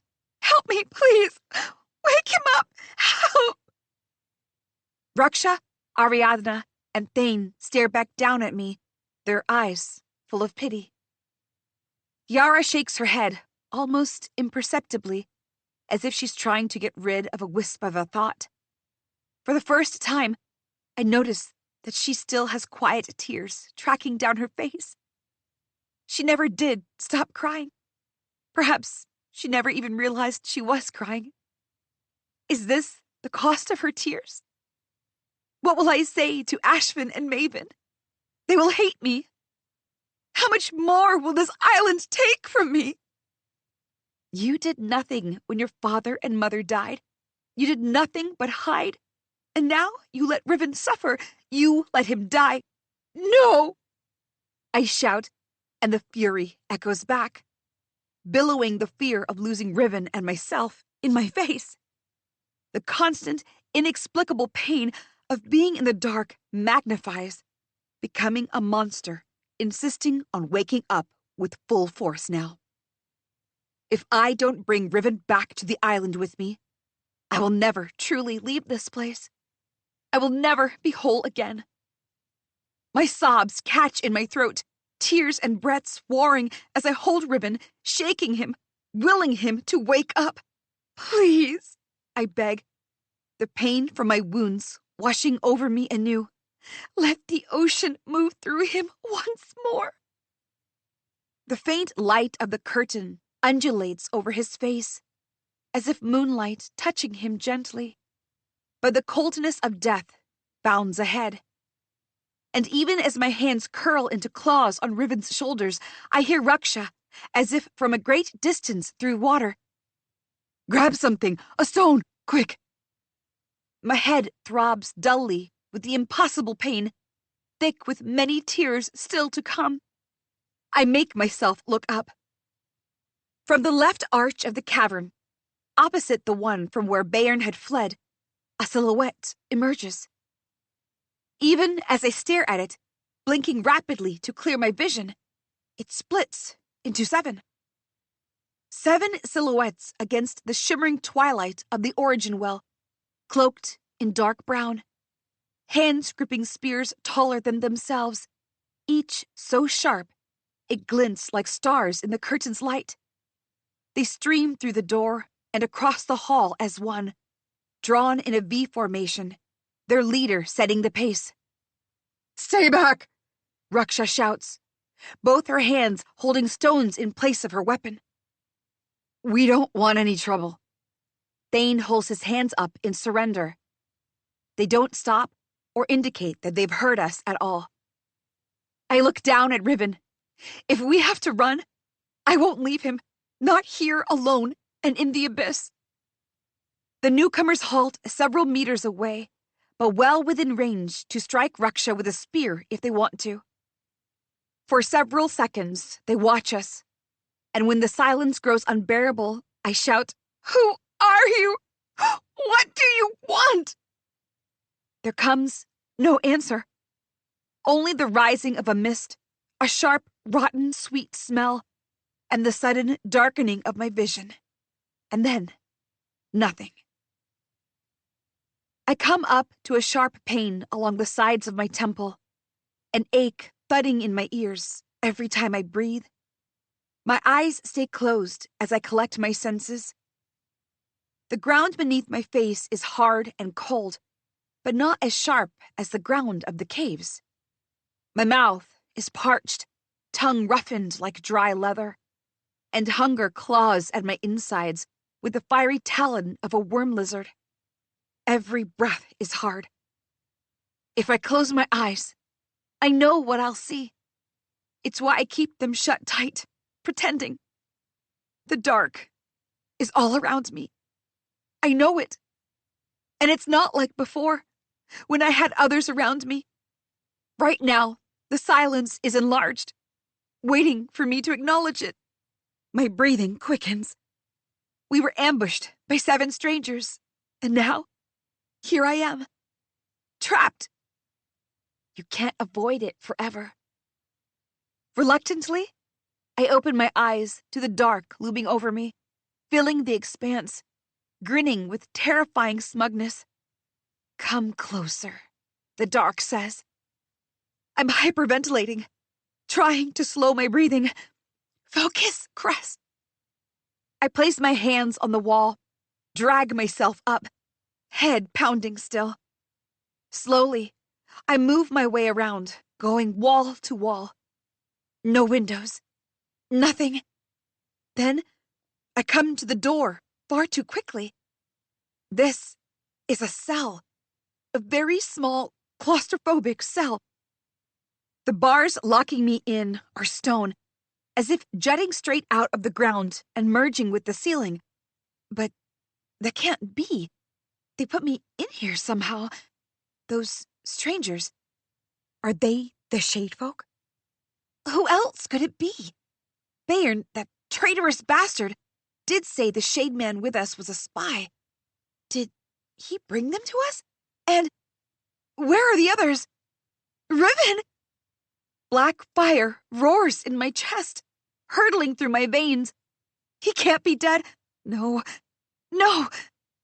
I need to see him. Save him. Take him back to his brothers. They don't deserve this, not after watching their mother die. They need him. I need him. I rattle the bars, screaming, "Let me out!" But the bars don't budge, even when I slam at them with everything, battering them, trying to pull them apart with as much violence as I can muster. This can't be real. I can't have been torn from Riven like this. Not at the last moment when he needed me the most. He can't be all alone, dead here. He said he had so many things to say to me. I do too. How could I not say them? My insides burn so much. I want to split myself open. Lay down every memory and pain and joy that is in me. Release everything I want to tell Riven, but never could. I've lost my parents. I don't want to lose Riven. I can't bear it. I remember my mind used to constantly split into options. I would work in the pits, earn enough to get myself out of here, enough to even leave some silver to Riven and his brothers. My dream of Chandrabad, always on the horizon. I remember I was a Cress who fought monsters, surrounded by people who cheered for death in the ugliness of that pit. But what are my options now? What would that Cress do? Break these bars and then what? What is there outside these walls but more of the dark deep? There's only one thing I can do now. Cry. Cry so much that my insides melt and I dissolve into my own tears. It's my fault that Riven died. He came here for me. It's my fault that Cyril and Ansh died. I came here to protect them and failed. I am the kin killer the island had always prophesied. Don't do this, I yell, not knowing myself what I mean anymore. My voice echoes in the small spaces. I fall to my knees, crying in earnest now. No one answers. 29. Hours later, when my face swells up with the tears, shed and unshed, I hear footsteps. A sharp crackle rends the air with the ferocity of a blade drawn, and a single candle comes to life, bobbing up and down, as the person carrying it descends stairs straight across from the bars on my cell. It's the 7 strangers. The one leading them lifts their hood. It falls back to reveal a bald, brown-skinned man. a network of white lines drawn on his face like runes. In the flame of the candle, his eyes burn a brilliant green, defying any logic of light and colors. It lends him an ageless, otherworldly quality. Like any second, he could merge with the air, vanish. My breath catches in my throat. The 7 strangers are shade folk. A piece of history, of legend, come to life in front of my eyes. Not just a single wanderer hiding in the dark, trying to cling to civilizations lost to ages, trying to scare us into leaving his home alone. My hands shake as this shade man, the leader perhaps, assesses me. In that one short look, I know he knows. He knows who I am, and whose blood flows in my veins. My mother, the descendant of shade folk, the one whose ancestors left the caves and found themselves a life above the ground. Somehow, her and my father blasting off sections of the mines while there were people inside isn't the worst thing about her. What do you want? My words are strangled. Why have you locked me in? Where are my friends? What happened to Riven? Is he still alive? That shade man said you people have healers among you, that you could help with the wound. Please, please help him. We make the demands here, the leader says. His voice is deep and gravelly, a strike of boulders against mountains. I press my face against the bars, hands curled tight around them, and spit at the ground. There's my answer to your demands. The man on his right bristles, but the leader remains still, not even a wince. He only says, "Why were you at the blood well? You, specifically, with your ancestry." My blood chills. You don't know anything about me. We know you would betray the blood in your veins for a few silver coins. Dark anger ripples in my gut. You will all face the justice you deserve. Does he mean Riven too? Where is Riven? How is he? Is he... I can't bring myself to complete the thought. Even when I try, I can't keep the tears from falling. I hate that these people are witness to my helplessness. The leader turns, followed by the others, taking the only chance I may have to see Riven. I'm one of you! I scream. Does that mean nothing to you? And what have you done for us, save bringing destruction to our doors? What is your claim to the community you demand help from? What are you talking about? We were stranded in that chamber. We don't want anything from you. None of us knew where we were going. The shade folk exchange looks, as if I said something deeply perplexing. Then, uneven footsteps come down the stairs behind the 7. So at odds with the sharp control and elegance with which these men stand. Someone limps up from behind the 7, face half-limbed in light from the candle. You! I cry. The shade man, our spy, shrugs. Me. My grip on the bars tighten. Please, where is Riven? He looks at the leader, who waves a hand, and then reaches for the bars. Even as I watch, he opens them without any keys or any movement I can decipher. The stone groans as he pulls the door out. For a moment, I feel supremely foolish. If he could open the door without any keys, maybe I could have too. Whatever you're thinking, that's not it, the shade man says. Now come if you want to see your Riven. They take me past similar chambers in narrow halls, up a tight corkscrew staircase lit with an actual sconce at the top, and then stop in front of a large stone door. This one has guards outside. More shade folk. All of them living here like it's the most natural thing in the world. None of them have had to shove their hands in the dust and grime of the mines. None of them have lived under the brutal chains of the landers. Inside the oval room, on a slab, lies Riven. The room is lit with thick, glossy black candles that look like they're made of stone, not wax. I hurtle across, my stomach colliding with the cold stone of the slab. His skin is pale, almost bloodless, lifeless, except for the shining red wound still pulsing. The floor sways beneath my feet, my hands on either side of his face, my tears slipping on his lips. As if I had been thirsty for an age and he's a well of water. Don't do this to me, Riven, I breathe. Wake up, please. Even as I say it, though, I know it's useless. He won't get up now. He's broken every promise he ever made me.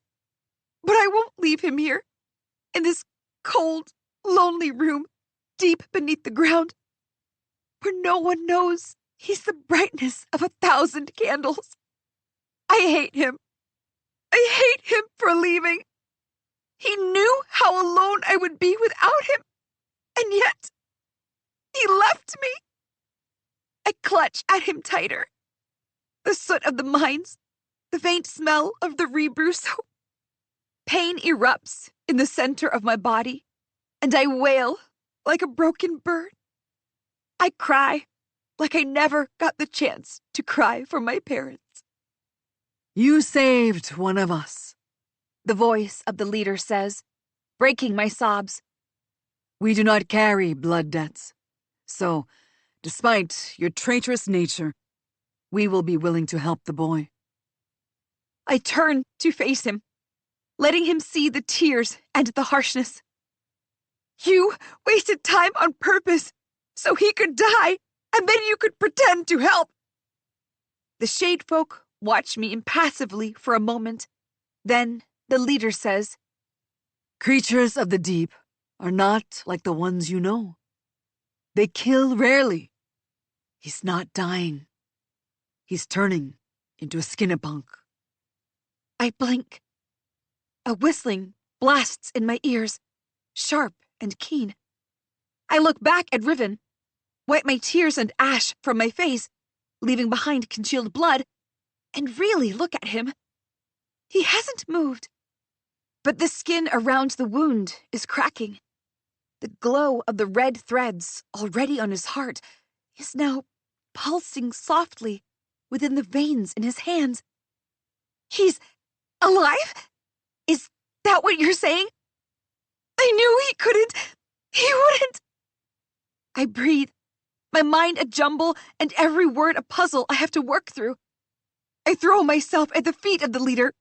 Help him, then, please. I'll do anything. It will not come without a price. Anything, I repeat fiercely. The salt of tears slips inside my mouth. My prices are mine to pay. A blood oath, Says the leader. to repay a favor when needed. I narrow my eyes, bubbling tears stinging harshly. What are they playing at? This seems too easy. Oaths, with blood or not, are for people who put honor and trust above everything else. Maybe someone like Thane or Ruksha would be scared of this. They would probably come back for whatever favor is asked of them. Why would I? For strangers at that. I wouldn't even be on the island if it's up to me. They could never even find me. Fine by me, I say quickly. He extends his hand, and I place mine in it. One of the others hands him a blade without a hilt, black and stone-like. Obsidian? This is going to hurt. But it's nothing if Riven will get off this deathly cold slab and walk away. The blade pierces the center of my palm, and I hiss. Dark blood wells up in my hand, gushing toward my sloping fingers. The Shade Man places his own hand below mine and collects the dripping blood. Things like this grotesque ritual Must be why my mother's ancestors left. Thank the ocean for their sense of normalcy. If these people live like this, how many of them could truly be here? Is it done? I ask. What now? The Shade Man flicks a glare toward me before slicing the hand with my blood on it. That gets me worse than when he cut me. I force my wretch down. He lets his blood merge with mine, then slip in a sticky waterfall toward the ground. And astonishingly, the blood gets soaked up within seconds. Now it is done, The Shade Man says. We will call you when we have need of you, Crescent Dune, and you will not refuse if you want to live. Then he delves into his robes and pulls out a crystal bottle cut into a sharp rectangle. It contains a clear viscous liquid, made obvious only by the thick shimmering ribbons twirling softly inside. An antidote, He says, and gestures with a graceful movement of his hand. Skinapunk is a formidable villain. Its poison will turn a living being into another Skinapunk, no longer a human. Death is preferable. The leader hands the bottle to the Shade Man, who was our hostage. I watch, my breath held, as the Shade Man raises Riven's chin and opens his mouth. He tips the liquid in Riven's mouth, then holds his head down and chin up. A little of the antidote dribbles out, but the rest goes down Riven's throat. For several moments, nothing happens. Dread locks around my stomach. It was too good to believe, I think. Riven's gone. He's not. Riven gasps. The narrow chamber echoes with the sound. He coughs, convulses. The luminescence of the red pulses once, twice, then slowly, it starts fading. Another sharp gasp.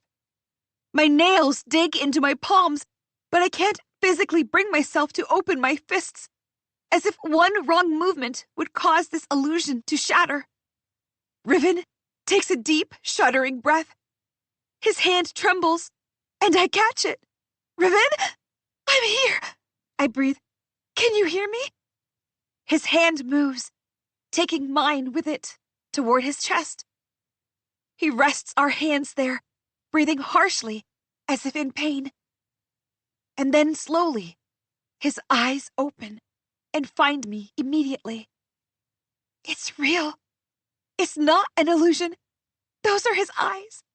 I know them anywhere. I launch myself at him, throwing my arms around him, my heart leaping out of its cage. I thought your pulse wouldn't. I was so afraid.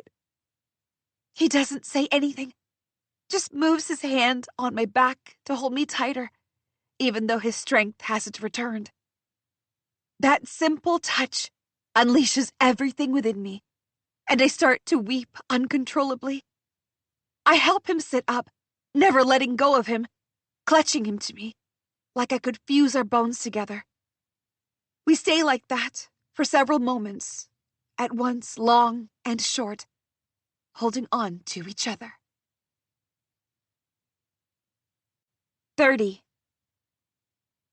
The Shade Folk waste no time in dragging us back from the room.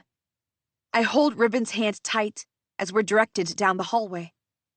His posture is unsteady, but he puts an arm around my shoulders and manages to move, even as his confused gaze lingers on the drying blood on my hands. From the inside, no one can tell this place is carved so deep in the ground. It feels like just another walkway in the collector's compound. But no one above the ground could even fathom how far beneath this place exists, and how much farther into the deep this place goes. Walking here now, when I can think properly, see what's in front of me, I also notice that the chambers outside are cells too, and they hold the rest of the company. Raksha! I cry. Are you okay? Crescent? She calls, voice strong. She steps close to the bars. I'm fine. You? And, oh, you. Her eyes widen as she stares at Riven next to me. He nods to her. Ariadna and Yara also come to stand at their bars, confusion plain on their faces even in the dark. Where's Thane? I ask, looking around. What have you done with our friend? I'm here, comes Thane's voice. I whirl.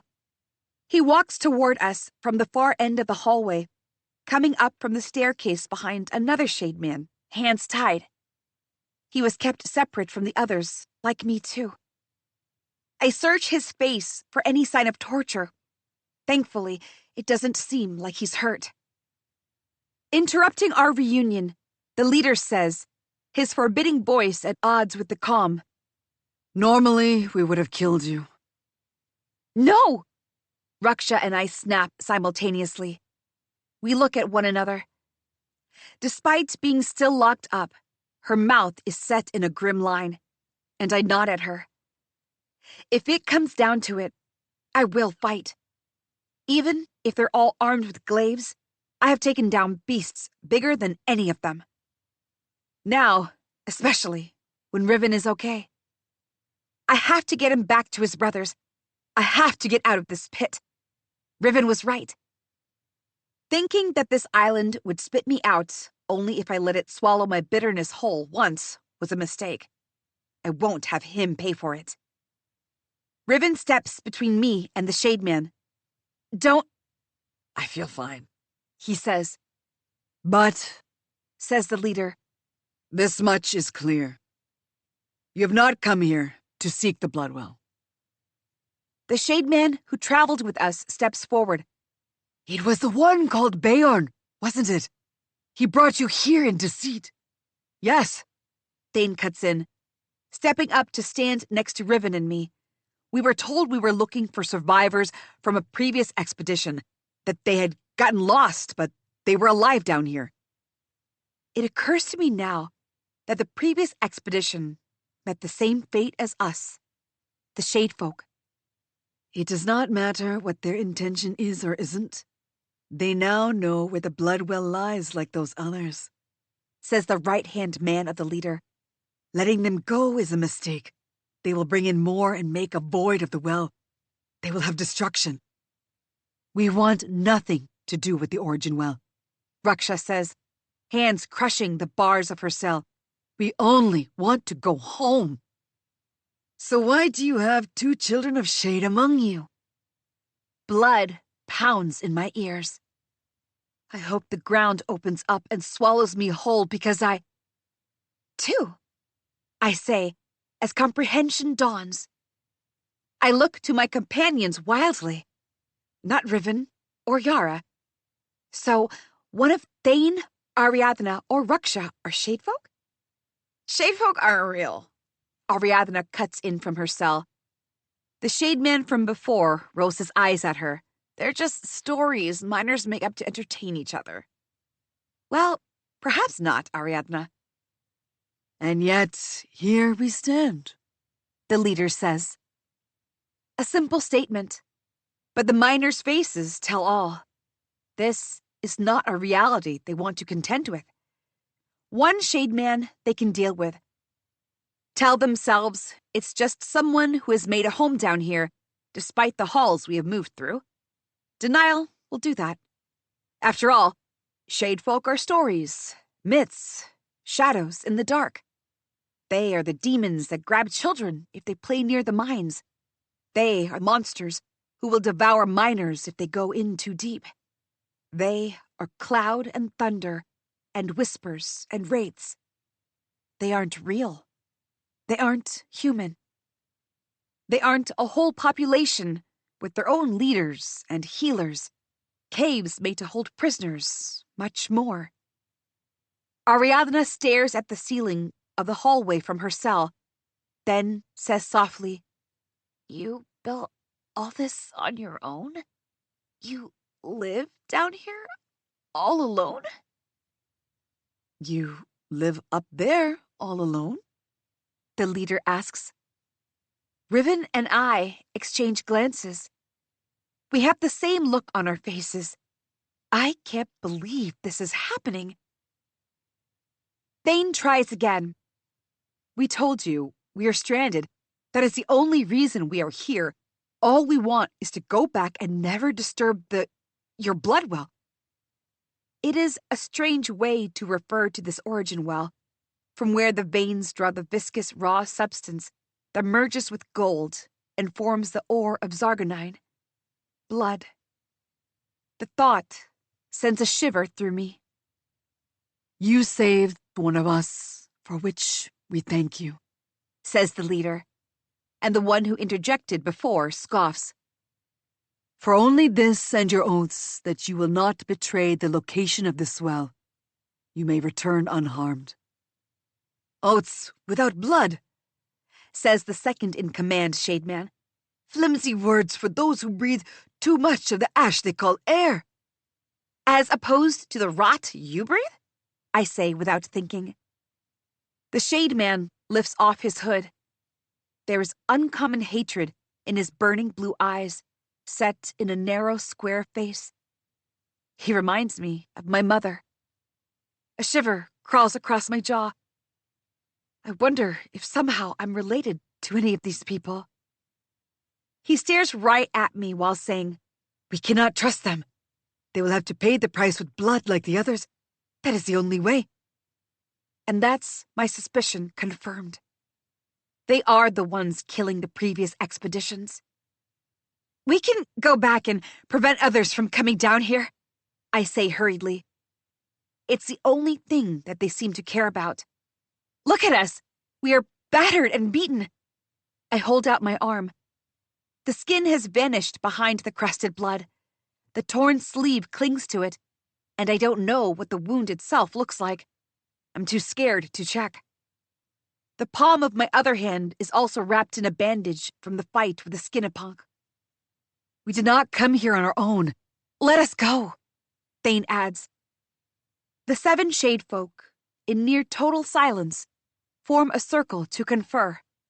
The remaining man leans against the wall next to Ariadna's cell. He watches her squirm under his scrutiny, amused. I want to go back, of course, but I also can't help but wonder if that is truly the best for these people. Would Raksha, Thane, Ariadna, and Yara really keep this quiet? A society of people living beyond the ruins of an ancient city deep in the ground of our island and seemingly guarding the origin well of the substance that forms Zargonine. In caves they have transformed to live in. How can anyone not speak of this? And how many others on the island are like me, descendants of these shadefolk, who are keeping this secret among themselves? The only reason I didn't know the extent of these people's lives, it seems, is because my mother died before she could tell me that her stories aren't mere stories. After what seems like an age gone, the 7 break their conference. The lone shade man stands up and takes a deferential step back as the leader walks to us. You may leave, says the leader. but to stop the one called Beorn, not to spread news of the Bloodwell. The children of Shade are charged with keeping the well of God's blood full and intact. It is our mandate, our purpose in life, since we have lived beneath the ground. The Bloodwell is ours alone and will remain so. If you do not heed, we will not only continue killing every last one who steps in our domain, but perhaps be forced to take this into your homes. The ordinary shade man slowly unlocks the rest of the cells. Even though we're at their mercy, Raksha steps out, looking mutinous, rubbing her wrists. Not at the request, if that's what it is, but at the way he speaks. Baron isn't wrong about one thing. These people will not share their resources, even if anyone asked nicely. They do not need us. Thane, on the other hand, exhales, and his tense shoulders fall. We promise. All we want. Yes, we heard, says the second in command, sounding bored. Thane swallows his words. I look at him, and his face reflects the same indignation I feel. This shade man is dismissing us like we chose to put our lives at risk. You will allow us to wrap a blindfold around your eyes, says the leader. For our safety, we will not have anyone who sees into our city leave. You will be escorted back to where we found you, and you may make your way back. The one who died from the god's blood will remain here. She has a family, Thane says and glowers. They deserve the peace of seeing her off to the ocean. And how will you explain to anyone her wounds? Bewildered, the company stares at each other. In the corner, Yara watches it all with dull eyes, saying nothing. As if just waiting for them to kill us if that's what it takes to end her nightmare. On the other hand, if she was at her best, we'd probably be devolved into fighting the shade folk with claws and teeth. It is best for all of you to keep your lives and leave, the second in command drawls. That is more than enough. I look at Riven, who is still pale from the wound. The redness has stopped glowing, but it stays, a reminder of the injury. We had the whole underground to cross, filled with claustrophobic tunnels and mazes and monstrous creatures, and nothing to fight them with. I start. We will need help in returning. That is your business. We spare your life as you spared one of ours. The debt is paid. How you keep that life is on you. 31. The back of my head is beginning to throb. Or, I guess, finally making itself known now that things are slightly calmer. Dread roils in my stomach, which interferes with my ability to focus on foraging for the mushrooms in the corners of the hall. At the far side, the brilliant light of the curtain that protects the blood well breathes softly. Before leaving, the shade man, the normal one, took off our blindfolds and told us we could collect food for our journey back.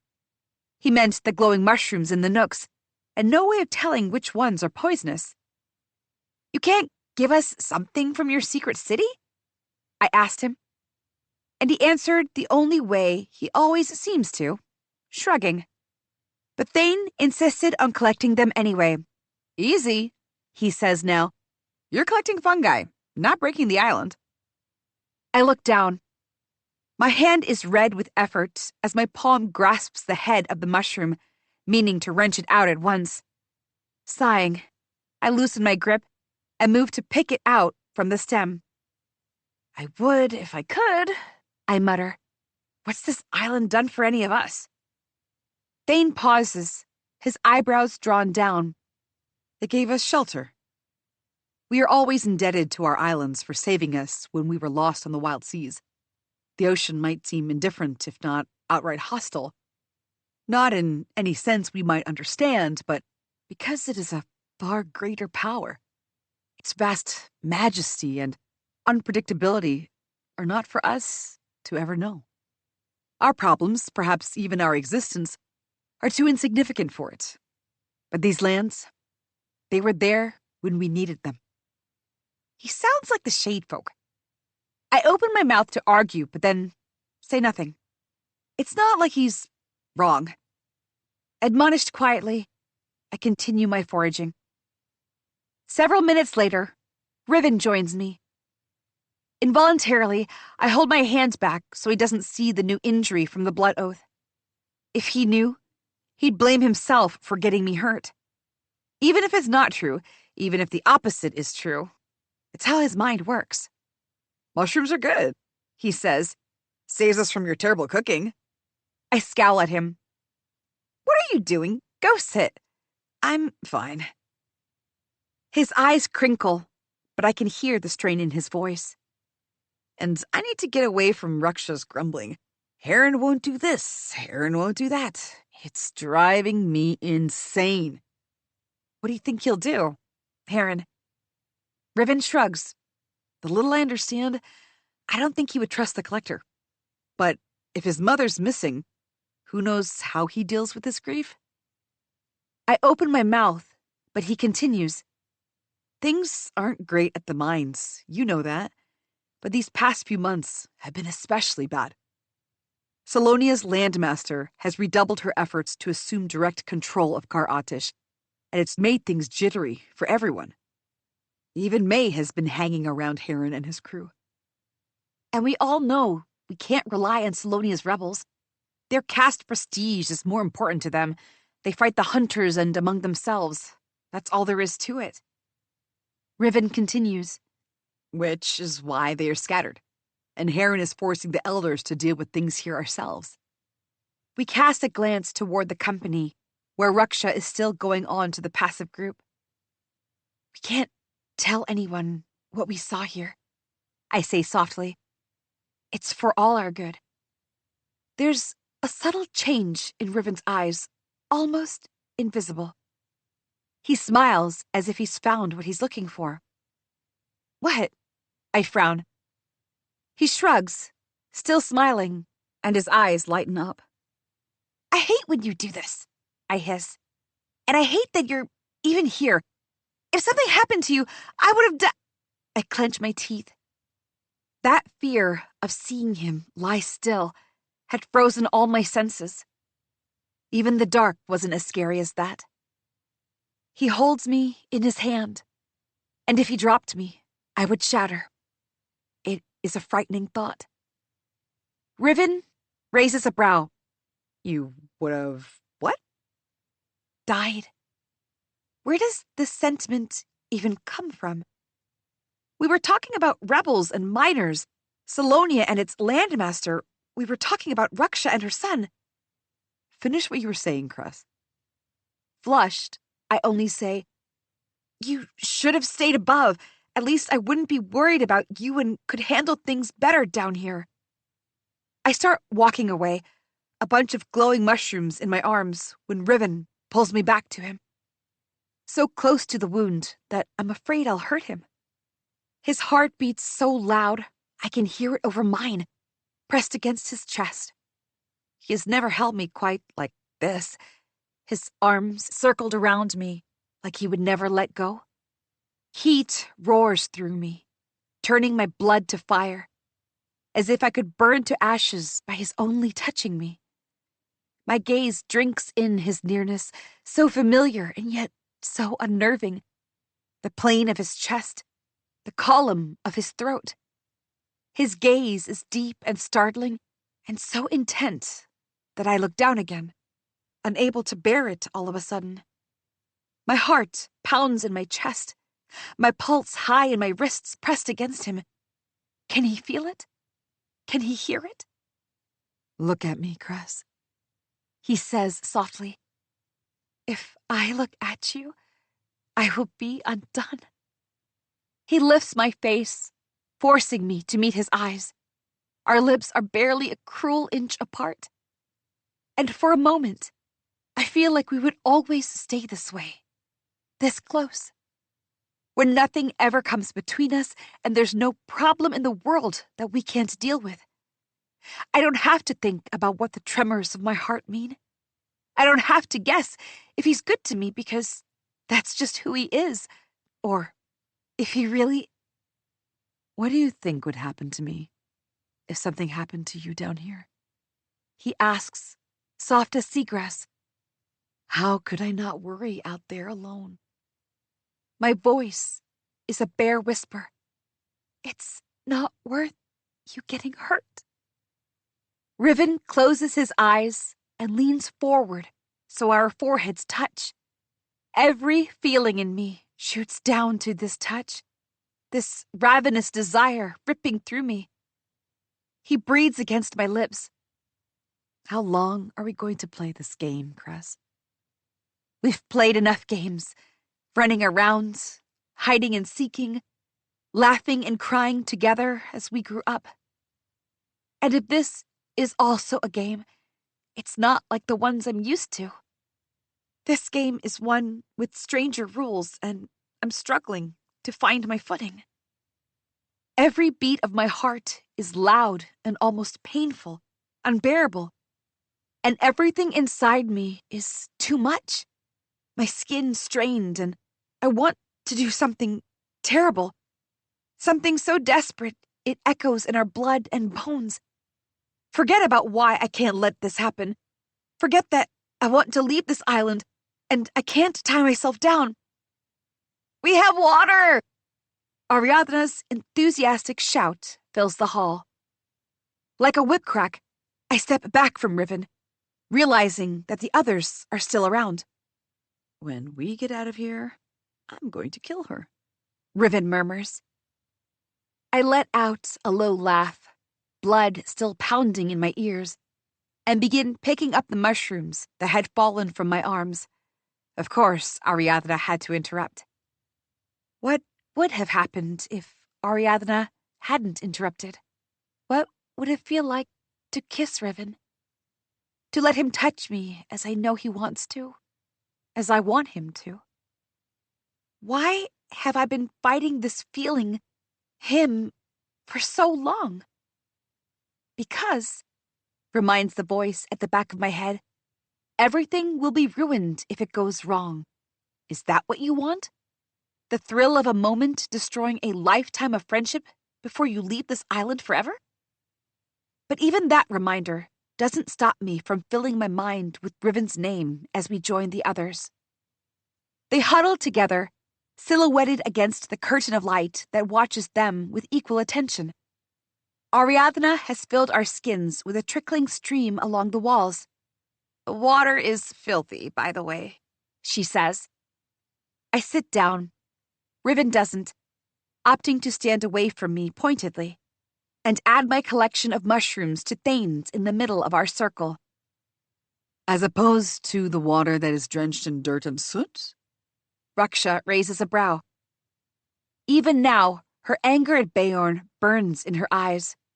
Her mouth is pressed in a thin line, jaws clenched. It breaks the spell Riven cast, bringing back the taste of ash and rage, because I know that she is reliving every lie the Landers told to bring us here.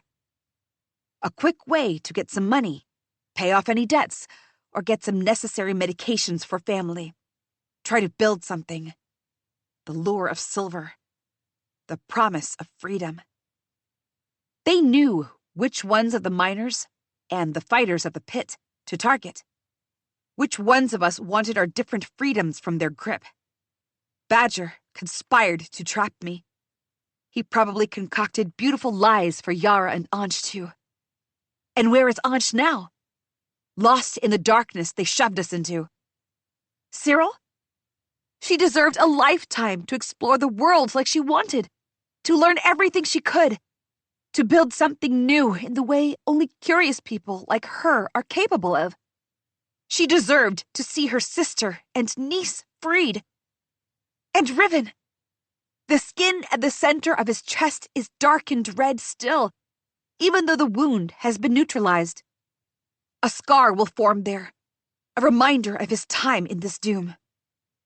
What was I expecting? To move away from this island, I chose to go deeper in. Because of Beorn and whatever he needed to prove on behalf of his brother. He knew the mission was a lie, yet he didn't relent when Riven was hurt. I was begging him to let me go back. I tried to imagine him letting us go. My mind balks at the image. Beorn is a venerated sea captain and war hero. He's a lander. And for a lander, the rest of us are barely human. It makes things easier for them if they don't see us as being worthy of the same life as them. Our loved ones could bleed in front of us, and they will still demand that we finish our jobs for them first. Everything must serve them. I came down the island as the protector, but I couldn't even stand up for myself. Beorn treated us like Badger treats the beasts in the arena. He would have let Riven die as easily as a mine caves in on the workers. The thought makes me feel like a fool. That I believed his promise of letting us access the collector's doctors. All he cared about is more metal and resources his people would force us to dig for. I should have killed him that night, instead of trying to sneak away with everyone's things and leaving them stranded. It would have solved everything. Ansh and Cyril would be alive too. Ever since my parents died and left me alone, helpless, I've survived through the strength of my will. To the point that I almost believed the way my mother told me I was unstoppable. That I would come out alive in every fight, no matter what monster Badger throws at me. And one day, that very belief would take me away from this island of nothingness. It will have me breathe under freer skies. Down here, that strength changed into something else. Something different and darker. I don't feel as I did on the island. Ansh dying was not the triumph I always thought I would feel when I'd fantasize about the twins losing in the arena so I would be the only champion left. Now, I have no words left for Yara.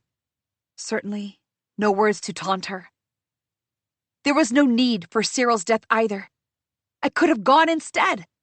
I would survive because of my mother's blood, like the Shade Man did. But I hadn't known, and everything happened so fast. Now, there's only one thing that would make things better. Avenge Ansh and Cyril, and even Riven's hurt. The rage simmering underneath for so long boils over, burning my throat. This anger is useful. It has cleared my head many times before, when the voices grow too loud and unconstrained. But what I need now is not just a clear head, but a clear purpose. Bayern is my purpose. He is the enemy. Hurt him like he hurt you and Riven. But if I just hurt him, he will come back stronger. He will deploy the Collector's full power and then bring Salonia's army behind them. Isn't that how the story of the Nog Dragon goes? Cut off one head and another grows back. I'm not the monster they think I am, but I'm no better than one either. Bayern has to die, and I have to be the one to kill him. 32. The small pile of mushrooms gets even smaller within a few minutes as we gorge on, without much thought to their poisonous capabilities. All of us are exhausted and hungry. Our backpacks had enough food and water to last us over a month, but it's all in the hands of Bayern. It's not the first time miners have had to make a choice between satiating hunger for the moment without knowing if it might be their last morsel or die of it painfully later. It won't be the last. So we're about 8 days from the mine entrance, I say. The taste of the slickness in the water coating my tongue. 9. Ariadna cuts in. Are you sure? I've been keeping track. You've had a lot going on, she says gently. Okay, so we must leave now, I say, ignoring the sudden itchiness along my arms. The new tattoo at my wrist didn't have time to calm down, I think. We have to stop Bayern from getting out and luring even more miners down to their deaths. How can we do that in time? Raksha says.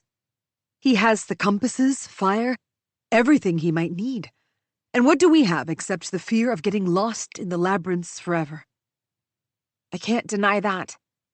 We have all seen Ansh and Cyril die cruelly. Don't forget the monsters, Thane says. And the madness, I add. They all look to me at that. There's no point in hiding it from them anymore. The better we understand our surroundings, the more prepared we will be. When I was in the labyrinth alone, before Ariadna came to get me, I thought something had gotten into me, like a voice that wasn't my own, making me think things, almost making me want to give up. And I believed it too. It was like I couldn't separate what was in front of me and what was that voice in my head. Well, I turned to Ariadna, not until I had your torch's flame break that hold in my head. They're all quiet. Maybe I made a mistake. And now they'll think I am mad and nobody would want to follow me. There are often people who stayed working too much in the mines, who lost their senses, began seeing things that weren't there, hearing voices. They were almost always let go because they weren't fit to work and would put others in danger. Is that what I did? Admitted that I might be a danger to the others. But Riven only asks quietly, Why didn't you say something? I shrug, not looking at him. But you're saying keeping a fire with us might help? Ariadna asks. That's what it felt like to me. The problem is, Raksha says, we don't have fire. Yara's matches won't last for 9 days. Probably more, given, once again, that we do not have compasses. We know that we've been traveling westward all throughout the journey, I say. If we go through the gate Bayern left from, we will be moving north first. We go through and then find the first opportunity to cut to the right. What happens when we get attacked by something that will kill us with one swipe of a giant claw? Yara asks finally. Her face is swollen, lumpy in places, and her eyes are almost slits. She wears the haunting look of the almost dead, and I know she doesn't actually care whether she lives or dies, because she's aware of what happens if we come across something we can't fight. She just wants to make sure everyone sees how ill-equipped I am to answer these questions. But I have to convince them. So it's a death sentence either way. We might as well try. Riven adds, And we're forgetting, we still have 2 of the best fighters in the pits. He looks at me, the seriousness in his tired eyes softening as he does. For a strange moment, I think I see a flicker of red, but I blink and it vanishes. No, it's just the image from before, still burnt in my mind. Bayern cannot survive the labyrinths on his own, so he will be slow. Riven continues. He will want to avoid the monsters. He will wait. It's an even field. We can reach him, but we must try. The dead cannot try, Yara says quietly. I swallow hard. For a long while, my only goal in life has been to escape this island, scrub myself off it and it off me. But would that have really changed anything inside? The loneliness that has plagued me for the past 8 years, the anger at the cruel hand this life has dealt me. Would leaving Riven and escaping this place have helped me get rid of that? Or would I carry it with me everywhere I go if I let even more people die and not do anything about it? I shake my head. Involuntarily, my gaze returns to Yara. There's nothing I can do for her. The pain that has come to her because of me. But perhaps I can keep someone else from going through this. She too has suffered anew because of Bayern. I try to speak, but my tongue sticks to the roof of my mouth. I try again, telling them what they need to hear in this moment. We owe the dead, then, I say. I look each of the company left in the eye. This is now a mission of our lives. We have to survive and make sure no one else dies down here for someone else's greed.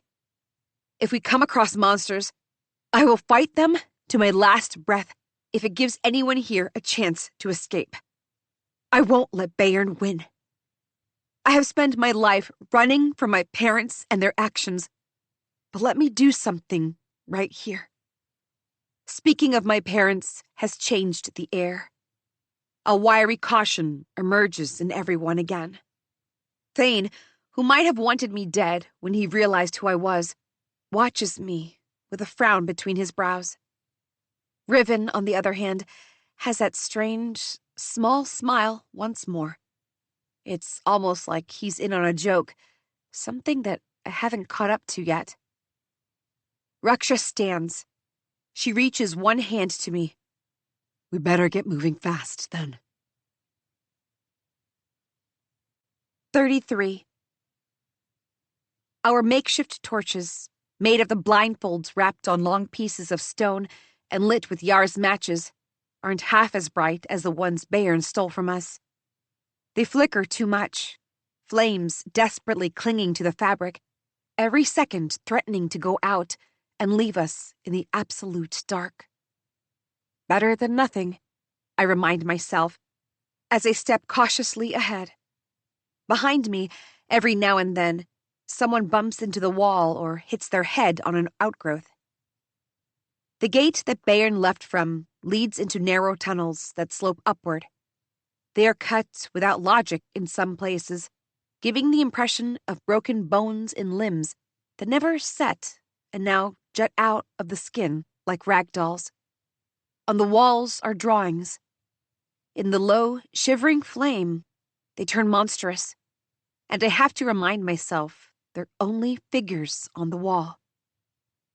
But these are not like the ones at the stupa. They are newer. White chalk human figures, beasts stranger still, and awful half-man, half-beasts. The thought fills me with revulsion. There are other sketches, rows of caskets wrapped in chains. I quickly look away from those. Whatever stories the Shade folk tell one another for entertainment, I don't want to know. The children of Shade are charged with keeping it full and intact. Who charged them with this duty, and what does it mean? Why do they need to hoard the blood well for themselves? Maybe the children of Shade still believe in gods like the Empyrean elders, and the blood well is some kind of shrine. After all, they disappeared down Kar Atish from the very first time we arrived on these shores. They never really lived in a world where people moved on, shed old beliefs, and embraced the reality of the sun and the ocean and the islands being all that governs life. I wish my mother were alive, that she could tell me the secrets of our islands. But if my mother knew those secrets, were they somehow related to her trying to destroy the mines? She and my father killed so many people that day. What was that for? So many questions, and no one I can turn to. Raksha murmurs behind me. If we weren't entangled in a game of invasion and hostilities, I wonder what the Shade folk could tell us about the world below. How they crafted their homes, and how they learned to build architecture like that. Stories they found out of their experiences. How they survived down here. Maybe we could provide something to them too. Our mutual exchange of ideas could have made something better of this island. The landers would die before letting us make anything better that isn't immediately beneficial to them, Thane says. In the dark, he sounds far away. Or maybe he is. Everyone still moves slowly, each step measured. The Shade folk don't want anything to do with us, Ariadna reminds us. For no fault of theirs, Raksha says. There was a time when things weren't so sharply divided between the world above and the world below. We have enough stories that must have emerged somewhere in the middle. I throw a quick glance over my shoulder. The only stories I can think of are the ones drawn across the walls. Those aren't ones anyone above the ground would know. Should know. Tell us of these stories from the middle, Riven says. It might help keep our minds off the dark. Raksha hums. Well, there is one I know well. The story of Theseus and the labyrinth. In the time of the stone breaking, the mouth of the first cave yawned open. From within came the roars of a half-man, half-beast.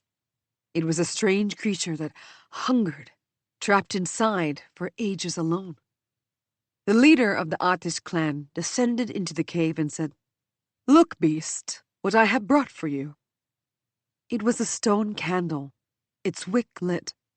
The creature was, it turned out, a child. And so it was enamored by the novelty of light and told the Atish leader that it would be to him as a child is to a parent if he so wished. The Atish leader laughed. For what good would a monster for a child do? Nevertheless, the Attish leader let the monster call him father, and from that day on, he became known as the monster tamer. Fools came, far and wide, to challenge the monster and claim the title. But they all came, armed with knives and rocks and fists and poison. None brought him the novelty father had. So the monster met them with its own claws and fangs, the only offering it had for them. When the time came for father's reign to be handed over, others called him to the next conclave to pass on the seat of leadership. He said, "I will give up my seat if anyone here can defeat me in combat." Then he named the monster his champion over and over until there was no one left to fight. And so it was that father, with his monstrous child, came to rule for years the island he named Kar Attish. He demanded tributes from all others as punishment for trying to take his seat. Not even the ocean, wandering the world and noting all affairs, said anything to father. It did carry word to the 2 isles of Kuru, where a young man named Theseus was looking for his brother, already lost, when he was but a spark in his mother's womb. At the ocean's request, Theseus traveled to Kar Attish, curious at the whisperings of a man and his monster. On his arrival, however, the people clamored about. They knew the ocean had brought him, and so they asked for their salvation, for their release from father, who would lock any transgressors in caves, dark and festering, until his monstrous son took them. Theseus challenged father, and was met with the same words, "Defeat my champion, and what you ask is yours." And so Theseus found himself down the caves, with naught but a flame, a dagger, and a small wound that he used to mark the stone with blood, to remember his way out. Loneliness haunted Theseus in the dark, the flames turning to little birds as they flew away. And when Theseus came face to face with the monster, he cried, "Brother!" The man in the monster woke up horribly at the cry, memory flashing and dying altogether, until the monster remembered he was a child once, stolen in the night by a giant of stone, and changed into the half-beast for play. His eyes fluttered open, his monstrosity slipping away. But with it came the dawning of his actions, of the people he devoured, of the blood he drew. Terrified of his brother's renunciation, the child monster fled into the dark. But Theseus would not be persuaded to give up on his brother found and return from the underground. For many years thereafter, Theseus traveled into the labyrinths alone, calling out to his brother. His hair turned white, and his skin turned paper. But only the dark answered, until the day he faded into the dark himself. 34. And this is why we must not go into the mines alone, Raksha concludes. for it only shows us the darkness inside us, and if we cannot face it, we will be as lost as Theseus. Nobody is 5 here, Raksha, Riven says. I laugh. We're marching along the labyrinths, starless and empty. After Raksha's words, our footsteps echoing in the narrow alleys break the absolute silence, as if for the first time. We're moving northward, and we'll have to turn east soon if we ever want to get out of here. Ariadna keeps track of our direction. She's confident in her ability, but I can't help but dwell on this labyrinthine underground. Monsters and madness, and a life of its own. If we're not careful, we'll end up in the middle of the ocean and die entombed here. The only consolation is that, with only a single path forward for now, we're following in Bayern's footsteps. The mushrooms, do nothing to keep the hunger away. Or perhaps the rugged terrain is exacting its toll. Still, the years of near starvation have trained me for this. But I don't know about the others. Miners don't have a lot, but at least they get to keep their bellies full. The collector needs strength in their arms to do the digging and dying.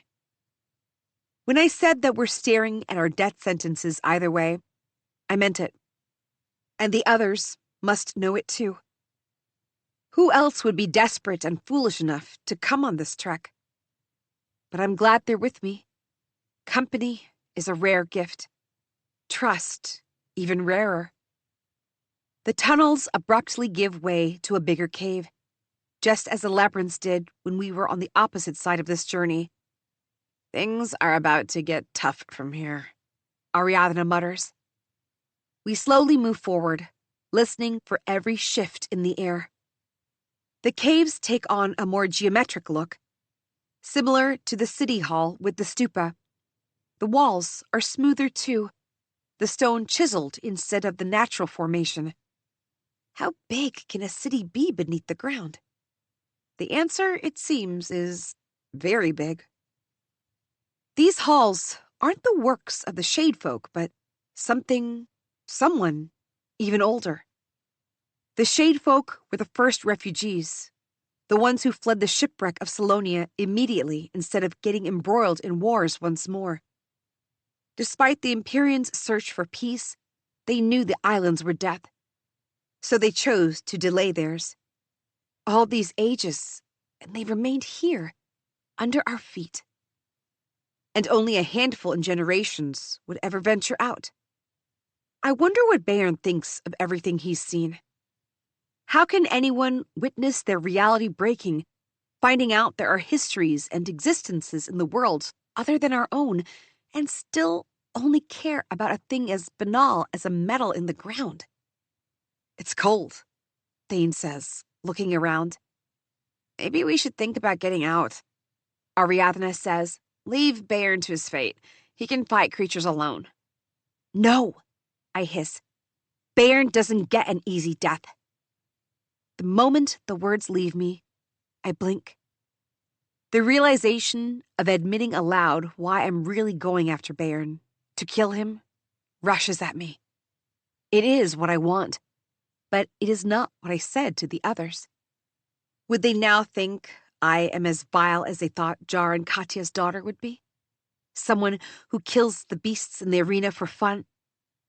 Overwhelmed, I stop walking. The torch flickers in my hand madly, as if cackling at my shock. If he lives, he will not stop, I say in a smaller voice. They must understand. And if the Shade Folk hold true to their words, he would only be sentencing more of us to die.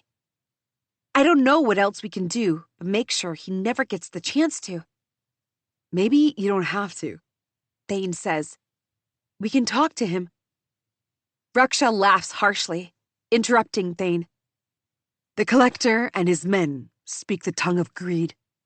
Only in death will they give it up. It's not an endorsement of me, but it's not an indictment either. A large, conspicuous silence descends in the cavern, lying thickly against our skins. Riven meets my eye. He knows I'm looking for assurance, to know that I'm not making another mistake. And all he does is nod, which is enough. Fine, let's not second-guess ourselves, Ariadna says. We have decided that we must kill him, and for that, we have to catch him before he reaches the mines. There's a murmur of assent, and we turn upward once more. The drawings fade behind us, and with them, thoughts of old civilizations, as we find ourselves in halls where faint noises rise again. Here and there, I think I hear a click. This time, I'm more careful and scout first before letting the others ahead. Twice, I kill small critters with nothing but a rock, holding my breath for anything bigger than me to appear. But thankfully, nothing does. Soon, after making intelligent, if blind, guesses over the hours, we reach a cold, high-roofed space. Shallow black water lies at the center of it. On the other side of the knee-deep pool, a large door looks to a landing, a chasm, and across from it, another big hall. Deep within me, I know it's the same chasm where Ansh fell. But since we came downward after a longer route, we have emerged elsewhere along it, perhaps farther left. And if I know, so does Yara. Her face is stark, blood drawn, as if any moment she would lash out at me. Trying to ignore Yara, I step into the water first, and a startling shriek leaves me. Damn the ocean, it's freezing! I stumble back from the water hurriedly. One by one, the others check the water, as if they don't believe me. Why would I lie about something so mundane? What would I gain out of it? As if they couldn't check for themselves. I sigh as they hiss at the cold. Well, it's either this straight shot, or we risk getting lost to find another route, which probably will take us back to the Scorpion Cave, Thane says. The reminder of the scorpions and the insect creature sends a tremor through my heart. Absently, I lay my hand on my arm. The bone is still in its socket, holding on fiercely. But I don't think it will continue to if I have to fight a giant insect again. The water it is, I say with grim determination. 35. When my mother used to say I was unstoppable, it had more than one meaning. On some days, she would say that my shade blood might give me abilities. Like magic? I had asked once, a wonder rising in my chest. My mother laughed her bubbly, loud laugh. Even with soot settling in the lines around her mouth, she was beautiful when she laughed. She tilted her head to the right, like she always did. A lock of brown hair spiraling down, and said, "If you want to call it magic, then magic it is. But you know the thing about magic, don't you, my love? It is a secret we don't tell others, or the magic leaves." After my parents' deaths, when I'd slept in a nook and woke up to a rat gnawing at my foot, others waiting behind, I'd fought. With a feral instinct I hadn't known I possessed. I knew of the rot. You didn't come out of their attacks alive. I didn't think I would either. But I was so angry and so sad and so alone. I wanted that fight. And somehow I came out of it not only alive, but with a strange sense that I knew exactly where to hurt the creatures. It wasn't magic, but it was something. And over the years, that sense only grew. A sense of knowing what's in front of me in a fight. It's that sense that tells me my blood is stronger than this dark water's chill. Slowly, I strip off my boots and socks and pants, lift the upper clothes a little higher. The cold's knives dig into my skin already. A faint shadow crosses the water. I look up fast, my neck cracking. But there's nothing. It's just nerves and the burning cold. I flex my fingers, tightening my hold on the torch, and burst through the pool. The water in my blood screams, and my hand freezes against the torch. I stay still, dying of cold. And then there's a ripple from my right. No, I'm imagining things. The cold has gone into my mind. Obviously, I can't think. My face is stiff and numb. Fog burns its way through me. For a moment, I think the effort is beyond me. The chill of the water is almost unnatural. Its iron strength shackles my feet and rings in my skull. I've asked too much of my body. The blood within me is freezing. My body is going to burst. With a panicked lurch, I yank my feet from the bottom of the pool and hurtle toward the end. My eyes burn, the cold cutting through the veins in my body, trying to engulf me. The corners of my vision darken, shrinking my sight to a narrow point of light. The water rises and pain tightens around my chest. Within 2 more steps, the light vanishes, darkness swallowing me whole. Bayern must have passed through here too. If that bastard could do this, so can I. Even at this minute, he must be thinking that he's gotten away and leaving us to our deaths. That he's going to get his damned army and get the Bloodwell and be honored by the overlords in Salonia. That he's invincible. But I won't let him get away. The next 20 seconds are the longest of my life. Even when I slam to the ground on the other side, my body is coiled so tight, it refuses to shiver. Each moment, the cold knifes through me sharper. I pull myself up and clasp the torch tighter, letting its heat warm my face. The pain slowly subsides to a dull ache, and the shivering is brutal, teeth chattering like 1,000 hammers striking at once. But I'm grateful for this thawing, except that can't be. My heart races as my vision still fights the cold. I stare at the shore, littered with bodies, human bodies, turning to skeletons, some of them clothed, most of them ripped, caving gear scattered about, rusted blades, guns lying in water, long gone bad. The nearest almost skeleton has pits where its eyes should be. The lower half of the body, crawling away from the shore, is mangled and reeks so terribly that fat tears start spilling down my face. The other half is wearing the same mine suit and padded jackets as the miners in the company. A scream tries to escape me, but the cold still has my throat clamped. Shivering, I quickly dress, keeping an eye on the skeletons. A deep, primal part of me fears they might get up. Yara and Riven are in the pool now.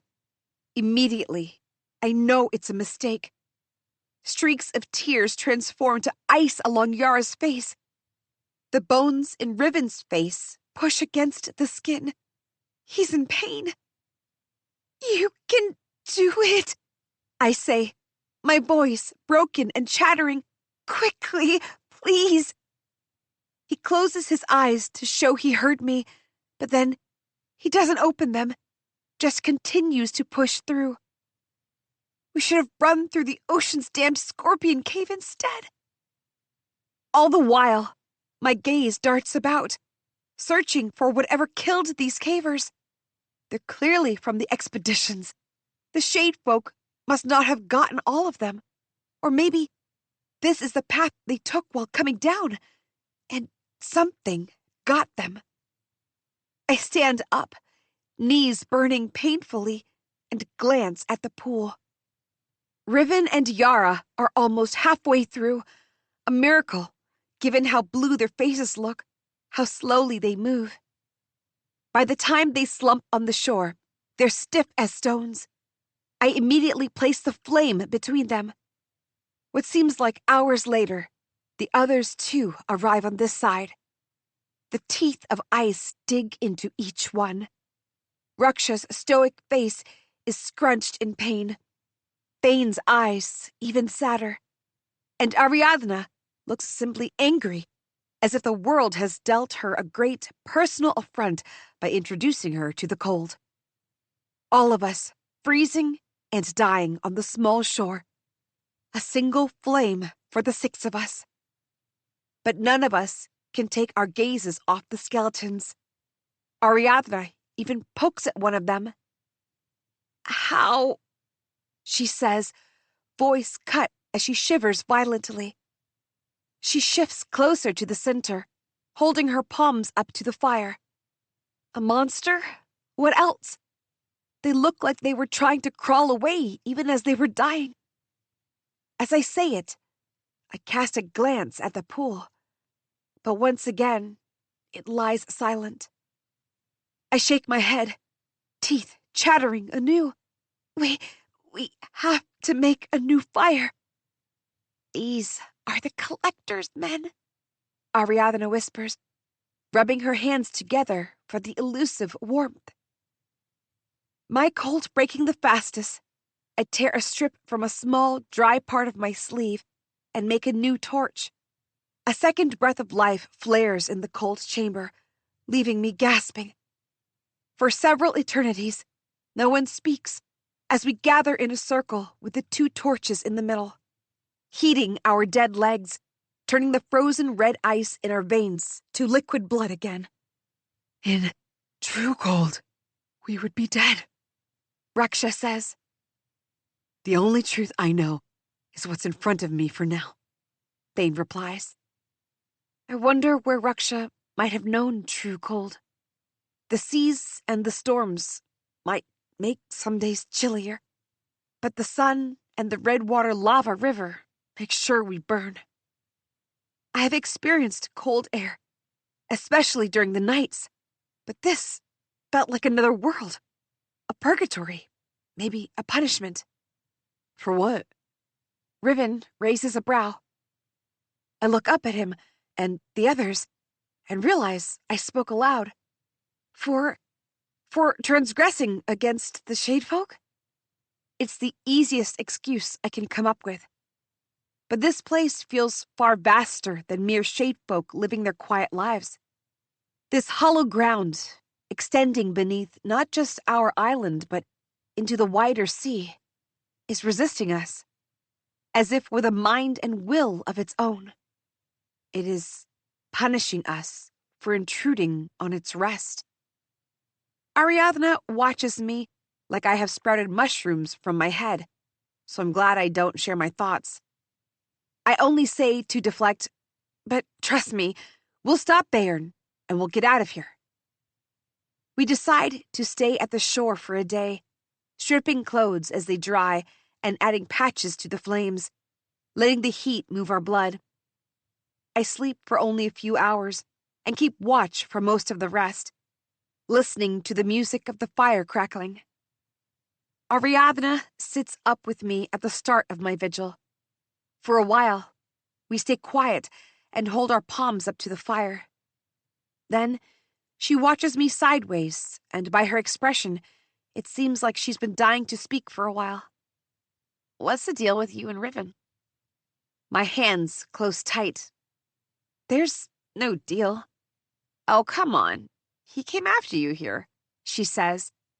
And you should have seen your face when you thought he'd died. His brothers would have killed me if something happened to him. She groans. Don't tell me that's what you've been telling him. What else? I say irritably. You think we don't see the way you 2 moon at each other? If anything, you can't see the way he looks at you when you're turned away from him. I choose to not say anything. My feelings, however complicated they may be, are nobody's business but mine. Not even Riven's. I can always think clearer when he's not addling my mind. What good would any of it do? The moment the miners found out who I was, they called me kin killer. Yes, things changed. But that's what my life will be if I stay here, trying to convince everyone of my humanity every day of my life. Riven cares for me, I know that. The orphan girl he found shivering in her sleep. And if I let him love me, he would do so with the kind of ferocity that would tie me here. I'd grow to resent Riven, and I don't want that to happen to the only person who sees me and loves me for who I am. And if I disappear, it would probably be a boon to his family. One less person to share their food and supplies with, and no one questioning why he shelters the kin killer. Even if I want I want? The center of my body twinges, like something wants to claw out. What do I want? Stop it. You made up your mind to leave. Stop questioning it. Ariadna says softly, "Of course, how could you love him when you're already in love with suffering?" I turn to her sharply. How dare she? A sudden ripple emerges in the water. She points. What is that? I gesture for her to be quiet. It expands pool wide, touches the shore, and fades. It rose from the same side as it did when I was in the water. I stay crouched, my hands searching for a rock, anything. Pebbles tumble off into the water, and I freeze. The others are sleeping around the fire, safely away, except for Ariadna, who's moving along the shore recklessly, trying to see what it is, as if she could fight it off. Before I can get up and drag her back, a tentacle shoots out of the water past me and grabs Ariadna's ankle. She screams as I rush forward. I grab her arms and pull. A second tentacle slams into my head, sending me crashing hard into the rocks along the shore. I hit my jaw on a big rock, and the taste of blood floods my mouth. The shouting has woken the others. My head rings, and another tentacle rises out of the water straight at me. I lurch out of its reach. Two more tentacles rip out of the water, and I kick madly at them. What is this thing? Thane and Raksha rush forward to help Ariadna, but they have nothing to get her out of the tentacle's grip.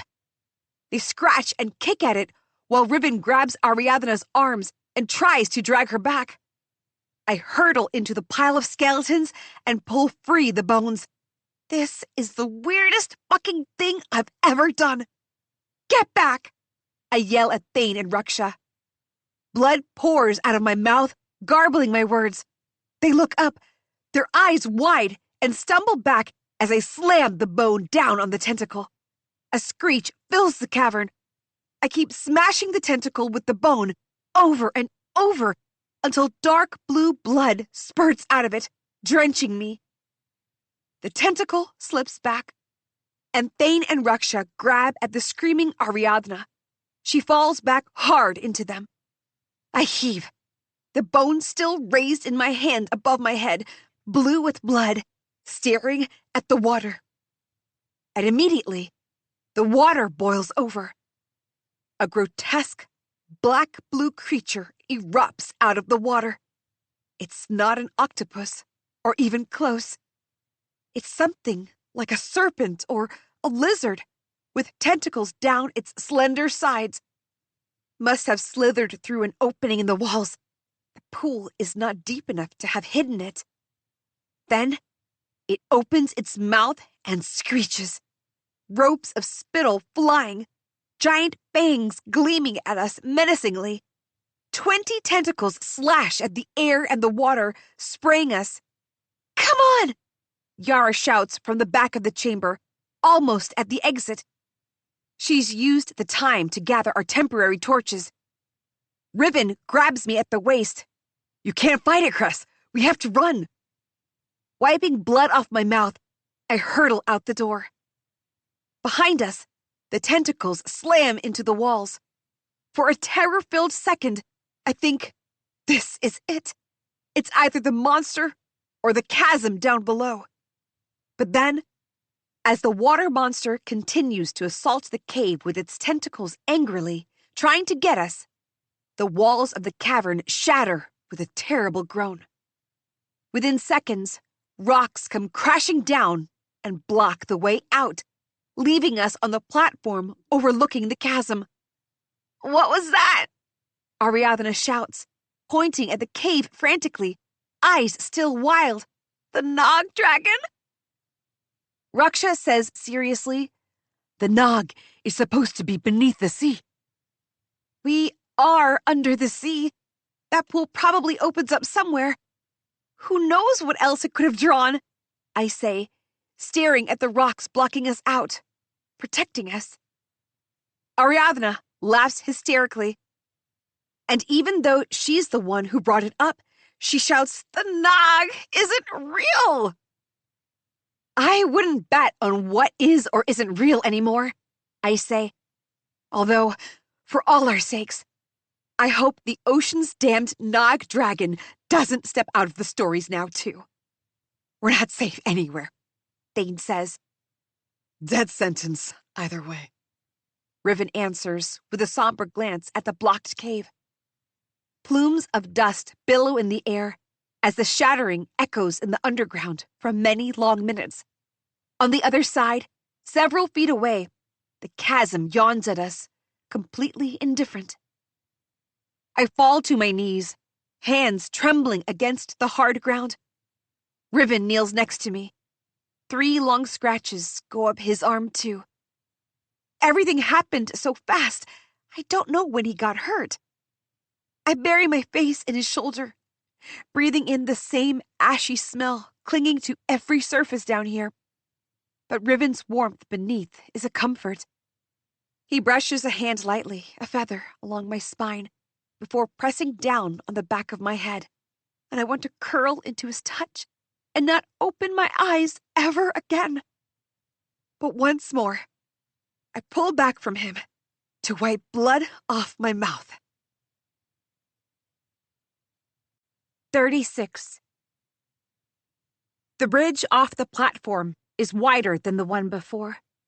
3 of us could walk abreast comfortably, but no one wants to be next to the edges if they can help it, especially not Yara, who stares down the darkness a touch too long.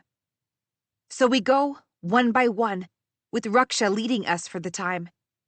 Despite Yara using her quick thinking to save our meager torches, they're all useless now. Only one of them works, quivering like a leaf in the rain, and the anemic halo around Raksha is all the light we have. I tread over the uneven bridge, arms wrapped around myself, trying to focus on the light. Growing up on Kar Atish, surrounded by storms that keep the skies away, black spires of rocks tumbling on you unannounced, mountains and hills with the black and gray bands, shadows and smoke, ash and soot. Anyone would think we would embrace the dark, thrive in it. But all being trapped in the darkness has done for me is make me afraid of the day it pushes past what thin barrier of light remains and consumes everything completely. Hunger rears in my stomach, clawing at the walls of my body. I wipe my mouth with the back of my hand again. My cut lip is swelling rapidly. Dried blood smeared down my chin and neck. Even Badger's pathetic healers would be welcome right now. What must he be doing at this moment? Lording comfortably over the fighters and the beasts, no doubt. A prickle scuttles down my spine, interrupting my thoughts. The dark remains absolute beyond Raksha's light. No movement on either side of the bridge. No fluttering of wings. But my stomach plummets with an unknown awareness. I spin and catch Yara's hands as she rushes at me. The shock of the impact jolts through my body, pain exploding in my already injured arm. "What are you doing?" I yell, trying to keep my grip on her. "What's wrong?" "What's wrong? You killed my brother!" What the hell is happening? Someone shouts from behind. My mind is so preoccupied with making sure Yara doesn't drive her fingers through my face that I can't tell who it is. I didn't kill him! My arm buckles under the pressure. I lock my jaw and push, sending every drop of my strength into my arms, holding strong. Yara's foot slips. She backs over the rough ground. We're dangerously close to the edge. I can't let her die too. As the others come rushing back, I tighten my grip on Yara's wrists and snatch her forward. At the last moment, I jump out of the way, releasing her, and she crashes to the ground. "You killed him!" she cries, sprawled on her front. Every word sounds painful as she continues repeating it. "You killed my brother!" Riven and Ariadna find me in the dark. Did she hurt you? Riven asks. His face scrunches between rage and pity as he casts a glance to where Yara lies, trying to pull herself up now. You knew him, and you killed him anyway, Cress. She sobs. Ragged breath catches in my throat. It's the first time she's called me Cress, not Crescent or Dune, in years. You let him fall into that! She points uselessly at the chasm below. And you let him die! Bile hurtles up my throat. How many times did Yara and Anj cry like this because of my parents? How many others? All that's left of their family now is this. A sobbing mess of a girl, capable of fighting with her teeth when she wants, but completely broken now, left alone in the world. And it's my fault. For a dangerous, dizzying moment, I feel as if I am going to fall down the chasm, into that darkness, that nothingness. Ariadna steps in front of me. She puts an arm across my shoulder and turns me around, as if that will stop the echoes of Yara's wails. As we walk away, a shadow passes by, heading toward Yara. Thane joins Riven as the two help Yara up. The older man even tries consoling her, if such a thing could be possible. You couldn't have done anything, Ariadna says, like she can read my mind. She knows that too. It's this bridge, this place that's making her act up. She says it so casually that I feel revulsion shiver through me. Yara is not acting up. She's lost her brother. Because of this journey, this farce that Bayern forced us into. He turned us from fighters in the pit to pathetic creatures crawling in the dark. I can still feel the cold touch of the gun when I was begging him to let me take Riven back. Bayern won't get away with any of it. I won't let him. Slowly, we cross the wider bridge to a chamber on the other side. Luckily, it is empty of any creatures. That's the only luck we have as the last torch burns smaller and smaller. Raksha's halo transforms into a tiny sputter, allowing us to see no more than a foot or so away. We know we're on the other side of the chasm, to the left of the path that we used to come down here. Ariadna traces a finger in the dust. Raksha holds the flame so close to her that her hair could catch fire. So we find that trail, and we can get out of here, Thane says. Beside him, Yara watches the dust with jaded eyes. About that, Ariadna says, we should consider getting on that trail at the soonest, before we lose our last light. If we find Bayern on it, great, but if not... No, I snarl. He has everything he needs to survive. If we don't get him down here, he will come back and kill us all like he killed Cyril and Ansh. Yara jerks at that. We have to make him pay for getting us down here, I say. We will find no justice up there. Well, Ariadna says, annoyance in her tone. I suppose splitting up is out of the question? When we find him, we can also take back our supplies. Why travel in dark and danger when we can have our torches and compasses guiding us? She mutters under her breath, but her shoulders drop. Fine. Let's go. As we move eastward once more, if farther from our original track, the chambers grow smaller again. There will come a break, Ariadna says. We know we're on the other side of the chasm. That assurance carries us through a labyrinth higher than any we've seen so far. The sight of the entrance stops me dead, my throat constricting tight. It isn't as narrow as the one with the voices. Just as the thought crosses my mind, a strange susurration blows out of the mouth of the labyrinth. My skin crawls. Cress, Riven says, placing a hand on my shoulder.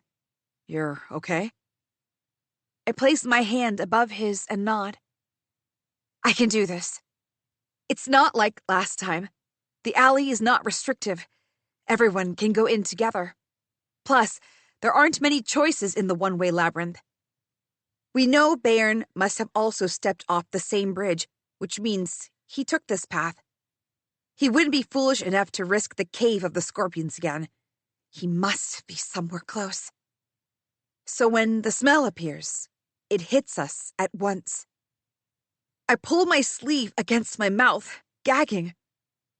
Ruksha hacks, her almost dead stone torch at the ready like a weapon, and Thane slows his walk, checking around to make sure we aren't being ambushed. And when I emerge into the cave at the end of the labyrinth, I can only gasp.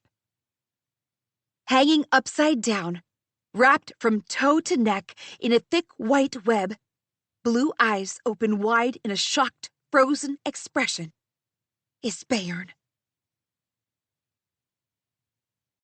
37. The air in the chamber smells of decay and death. It is enclosed with roughly hewn rock, like angry splashes of water haphazardly carved it over ages. But there are niches, thin and sharp, that feel as if they've been clawed out.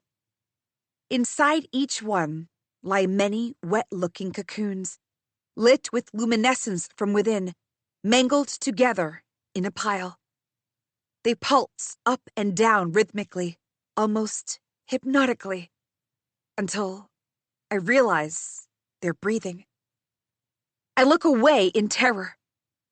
The sweet rot is so overwhelming inside the chamber that it's hard to keep my eyes open. But even with them half closed, I can see Bayern hanging in the corner, a stain against the whiteness. Across the chamber, the stuff Bayern stole from us lies scattered. Ruksha and Thane immediately grab the compasses and the matchboxes, our backpacks containing food and water and maps. I make for my daggers, clasping them tightly in my fists once before stuffing them along my belt and in my pockets. I find my katar directly below Bayern. Pushing my knuckles through it sends blood rushing to my head. The cold hilt sings against my skin. I fit the rest of my things, throwing stars, 2 packets of edible seagrass, a water skin, into my pockets, as Ruksha and Thane also gather their weapons. Flames burst to life on multiple torches again, and warmth floods the air. Armed with the pole arm, Ruksha looks menacing again. Ariadna pulls on the bag full of the maps Ruksha was adding to and everything else she can gather. Get Cyril's stuff, I tell Thane. Make sure the rock is in there. A pained shadow crosses his face, and he holds the backpack up. He's already got it. Yara is the only one who remains where she is, watching us passively. No interest in taking her or Ansha's belongings. Finally, Riven asks, his voice restrained, Is he dead? I press the tip of my dagger to Bayern's shoulder, narrowing my eyes at any hint of breathing. There, a dangerously slow but noticeable rise of his chest. Afraid not. Ariadna says sullenly. I'm not upset, I realize. Hunger courses in my veins, hunger for a fight, but in the absence of that, a killing stab would work just as well. After days of Bayern's scorn and indifference and lies, I finally get to drive the katar's blade through him. Riven catches my wrist, pulling the knife back. What? I ask. Something's not right here, Riven says, indicating toward Bayern. He faced it. Now that the torches are all lit, I look again.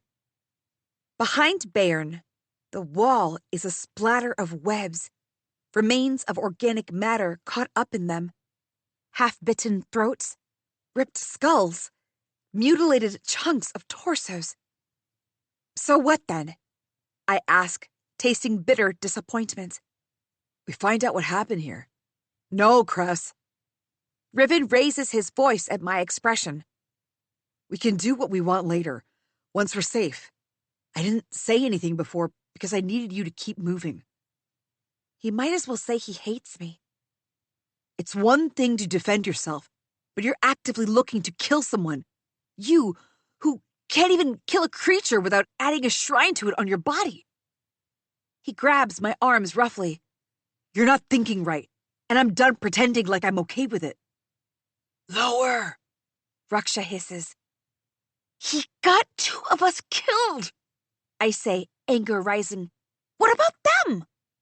And more of us will die if we don't find out what kind of monster we still have to face. We can take care of ourselves, Raksha says harshly. Thane frowns and steps up. We're all upset about being lured down here, but Riven has a point. We need to make sure we will get out of here alive. If Bairn is the one who can tell us, then we have to talk to him first. It's a simple matter of our survival over his death. Part of me, no, all of me, wants to scream, to stab the blade into Bairn and just be done with it. Letting him live anymore is giving him a chance to escape. But Riven's jaw is set tight, eyes blazing. And it's not like the usual arguments we have. It's the disappointment I've been so afraid he'll have for me one day. Even with the anticipation, seeing it manifested is a rock in the gut. I can't make myself argue back. It's as if I'm made of stone, and speaking would shatter me. Ariadna starts. We're wasting time. Yara hurtles past us, slamming her knife into Beorn. Yara! I shout instinctively and pull her back. No! You were ready to kill him, she shouts. He killed my brother. I should be the one to do this. For a second, all I can do is grapple with her, trying to get the knife out of her hand as she slams a palm against my jaw. Locked into fighting and scratching and screaming. My blood pounds so loud in my head that every other sound is gone. And Yara may have grown subdued for the past few days, but she's not as injured as I am. Pain bursts in my arm as we stumble along the cavern, pushing at one another, and I've had fucking enough. I put all my strength into a final shove and lock her in a death grip. Stop this! Let me go! She snarls like a rabid beast with bared teeth. It's not going to bring Ansh back! I don't care! I'm going to kill him! The words slam into me stronger than any physical hit. Because they're my own. Held up in the defeated mirror that is Yara, finally breaking through the ugly realization that we died and bled in vain. And no amount of even righteous vengeance will change anything. And I always did know, even if I would suppress the voice of reason, that nothing we do now will take away the pain we have gone through.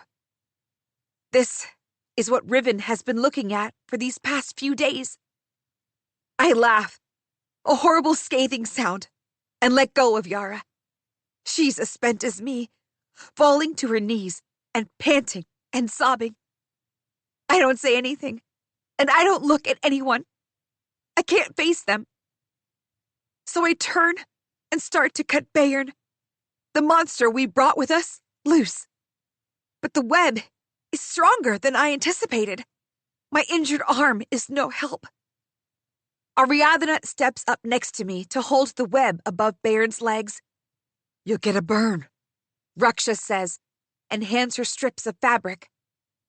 Strange. I never noticed how pale Ariadna's fingers are, just like her face. No sign of soot that darkens the hands of miners. They even look soft, not hardened with labor. Riven said he didn't know her. Maybe she works with the office. They sometimes give clerical jobs of the lowest order to some lucky miner. So, how did she get on this mission then? And now that I think about it, she brings in no specific expertise to the company. What did the collector choose her for? But these people gave me the benefit of the doubt after finding out who my parents are. I should extend some courtesy to Ariadna, too. She must have her reasons for secrecy, like me. Once she wraps the fabrics to protect her palms and adjusts her grip, I begin cutting at the threads again. The repetitive movement reignites the dull ache in my arms. As if a tear is opening my skin up. This bastard's life better be worth the effort. At last, the threads begin to give way, fraying one after another. Then, without warning, the threads break. Ariadna lunges to stop Bayern from smashing headfirst into the jagged teeth of the ground. I drop my daggers and help. The man is even heavier than he looks. As if he wakes out of a spell, Bayern gasps the second he's cut out of the web. As if the web itself was holding him frozen. He coughs and wheezes, trying to drag in breaths. His face has turned a dark shade of red. In the light of the torches, he looks like a demon I wouldn't want to fight. His hair is a tangled mess, and he has slashes down his face and neck, so much so that the previous scars seem brand new, crested with blood. You all! He starts and coughs. How did you? Never mind that, Ariadna hisses. Reluctantly, Thane reaches to help Bayern up. He and Raksha remove the torn web away from his clothes and hand him water. The same water he stole from us when he left us to die. I breathe deeply, counting down and trying to dispel the anger rising in me again. My grip tightens on the guitar. Bayern raises his head and flexes his fingers. A strange whiteness burns beneath his skin, as if he's poisoned. It gives him the quality of almost being translucent in the light of the torches. I frown, but stay quiet as he tries to speak again. You have my gratitude, he says. Raksha scoffs. Then why would you leave us to die? Ariadna snaps. Why? Bayern echoes, half laughing. I can't tell if he stops because he's actually thinking or if the agony of being upside down still rages in him. I hope it's the latter. Well, when you came down here, he says to all of us, would you have trusted me? I wouldn't. I say, lacing my voice with as much venom as I can. So, I didn't trust you much either. He smiles his assured smile, which looks grotesque on his exhausted face. Good thing, too. It's a reminder not to get complacent around this man. There is something fundamentally wrong with you, I tell him. Even so, my gratitude for saving me from that monster. Once we return to the surface and get the collector out of the way, this island will be mine, and you will all be rewarded. Raksha and I exchange careful glances. Not killing this man brutally is one thing. Letting him escape out of the mines, allowing him reign over the island, completely another. Ariadna asks, voice dangerously soft, out of the way? An old man with low ambitions. He will never know what to really do with the treasure we have found below. Bayern smiles, and now, a maniacal gleam in his eyes joins the translucence of his skin, making him almost glimmer in the dark. But I do. Yes, I do. Now help me up. We have to leave before the demon returns. 38. Bayern hurries us out, taking charge and asking me to watch his back. His pain is seemingly forgotten in his rush to get far away from the cave. But at times, it feels like he's walking too well, almost running. The kind of strength that might seem in place just before the pits or a miner newly recruited. He turns around sometimes. I see the frenzied glint in his eyes. My fingers remain curled around my guitar and my attention on Bayern. If it is madness that has gotten in him, I will not let it take any of us. This time, I will keep the rest of us alive no matter what. But the farther we get from the web, the more noticeable his energy becomes.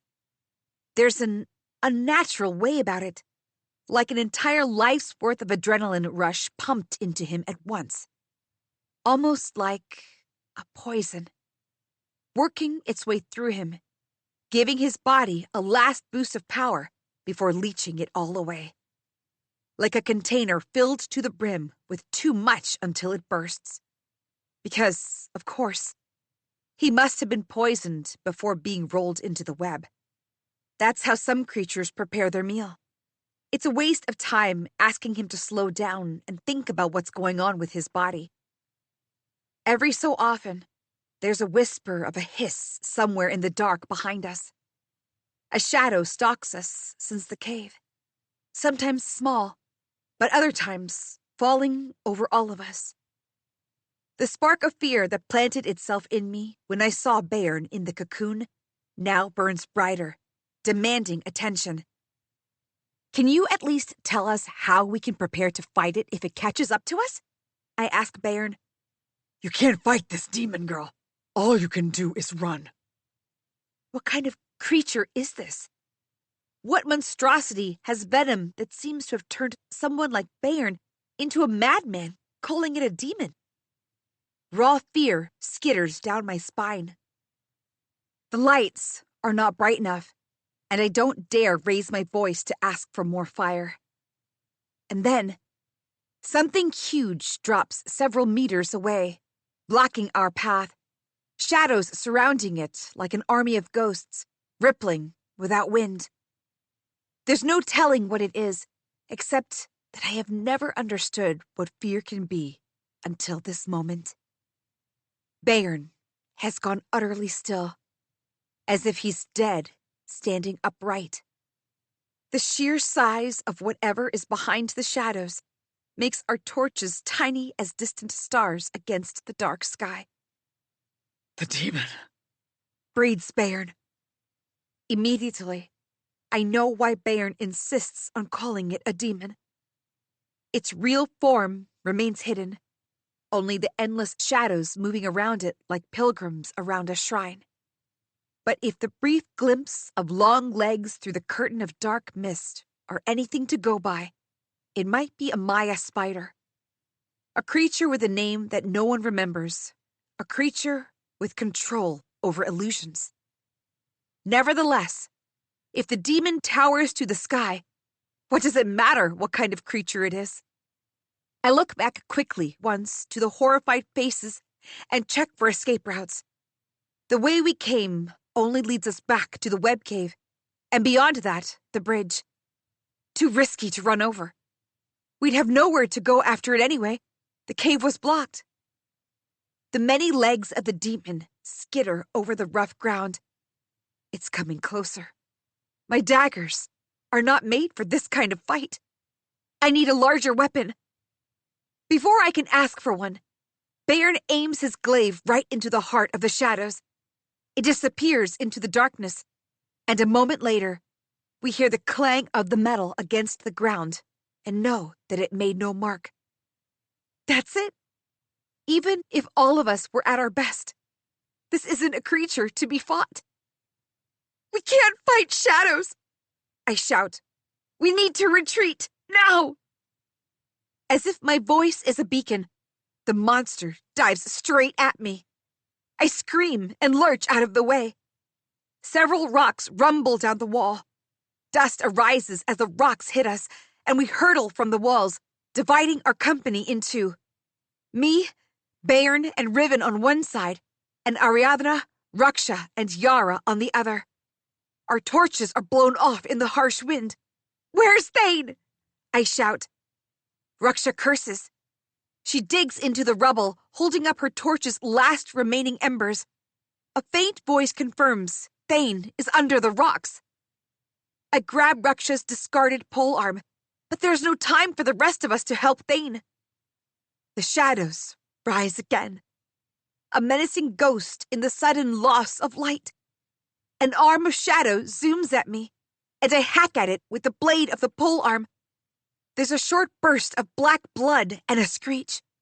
I almost feel victorious. Almost. But the tiny wound doesn't slow the demon down. Instead, it turns with renewed vigor, searching for an even easier target, a familiar one. My heart pops into my mouth. Wildly, I look for Bayern. The company's leader looks absolutely mad now. Blood runs down his torn clothes, eyes gleaming with true light now, like rivened red threads, and an animal aggression as he throws his head back to stare the demon down. He looks crazed. "I told you!" Raksha shouts from the back. "Monsters and madness!" Madness. Whatever poison went into Bayern has stolen his mind. Then Bayern screams, "Come and take me, demon!" Before I can throw him down to protect the madman, the ground judders. The quake sends us all tumbling across as the Maya spider floats in the air, away from the rocks. I hurtle toward Riven, throwing my arms over my head until just as suddenly, the shaking stops. And the moment it does, the dust still swirling in the air, the shadows twirl and speed at Bayern, swallowing him whole in a hurricane of whistling winds and demonic shadows. And in the cursed moment, I know there's truly nothing I can do, as death claims the man in front of me. Maybe we should run while the demon is busy. I look back. Raksha has half-pulled Thane out of the rubble. Yara finally moving in to help. He's awake, at least. I turn to Bayern and the demon, and the sudden whirling of shadows, like a hurricane rising over the sea, startles me. Bayern uses his bizarre, venom-fueled strength and hits back at the demon, twisting one of its legs. The shadows break for a second, revealing a large, hourglass black torso, but converge before I can make sense of it. Bayern's madness manifests into a fighter who has no self-preservation. I've never seen anything like it. He's moving like a swift snake, as if his bulky, muscled body is made of paper. Bayern is a man who has breathed in fair luxury for a long time now, in the cool insides of the collector's compound, with no lack of food or water, no toil, no fights. No lander is capable of fighting the elements of this world. And yet, right now, he fights like a man grown in the pits of Kar Atish. The madness has complete hold of him. But it's taken his senses too. He has no strategy and fights wildly. The demon easily deflects him. It will kill him, and then it will turn to us. I promised myself I won't let any more of the company die, and I intend to keep that promise. My insides turn to water, but I charge forward, screaming and trying to draw the Maya spider's attention in a mad, desperate attempt. Everything in me protests, the thought of my death slamming into me. But I have faced death every day since my parents blasted open those mines. The idea of this monstrosity killing Riven, though, lets me fight my own instincts back. "Hey!" I yell, waving my arms. "Over here!" The shadows turn, rippling in the air, and the demon bores toward me. A storm over the sea, rushing to make landfall. My back slams into the wall behind me. Well, you got its attention. I adjust my grip on my daggers. If I go down here, I will take this monster down too. The shadows are upon me, filling up everything, and for a brief second, they part. Many black eyes, shining with insane glee, the many hairy legs big enough to skewer me at once. Bayern roars at the back, snatching the demon's attention. Abruptly, the shadows converge. The demon whirls and screeches as if in deep agony. Through the swirling illusions, I see Bayern leap upon one of the legs of the demon and slash with his glaive and a knife as he goes, then to another and another, the Maya spider's shadows mottling with gray until Bayern reaches the back of the torso. And after, there's nothing but the ghastly screams that fill the entire underground of Kar Atish. 39. Bayern stands over the carcass, drenched in black ichor. The shadows don't leave the dead demon stranded. They only lower themselves closer, hiding it from view still, gently undulating like waves in the sea. But the Maya spider is as far as can be from the clear waters.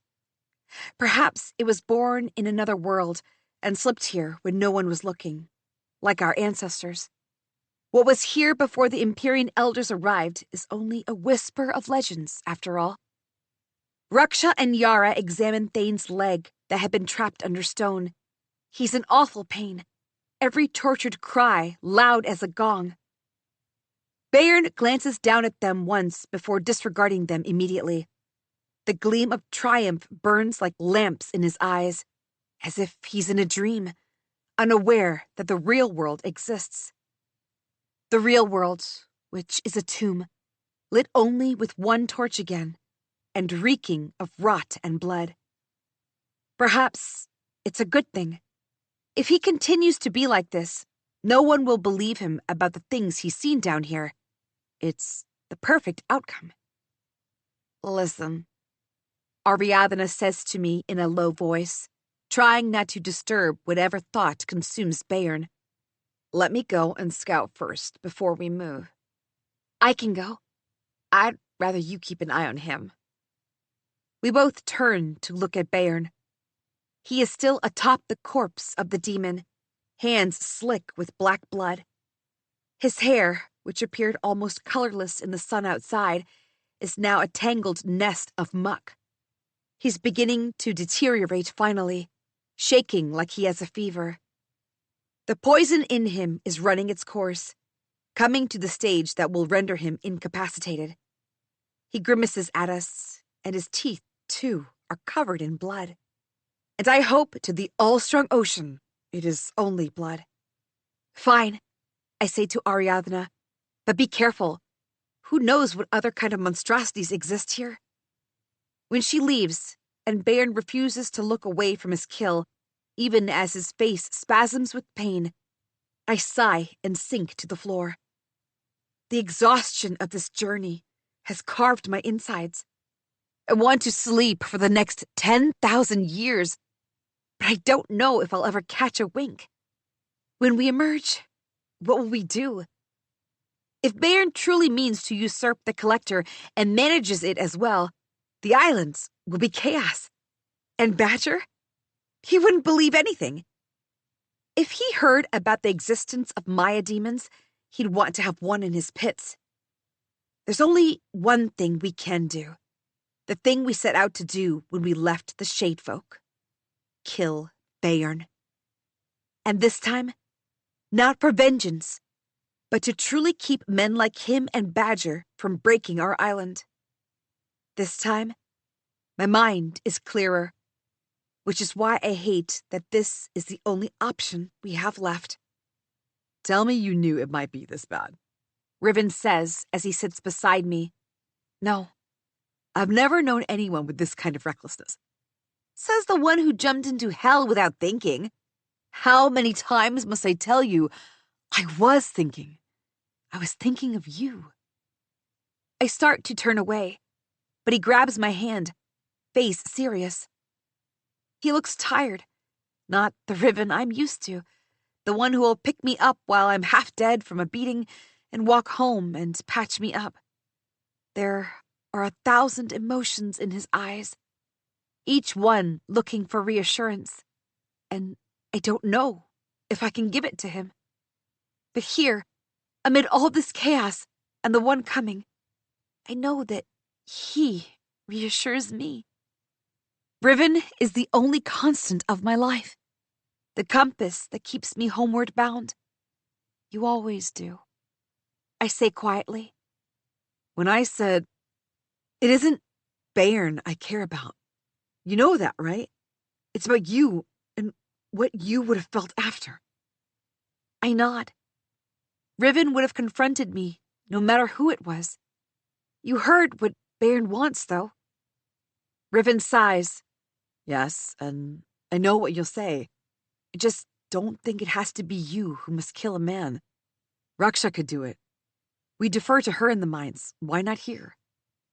And what would that make me? Only human. He turns my hand, palm up, and adjusts his grip, intertwining our fingers.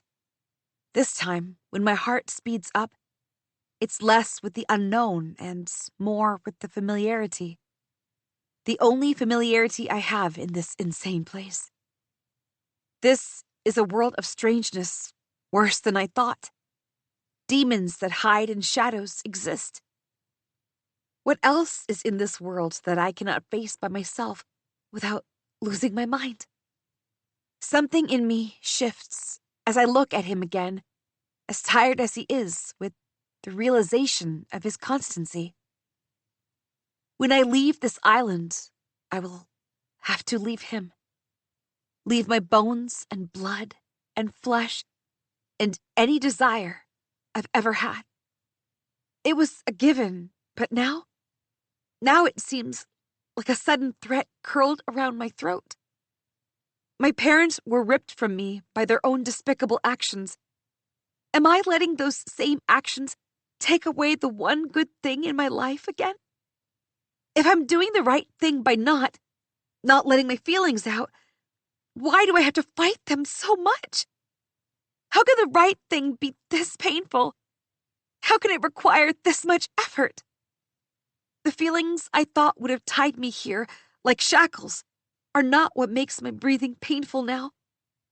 I lean closer, inhaling as if he's the air that would ease that pain. Our foreheads touching. Every eyelash of his is coal black, framing the pale gray eyes in a beautiful symmetry.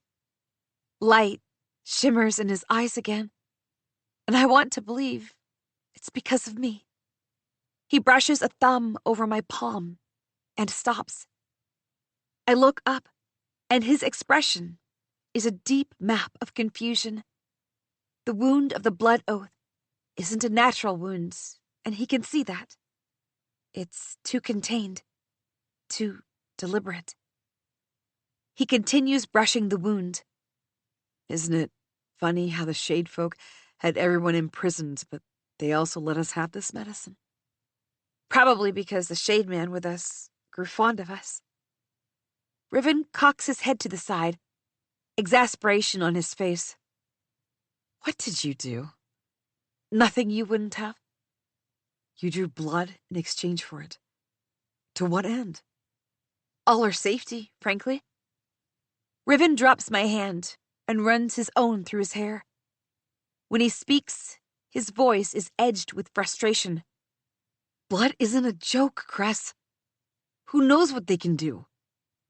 I wince. Riven isn't one to believe in superstitions. Him questioning it makes my calm tremble. Just a bit, but tremble all the same. They'll tell stories about the people above to their kids. It's what would count as normal for them. As if anything about this is normal. He snaps. This time, when Ariadna interrupts us, I could kiss her. She returns, shouting happily. The tunnel ends in an empty hall just off the spider's cave. We can avoid it completely. I lurch back from Riven, closing my fist and putting the thought of my blood in possession of the Shade Folk out of my mind. What are we waiting for, then? Raksha says. Exactly, Ariadna says. Let's go in quick before some other monster arrives. I'll take Bairn last, and Riven and Cress lead us. Then you both stay and be on guard as the rest of us follow. It's just so neither end of the tunnel takes us by surprise. If someone follows us, Bairn can handle it. Riven frowns. He seems to have lost his strength. And his mind. Raksha breathes, eyeing Bayern in mild confusion. He has turned visibly weaker, a gray pallor to his skin, as he shivers near one of the relit torches. We'll all have to work together. Thane can't walk, and you and Yara have to focus on him. So can we please make this quick and not stay in one place like meat for flies?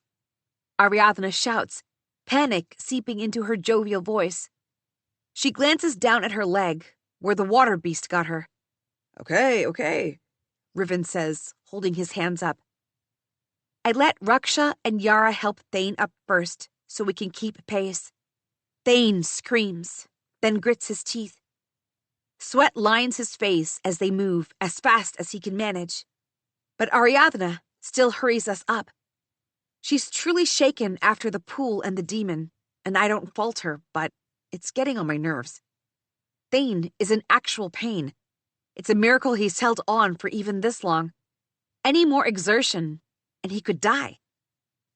Together, we move down the tunnel. It's supposed to return upward toward the end. I can't help but think on how far back we will have to go again first. This journey has entirely been about the back and forth, and I'm losing any remaining sense of time. As if when I return to the island, an age might have passed. Thane, Raksha, and Yara are considerably ahead. Riven and I are slower, so we can intervene if Bayern deteriorates any further.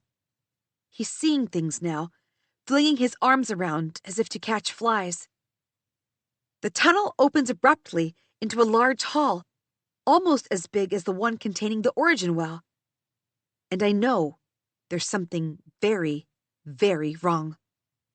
The air smells of metal. Riven! I barely get his name out when a bellow erupts from the tunnel. Ariadna has her 2 daggers sunk deep in Bayern's eye sockets. He's screaming and clawing at her, but she remains unfazed, spattered with blood. Her face is a mask of red. She pulls back a blade and sweeps it along Bayern's neck in one swift motion. All of it happens so quickly, so unbelievably, that I stand rooted to the spot. Raksha and Yara, too, are unable to disentangle themselves from Thane without accidentally injuring him further. And as Bayern thuds to the ground, blood seeping down, Ariadna snatches the gun from his pocket. Back up, please, all of you, Ariadna says, away from the door. What door? I shout with disbelief at what she's doing. She kicks at the side of the wall, and metal bars plunge down, separating us from Bayern and her. The cacophonous clanging rings in my ears painfully. What the hell are you doing? I cry, regaining my senses. You want to kill Bayern? Fine. Which one of us looks like we care especially about him? Why would you lock us here? Oh, I don't know, Cress. Your altruism seems to get the better of you no matter what you say you'll do. She glares at Riven, makes you do it. I've seen enough of it, and I'm not going to take any risks. Over Bayern? I can't believe this girl. Did the demon poison get in her too? Besides, our ends don't align. You are going to listen to those superstitious cavemen and stop us from sharing the biggest discovery in hundreds of years? No way can I let you ruin the Collector's mission. You're a fool, girl. Raksha bares her teeth. Siding with those wretches over your own. I am siding with my own. Ariadna growls. I'm siding with my grandfather, Collector Cirrus. 40. The next few words come from Yara, who screams and curses Ariadna, flinging herself at the bars, clawing and beating, as if she could pass through them out of sheer will. You're all welcome to die in here, Ariadna says, ignoring Yara's screams. and this time, there's no exits for those little rats to come scurrying out and save you. There's probably some water in your supplies, so Have fun. And then she simply walks back with a confidence that says she knows where she's going. Fuck! I yell. Fuck is right, Raksha says harshly. She throws her polearm against the wall, and it clangs to the ground, echoing in the large hall. Yara is still screaming at the empty tunnel. She kicks at the bars and beats her fists at them, tries to wrench them apart until her hands are bleeding. Her wails are moving through the ocean, like her grief over Ansh has finally been unleashed. She pulls at the bars, trying to find keyholes like the ones at the Shade Folks' city, but nothing happens. She yanks at the bars again, but, of course, they don't give. We have to stop Ariadna! Yara yells, her voice breaking. Or it will be for nothing. It will all be for nothing. Raksha makes no move to stop her, so Riven and I don't either. We have to get out of here, Thane murmurs. His leg is a mass of blood and muscle, white bone shining through. He's leaning against boulders, chalk white with the effort of staying up. No one says it, but we all know that death is circling him. And I can't stomach that thought. No older person, no one who knows who my parents are, has brought me the sense of fellowship that Thane and Raksha have. I don't want either of them to die. How? Riven demands. There's no way out unless we break through. Then that is what we will do, Raksha snarls. She grabs a tough-looking stone and bangs it against the bars. Startled, Yara steps back for a second, but follows Raksha. Both of them smash at the old metal bars, which groan under the pressure. Blood trails down Yara's arms, seeping through torn sleeves. Watching Yara lose her senses breaks something inside me, and all I remember is the little Yara I used to be friends with.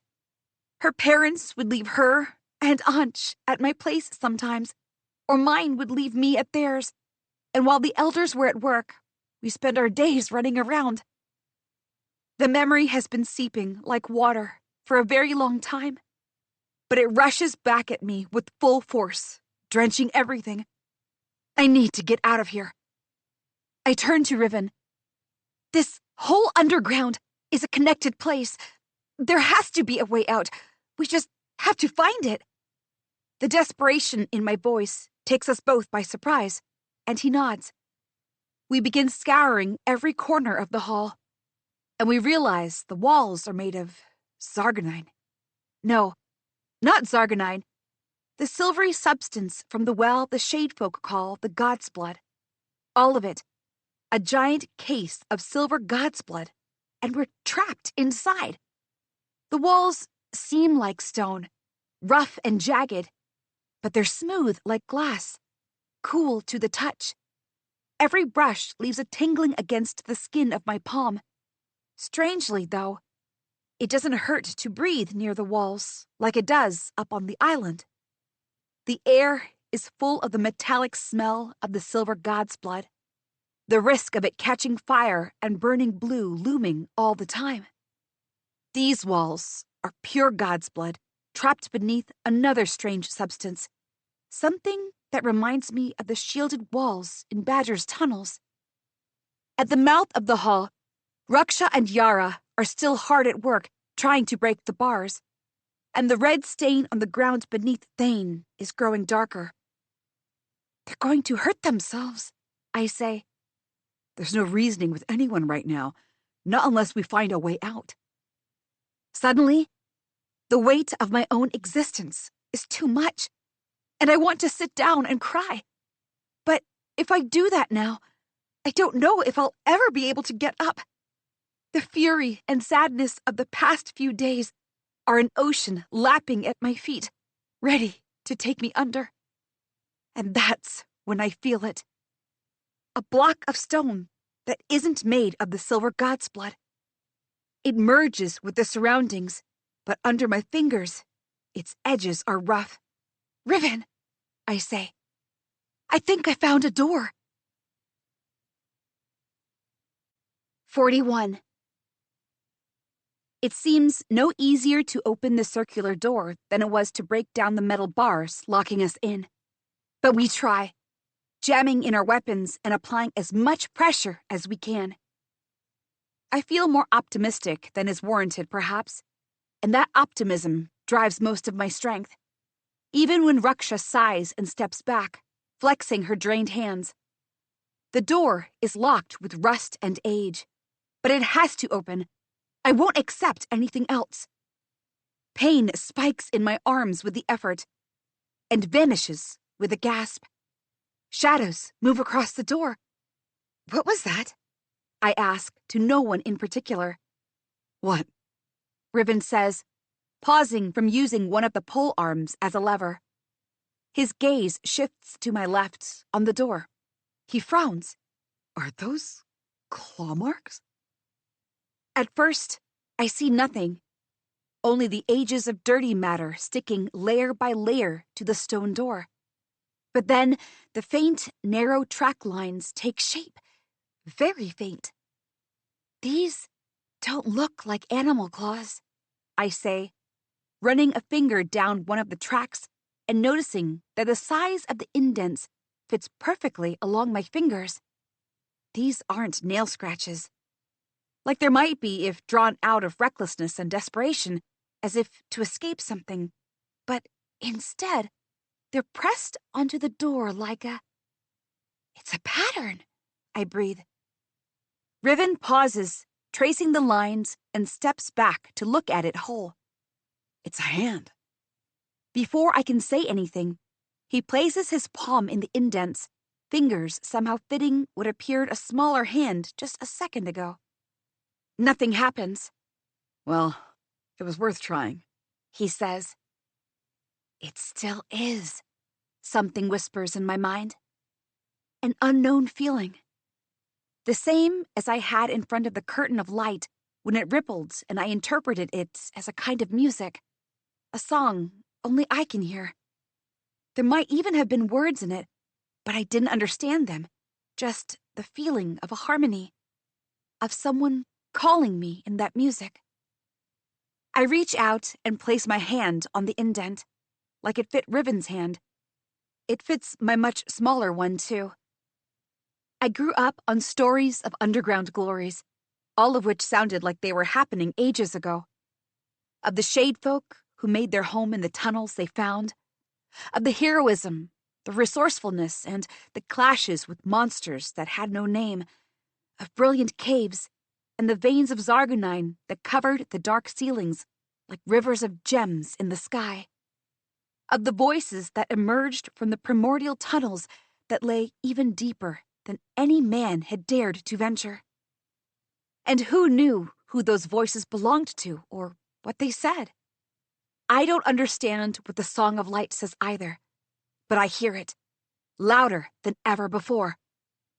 Cress, get down!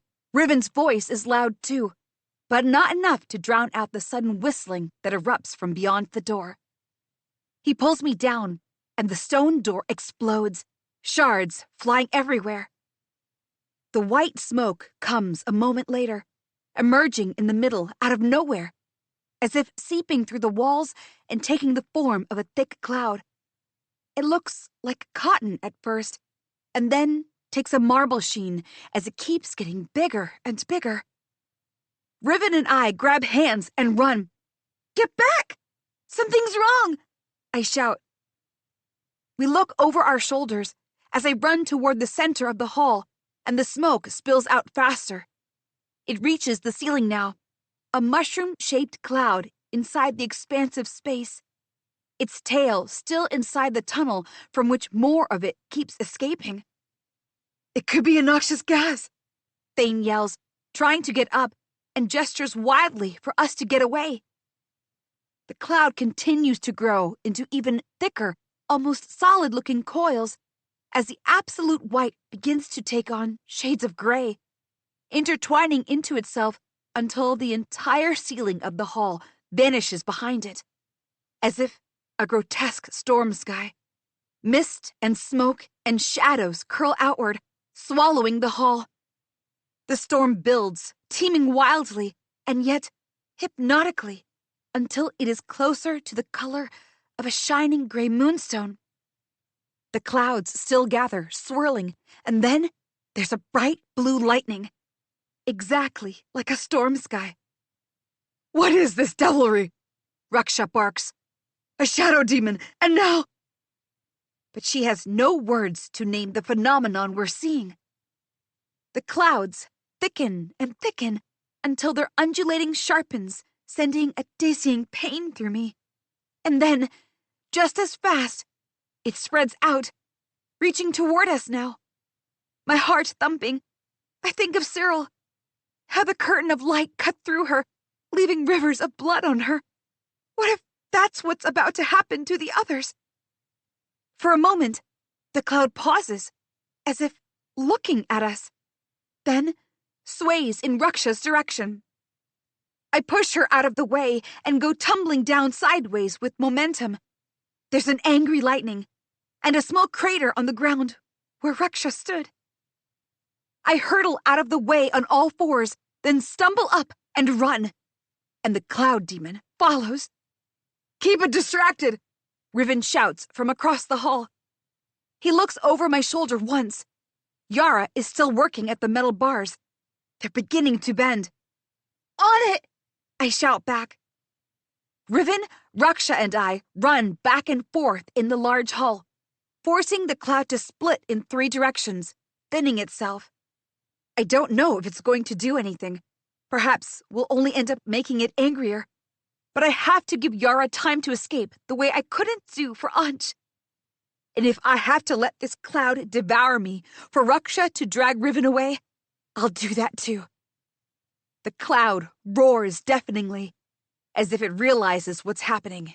Then it regathers, and it hurtles toward Raksha. I'm too far apart. I can only scream as I run, as Riven yells at her to get away, and pain pounds in my leg with each sharp thwack of my feet against the stone floor. But it is Thane who reaches her first. Thane, who is bloodied and battered. Thane, who is unable to walk on his own right now. Thane, who throws himself in front of Raksha with wide arms, as if greeting an old friend. No! Raksha shrieks. I reach her, unable to stop myself from slowing down, and slam into her. We watch in horror as Thane grabs hold of the cloud demon, like it isn't smoke, but as solid as marble. Hurry! He shouts, sweat gleaming on his stark white face, the shadows beneath his eyes blackened to soot. Get out of here! But he holds on, standing alone, slowing the cloud demon. The demon that emerged because of my hand against the stone. Shade blood. Riven! Raksha! I shout to them, help Yara! Then I race toward Thane, even as he shouts, what are you doing? Run the other way! Tell me the truth, I say, panting as I come to a stop. Are you the other child of Shade they mentioned? His mouth opens, then closes. The cloud takes the moment of distraction to reassert itself. It throws Thane off his foot, but he pulls himself up, his wound forgotten, staring at me. You have shade blood too. Katya was of the shade, wasn't she? The understanding plummets my stomach. Having acknowledged it to someone else, there's no taking this back. We both turn to the cloud demon and grab at its hand, and our shade blood protects us from whatever this is. The demonic cloud, startled, undulates dangerously. It feels like silk in my hand, and it's hard to keep my grip on the slippery, shady substance, but I don't let go. Come on! Riven shouts, the bars are down! Let go and run! I look back and gasp. He's right. They've taken down 2 bars and bent 2 more. There's enough space for all of us to fit through. Thane, I say, you go first. You'll need more time. He hesitates, but nods, his grip still tight. Just hold on. The moment he's halfway to the bars, Riven jogs up to meet him and calls out to me to let go of the demon and hurry back. I'm ready too. The demon roars and swells and thunders. I loosen my grip, taking a small step back, and slip on my feet. The back of my head slams into the stone of the ground, and the cloud comes roaring at me, swallowing me whole. 42. The change before my eyes is abrupt. The darkness of the demonic shadows giving way to the darkness of a strange quality, thicker than air, but not quite the solidity of a wall. Almost like the viscosity of the silver god's blood fills up the space between atoms. This dark is not like the one in the mines, not even the cells. It is the kind of dark that eats you alive. Besides the clothes on my body, I have nothing. I turn around, my heart rising as my mind tries to place these bizarre surroundings into contexts. I shout, shocked and scared, for the others. I'm not in the hall I was just in. There's no one around. Thane, Raksha, Yara, Riven.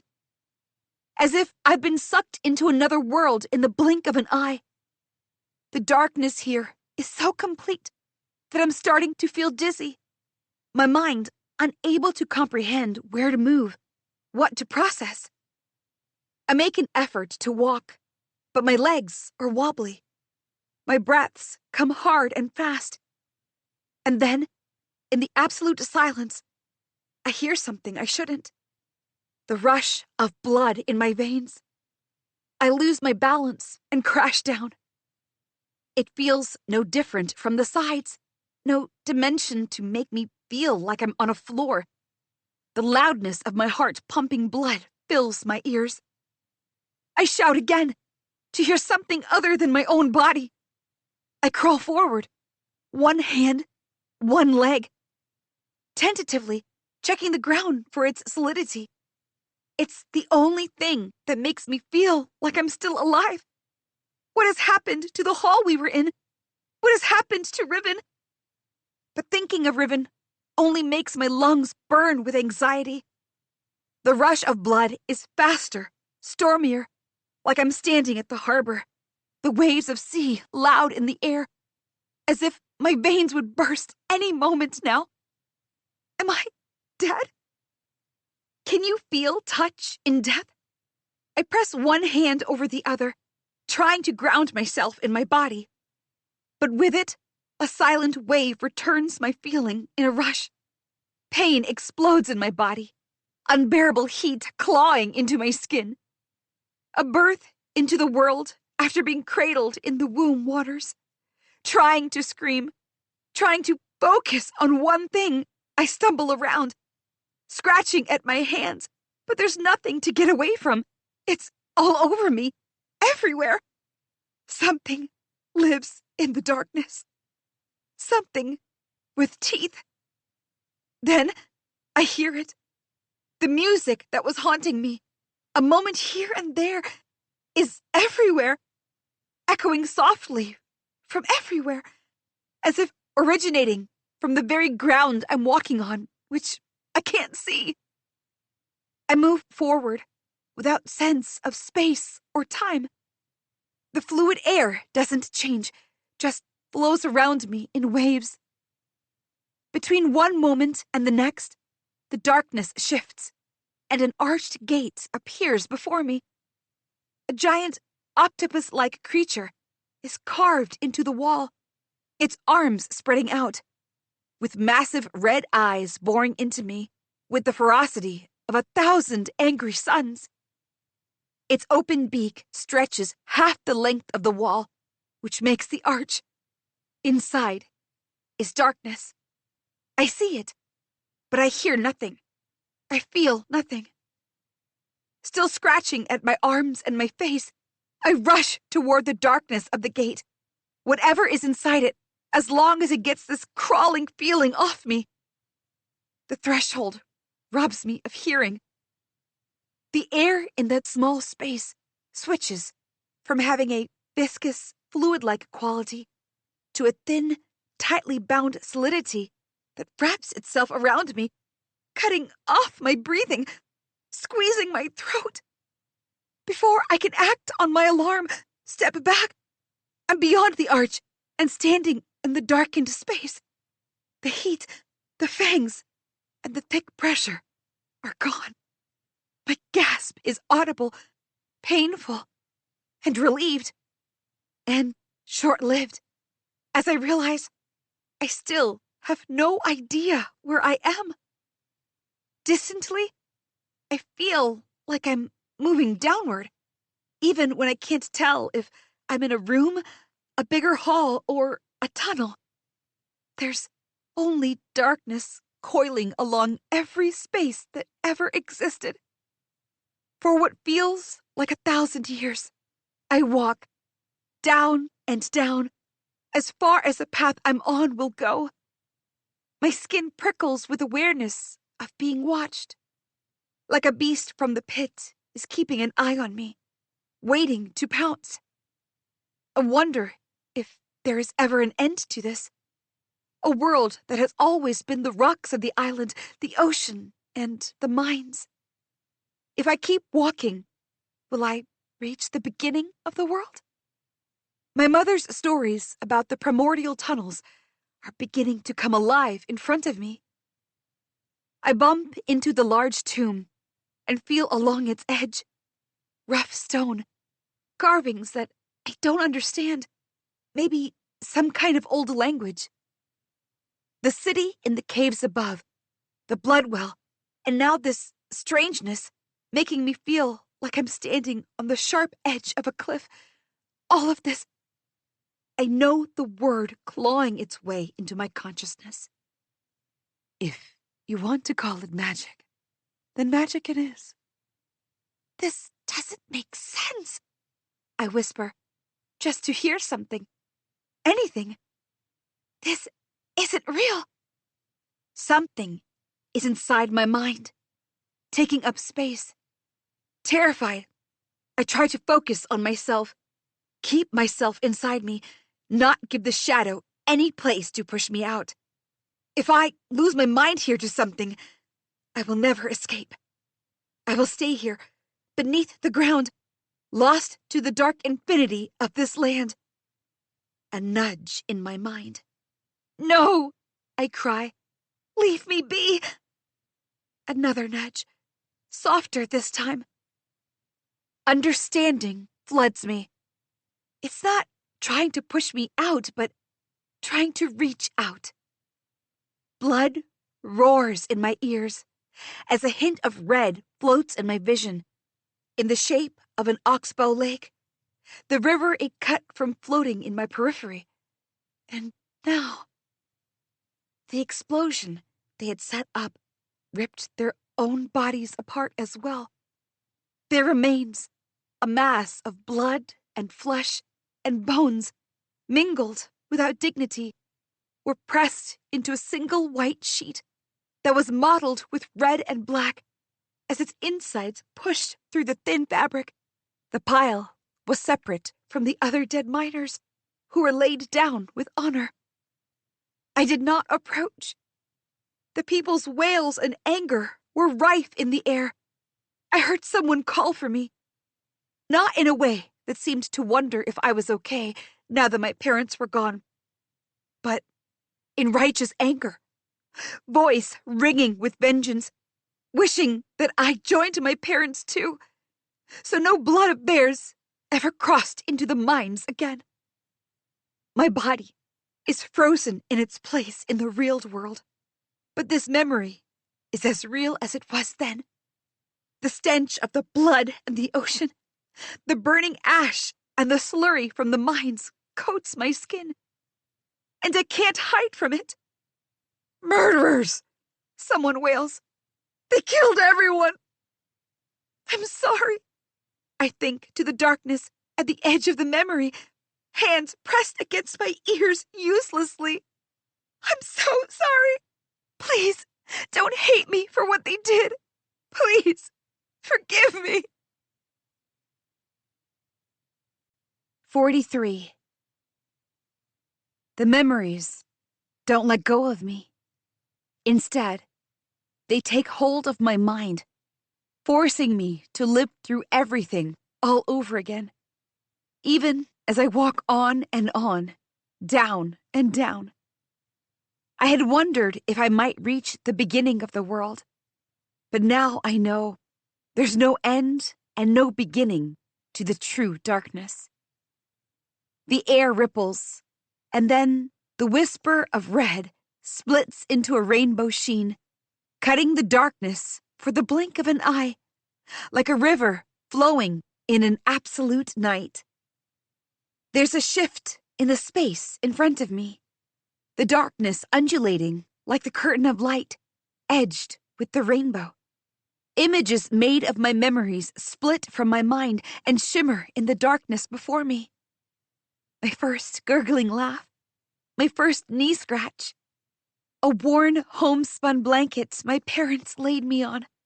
Yara and Anj and me huddled near a low fire as our parents worked late that evening.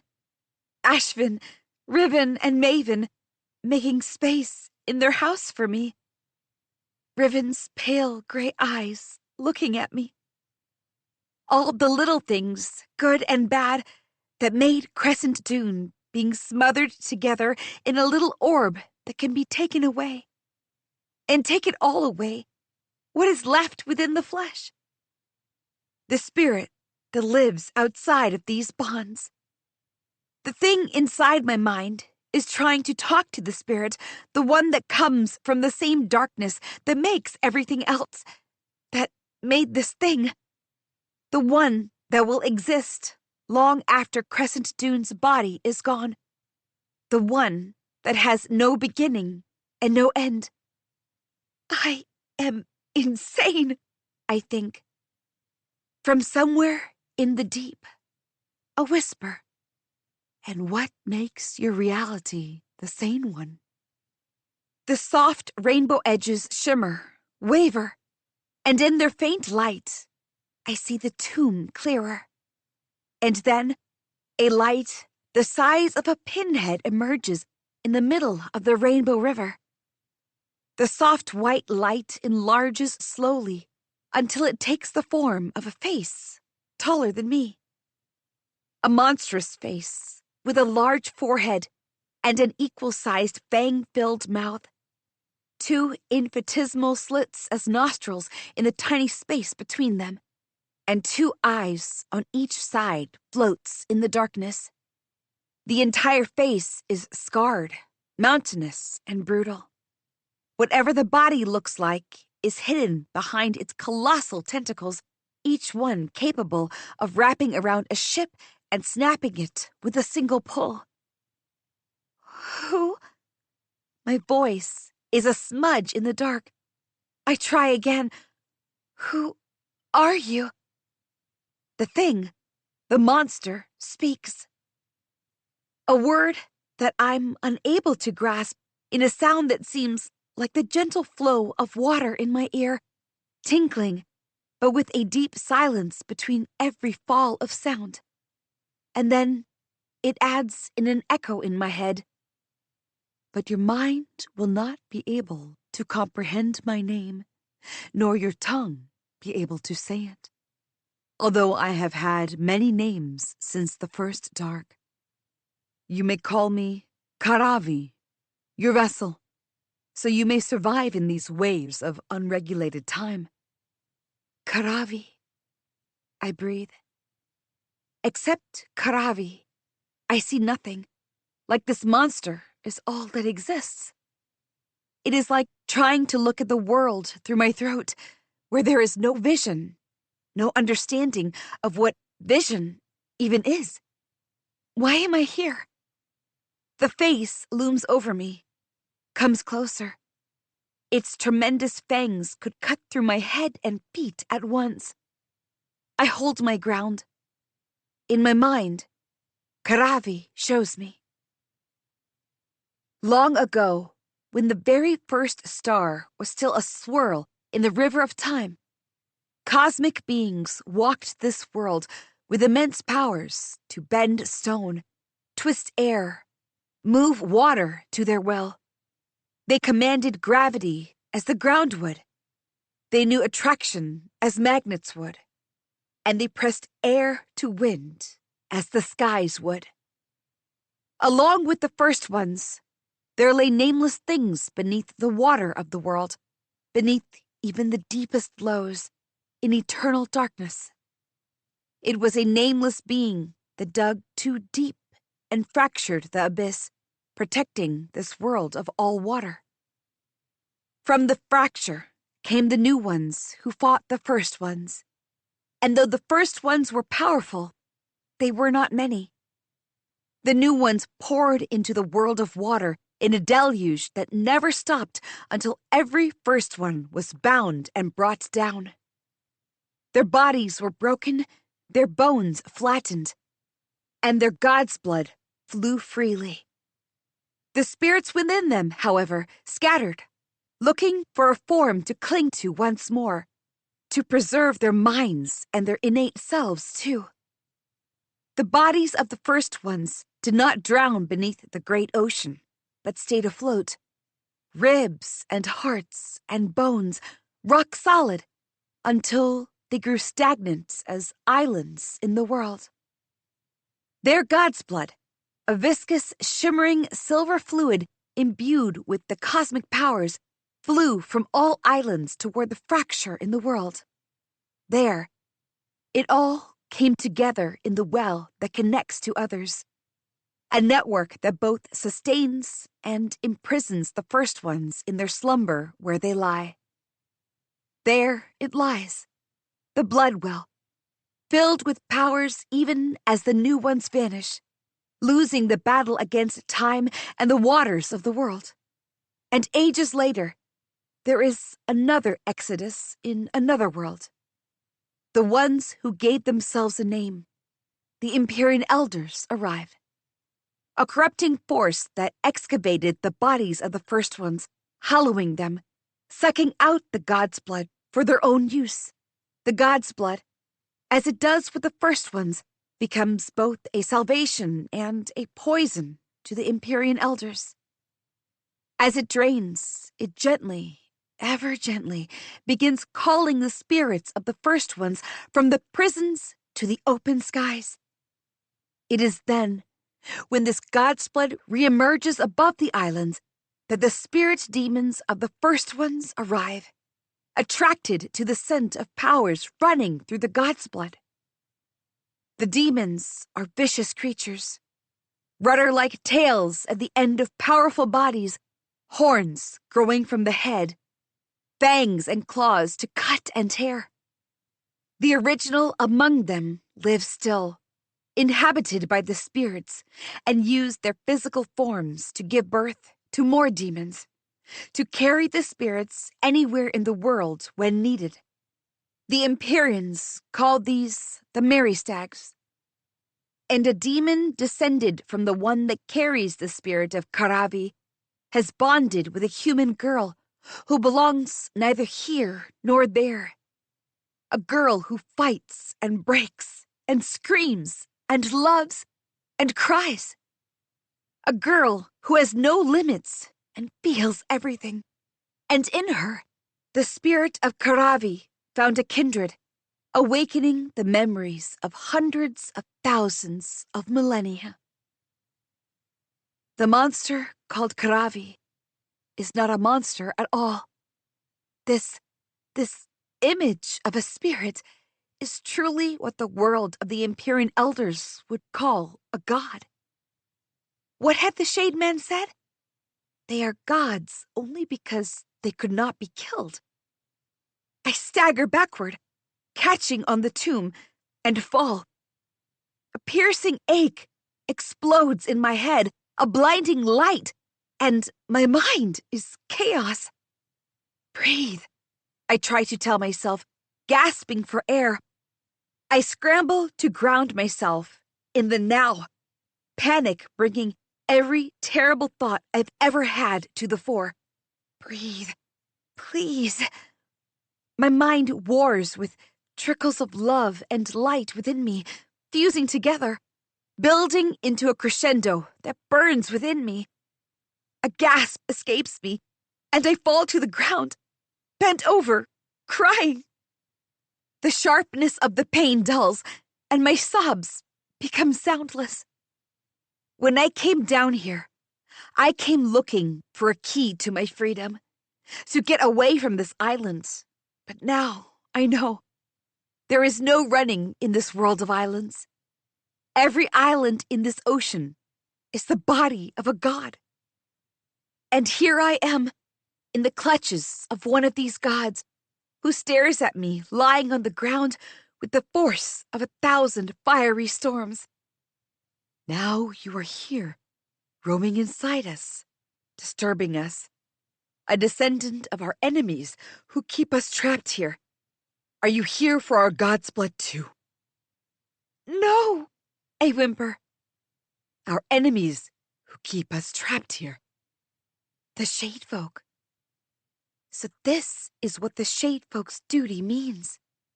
To live down here still and keep the first ones from arising again. This is their mandate.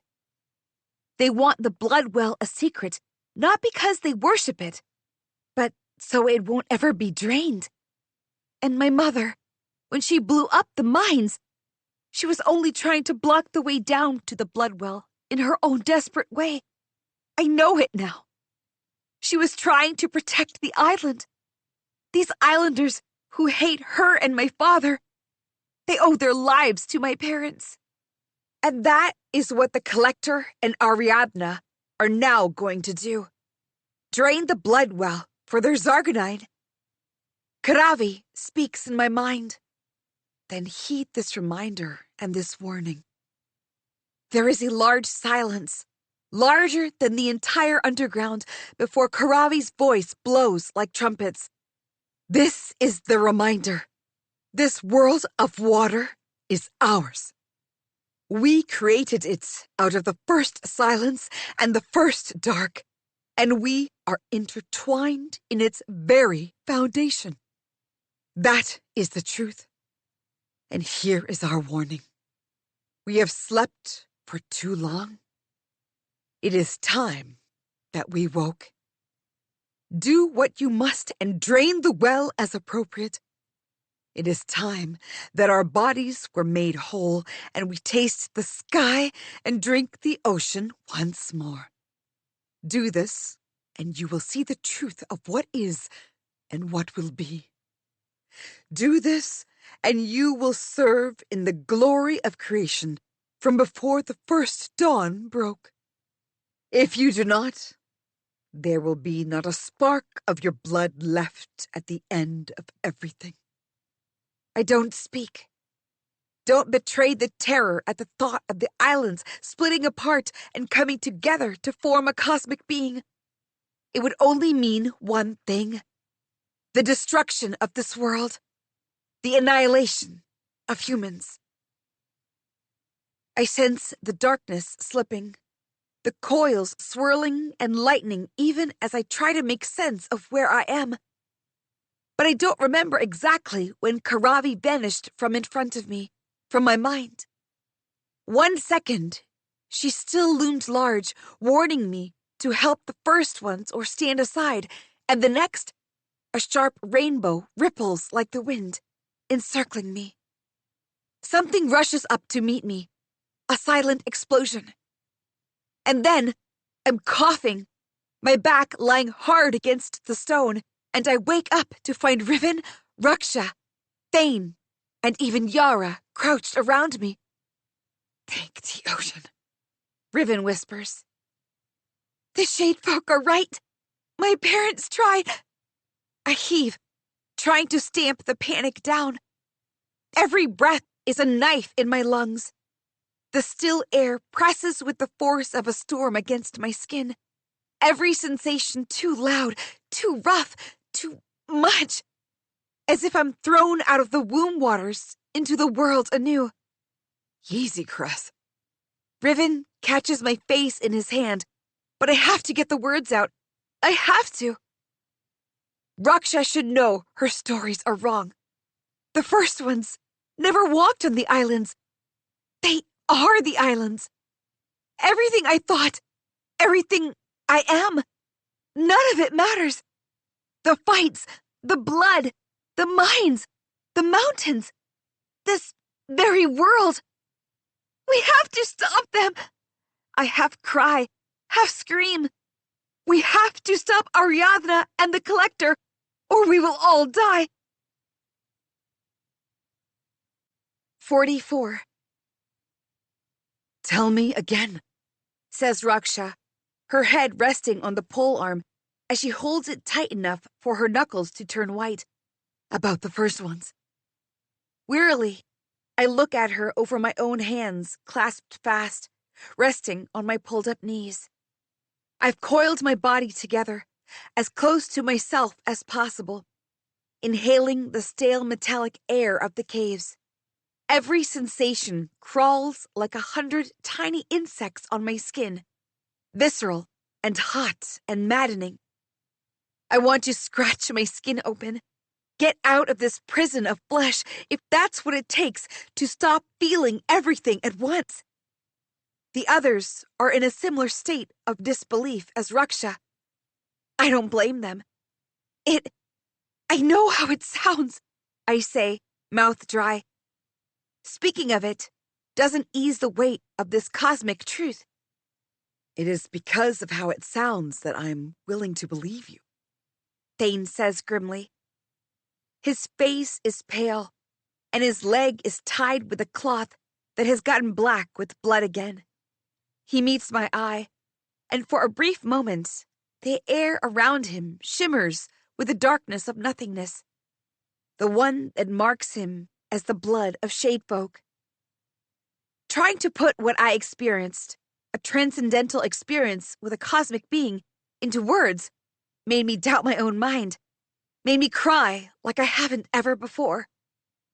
It was Thane, my fellow shademan, who helped me explain the story of this world by coaxing me gently, patiently, even when his own life is slowly ebbing. Riven believes me, I know. And fortunately, Raksha does too. Yara locks her hands in front of her and sits across from me next to the broken bars. She watches me with a glint in her eyes, like she's assessing how hard I hit my head when I fell. There are men up there on the island who are preparing for our annihilation, Thane says. Bayern was one thing, but Ariadna is the Collector's granddaughter. They both betrayed one another, so who knows what truly goes on in those people's minds? We have to stop them however we can. It's no longer about mining and jobs and food and houses. It's about our existence. No one will believe us, Yara says gruffly. I turn to her in surprise that she has any opinion at all. She watches me like she's daring me to say something. Riven nods. At my expression, he adds, I stand with you, now and forever, but what we have seen down here, no one up on the island has. That smoke, the shadow demon, whatever it was, those things are not normal. Others would want more than our words to trust us. Heron will trust us. Raksha cuts in. He's one man, Raksha, Thane says. What happens when they deem us insane like the others?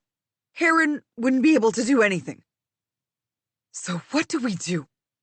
We can stall them, make up things, but for how long? Raksha says, frustrated. Those people haven't controlled our lives for so long by doing nothing. They can and will destroy us. After my parents died, I wanted to escape this island and its chains exactly because I know the destruction the Collector and his people can wreak. But now, everything is backward. We stand deep in the ground, beneath the sea pressing on us.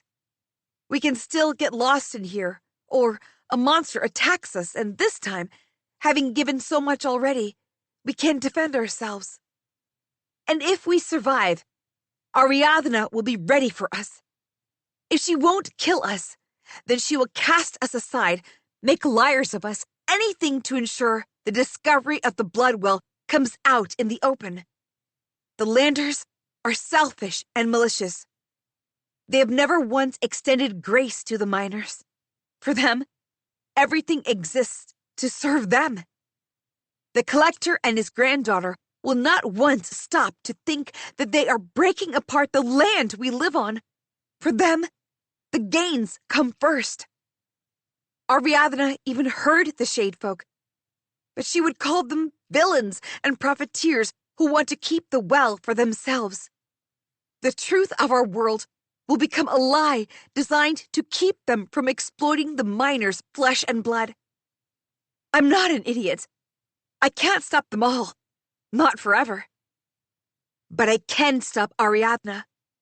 I have to get out of here and make sure no one comes down the mines again, or there will be no salvation anywhere I go in the world.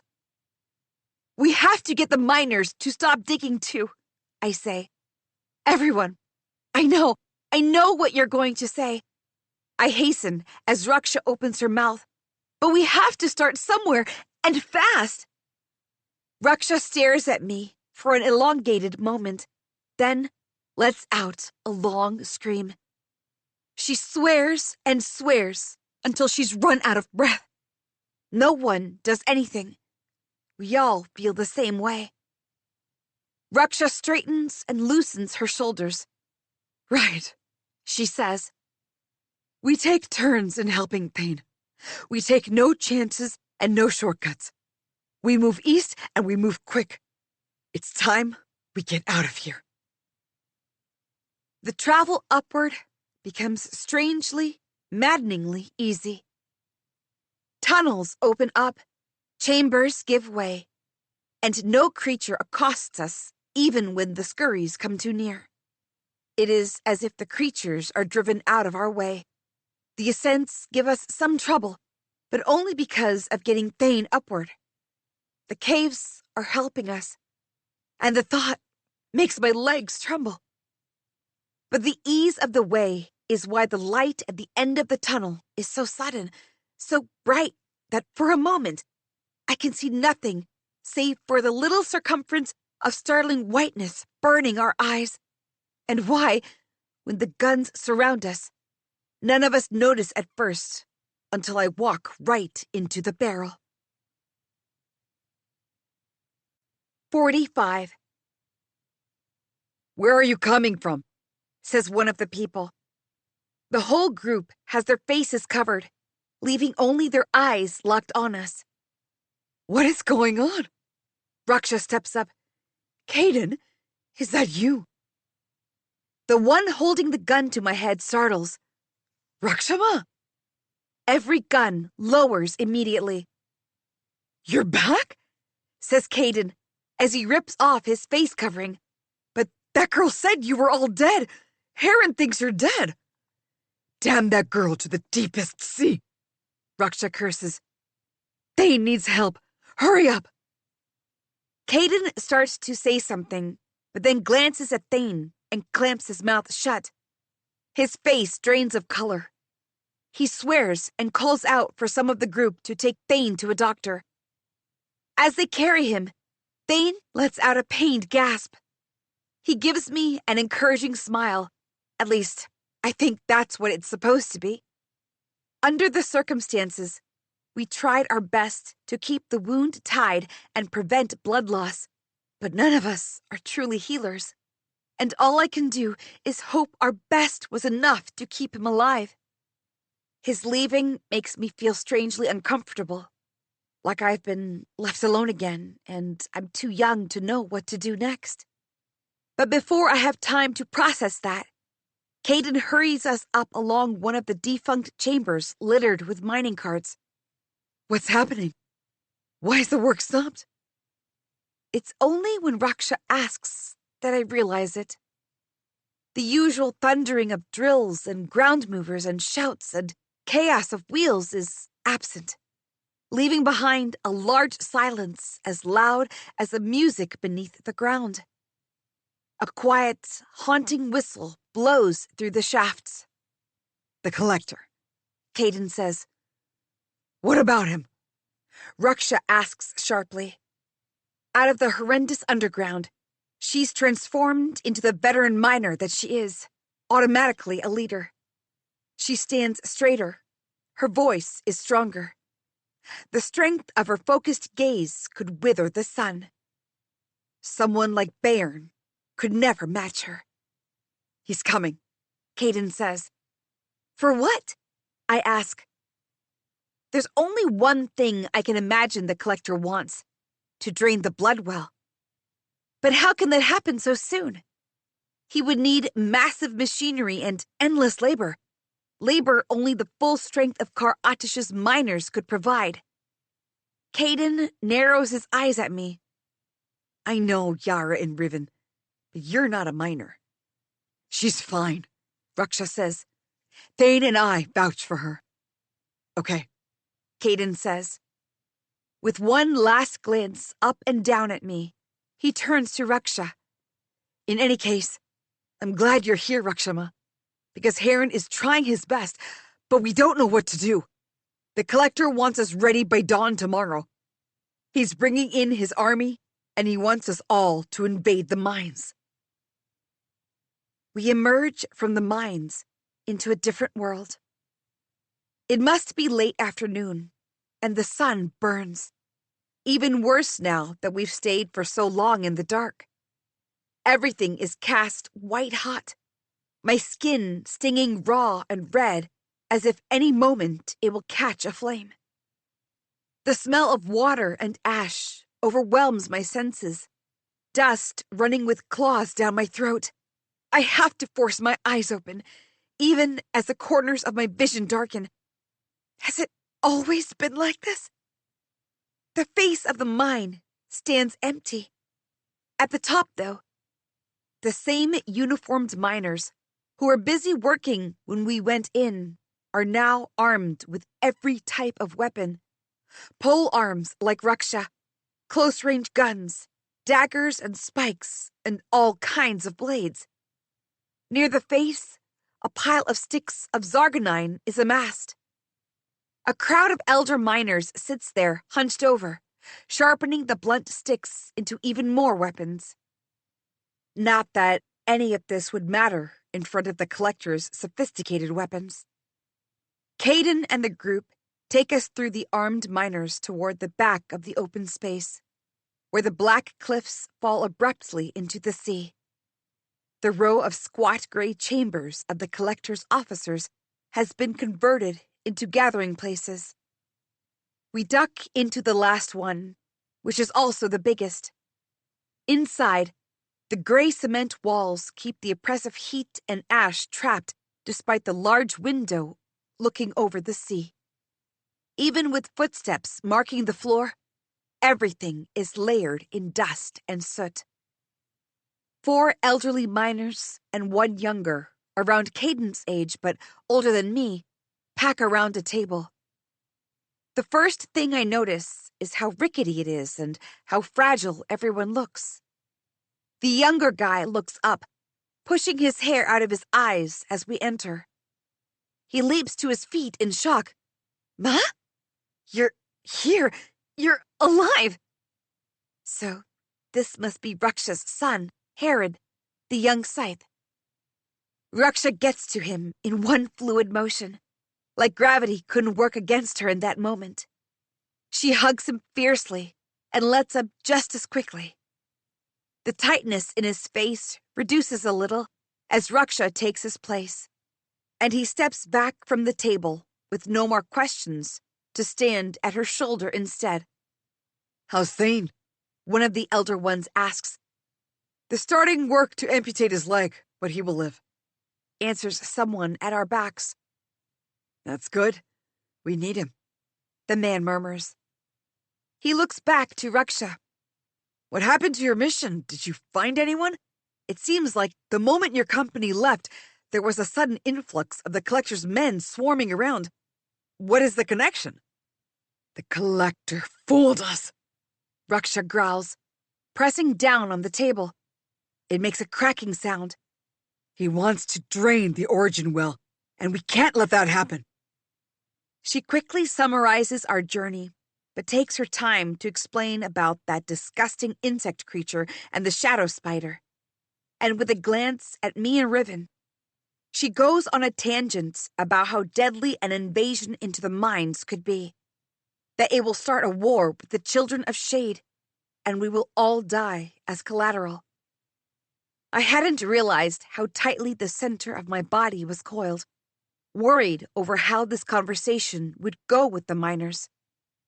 Thank the ocean, Raksha knows how to handle these people. We are also looking at an exodus of underground creatures who can and will cause destruction we won't be able to deal with. This won't stop here. They will travel elsewhere, and they will cause mayhem in addition to the toll the ocean takes. Nowhere will be safe. We are staring at our annihilation. She ends grimly. The crowd around the table swears, but there's no immediate uproar.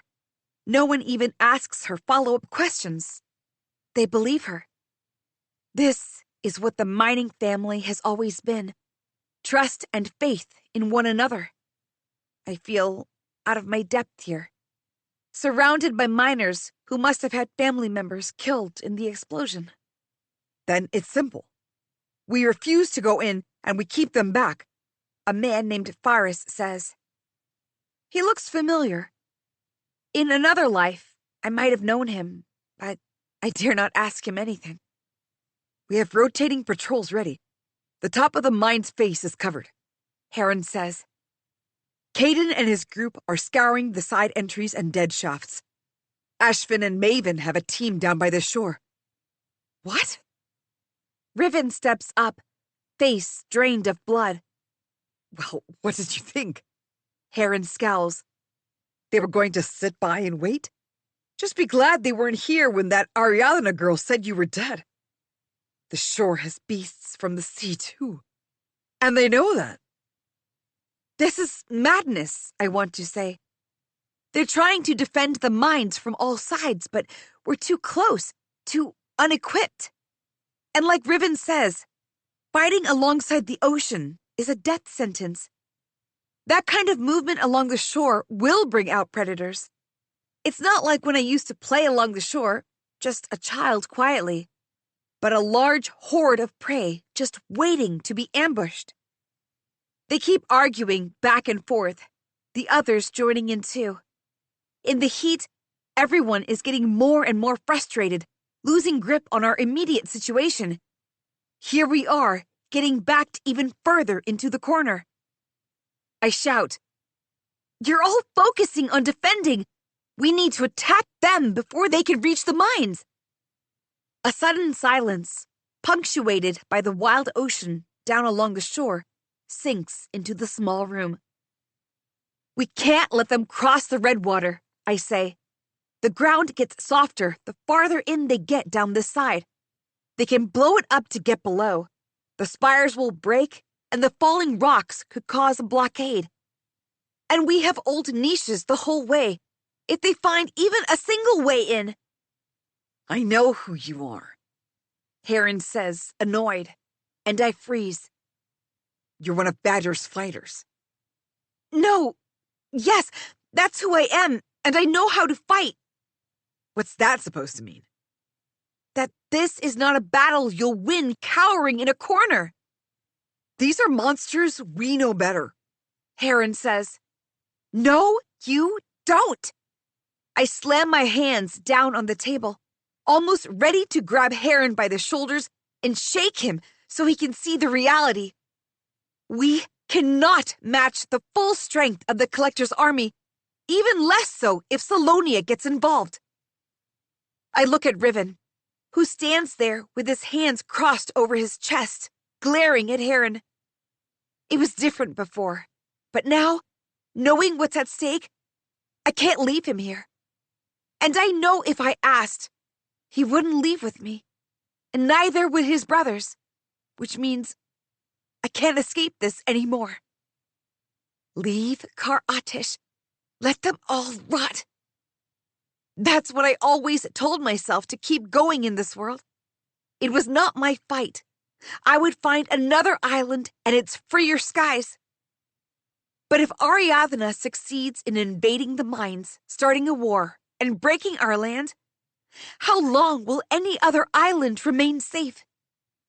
Is this what I have spilled blood? My own and that of those innocent creatures, for in the pits of the arena? For hiding in a corner while the world shatters because of men's greed? I'm done trying to run. I deserve the same place on this land as anyone else. When I turn back to the table, fire licking through the ash within me, ready to start screaming, I find Faris staring at me, eyes narrowed. And before I have time to prepare myself, he speaks. Jar. His voice is a whisper carrying a storm. You're Jar's daughter. The silent air plummets faster than I can breathe. I was thinking you look familiar. How? He rises, the table overturning with the force, fists clenched at his sides, reddening rapidly. One by one, the others realize too, and hysteria explodes. Caden and his group, who were at the entrance of the room, roar and stomp right into the middle. I step back hurriedly, never taking my eyes off any of them. Which of them would hurt me first? Probably Caden and his group. Damn the ocean! They have weapons. I gasp, air refusing to help. Riven closes a hand on mine, stepping up next to me, shielding me with his half-turned body. I look up at him wildly, and he meets me with a ferocious gaze. I won't let you face them alone, it says. Raksha's words, loud and clear, cut through the charged air. Stop this nonsense! We need her! No, we don't! Two of the elders snap together. Kinkiller! Faris spits. That word, fire, rips through me as I speak. While you waste time coming up with creative names, the Collector's army is advancing on us. There is no us here. Heron lets out a frustrated breath, then turns to his mother. Why have you brought her here? Because none of you know the real danger we are in, I shout. Heaving, I step up, not breaking eye contact with Heron because I can see he might be young. But if I don't win over him and Caden, we might as well let the first ones rise this very minute and end everything in this world. Heron opens his mouth, then closes it. Anger hardens his features. Instead of me, he continues to address Raksha. Don't push this, Ma. Raksha stamps down her pole arm so hard, the gray walls of the chamber vibrate. You think I don't remember watching your father get blown to pieces in front of my eyes? You think I don't remember the taste of his blood as it spattered inside my mouth?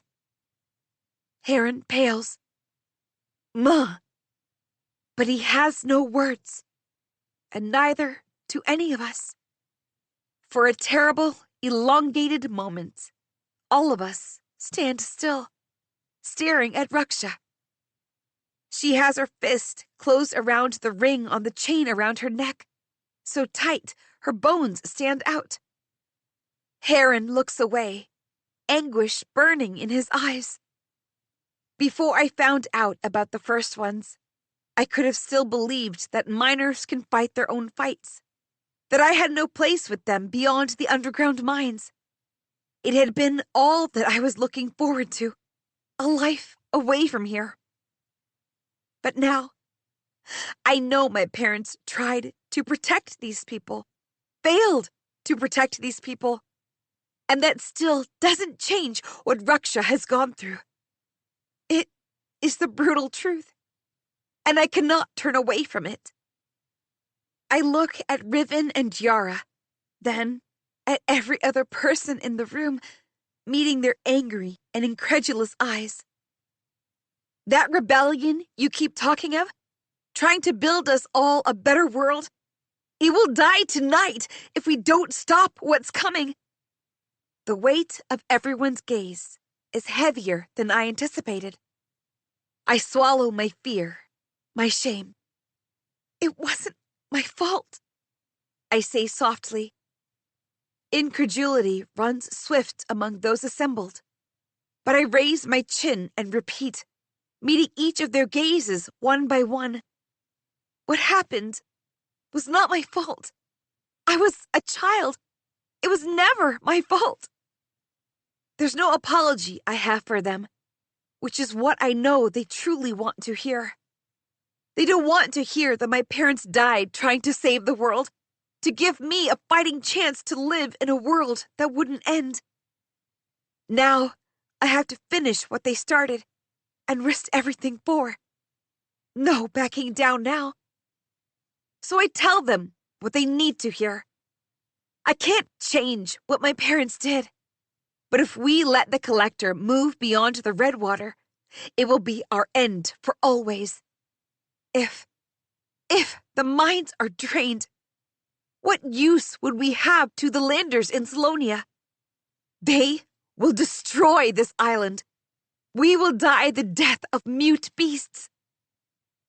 Forrest looks like he wants to say something, but at the last moment, his gaze drifts somewhere over my shoulder instead. To Raksha. So, Raksha says, if we must attack first, the valley over Redwater is our best chance. 46. By nightfall, the news has spread. The miners are marching to battle against the collector's army. Everyone is divided in groups. Several older miners stay behind, keeping a defensive boundary around the entrance and all the nooks they know of from experience. We can't do anything about the brute force, but anything that can delay an onslaught, even if for mere minutes, is precious. At the center of the pit, the scorched earth is where my parents were burned. Every other miner who died that day was buried in the ocean with the respect the dead deserve, save for Jar and Katya Dun. I kneel at the edge of the marks on the ground. Despite the constant activity, I can sense people slowing down, giving me sidelong glances. The minor elders have grudgingly accepted me in the fold for now, but it doesn't change anyone's feelings. They've spent almost a decade building up their hatred against my parents, and what can I say to vindicate them? Their actions may have had noble intentions, but the results did not fulfill those intentions. And yet, they're the same parents who held me when I scraped my knee, helped me raise little creatures and then released them back in the sea, sung me lullabies, and told me bedtime stories. The pressure of reconciling all of it almost brings me to tears again. But I won't cry in front of these people. Let them see that I am not ashamed of my parents. I can't forgive them, but I can stand with them. Let them see me as whoever they want to. I am who I am. The dark skies and silent rocks watch me as I bring my hands together, bow my head, and, for the first time, whisper the words of the final ritual for my parents. May the water horse watch over you. May you sail the ocean of stars. May you find the home of elders. May the end begin once more. Will you guys hurry? Maven says, as Riven, Ashvin, and I fit in weapons. The brothers have gone for guns. I take one, but mostly I pick up blades in addition to my daggers. I know my strength, and it's in close combat. What are you hurrying for? Ashvin stops and asks. You stay here. Riven takes Maven's arm. Yeah, go home and don't worry about us. We'll see you in the morning, and if... Maven rips out of Riven's grasp. You both have got to be kidding. He glares at them, tightening his grip on the gun he was in the process of strapping to his chest. May, is this the time to... I start, but Ashvin immediately cuts me off. I will tie you to a merry stag before I let you in active battle. The three brothers stand across from one another, each of their faces mirroring the other's stubbornness. They look unlike themselves. The bruises from these past days, the prominence of bones over paler skin, like they've already been through a war. Don't make this harder than it has to be, Riven growls. Yeah, that's what I'm saying. Stop wasting time and let's go, Maven snaps back. Faster than I can blink, the three of them are grappling.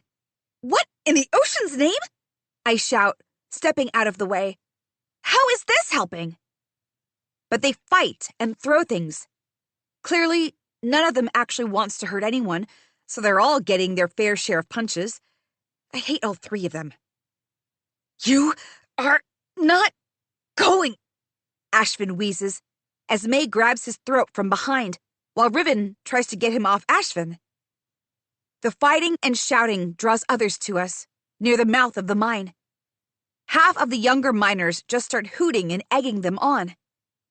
And just then, in a fit to get himself out of Riven's grip, Maven kicks fast and hits Ashvin, who crashes into the pile of guns with a loud gasp. He tries to disentangle himself from the pile, but his leg slips. I rush to help him, and when he sits up, blood trickles down his nose. Riven and Maven race across to him, their faces shocked and terror marking their shouts. Ashvin touches the blood sliding down his face, and his fingers come away red. Someone gets Riven a quick aid kit, and he gets to work. With the same slippery hands, Ashvin grabs Maven's collars and looks him in the eye. You are not going. For a moment, the two of them just stare at each other, the rest of the world forgotten. Finally, Maven takes Ashvin's hand and promises to his brothers, Fine, but when this fight is over, I'll break both your bones. As I turn away to let them have a moment, he calls, Oi, Cress!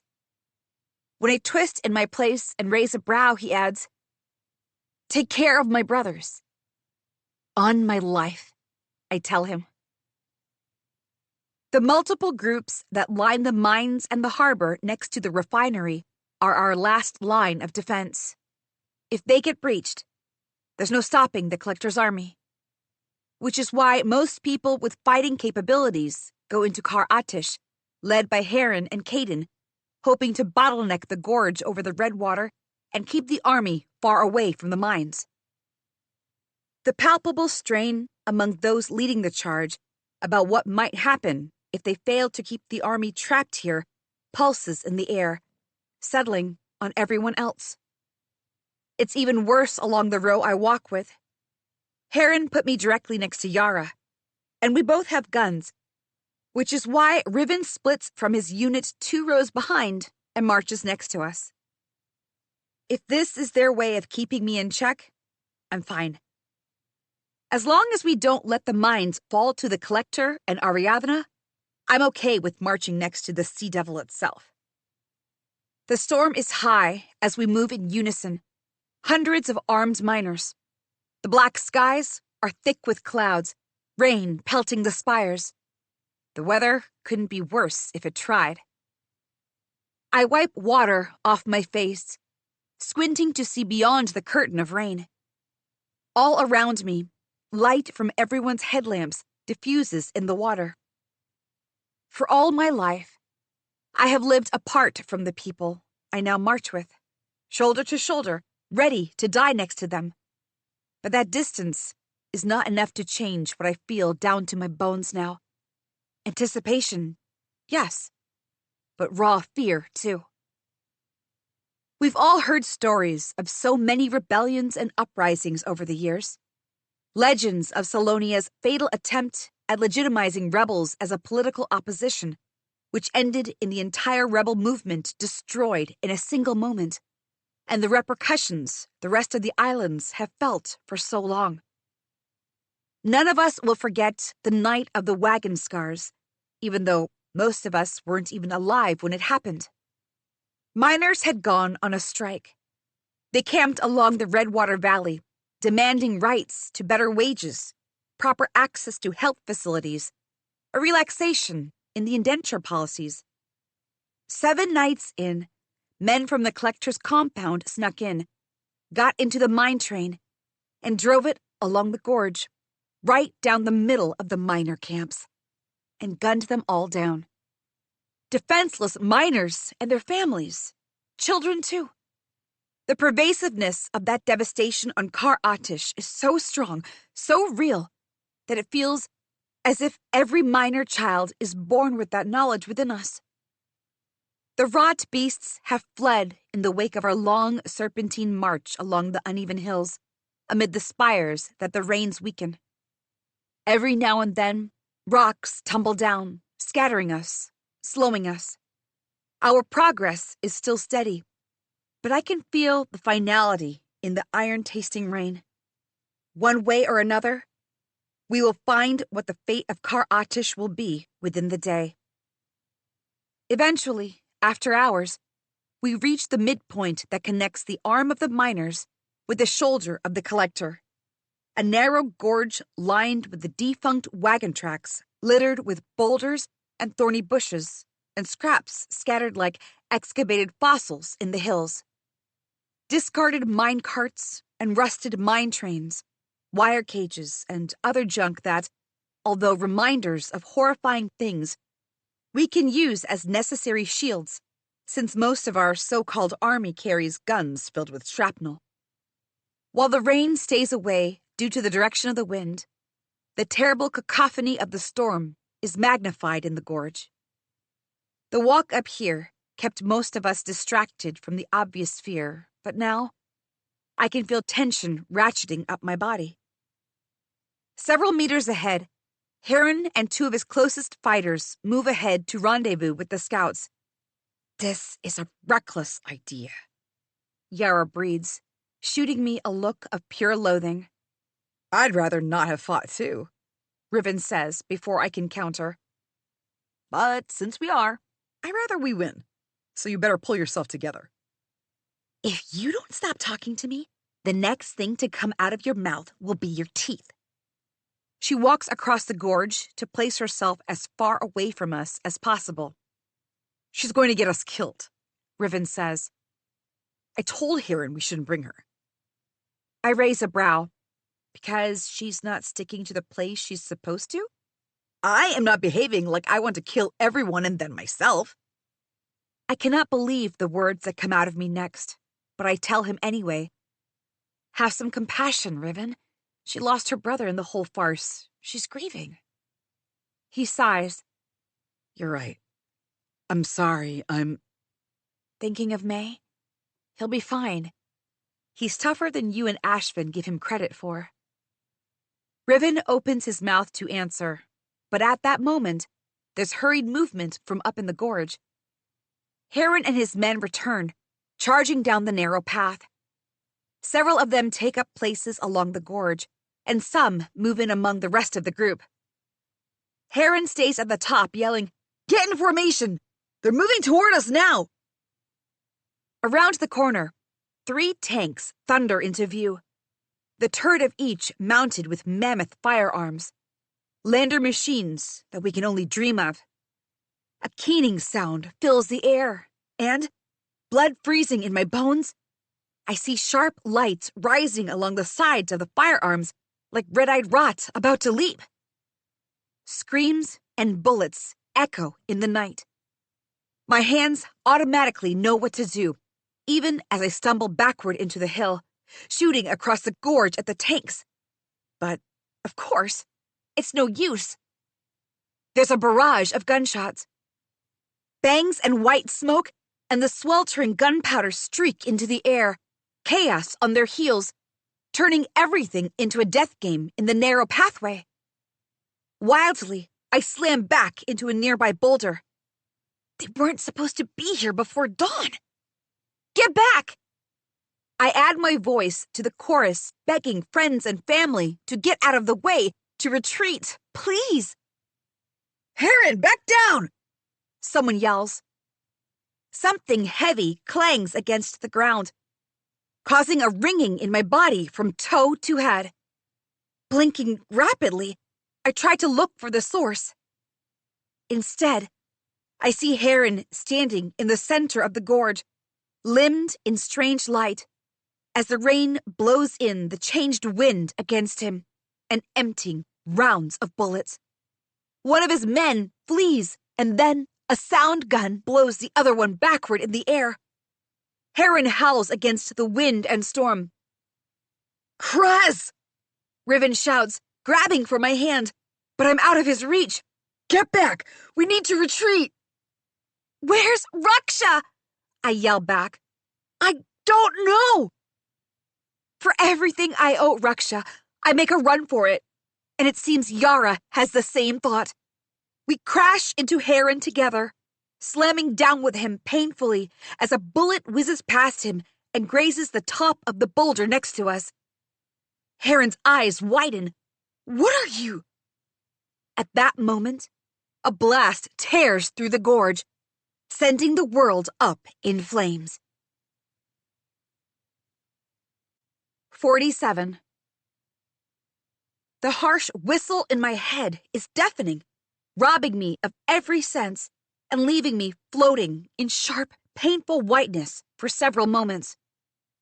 In a startling, dizzying rush, touch comes back first, searing through my body, and fire storms into my lungs, which are laboring as hard as they can, and with it, pain everywhere. Gravel sticks to my tongue, sanding it bloody. I try to spit it out, but only end up scratching my gums and retching as the reek of gunpowder cuts through. When I raise my shaking fingers to the side of my face, they come back red too. My heart beats painfully, struggling, as I lift my head and look around. Next to me, Heron and Yara are faring no better. We push ourselves up slowly, holding on to one another, and sit up with our backs pressed into the boulder that saved us. One boulder. Or we would be lying dead like the scores of bodies now spread down the gorge. About 10 steps from me, Riven is pressed into the wall of the hill, alive. It's the only thing I can focus on as my vision stabilizes, the whistling in my head still far too loud. Flames crackle along the thorn bushes, punctuating the gasps and cries of the dying, the overpowering smoke and dust dancing like wraiths over the dead. The darkened bodies are scorched, like they breathed in raw Zargunine, separated from us by a pool of blood and torn limbs. Rain pours sideways in sheets now, splashing into the pool and diluting the blood, which slowly runs down the gorge in dark rivulets. Riven waves a hand, catching my attention. His mouth moves. Don't leave your place. And I give him an incredulous look back. Where will I go? The storm intensifies, taking away whatever little ability to see I had gained after shaking off the dizziness. Heron moves to stand, his knees visibly shaking, and I pull him back. What are you doing? You'll get killed! You're the one who dragged us here, Yara hisses from his other side. We need to attack.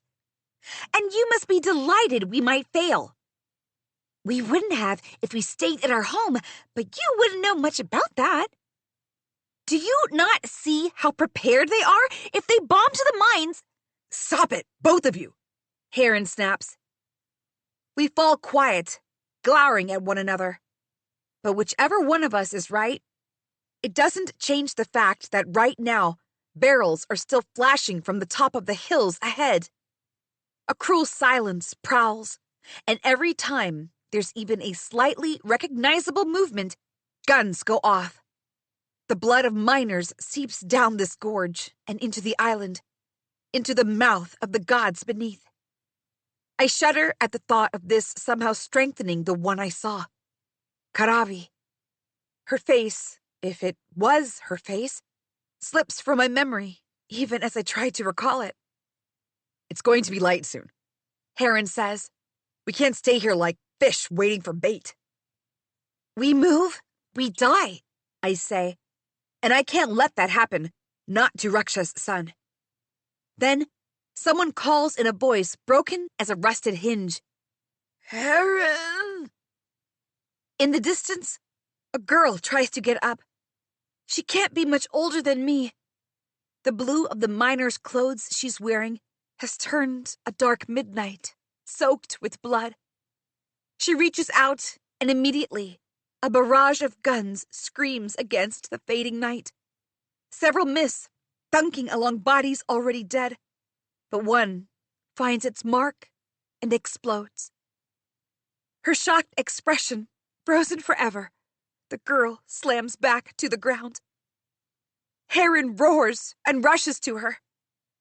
There's a sound of a gun being reloaded, a shot, and as Heron realizes what he's done in impulse, he turns, surprised. A single bullet rips at the side of his waist. Heron! Raksha cries from somewhere at the back. There, behind a broken cart. Before Raksha gives in to her instinct too, I hurtle away from the boulder and rush to Heron. A bullet grazes past the top of my head, burning my hair. I try to drag him away, but he's too heavy, and I think, this is it. The next second, Riven and Yara are there, each helping me get Heron to the side of the hill in the temporary safety of an outcropping. And it still isn't enough to keep Raksha at her place. She crawls like the shadow of a snake, taking advantage of the rain, and picks her way through the dead toward us. Heron presses a hand to the patch of red rapidly spreading at his side. Well, this isn't great. Raksha doesn't say anything, so I do. We have to get him back. And leave my people here alone? No. He says, but already the bite in his voice is gone. His breathing is labored, sweat trickling along and making tracks down the soot on his face. You'd rather be dead than leave them alone? You bleed to death here, Raksha says. She pulls his eye down and studies him. None of us have to be a doctor to know what the paleness of his skin means. We saw it with Thane already. Once it gets light. Riven looks up, a hand shading his face from the rain, smelling violently of rust. They'll move in and chase us down to the mines. We move now, we might as well just slit our own throats, Yara says. Her eyebrows lower, anger descending in her again. If I get them to chase me, maybe you'll have a chance to take him away from here. You can't. She cuts me off. I want nothing more than to be with my brother. And if I can help my people while I'm at it, then I will. You don't get to judge me. Yara, Raksha says. This is not the way. If what she says about the first ones is true, Yara throws me a murderous glance. Do we have any other choice left? Riven and I exchange glances. Perhaps it's not the way, but what is? It either ends now or we struggle and die many times over. I feel the weight of Karavi's frightening gaze. The first ones want to awaken now. No wonder the land seems to give us no respite. I have to do what Jar and Katya Dune tried to do and failed. No, it is not the way, I say. But there is another. The Collector. Riven closes in his eyes with understanding. The landers here operate entirely under the Collector's command. They are forbidden to act against and without his will. We get him, this all ends. Yara stands. Stop it, Yara. Heron breathes, a bloody hand reaching out. But he's losing strength, and his hand falls back as he gasps. Raksha presses on his wound, trying futilely to prevent the blood loss, and looks back at Yara. Her gaze is heavy with a finality. Even if you're right about the collector, we're dealing with an onslaught here right now. Once the skies lighten, we will be massacred. So you do what you have to, and I will do this. Yara hoists her 2 guns along her hips. She looks at me. I will never forgive your family for what it did to mine. So don't think this is for your benefit. This is for the family that raised me. The one you will never be a part of. Then she adds to Riven, Get ready to get Heron out. She turns then, no longer listening to Heron's weak protests, and steps out in the middle of the gorge. The shooting starts almost instantly. She directs her rage, screaming at the massive tanks blocking the path. The renewed battle noise startles everyone down the gorge, and even those half dying stop to wonder at her. Riven and I carry Heron in the dark shadows, unable to take our eyes off Yara. The guards atop the tanks had gone lax and are now scrambling to get in position, howling orders across the 3 vehicles. She's a dark demon, limned in the light from the tanks, crying and screaming, and giving back the Landers everything they gave us. And then, her guns fall silent. She drops them, even as new gunfire erupts, and gets ready to die. 48. Look out! Someone yells from across the gorge. From the direction of the mines, a bright, blinding light. A mine train comes hurtling over the wagon track. As the remaining miners, lying across the ground to protect themselves from the Landers' firing, get out of the way. Alongside the driver in the first cart, a man aims a multiple-barrel gun toward the tanks, rapidly firing. It comes to a stop a few feet from us, covering fire for Yara, who stands there, stunned like the rest of us. Ocean sits inside, his tattooed hands clutching the giant firearm. Get him out of there! Riven and I help Heron onto the cart, Raksha climbing in behind him. As Ocean continues to cover fire, Yara hurtles back, and together we help the other injured on the train. And all throughout, the cacophony of bullets rings in the night. Riven, I say, ducking as the light of the firearm flashes and startles me. We have to go now! Yara comes stumbling toward us and takes over, covering Heron. We quickly exchange weapons, hurriedly confirm the route to get inside the mountains. Ocean! I shout, get them to safety! He looks at me, confused, before his eyes go wide with the realization that I'm not getting on the train. Where are you? The collector! Hold this gorge, Ocean! It's all we have! And with that, I take Riven's hand, and we step away from the wagon track. Getting away from the gorge isn't easy, but Riven and I follow Raksha's instructions and crawl down the passage. From boulders to carts to the horrible wire cages, we take shelter as we move upward, closer to the collector's army, as bullets and shells rain down all around us in retaliation for the mine train. The old watchtowers crumble like decayed teeth on either side of the pass, narrowing the way out. They mark the turn on the island, beyond which miners cannot live anymore.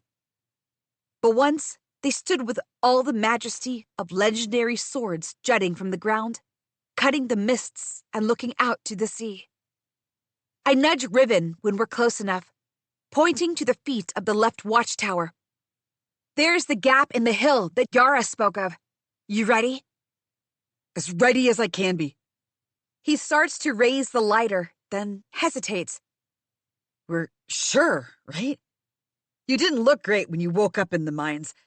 You're sure the first one won't find you, right? For a tempting moment, I am selfish enough to want to say, yes, I'm terrified. Let someone else go.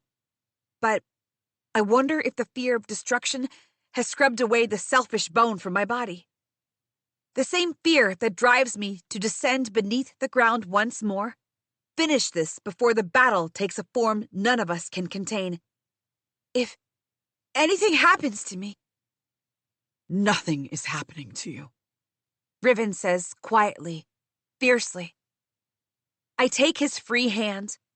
The mark of the wound peeking from his open collar reminds me that every moment is precious now, as it always has been, and I have never been more grateful for him. I don't know if we get a choice. You always have a choice. Riven breathes close to me, and then flicks the lighter on. I scowl at him, and by his smirk, I know he knows what I'm thinking. You did this on purpose. Immediately, we get our return signal. 3 flicks of a flame, tiny, and only if you knew where to look. A beat passes. Then, 7 guns from the back carts of the train fire simultaneously toward the top of the hill on the right. In that very startling, very violent moment for the collector's men stationed atop the hill, Riven and I make for the gap to the left. The world is a flash of rain and smoke and gunshots as we race. And the second we sweep inside the small gap, the darkness of the island greets me again. Pressed against the wall, Riven and I cough, wiping the rain off our eyes and mouths. Sometimes choices get taken away from you by the world, I say, head resting back on the wall, panting. The dark here is only partial, thanks to the slant of light from the gap, but it vanishes within a few feet. The wall and the floors are jagged, unlike the smoothness of the city cavern below. Then you find new ones. Riven says. The warmth in this part of the cavern, so near the red water, is hot as full noon. Almost makes me miss the chill of the lakes below. Almost. I force my legs in motion, ignoring my increased heartbeat as my mind decides to dwell on the underground. It's different this time, after all. We're not going any lower than the ground level, and we will remain along the island, not the depths of the seas. We forge farther down the tunnels, seeking the heat. This close, there are no creatures crawling around. It is tempting to let down my guard, but I don't trust the land I'm walking on anymore. After a while of silence, I ask Riven, does this world feel like it lets you find new choices? Not if you close yourself up to the chance. The world never gave me a chance. I stop walking. Its very foundation made sure I would never walk on a ground that will just let me be. My parents are gone. The Miners' Council hates me. And even when I try my best, I hurt people. Look at Yara. At Heron. Look at you here with me rather than with your brothers, who are also fighting a battle that we don't know if we'll ever win. Everything I want gets taken from me, so I'm left with no home and no love, and no one has ever... What do you think I've been doing all these years? Riven bursts out. Why am I not enough, Cress? I open my mouth and close it. Does he not know how much he is for me? Is that what he thinks? That I wanted to leave because of him? That I wanted to leave him? I'm sorry, he says.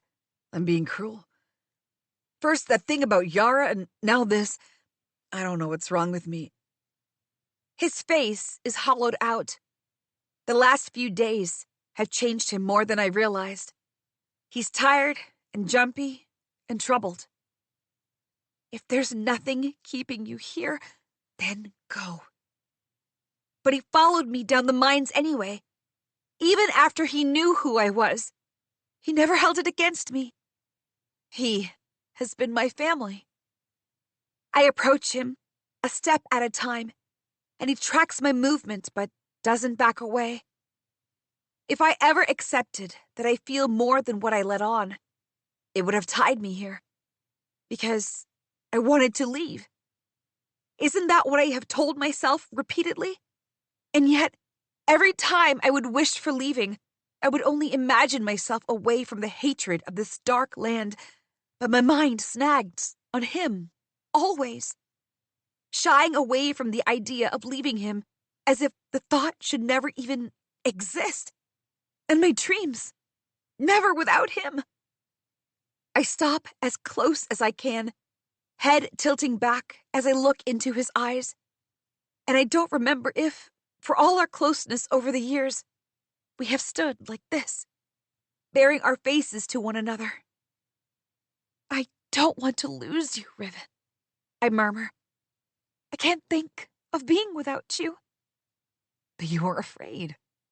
Mary. Riven takes my chin in his hand and kisses my forehead. Then, we do what we came here to do. We find a way. 49. The rest of the way is dark, with only Riven's lighter for illumination. But at once, the warmth turns to the heat of a large furnace, and we step into a huge chamber glowing orange with the lava from a stream across it, backed almost into the wall.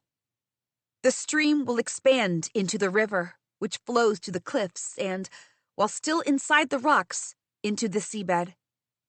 Few people have seen the entirety of the river. It is too dangerous, too treacherous to step closer. But it is also our path to the end of the island without the army trampling us. Finally, I breathe, salty sweat slipping inside my lips. The word echoes over the rush of the hot flow of the river, which is perhaps what draws the attention of the couple of worm lizards. I stop, reaching a hand to pull Riven back. He looks at me questioningly, and I point to the glimmering red eyes that look like they're floating in the air. The worms are a deep black color, distinguishable only because of the eyes. They're about 3 feet tall, thick-set, with strong limbs and a powerful tail the size of their bodies, bigger than the ones I fought in the pit. I pull out my daggers. As if it's a signal, the 2 worms let out piercing shrieks. The echoes are loud over the bubbling of the fiery lava. Belying their size, the worms leap at us in a flash, all fangs and claws. I slash my dagger, ducking beneath the body, and go rolling to the other side. The worm crashes into the ground, but gets up immediately. It curls into itself, forming a ball-like shape, and, for a second, it looks like it's retreating before it launches at me, its outer shell ringed with spikes. I flip my dagger backward, grasping the blade, and slam the worm with the bone hilt. The worm flies into the air, unfurling and screaming, and slips into the lava stream. Screeches fill the hall as the worm clasps at the edge of the stream and hauls itself back on the ground. It continues its pained shrieks and hurries back into the shadows. At my back, Riven is barely holding his own assailant at bay. The worm snaps at him madly, without thought, and Riven slashes at it with his lighter. I hurry over even as Riven twists free from between the worm and the wall at his back. The worm leaps into the air. Riven ducks and throws the lighter at the creature. They collide mid-air. And the worm swirls as it lands, moving with a speed faster than I can blink, and slashes at Riven. He brings his arm up to protect his face, but the talons rake his arm, and he howls, "Riven!" But he doesn't turn, only charges at the worm, blood spurting everywhere, and slams it into the wall. Without the spikes out in its balled-up form, the worm screeches in pain as the sound of bone breaking against rock cuts the air. Riven drops the dead worm. He steps back, swaying. I finally reach him across the hall. "Show me your arm." Bloody ribbons. That's what his arm looks like. My breath hitches. "This is what I feel like every time you're in that damned arena," Riven whispers. I'm about to respond, to tell him it's not the same, when something happens. The skin on Riven's arm, red and frayed, begins to pull itself back. Beneath the skin, a red thread glows. A shocked gasp escapes me. What? Riven, staring at his arm, moves his other hand to the wound near his heart. The same red thread pulses there. What happened? I ask, touching the skin around his wound. It's warm. I don't know. When I woke up, I remember darkness, a labyrinth, until a red thread of light directed me toward the opening, toward light. He breathes deeply. It felt like the dream of a poisoned mind. But this... They gave you God's blood, I say. Perhaps that's what this is? What are the children of Shade capable of? We're so caught up staring at this bewildering marvel that we miss the pack of salamanders creeping behind us. From beneath the rocks, they skitter out, hissing. 4, 10, 20. All of them about the size of my arm. Black bodies that gleam with scarlet veins, their bulging eyes reflecting the glow of the liquid fire flowing fast from across the chamber. Living, breathing embers of coal. Their claws are small, but they shine with the sharpness of new blades. Riven, I whisper, we can't fight so many of them. Run for it? I nod. There's only one way to run, along the boiling, burning river. Go! We dash forward together, leaping over the scattered rocks as more salamanders rush from under the ground. I glance over my shoulder, and spits of living fire chase us, some of them plunging into the maw of flames, swiftly swimming along, as the stream expands into the river the farther we run. The red water burns furiously, aiding its spawn as they leap over the lava. We hurtle along, as far as possible from the hot shore, as the river skirts along the chamber. A sharp claw nicks at the back of my calf. Blood trickles against my hot skin. Run faster! The salamanders race up the walls and try to run ahead and circle us, but we manage to keep pace. And then, the chamber begins to narrow. The liquid fire bubbles up next to us, steam wraiths grabbing for us. Hot sweat pours into my eyes as the ground becomes treacherous and my speed slows. I want to hold Riven's hand, make sure he's next to me, but our hands are too slippery. The smell of fire and blood swells terrifyingly. The salamanders close in. If we can only keep running, keep breathing. Hot air fills in my lungs. The river leads right next to the collector's compound, making a fiery waterfall before moving beneath the sea itself. It's the fastest route to the other side of the island, devoid of the hilly terrain. We can reach. We can escape. The steam wraiths grasp us by our wrists and ankles now, whispering curses in our ears, boiling the blood in our veins. Riven gasps. It's hot. I know. I sob. The heat curls around us faster, wrapping us in the inferno, choking us. The salamanders hurtle wildly, without control, until suddenly they stop chasing. I look over my shoulder as I run and see the entire chamber covered in the creatures, their large yellow eyes glowering at us in unison. I stumble as I slow down, panting with the heat. Why have they stopped? Riven looks down to the narrowing shore. I don't know. We resume walking, checking every few seconds if any of the creatures follow, but they seem to have turned away now. The ones in the river, too, have climbed back on the shore and retreated. For now, our only assailant is the thick, hot smoke snaking in the air. Every step becomes lead-heavy. I gasp, tasting the dryness of my throat. The shore narrows to the point that Riven is forced to walk behind me. It should feel safer, but the lack of immediate danger only makes my skin crawl. Sweat drips in my eyes, and I wipe at them constantly, my skin burning too.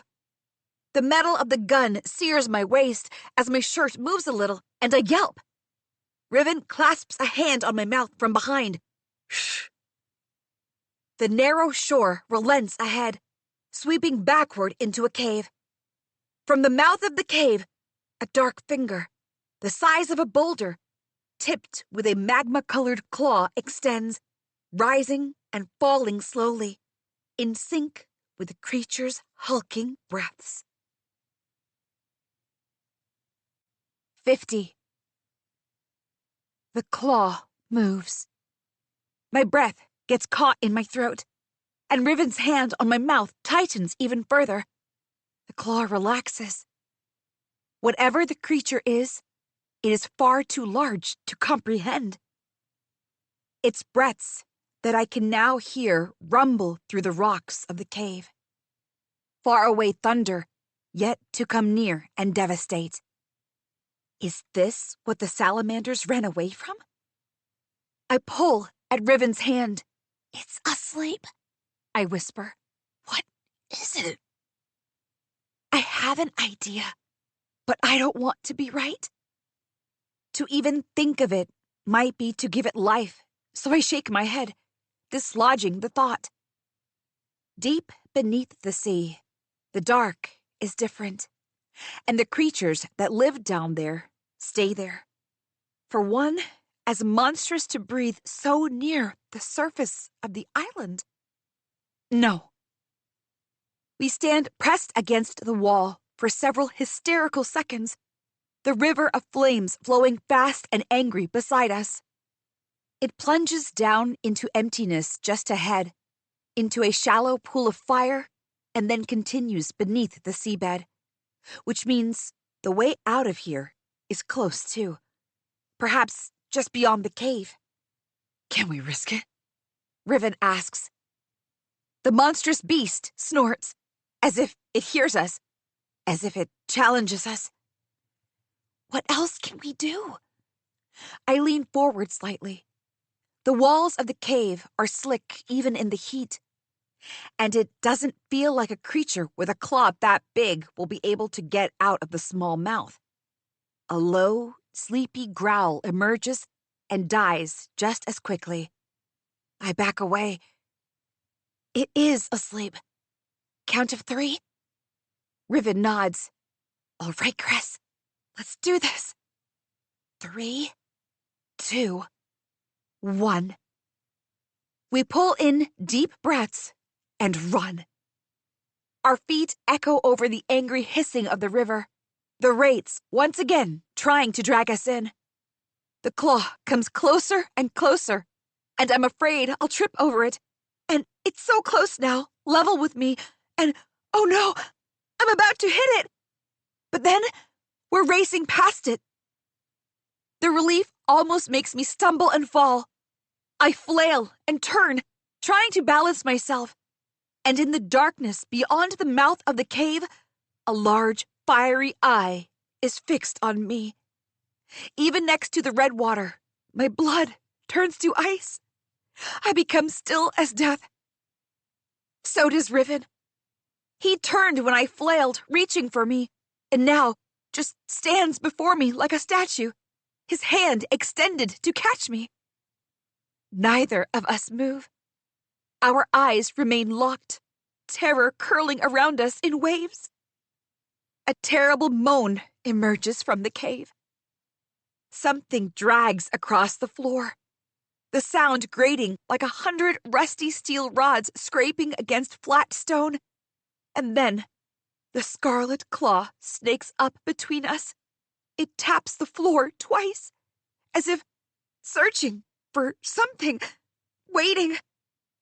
Only one claw, protruding from a sheath of oily black scales, a hint of fire in between.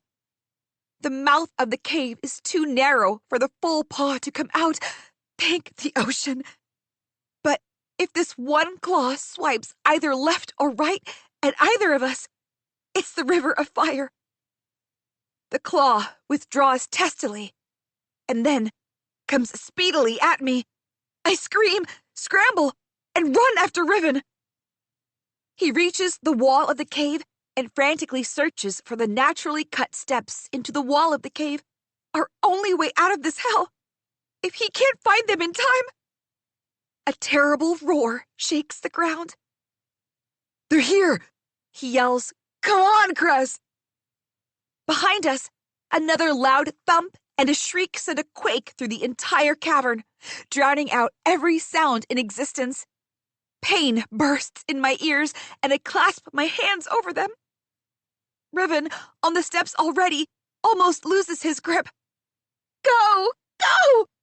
I yell, ready to climb up. We wrench ourselves upward over the slippery stone. In the heat, we know it's not water, but whatever the slimy substance is, it tries to fight us all the way. The steps narrow as they go up. Far ahead, I can see the small, circular light of the stormy day outside. Salvation! The third roar loosens a few rocks in the tunnel we're climbing. A roar of hunger, not for food, but simply to devour everything. A roar that is perhaps the cause of the shudders plaguing Kar Atish. Normal creatures don't make sounds like that. Only one does. One that isn't supposed to be up here. My skull rings, agony pounding at my ears. Riven and I lurch upward as fast as humanly possible, driven by the terror roaring closer and closer with each step. The mouth of the cave was too small. It should contain the monster. It must! But what might the monster be capable of when angry? I risk a glance down, and bile rushes up to my mouth. From the fickle gray light dropping mournfully down the circumference of the opening above, the angry red strips of color stand out among the tarry blackness of the monster's scales. Half of the giant red eye watches me hungrily. The Nog dragon. It lurches upward, slamming against the ceiling of the cave. The whole island shudders. Could it break stone built on a cosmic foundation? Of course it can. It's the damned Nog. The serpent of fire, king of the ocean, the great jeweler. So many names given to this creature of legend. One that is supposed to dwell at the bottom of the ocean and guard its treasure. Childhood stories warning against greed and disobedience. Cress, give me your hand! Riven calls from outside the cave, and I eagerly reach for him. As if that makes the Nog angry, another roar and thunder beneath the ground shakes the sides of the cavern. My hand almost slips. Riven grabs both my hands. He pulls even as panic makes me scream. I climb out of the narrow hole in the ground, gasping for air. Down the hole, the roars continue to rise, and for several seconds, the land shudders with a quake that is coming for all of us. 51. The sun isn't out yet. Only a single brilliant red edge of knife along the horizon, bloodying the storm. Today, the air, even in this part of the island, carries the smell of smoke and ash. The sea splashes angrily against the basalt pillars, and the sound of guns goes off at intervals as some desperate fool tries to make a run. Daybreak is here, and we need to hurry. We emerge at the back of the collector's compound in the small thorny forest that separates it from the plunge down to the sea. The usual watchtowers stand empty, windows shut and lights off. By the number of guns that have been going off the entire night, all of the people working here have been called to arms. We cross the thorny bushes quickly, marked with scratches on our faces and necks. Once or twice, the ground shudders. I can't help but think of the man who fell to his death in the arena, caught in the quake beneath the ground. This is what has been causing them. A monster from the deepest nightmares of this world. How much of this island can be saved? Down by the collector's harbor, where the landers arrive and leave from, a large ship stands anchored. We continue scanning for any guards and any movement. Neither Riven nor I spy any obvious protection around the compound. Still, I signal to Riven, and both of us bring out our guns. There are only a few proper guns with miners, and now, 2 of them are with us. We need to bring the collector down sooner, before the lack of these guns is felt back at the mines. The ground begins tapering as the forest recedes. We stay toward the back of the gray hulk of a compound. Everything has the feeling of desertion. Like a giant hand picked up the compound and shook it empty. No vehicles remain either. Not even the carts they stuff people in to take to the salt pans. Only the black and gold banners flutter in the storm winds. I extend a hand to stop Riven. There's no security. Good for us. Maybe, but dread pools in my gut. We press on, and the nagging feeling keeps increasing. I want to stop, but there's truly no movement. Nothing stops us. What if we're being led inside? I ask. Would it matter if we have to reach the collector anyway? Okay, he has a point. Quiet and cautious, against the wind, we find ourselves inside the compound. It is full of giant pillars and dank shadows. At the entrance hall, the several doors leading to the many offices stand shut. The sight loosens the knot in my stomach. They're truly gone. I would think them foolish, but it is only their pride, I suppose. All of them out to take on an army of shrapnel and old tools, leaving their own homes unguarded. They cannot imagine themselves anything but invincible. At the back of the large entrance hall, 2 big staircases lead in opposite directions, and an elevator stands in the middle. It can only be accessed via a key that guards carry. So we take one off the staircases. The passage down is smothered in the dark, only a hint of light from the landing below. We descend into the compound with our backs to the wall. The collector's personal residence is 2 stories below. It's where we'll find him. And perhaps Ariadna. Gritting my teeth against how easily I believed her deception, I step off the staircase onto the floor. Riven and I dart with careful precision across the polished glass and marble halls of the compound, taking time to hide behind the large stamba pillars. There's wood, too, glossy and polished enough that we can see our faces reflected. It's likely to give us away, but also warn us of anyone approaching. A deep roar echoes in the distance. I almost leap off the ground, expecting the Nog dragon to burst out of the polished floor of the compound. Riven throws me a glance over his shoulder, about to open his mouth, but I shake my head and place a finger to my lips. The compound is deathly quiet, and the ease from before has given way to a strange roiling again. Perhaps it's the fear of the Nog. Or perhaps my mind is trying to warn me like it does in the pits. A row of passages and turns later, we arrive in a large courtyard with a single double door across. A sign marks it as the collector's office. This is it. Beyond the door is the man who can bring everything to an end. I raise my hand to bang on the door, but Riven catches me. What are you doing? Knocking on his door so he gets time to run? No, I was going to threaten him to open up if he knows what's good for him. Surprise element, Cress. That's what we're going for here. I make a face, but, of course, he's right. On the count of 3? Okay. We step back a couple of paces. then kick at the center of the door. It rattles loud, but stays. There goes your surprise, I say. Riven frowns and then slams his shoulder against the door, which flies inward. Surprise, he murmurs, even as he hurries inside. I expected dust in the air from the broken door, but the chamber-wide carpet lies still as death. No speck in the cold air.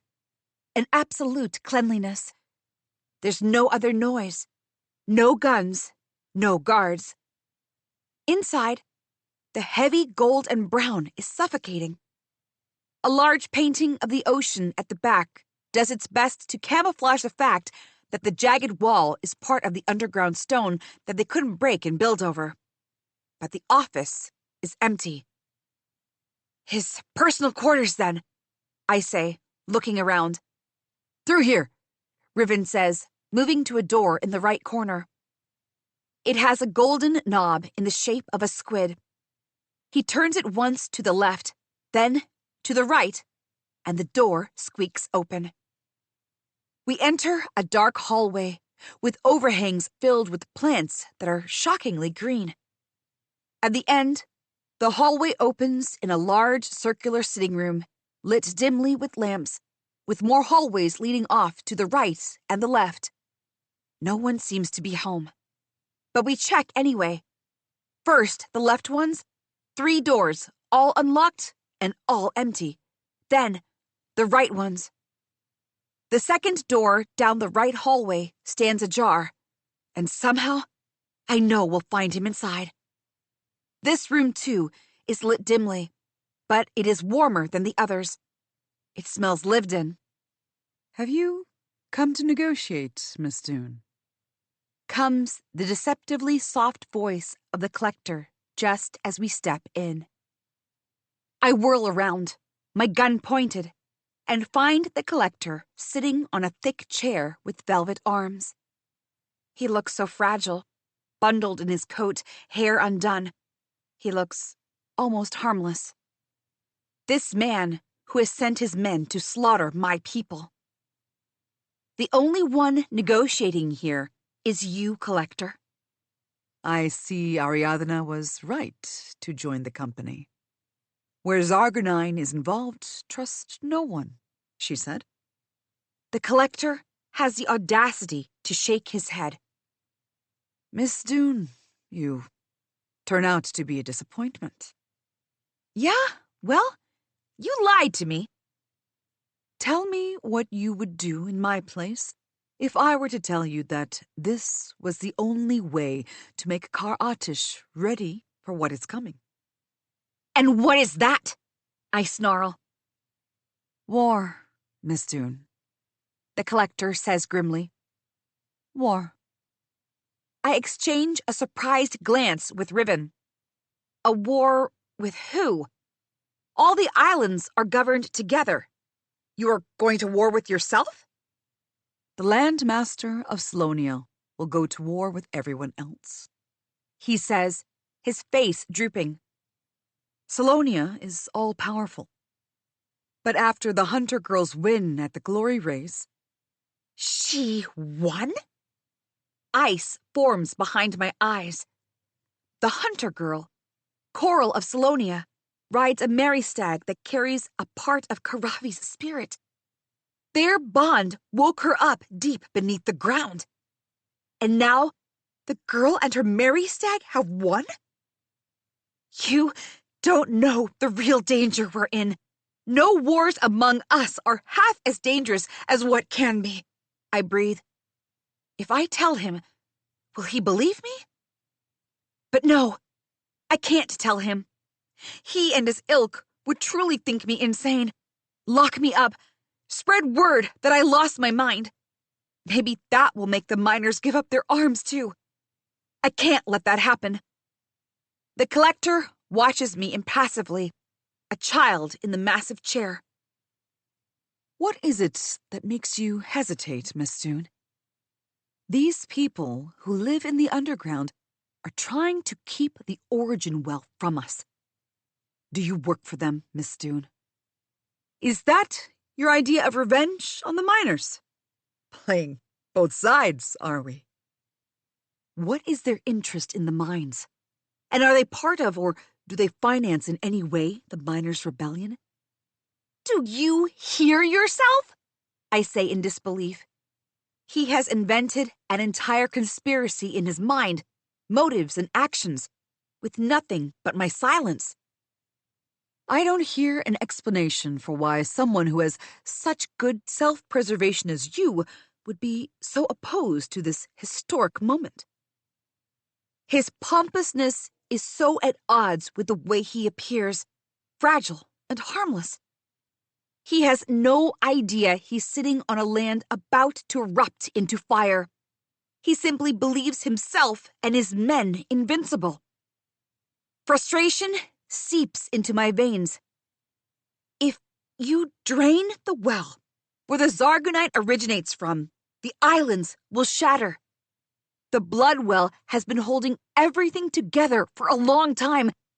Think of it like a foundation. If it's broken, we're looking at an apocalypse, at our annihilation. I see. The collector coughs, delicately holding a handkerchief to his mouth, then primly pats his lips. He faces me square and sighs. You have nothing to offer me except for insanity. There have been studies about the noxious gases addling brains. Are you aware? But between insanity and keeping my granddaughter safe, I may be inclined to spare your life. I should have let her die, I snarl. Call them off, Collector, Riven snaps. You're making a mistake. If only it were that easy. He gives us a pathetic, patronizing smile. That's it. I reach up and grab his collar. I will kill you here and now if you don't stop this madness. His eyes widen, and for a moment, I see myself frozen in them. Hair tied but dirty, loose curls sticking down the sides of my face with blood and sweat.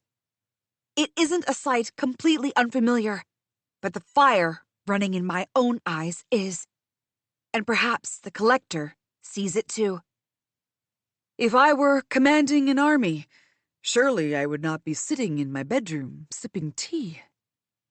He's lying. Riven rushes. You're the collector. You control them. The air is suddenly hotter and rippling in my vision. He isn't lying, I say. He's stalling. 52. Riven turns to me, eyes wide, then back to the collector.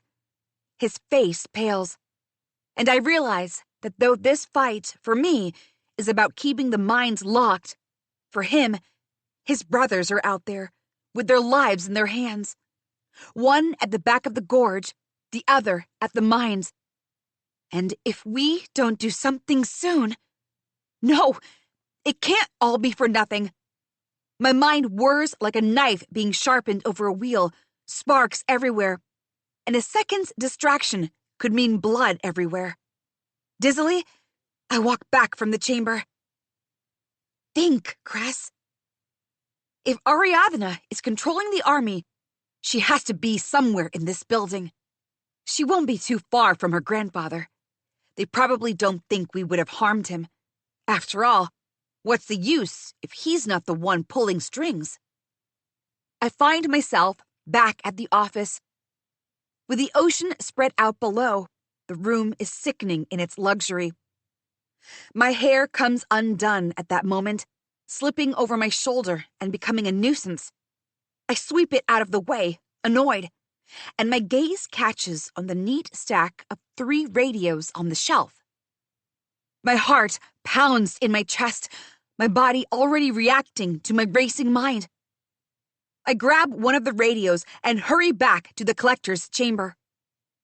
Riven, standing guard, looks up as I almost crash into him. The collector is surprised to see me back, his frown deepening, making the valleys of his loose skin even deeper. Without waiting, I switch on the channel and shove the radio at the collector. Call your demented granddaughter off. Tell her to stop. No. None of us have to die if you just do this, collector. I have to put my interests first, Miss Dune.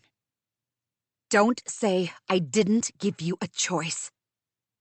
I take a deep breath and then speak to the radio. Ariadna? It's Crescent. I have your grandfather. The static remains uninterrupted for several seconds. And just when darkness threatens to crush me, a crackling noise fills the chamber. Someone speaks, voice breaking. Then comes Ariadna's voice, clear as glass. What do you think you're doing? Call off your army, or I will kill him. Riven looks at me startled, and I keep my gaze locked on his, begging him to understand. I won't have the blood of Ashvin and Maven and Heron and Ruksha and countless others on my hands, not when I can exchange it for a much lesser amount. Ariadna scoffs. You wouldn't dare. You will have no leverage left. After I kill him, I will kill you, if that's what it takes to stop you. Ariadna laughs an ugly laugh. Don't play that game with me, Cress. You couldn't even kill that freak Bayern. You are not capable of it. I don't want this. They could have listened, believed me. If they had called off their men, the miners wouldn't have needed to keep fighting and dying either. None of us needed to die if only these landers didn't treat us like we were specks of grime in their clean and shiny world. Riven steps closer, one hand raised to shield the radio. We need him for leverage. We gain nothing by killing him. Even as he's saying it, though, I feel a prickle down my neck. The same kind of feeling I get when a creature in the pits is about to have an upper hand. When I've left an opening. My stomach plummets, every fighting sense suddenly turning into a storm. Riven, someone's here. Someone turns into multiple someones. 5 of them, uniformed in absolute black, visors on their faces, storm through the door with guns at the ready. The collector chuckles softly, coldly. I raise my gun too. Let's everyone calm down, comes a voice from the back of the group. Ariadna steps out from the space between 2 of the soldiers, her radio by her side as she looks at us viciously. I'm so glad to see you both again. She turns to her grandfather. Dada, you're all right? Indeed, my love. The collector says. Stay back, or he won't be, I say. No, and now that we have that out of the way, Ariadna says, let me come to the point. What is your point other than being a greedy bitch who wants to destroy this land? I spit. See, that's where you're wrong. Thinking I want this only for myself, as if all 10 islands won't prosper if we increase our production and can supply the Zargonine at a faster speed. You're the selfish one here, Crescent, not me. You saw those halls and that stupa. You think we're the first people to be here? Why has no one else drained the well? Someone else's incompetence is not my problem, she says, then points to the soldier standing at the back. Get the collector, please. I step back and place my gun to the man's temple. One step closer, Ariadna, and you will regret it. Don't do something you will regret. Why don't you let me have a fair fight with these losers? I bark at Ariadna. Fair is what I decide, she says and smiles. What you decide holds no weight here, Riven says. If you think you can take us all out, you're in for a surprise. You're a pretty boy. You should maintain that illusion and keep your mouth shut. She sighs dramatically. Maybe it's a curse of pretty boys. Don't you think, Cress? I look away from her before I say something that will get me shot. Ariadna is playing with me, toying with me. I let her find my weaknesses, and this is what I get. My fingers curl even as I feel the blood flow slow down with my tight grip on the gun. Fine. If this is how you want to play.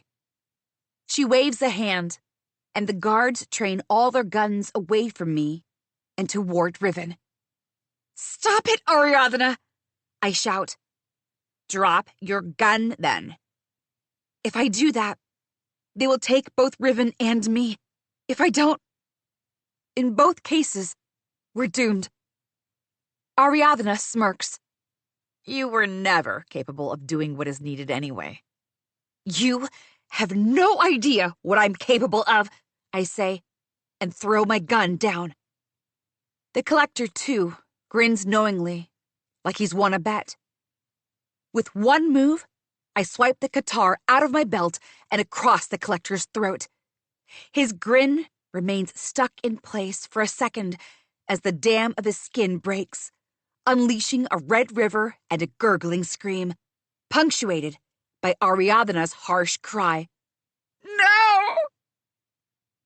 He falls out of his plush chair and onto the carpet, his fingers pressing together as he tries to stop the flow of his blood. But it gushes and gushes, flowing over his hands and spilling onto the beautiful carpet. He convulses and gasps for his granddaughter. And Ariadna falls to her knees, screaming and screaming and screaming. 53. The guards drag Riven and me from the collector's chamber to the living room, leaving Ariadna howling like a rabid beast. I try to jerk away, but they only slip their grips from my hands to my armpits, dragging me against the floor on purpose. "Drown in the sea," I breathe, forced to endure the humiliation, even as their roughness grows progressively. The butt of a gun slams into my jaw. Pain blinds me, and I fall to the ground amid the circular seats. Riven lurches for me, getting hit in the stomach. Both of us roar and reach for one another, arms pulled to breaking point, only to be dragged farther away across the chamber. Riven continues grappling with his captors until one of mine places a gun to my temple. We both grow still.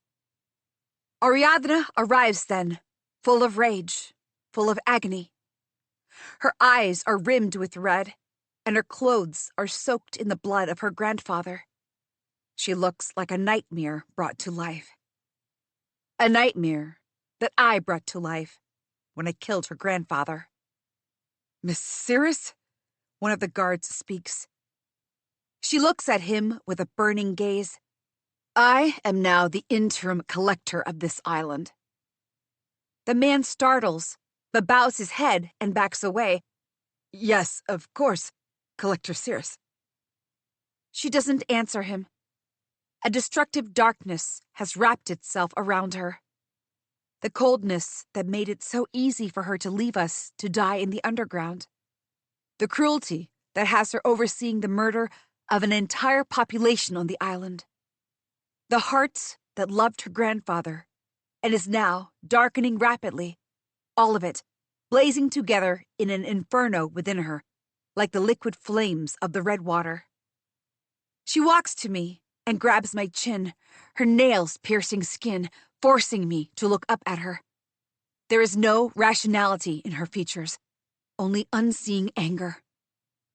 He was my only family, she breathes, and you took him from me. I wouldn't have needed to if you didn't wage war against my people. Your people, Crescent Dune? The same people your own father and mother tried to kill, those people? You don't know a thing about my father and mother. I know what I need to know. Taking others' families from them, that's the Dunes' specialty, isn't it? I slam my head into her face, and she goes crashing into a glass table. One of the guards shoves me back into place, almost ripping my shoulder off. Ariadna gets up, picks a piece of glass out of the corner of her lip, which bleeds freely, as does her broken nose. She licks some of the blood off. Then, she glances at the man restraining me, and he takes out a knife. I brace myself, but the man walks across the chamber. He grabs Riven by his hair and puts the knife to his throat. "Wait! Stop!" I cry, struggling to get out of my captor's grip. The guard presses the knife against Riven's throat. A red line wells along the blade. "Don't do this! You want me! I killed your grandfather, not him!" I shout. "Leave him be!" A flick of Ariadna's fingers, and the soldier slams a fist on Riven's temple. Riven crashes to the floor, groaning.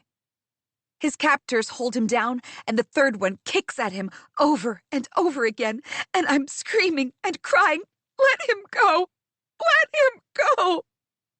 Rage burns through me to a crescendo, and I wrench myself out of the guard's grip so fast that he goes tumbling forward.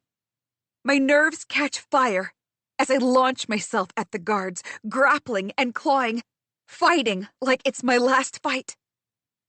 The lights of the pit are bright, and the spectators howl for blood, and blood pours into the ground from both me and the creature.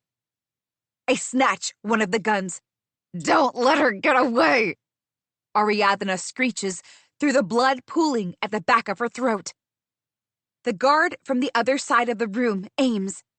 Riven kicks him with his entire strength and sends him sprawling. I jam the butt of the gun to his head. "Stop!" shouts one of the guards, pointing his gun at Riven, "or I'll shoot!" I aim mine at Ariadna and spit the words out through tremors. "Go ahead. You shoot, and so do I." "Drop the gun!" Ariadna barks. Immediately, the guards' guns go down. "You have no idea what a mistake you've made," Ariadna says to me. "Within a week, Salonia's army will be here, and you will have nowhere to hide." I shove her hard. She crashes into one of the guards, just as Riven, from the other side of the crashed table, yells at me to run for it. We hurtle toward the hallway, in the dimness, missing the team of soldiers filing in. Riven shoots out a hand and catches me around my stomach. Only a few paces separate us from the door, but half a dozen new guards block our way.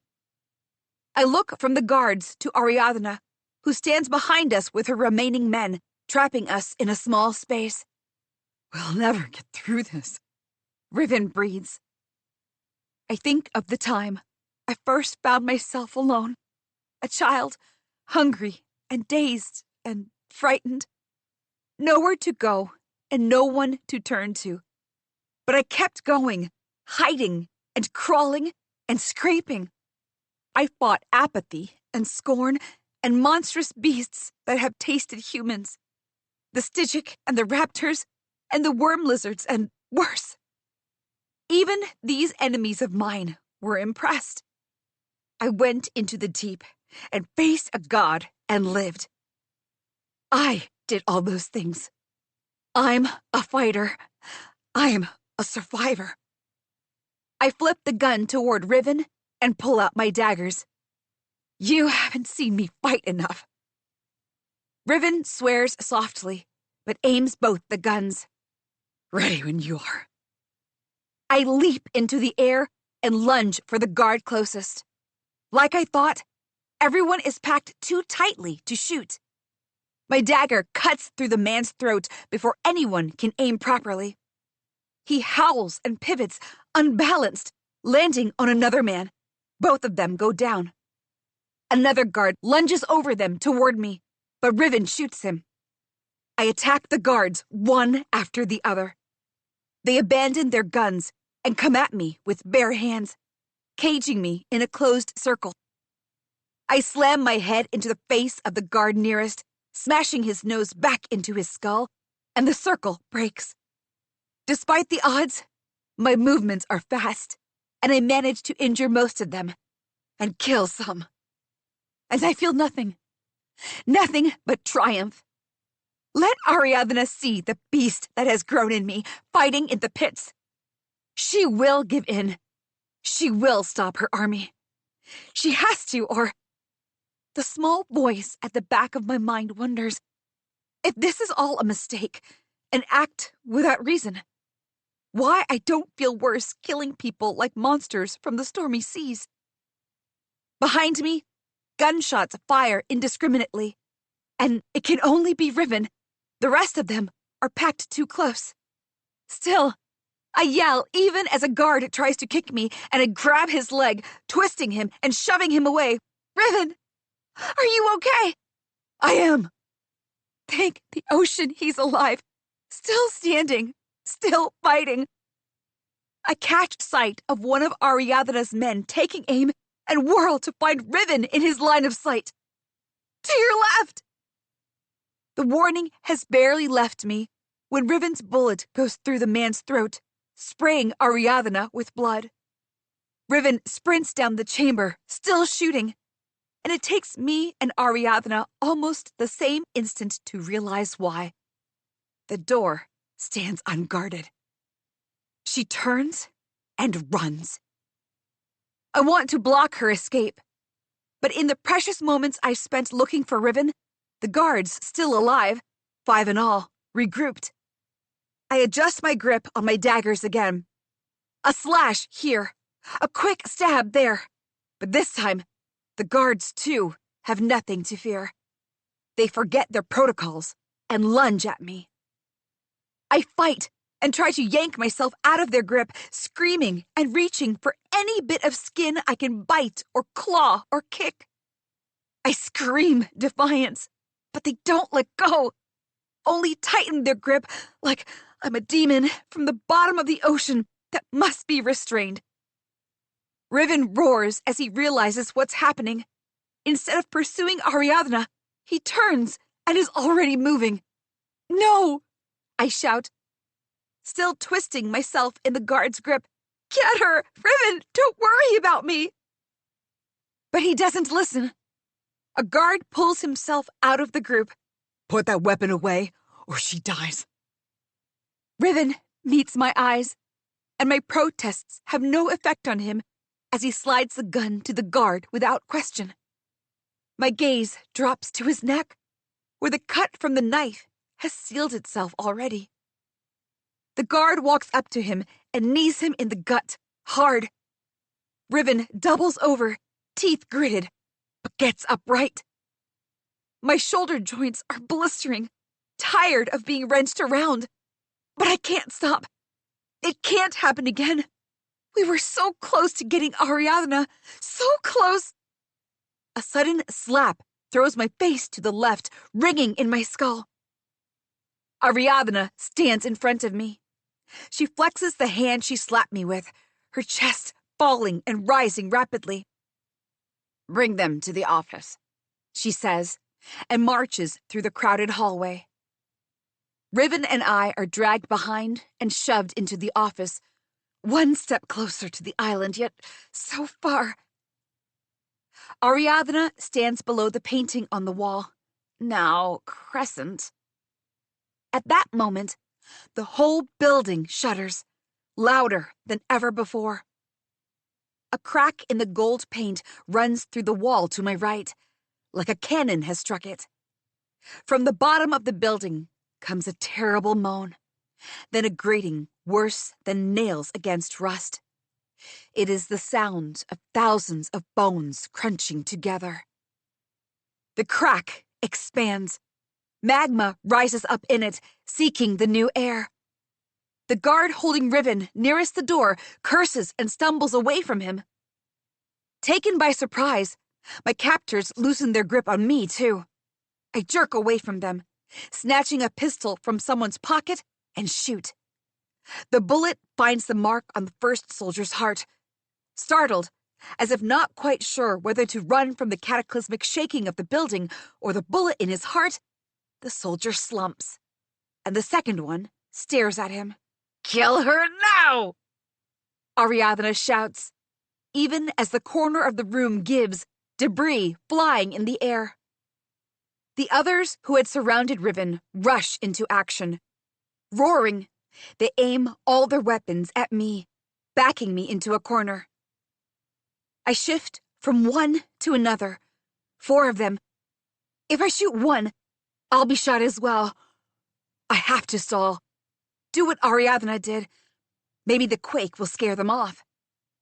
But my hand, clasped on the pistol tightly, trembles. And the soldier who was holding me, the one standing stunned, whips about. He slashes at Riven with a bladed weapon in rage. I scream, rushing forward, but the soldiers form a prison around me.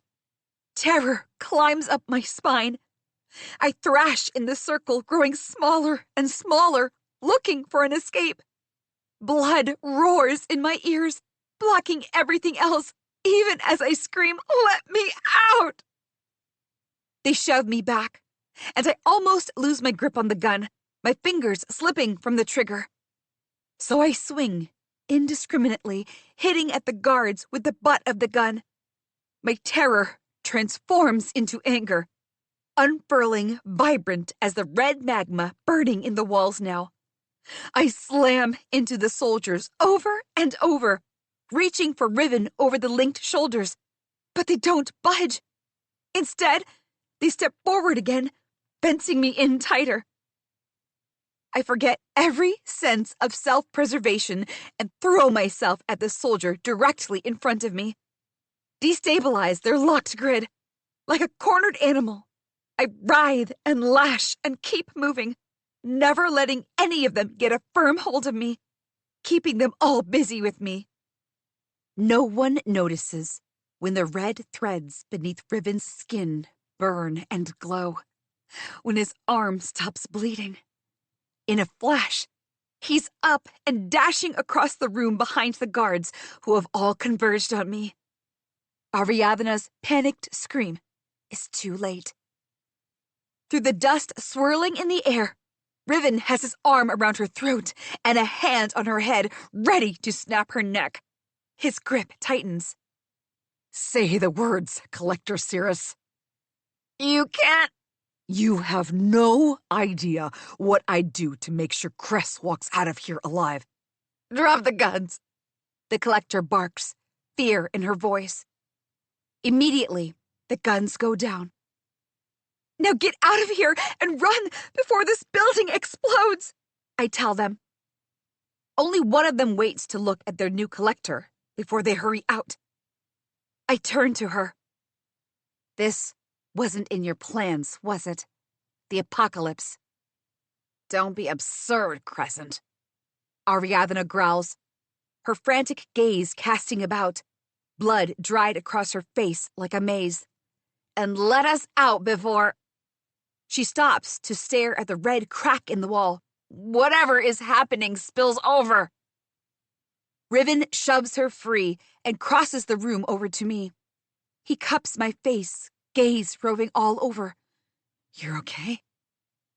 Today is not the day I die, I say, through a nose stuffed with blood, still keeping the gun aimed.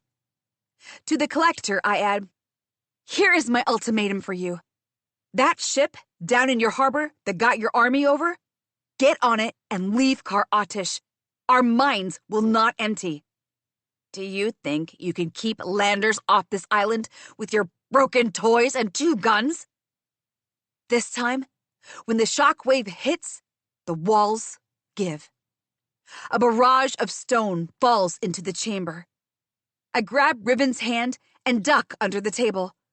Ariadna screams, and suddenly, her voice is cut off in the middle. Over the desk, dust bellows over the falling debris, beneath which Half of Ariadne is buried now, just like Thane was down below. She wails in pain, the dust transforming the golden princess into a child of the mines. Even as the building keeps shaking and screams begin down by the harbor, I push a large piece of rock off Ariadne. Her hand, it seems, is broken. She cries, shocked too. Riven picks up another radio from the stock that went spinning when the wave first hit and hands it to me. It comes slick with blood. I thrust it into Ariadne's chest. Enough fighting and running for nothing. Call off your men, now, or you will die here, buried alive. This time, the collector, seeing her own death dancing in front of her, obeys. 54. Over the terrifying chaos descending on the island, the lander's army marches backward through the constantly shaking ground and follows the stream of lava bounding over the rocks down to the sea. One by one, hundreds of landers get on the ship. I watch from atop the slope, next to the shambles of the collector's compound, still holding the gun to its very brief ruler. There is no way I will let this girl escape us until every lander is gone from this island. When her turn finally comes at noon, the collector turns to me. Her face has hardened to stone.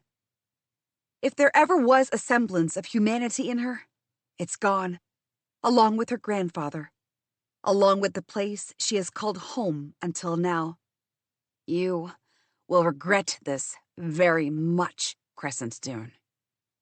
I force myself to not pull the trigger.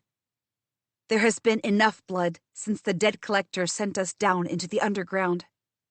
Enough blood for me to spend a lifetime scrubbing it off myself.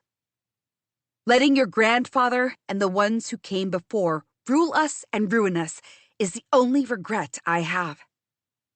Riven steps next to me, the blood crusting on his face, looking worse in daylight, and we watch Ariadne Cirrus descend the slope. She holds her broken arm to her chest and moves past the old pillars and the stones, the uneven terrain, and the dark strips of color alongside the hill, until she reaches the harbor. They're not going to take this defeat and sit quietly, you know, Riven says. They may be arguing among themselves, but now the Landmaster of Salonia will answer for the Cirrus family. Should we have killed them? All the hundreds of them?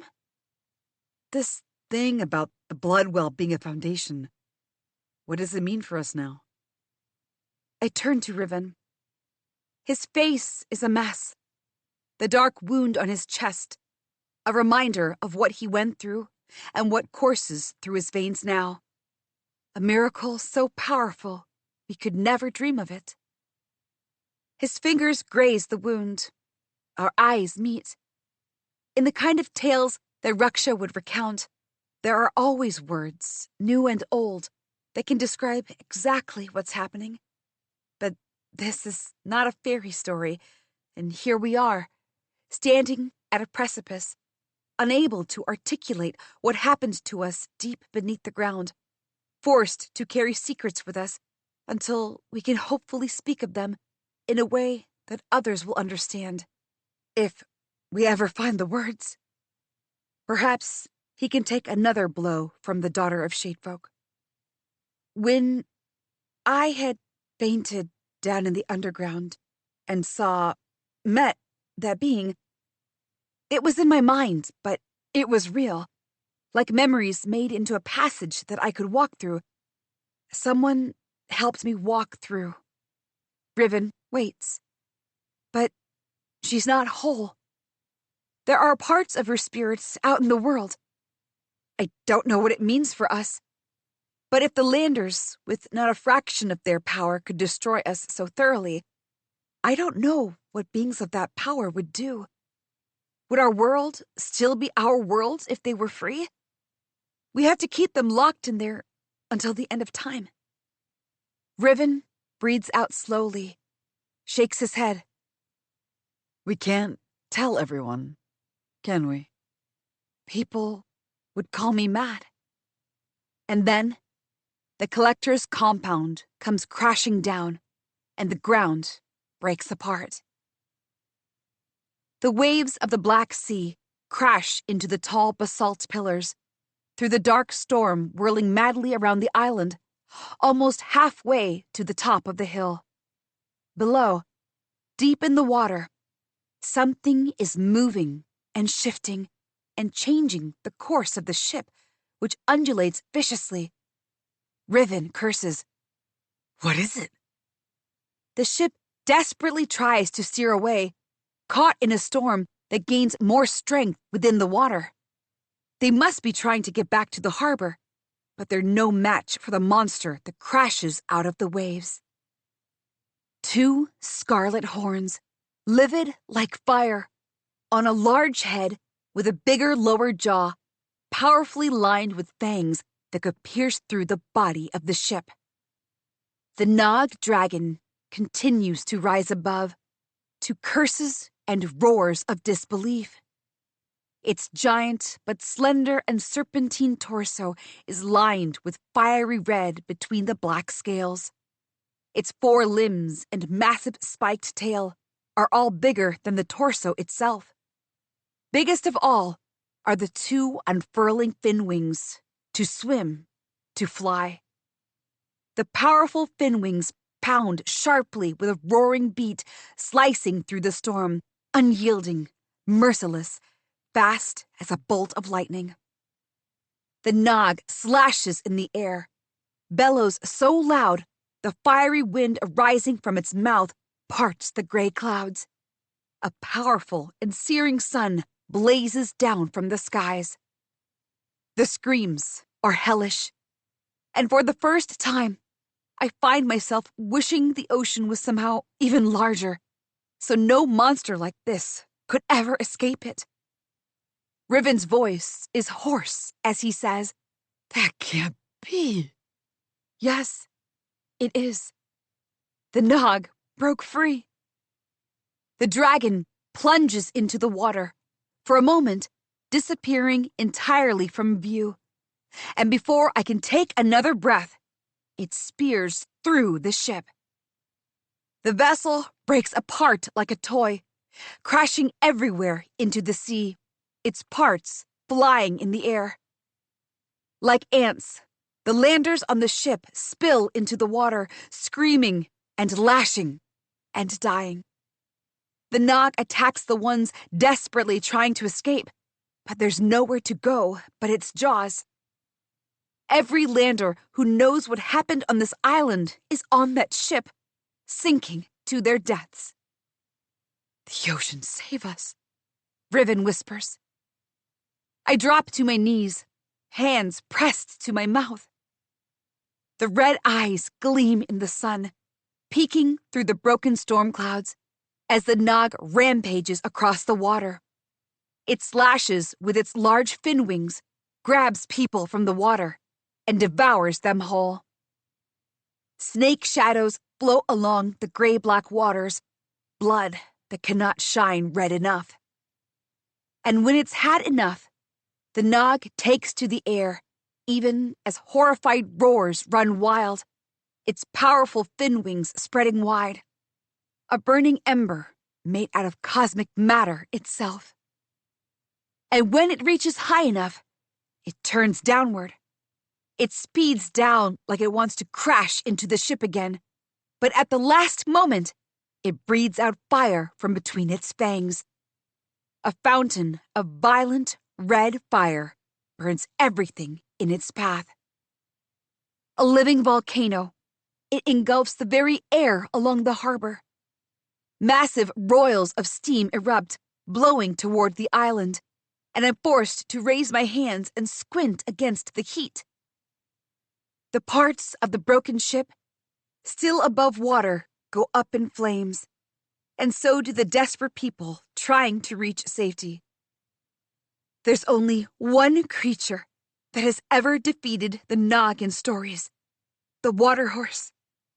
And the water horse has never answered prayers. There is no safety anywhere now. 55. When the Nog plunges back into the ocean and the dust settles, the collector's compound is a wreck of rubble. The gold interiors, the polished wood, none of it survives, except in broken reminders of what used to be once. A beam here, a pillar there. At the far side, trapped beyond the lava falling into the sea, blocking the usual path up, are the bonded people of Kar Atish, hundreds of them, packed together along the salt pans, watching it all unfold with eyes wide and hands clasped. Heron sends armed miners to gather them all up safely, and when they do, it takes me an hour to find Cyril's sister, and another several minutes to find her niece. They weren't letting the mother and daughter work together. The little girl's face is gaunt, hair bleached from being in the sun, and when she sees her mother, equally as bony and stone-faced, she just stays rooted to the spot. Cyril's sister runs so fast to her daughter that she becomes a phantom wind. The two of them cry and cry and cry, holding so tight to each other that not even air could pass between them. For a moment, I wish the collector's compound was still standing so I could break it with my own hands again. I wipe my tears and clear my throat. Shira? She looks up, her eyes. They're Cyril's eyes. I'd visited Thane at the doctor's room, and he asked me to do this. But now, I find my words stuck in my throat, and I wish he were here. I never did learn to express my feelings properly. Shira stands, holding her daughter close to her still. Her hands are ruined with the labor. I hold out Cyril's backpack. Your sister. Why can't the ground open up and swallow me whole? Why could Cyril not be here? Maybe I can just make something up. Tell this broken woman that her sister has gone off to another island for some work. She sent me to make sure they know about it. But Shira interrupts my thoughts. Where is my sister? A lie would be a poor way to honor Cyril's memory. But how much would the truth hurt this woman? How can I lay the burden of Cyril's death on her shoulders by telling her why her sister went down the deep in the first place? Some truths, as I know, should remain unsaid. Your sister was so brave. She went down the underground to help us all get rid of the collector. She fought for you and all of us until the last. It takes Shira a few moments to comprehend. Then, her face shatters at once. She shakes her head, hands clutching her daughter even tighter. I push the backpack, containing the pale rock, to the two of them. Shira clasps it to her chest, buries her face in her daughter, and howls. And all I can do is sit with her there, beneath the sky, and listen to her cries. For Cyril. Everywhere around us, smoke rises from the island. The lava waterfall still sears through the cliff into the sea, and chaos reigns. Testament to what I did today. Killed humans, not just beasts. Even if they would have killed me if I didn't. I have blood on my hands I can never wash away now. When the tears start, I don't know who I'm crying for anymore. The space in front of the collector's compound is now being used as a temporary setup while a group of miners inspects the premises inside and sees what can be salvaged for ourselves. In a way, the old stupa beneath the ground has had better luck with time. I'm studying the carvings on a piece of a shattered pillar when someone mutters annoyed, What's he want now? I turn. Badger. He walks ahead of a group of his men. His mouth is set harsher than I've ever seen. He usually doesn't let anyone see him rattled, which means he's out for blood and doesn't care who gets in his way. With the collector's grip gone, it's him coming to claim the fortune. He can't let a power vacuum sit idle, can he? But he's wrong. Behind him, so many men are ones who have taunted me, mishandled me, leered at me, all while I bled and danced with death for their entertainment. "What are you doing here?" I say, loud enough that everyone looks, from the tables being arranged to the people combing through the rubble at the back. Raksha tilts her head, grip tightening on the weapon that she still hasn't parted with, even though we've been out of the mines for days now. She looks over her shoulder to me and Yara, the arena fighters. Following her gaze, Heron frowns at us, but then walks to the threshold.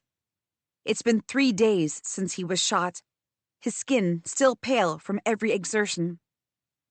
Something about him standing there alone makes me move. My knees are surprisingly steady, though I know what Badger is capable of. You betrayed minors, Heron says slowly. I stop several steps behind Heron.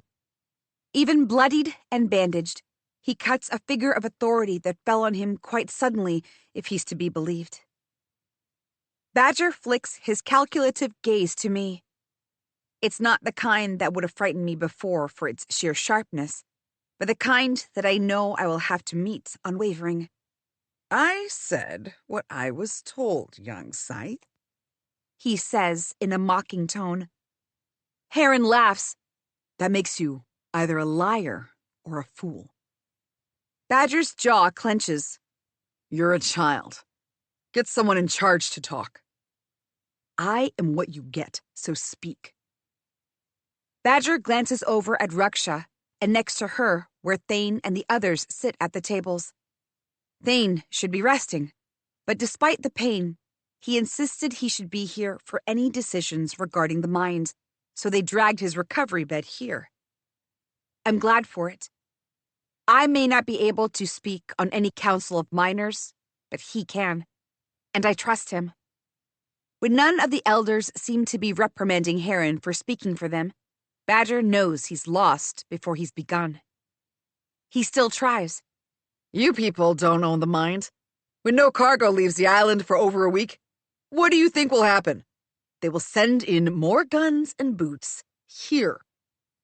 I tell him, we will deal with them too. Badger laughs. So, the daughter of the kin killers gets a say in the future of our island now? Before I say anything, Heron moves swiftly, grabbing Badger's collar. Cress fought for us. She's one of us now. And we do not tolerate anyone speaking like that about our own. He shoves Badger back into his men, who shout with indignation. I stare at Heron, at the vein pulsing in his forehead, at the anger in his eyes as he looks Badger down. All for me. He really means what he said. That I am one of them. Words get stuck in my throat. Badger knocks back the ones trying to help him and looks at the elders with rage dripping on his reddening face. You're going to let these children drag you all down? Fine. Not all of us want that. At his signal, his men draw their guns. Unlike the miners, who were forced to steal from the collector and his people, Badger has always had his own firearms ready for whichever way the wind blows. Today, he stands in front of people he would call his own on another day. There's nothing you will find down there, Badger, I say, finally able to draw my words out through the emotion clogging my throat after Heron's defense. Those are not creatures we can fight. Those are creatures that will annihilate us. Death is glory. Has Salonia's supremacy taught you nothing? You are so obsessed with this idea of glory, but you'll never be one of them, Badger. Won't I? You see these men behind me? They can take this entire hall down. And then where will we be? This is the man you work for, Heron roars, turning us against one another. All of us have been to his pits one time or another, and we've all been robbed faceless there. We have booted the landers off our island, and it's time we do something for ourselves. You can choose to fight for him against your siblings, or you can join us as we move to a better life on our home. Where will you build this better home? Badger barks, annoyance marring his face. There's plenty of room in the tunnels you relax in. All that space. And what do you do with it? Lock animals in cages and build your pathetic arenas and let us all out to rot. We can all have a place to stay. We can all sustain ourselves without needing those deadly mines, only if people like you don't stand in our way. Enough! Badger bellows, snatching for a gun from the man directly behind him. But the gun never gives. The man holds onto it, and he asks, "What will we do for food if we don't trade Zargonine? We have salt pans. We have fish and seafood. We grow algae and seaweed. It is enough to sustain us, but we will keep trying for more, so none of us has to want anything again. And for the rest of it, that's what we're asking everyone to collect for. We will find solutions. Together. None of us will be left behind this time." The man considers Heron, then looks at me. He lowers his gun to Badger's shocked face. One after another, the others lay down their weapons too. "The winner," I tell Badger, "is not you." He lunges, and Heron throws out an arm, catching him by the throat. "Leave, Badger. Get away from Kar Atish. Enough of you and your bloodletting." I laugh. "And you thought you'd chain the Nog and make it fight in your pathetic pits? Your dreams are revolting, and you have nothing good to give this island." Badger shoves Heron's arm and pins me with a glare, wrath burning in his eyes. He has spent his entire life building his fortune on our blood and tears. But even he knows when he's made the wrong bet. Slowly, he turns, though I can feel the shackles of his wrath coiling around my wrists still. His men part to let him pass by, and that is the only mercy any of them seems to have for him suddenly. I know this is the kind of defeat that will forever darken Badger's heart, the kind that he will not rest without avenging. I murmur, despite myself, "Go to hell, and don't come back." Hours later, when Ruksha calls for Yara and me to go and release the beasts before the miners can inspect Badger's warrens, no one can find her. "Damn that girl," Ruksha growls. "Where has she disappeared?" To most others, only Ruksha's annoyance is visible, but I hear the underlying worry. We all know Yara has stopped caring about herself, and ever since the Redwater Valley, we can't tell what she's going to do next. Heron sends people across the island to look for her, but I already know they won't find her unless she wants to be found. I bet she went after Badger to punch him in the face. Riven stands with his arms crossed, staring at the gates, across the commotion going on in the compound. He can say what he wants to, but it doesn't change the fact that he doesn't believe it. Apart from Ruksha and Thane, we're the only ones who truly made it out of the dark of the underground. We didn't get along. No, that's not right. We hated each other, but Ansh didn't deserve it. Yara didn't. You were friends once. In another life, you might have been friends still. You mourn the loss of the Ansh you might have known, the loss of Yara, who could see past her grief. I might not have met you in that life. He shifts to stand in front of me, eyes so serious that I fear I've said something incredibly wrong. A large silence fills my head, and I'm about to speak, to take my words back, when he speaks first. Cress, not even the ocean could have stopped me from finding you. It's about damn time you accepted that. I stare at him. A lightness in my head that makes me think I'm not actually awake, but in that in-between space of dreaming and sleep. I forget words, so all I can manage is a nod, and I say the most idiotic thing I can. Okay. Riven laughs, and if I could catch that sound in a shell to listen to forever, I'd be fine for the rest of my life. 56. The side of Maven's face is cut deeply, and though the wound is now clean and stitched, he winces in pain every few minutes. They say that face cuts heal better than the ones on the rest of the body, but his might leave a wide scar, which still doesn't stop him from wanting to laugh. His joy lightens my heart, to have him whole and hearty. I don't know what would happen to Riven if either of his brothers were hurt in a more permanent way. He would blame himself, for one. And I couldn't live with myself for causing him that pain. Not now. I wish I was there to see Badger's face, Maven says. No, wait. Atlas Creer. Ashvin snorts. He stole that name too, I bet. Found a dead lander somewhere, robbed his body of clothes and name. I laugh, imagining Badger's face when he finds out the things people are saying about him behind his back. Ashvin and Maven are making the most of this whole situation.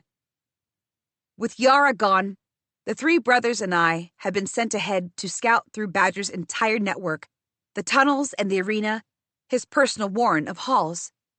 We are to map it all out while the Miners' Council begins the slow, long process of withdrawing from the mines, figuring out what to do with the Zargonine already mined and now lying protected, the allocation of housing and resources. Stuff of nightmares from which I was the first to get out. Maven jogs forward and turns toward us, still moving.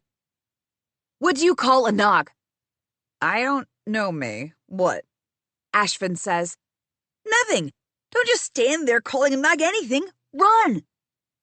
Ashvin and I roll our eyes, and Riven snorts. I step through the back door of the arena. In the dark, the chamber looks halfway to a grave. Walls peeling and shadowing, boards of wood littered everywhere that we used for sitting and relaxing. That it was all the worst conditions cramped together isn't news to me. But I wonder what Ashvin and Maven are seeing in this room now. It makes me self-conscious.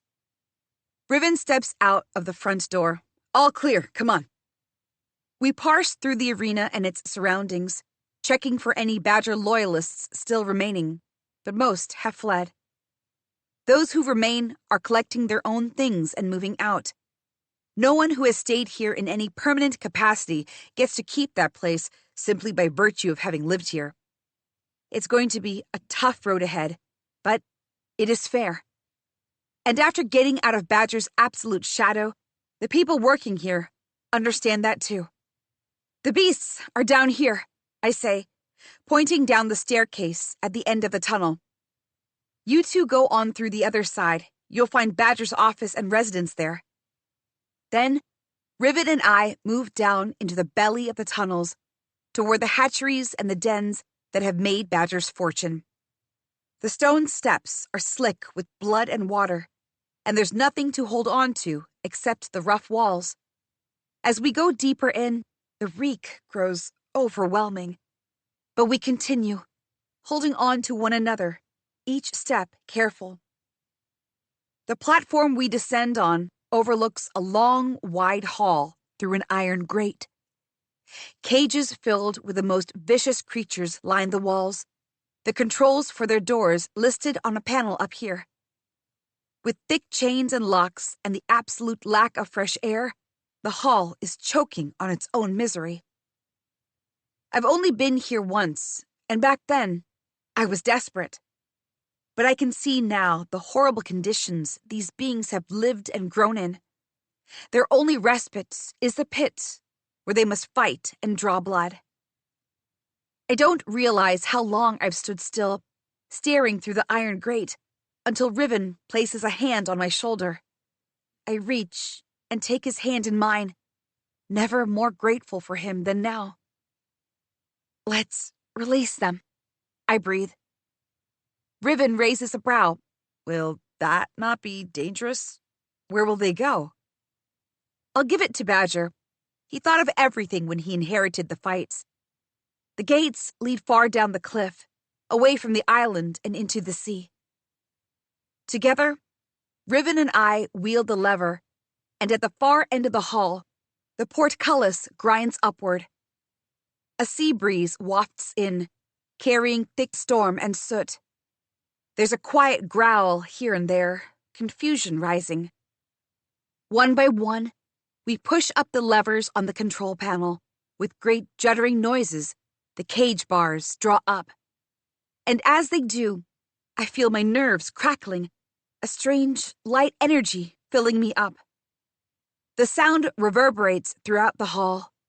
For a moment, no beast steps out of their traps, used to leaving only for blood and fights. Then, tentatively, a chirping noise comes from a cage. The Circe steps out, looks up at me, and, as if she recognizes me, she barks. Without taking my eyes off her, I press the off button on the collar's remote control. The collar clinks against the floor. The other beasts' collars follow suit. Slowly, testily, the beasts begin rushing out.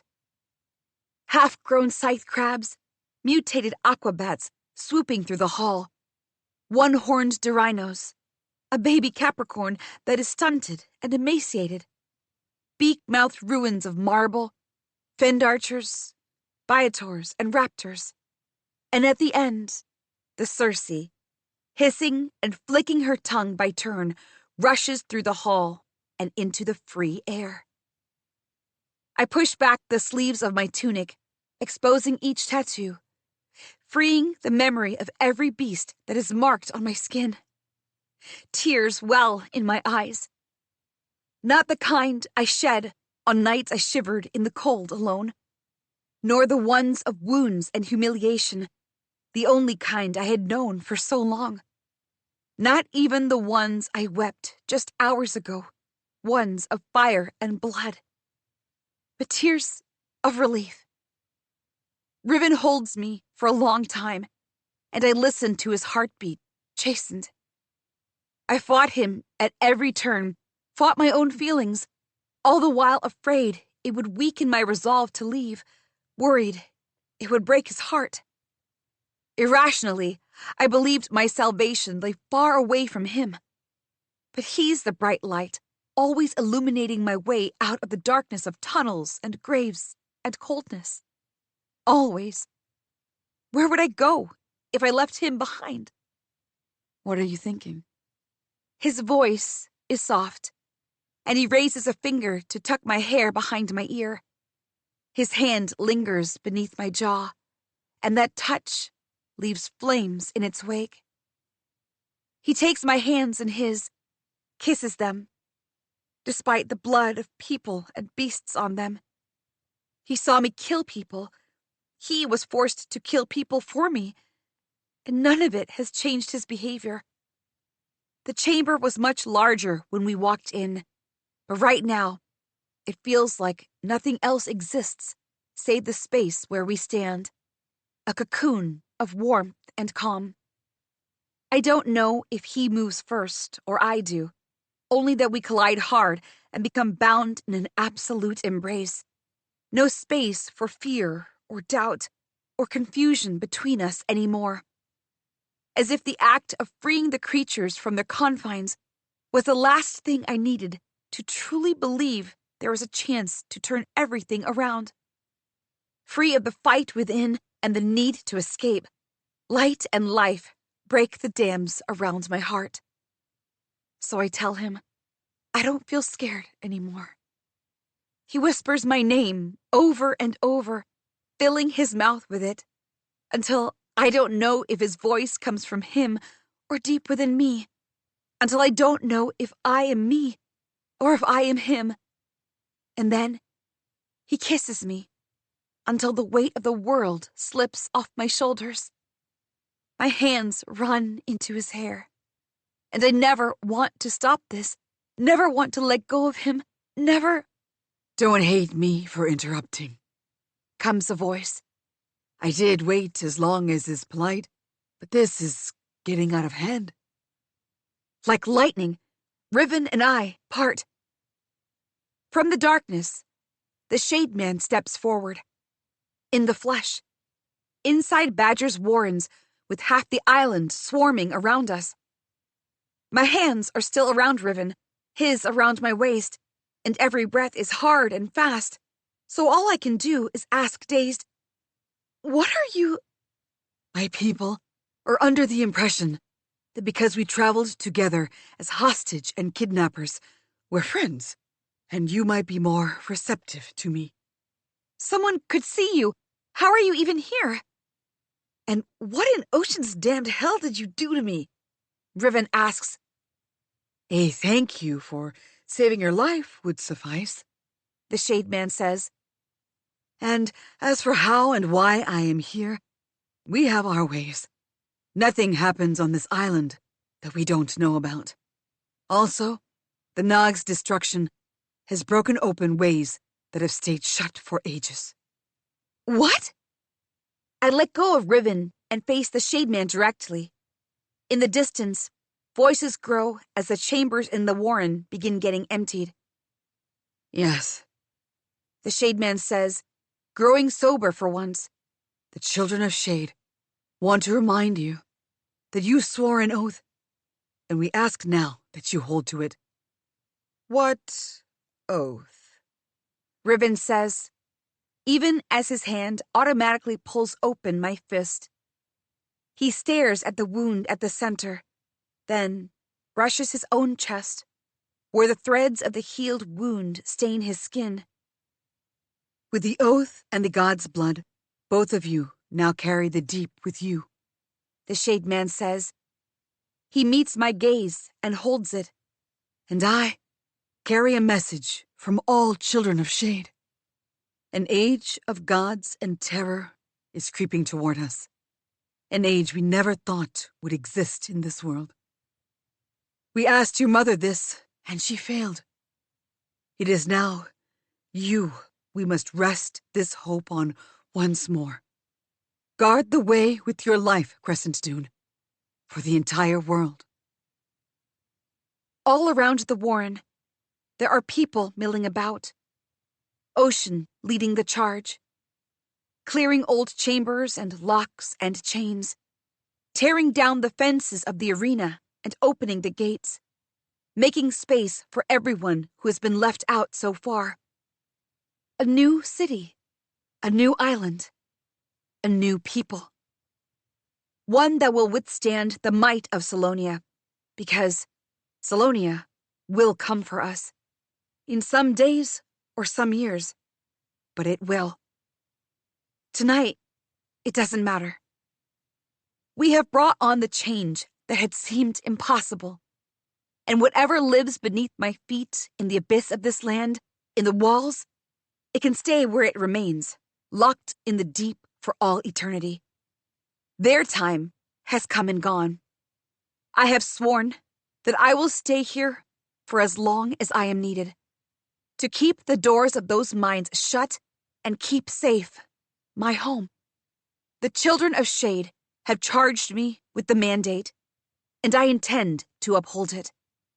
So my parents can finally rest in peace too, knowing that I am here. And if Salonia wants to threaten our world, this island will be ready. I will be ready.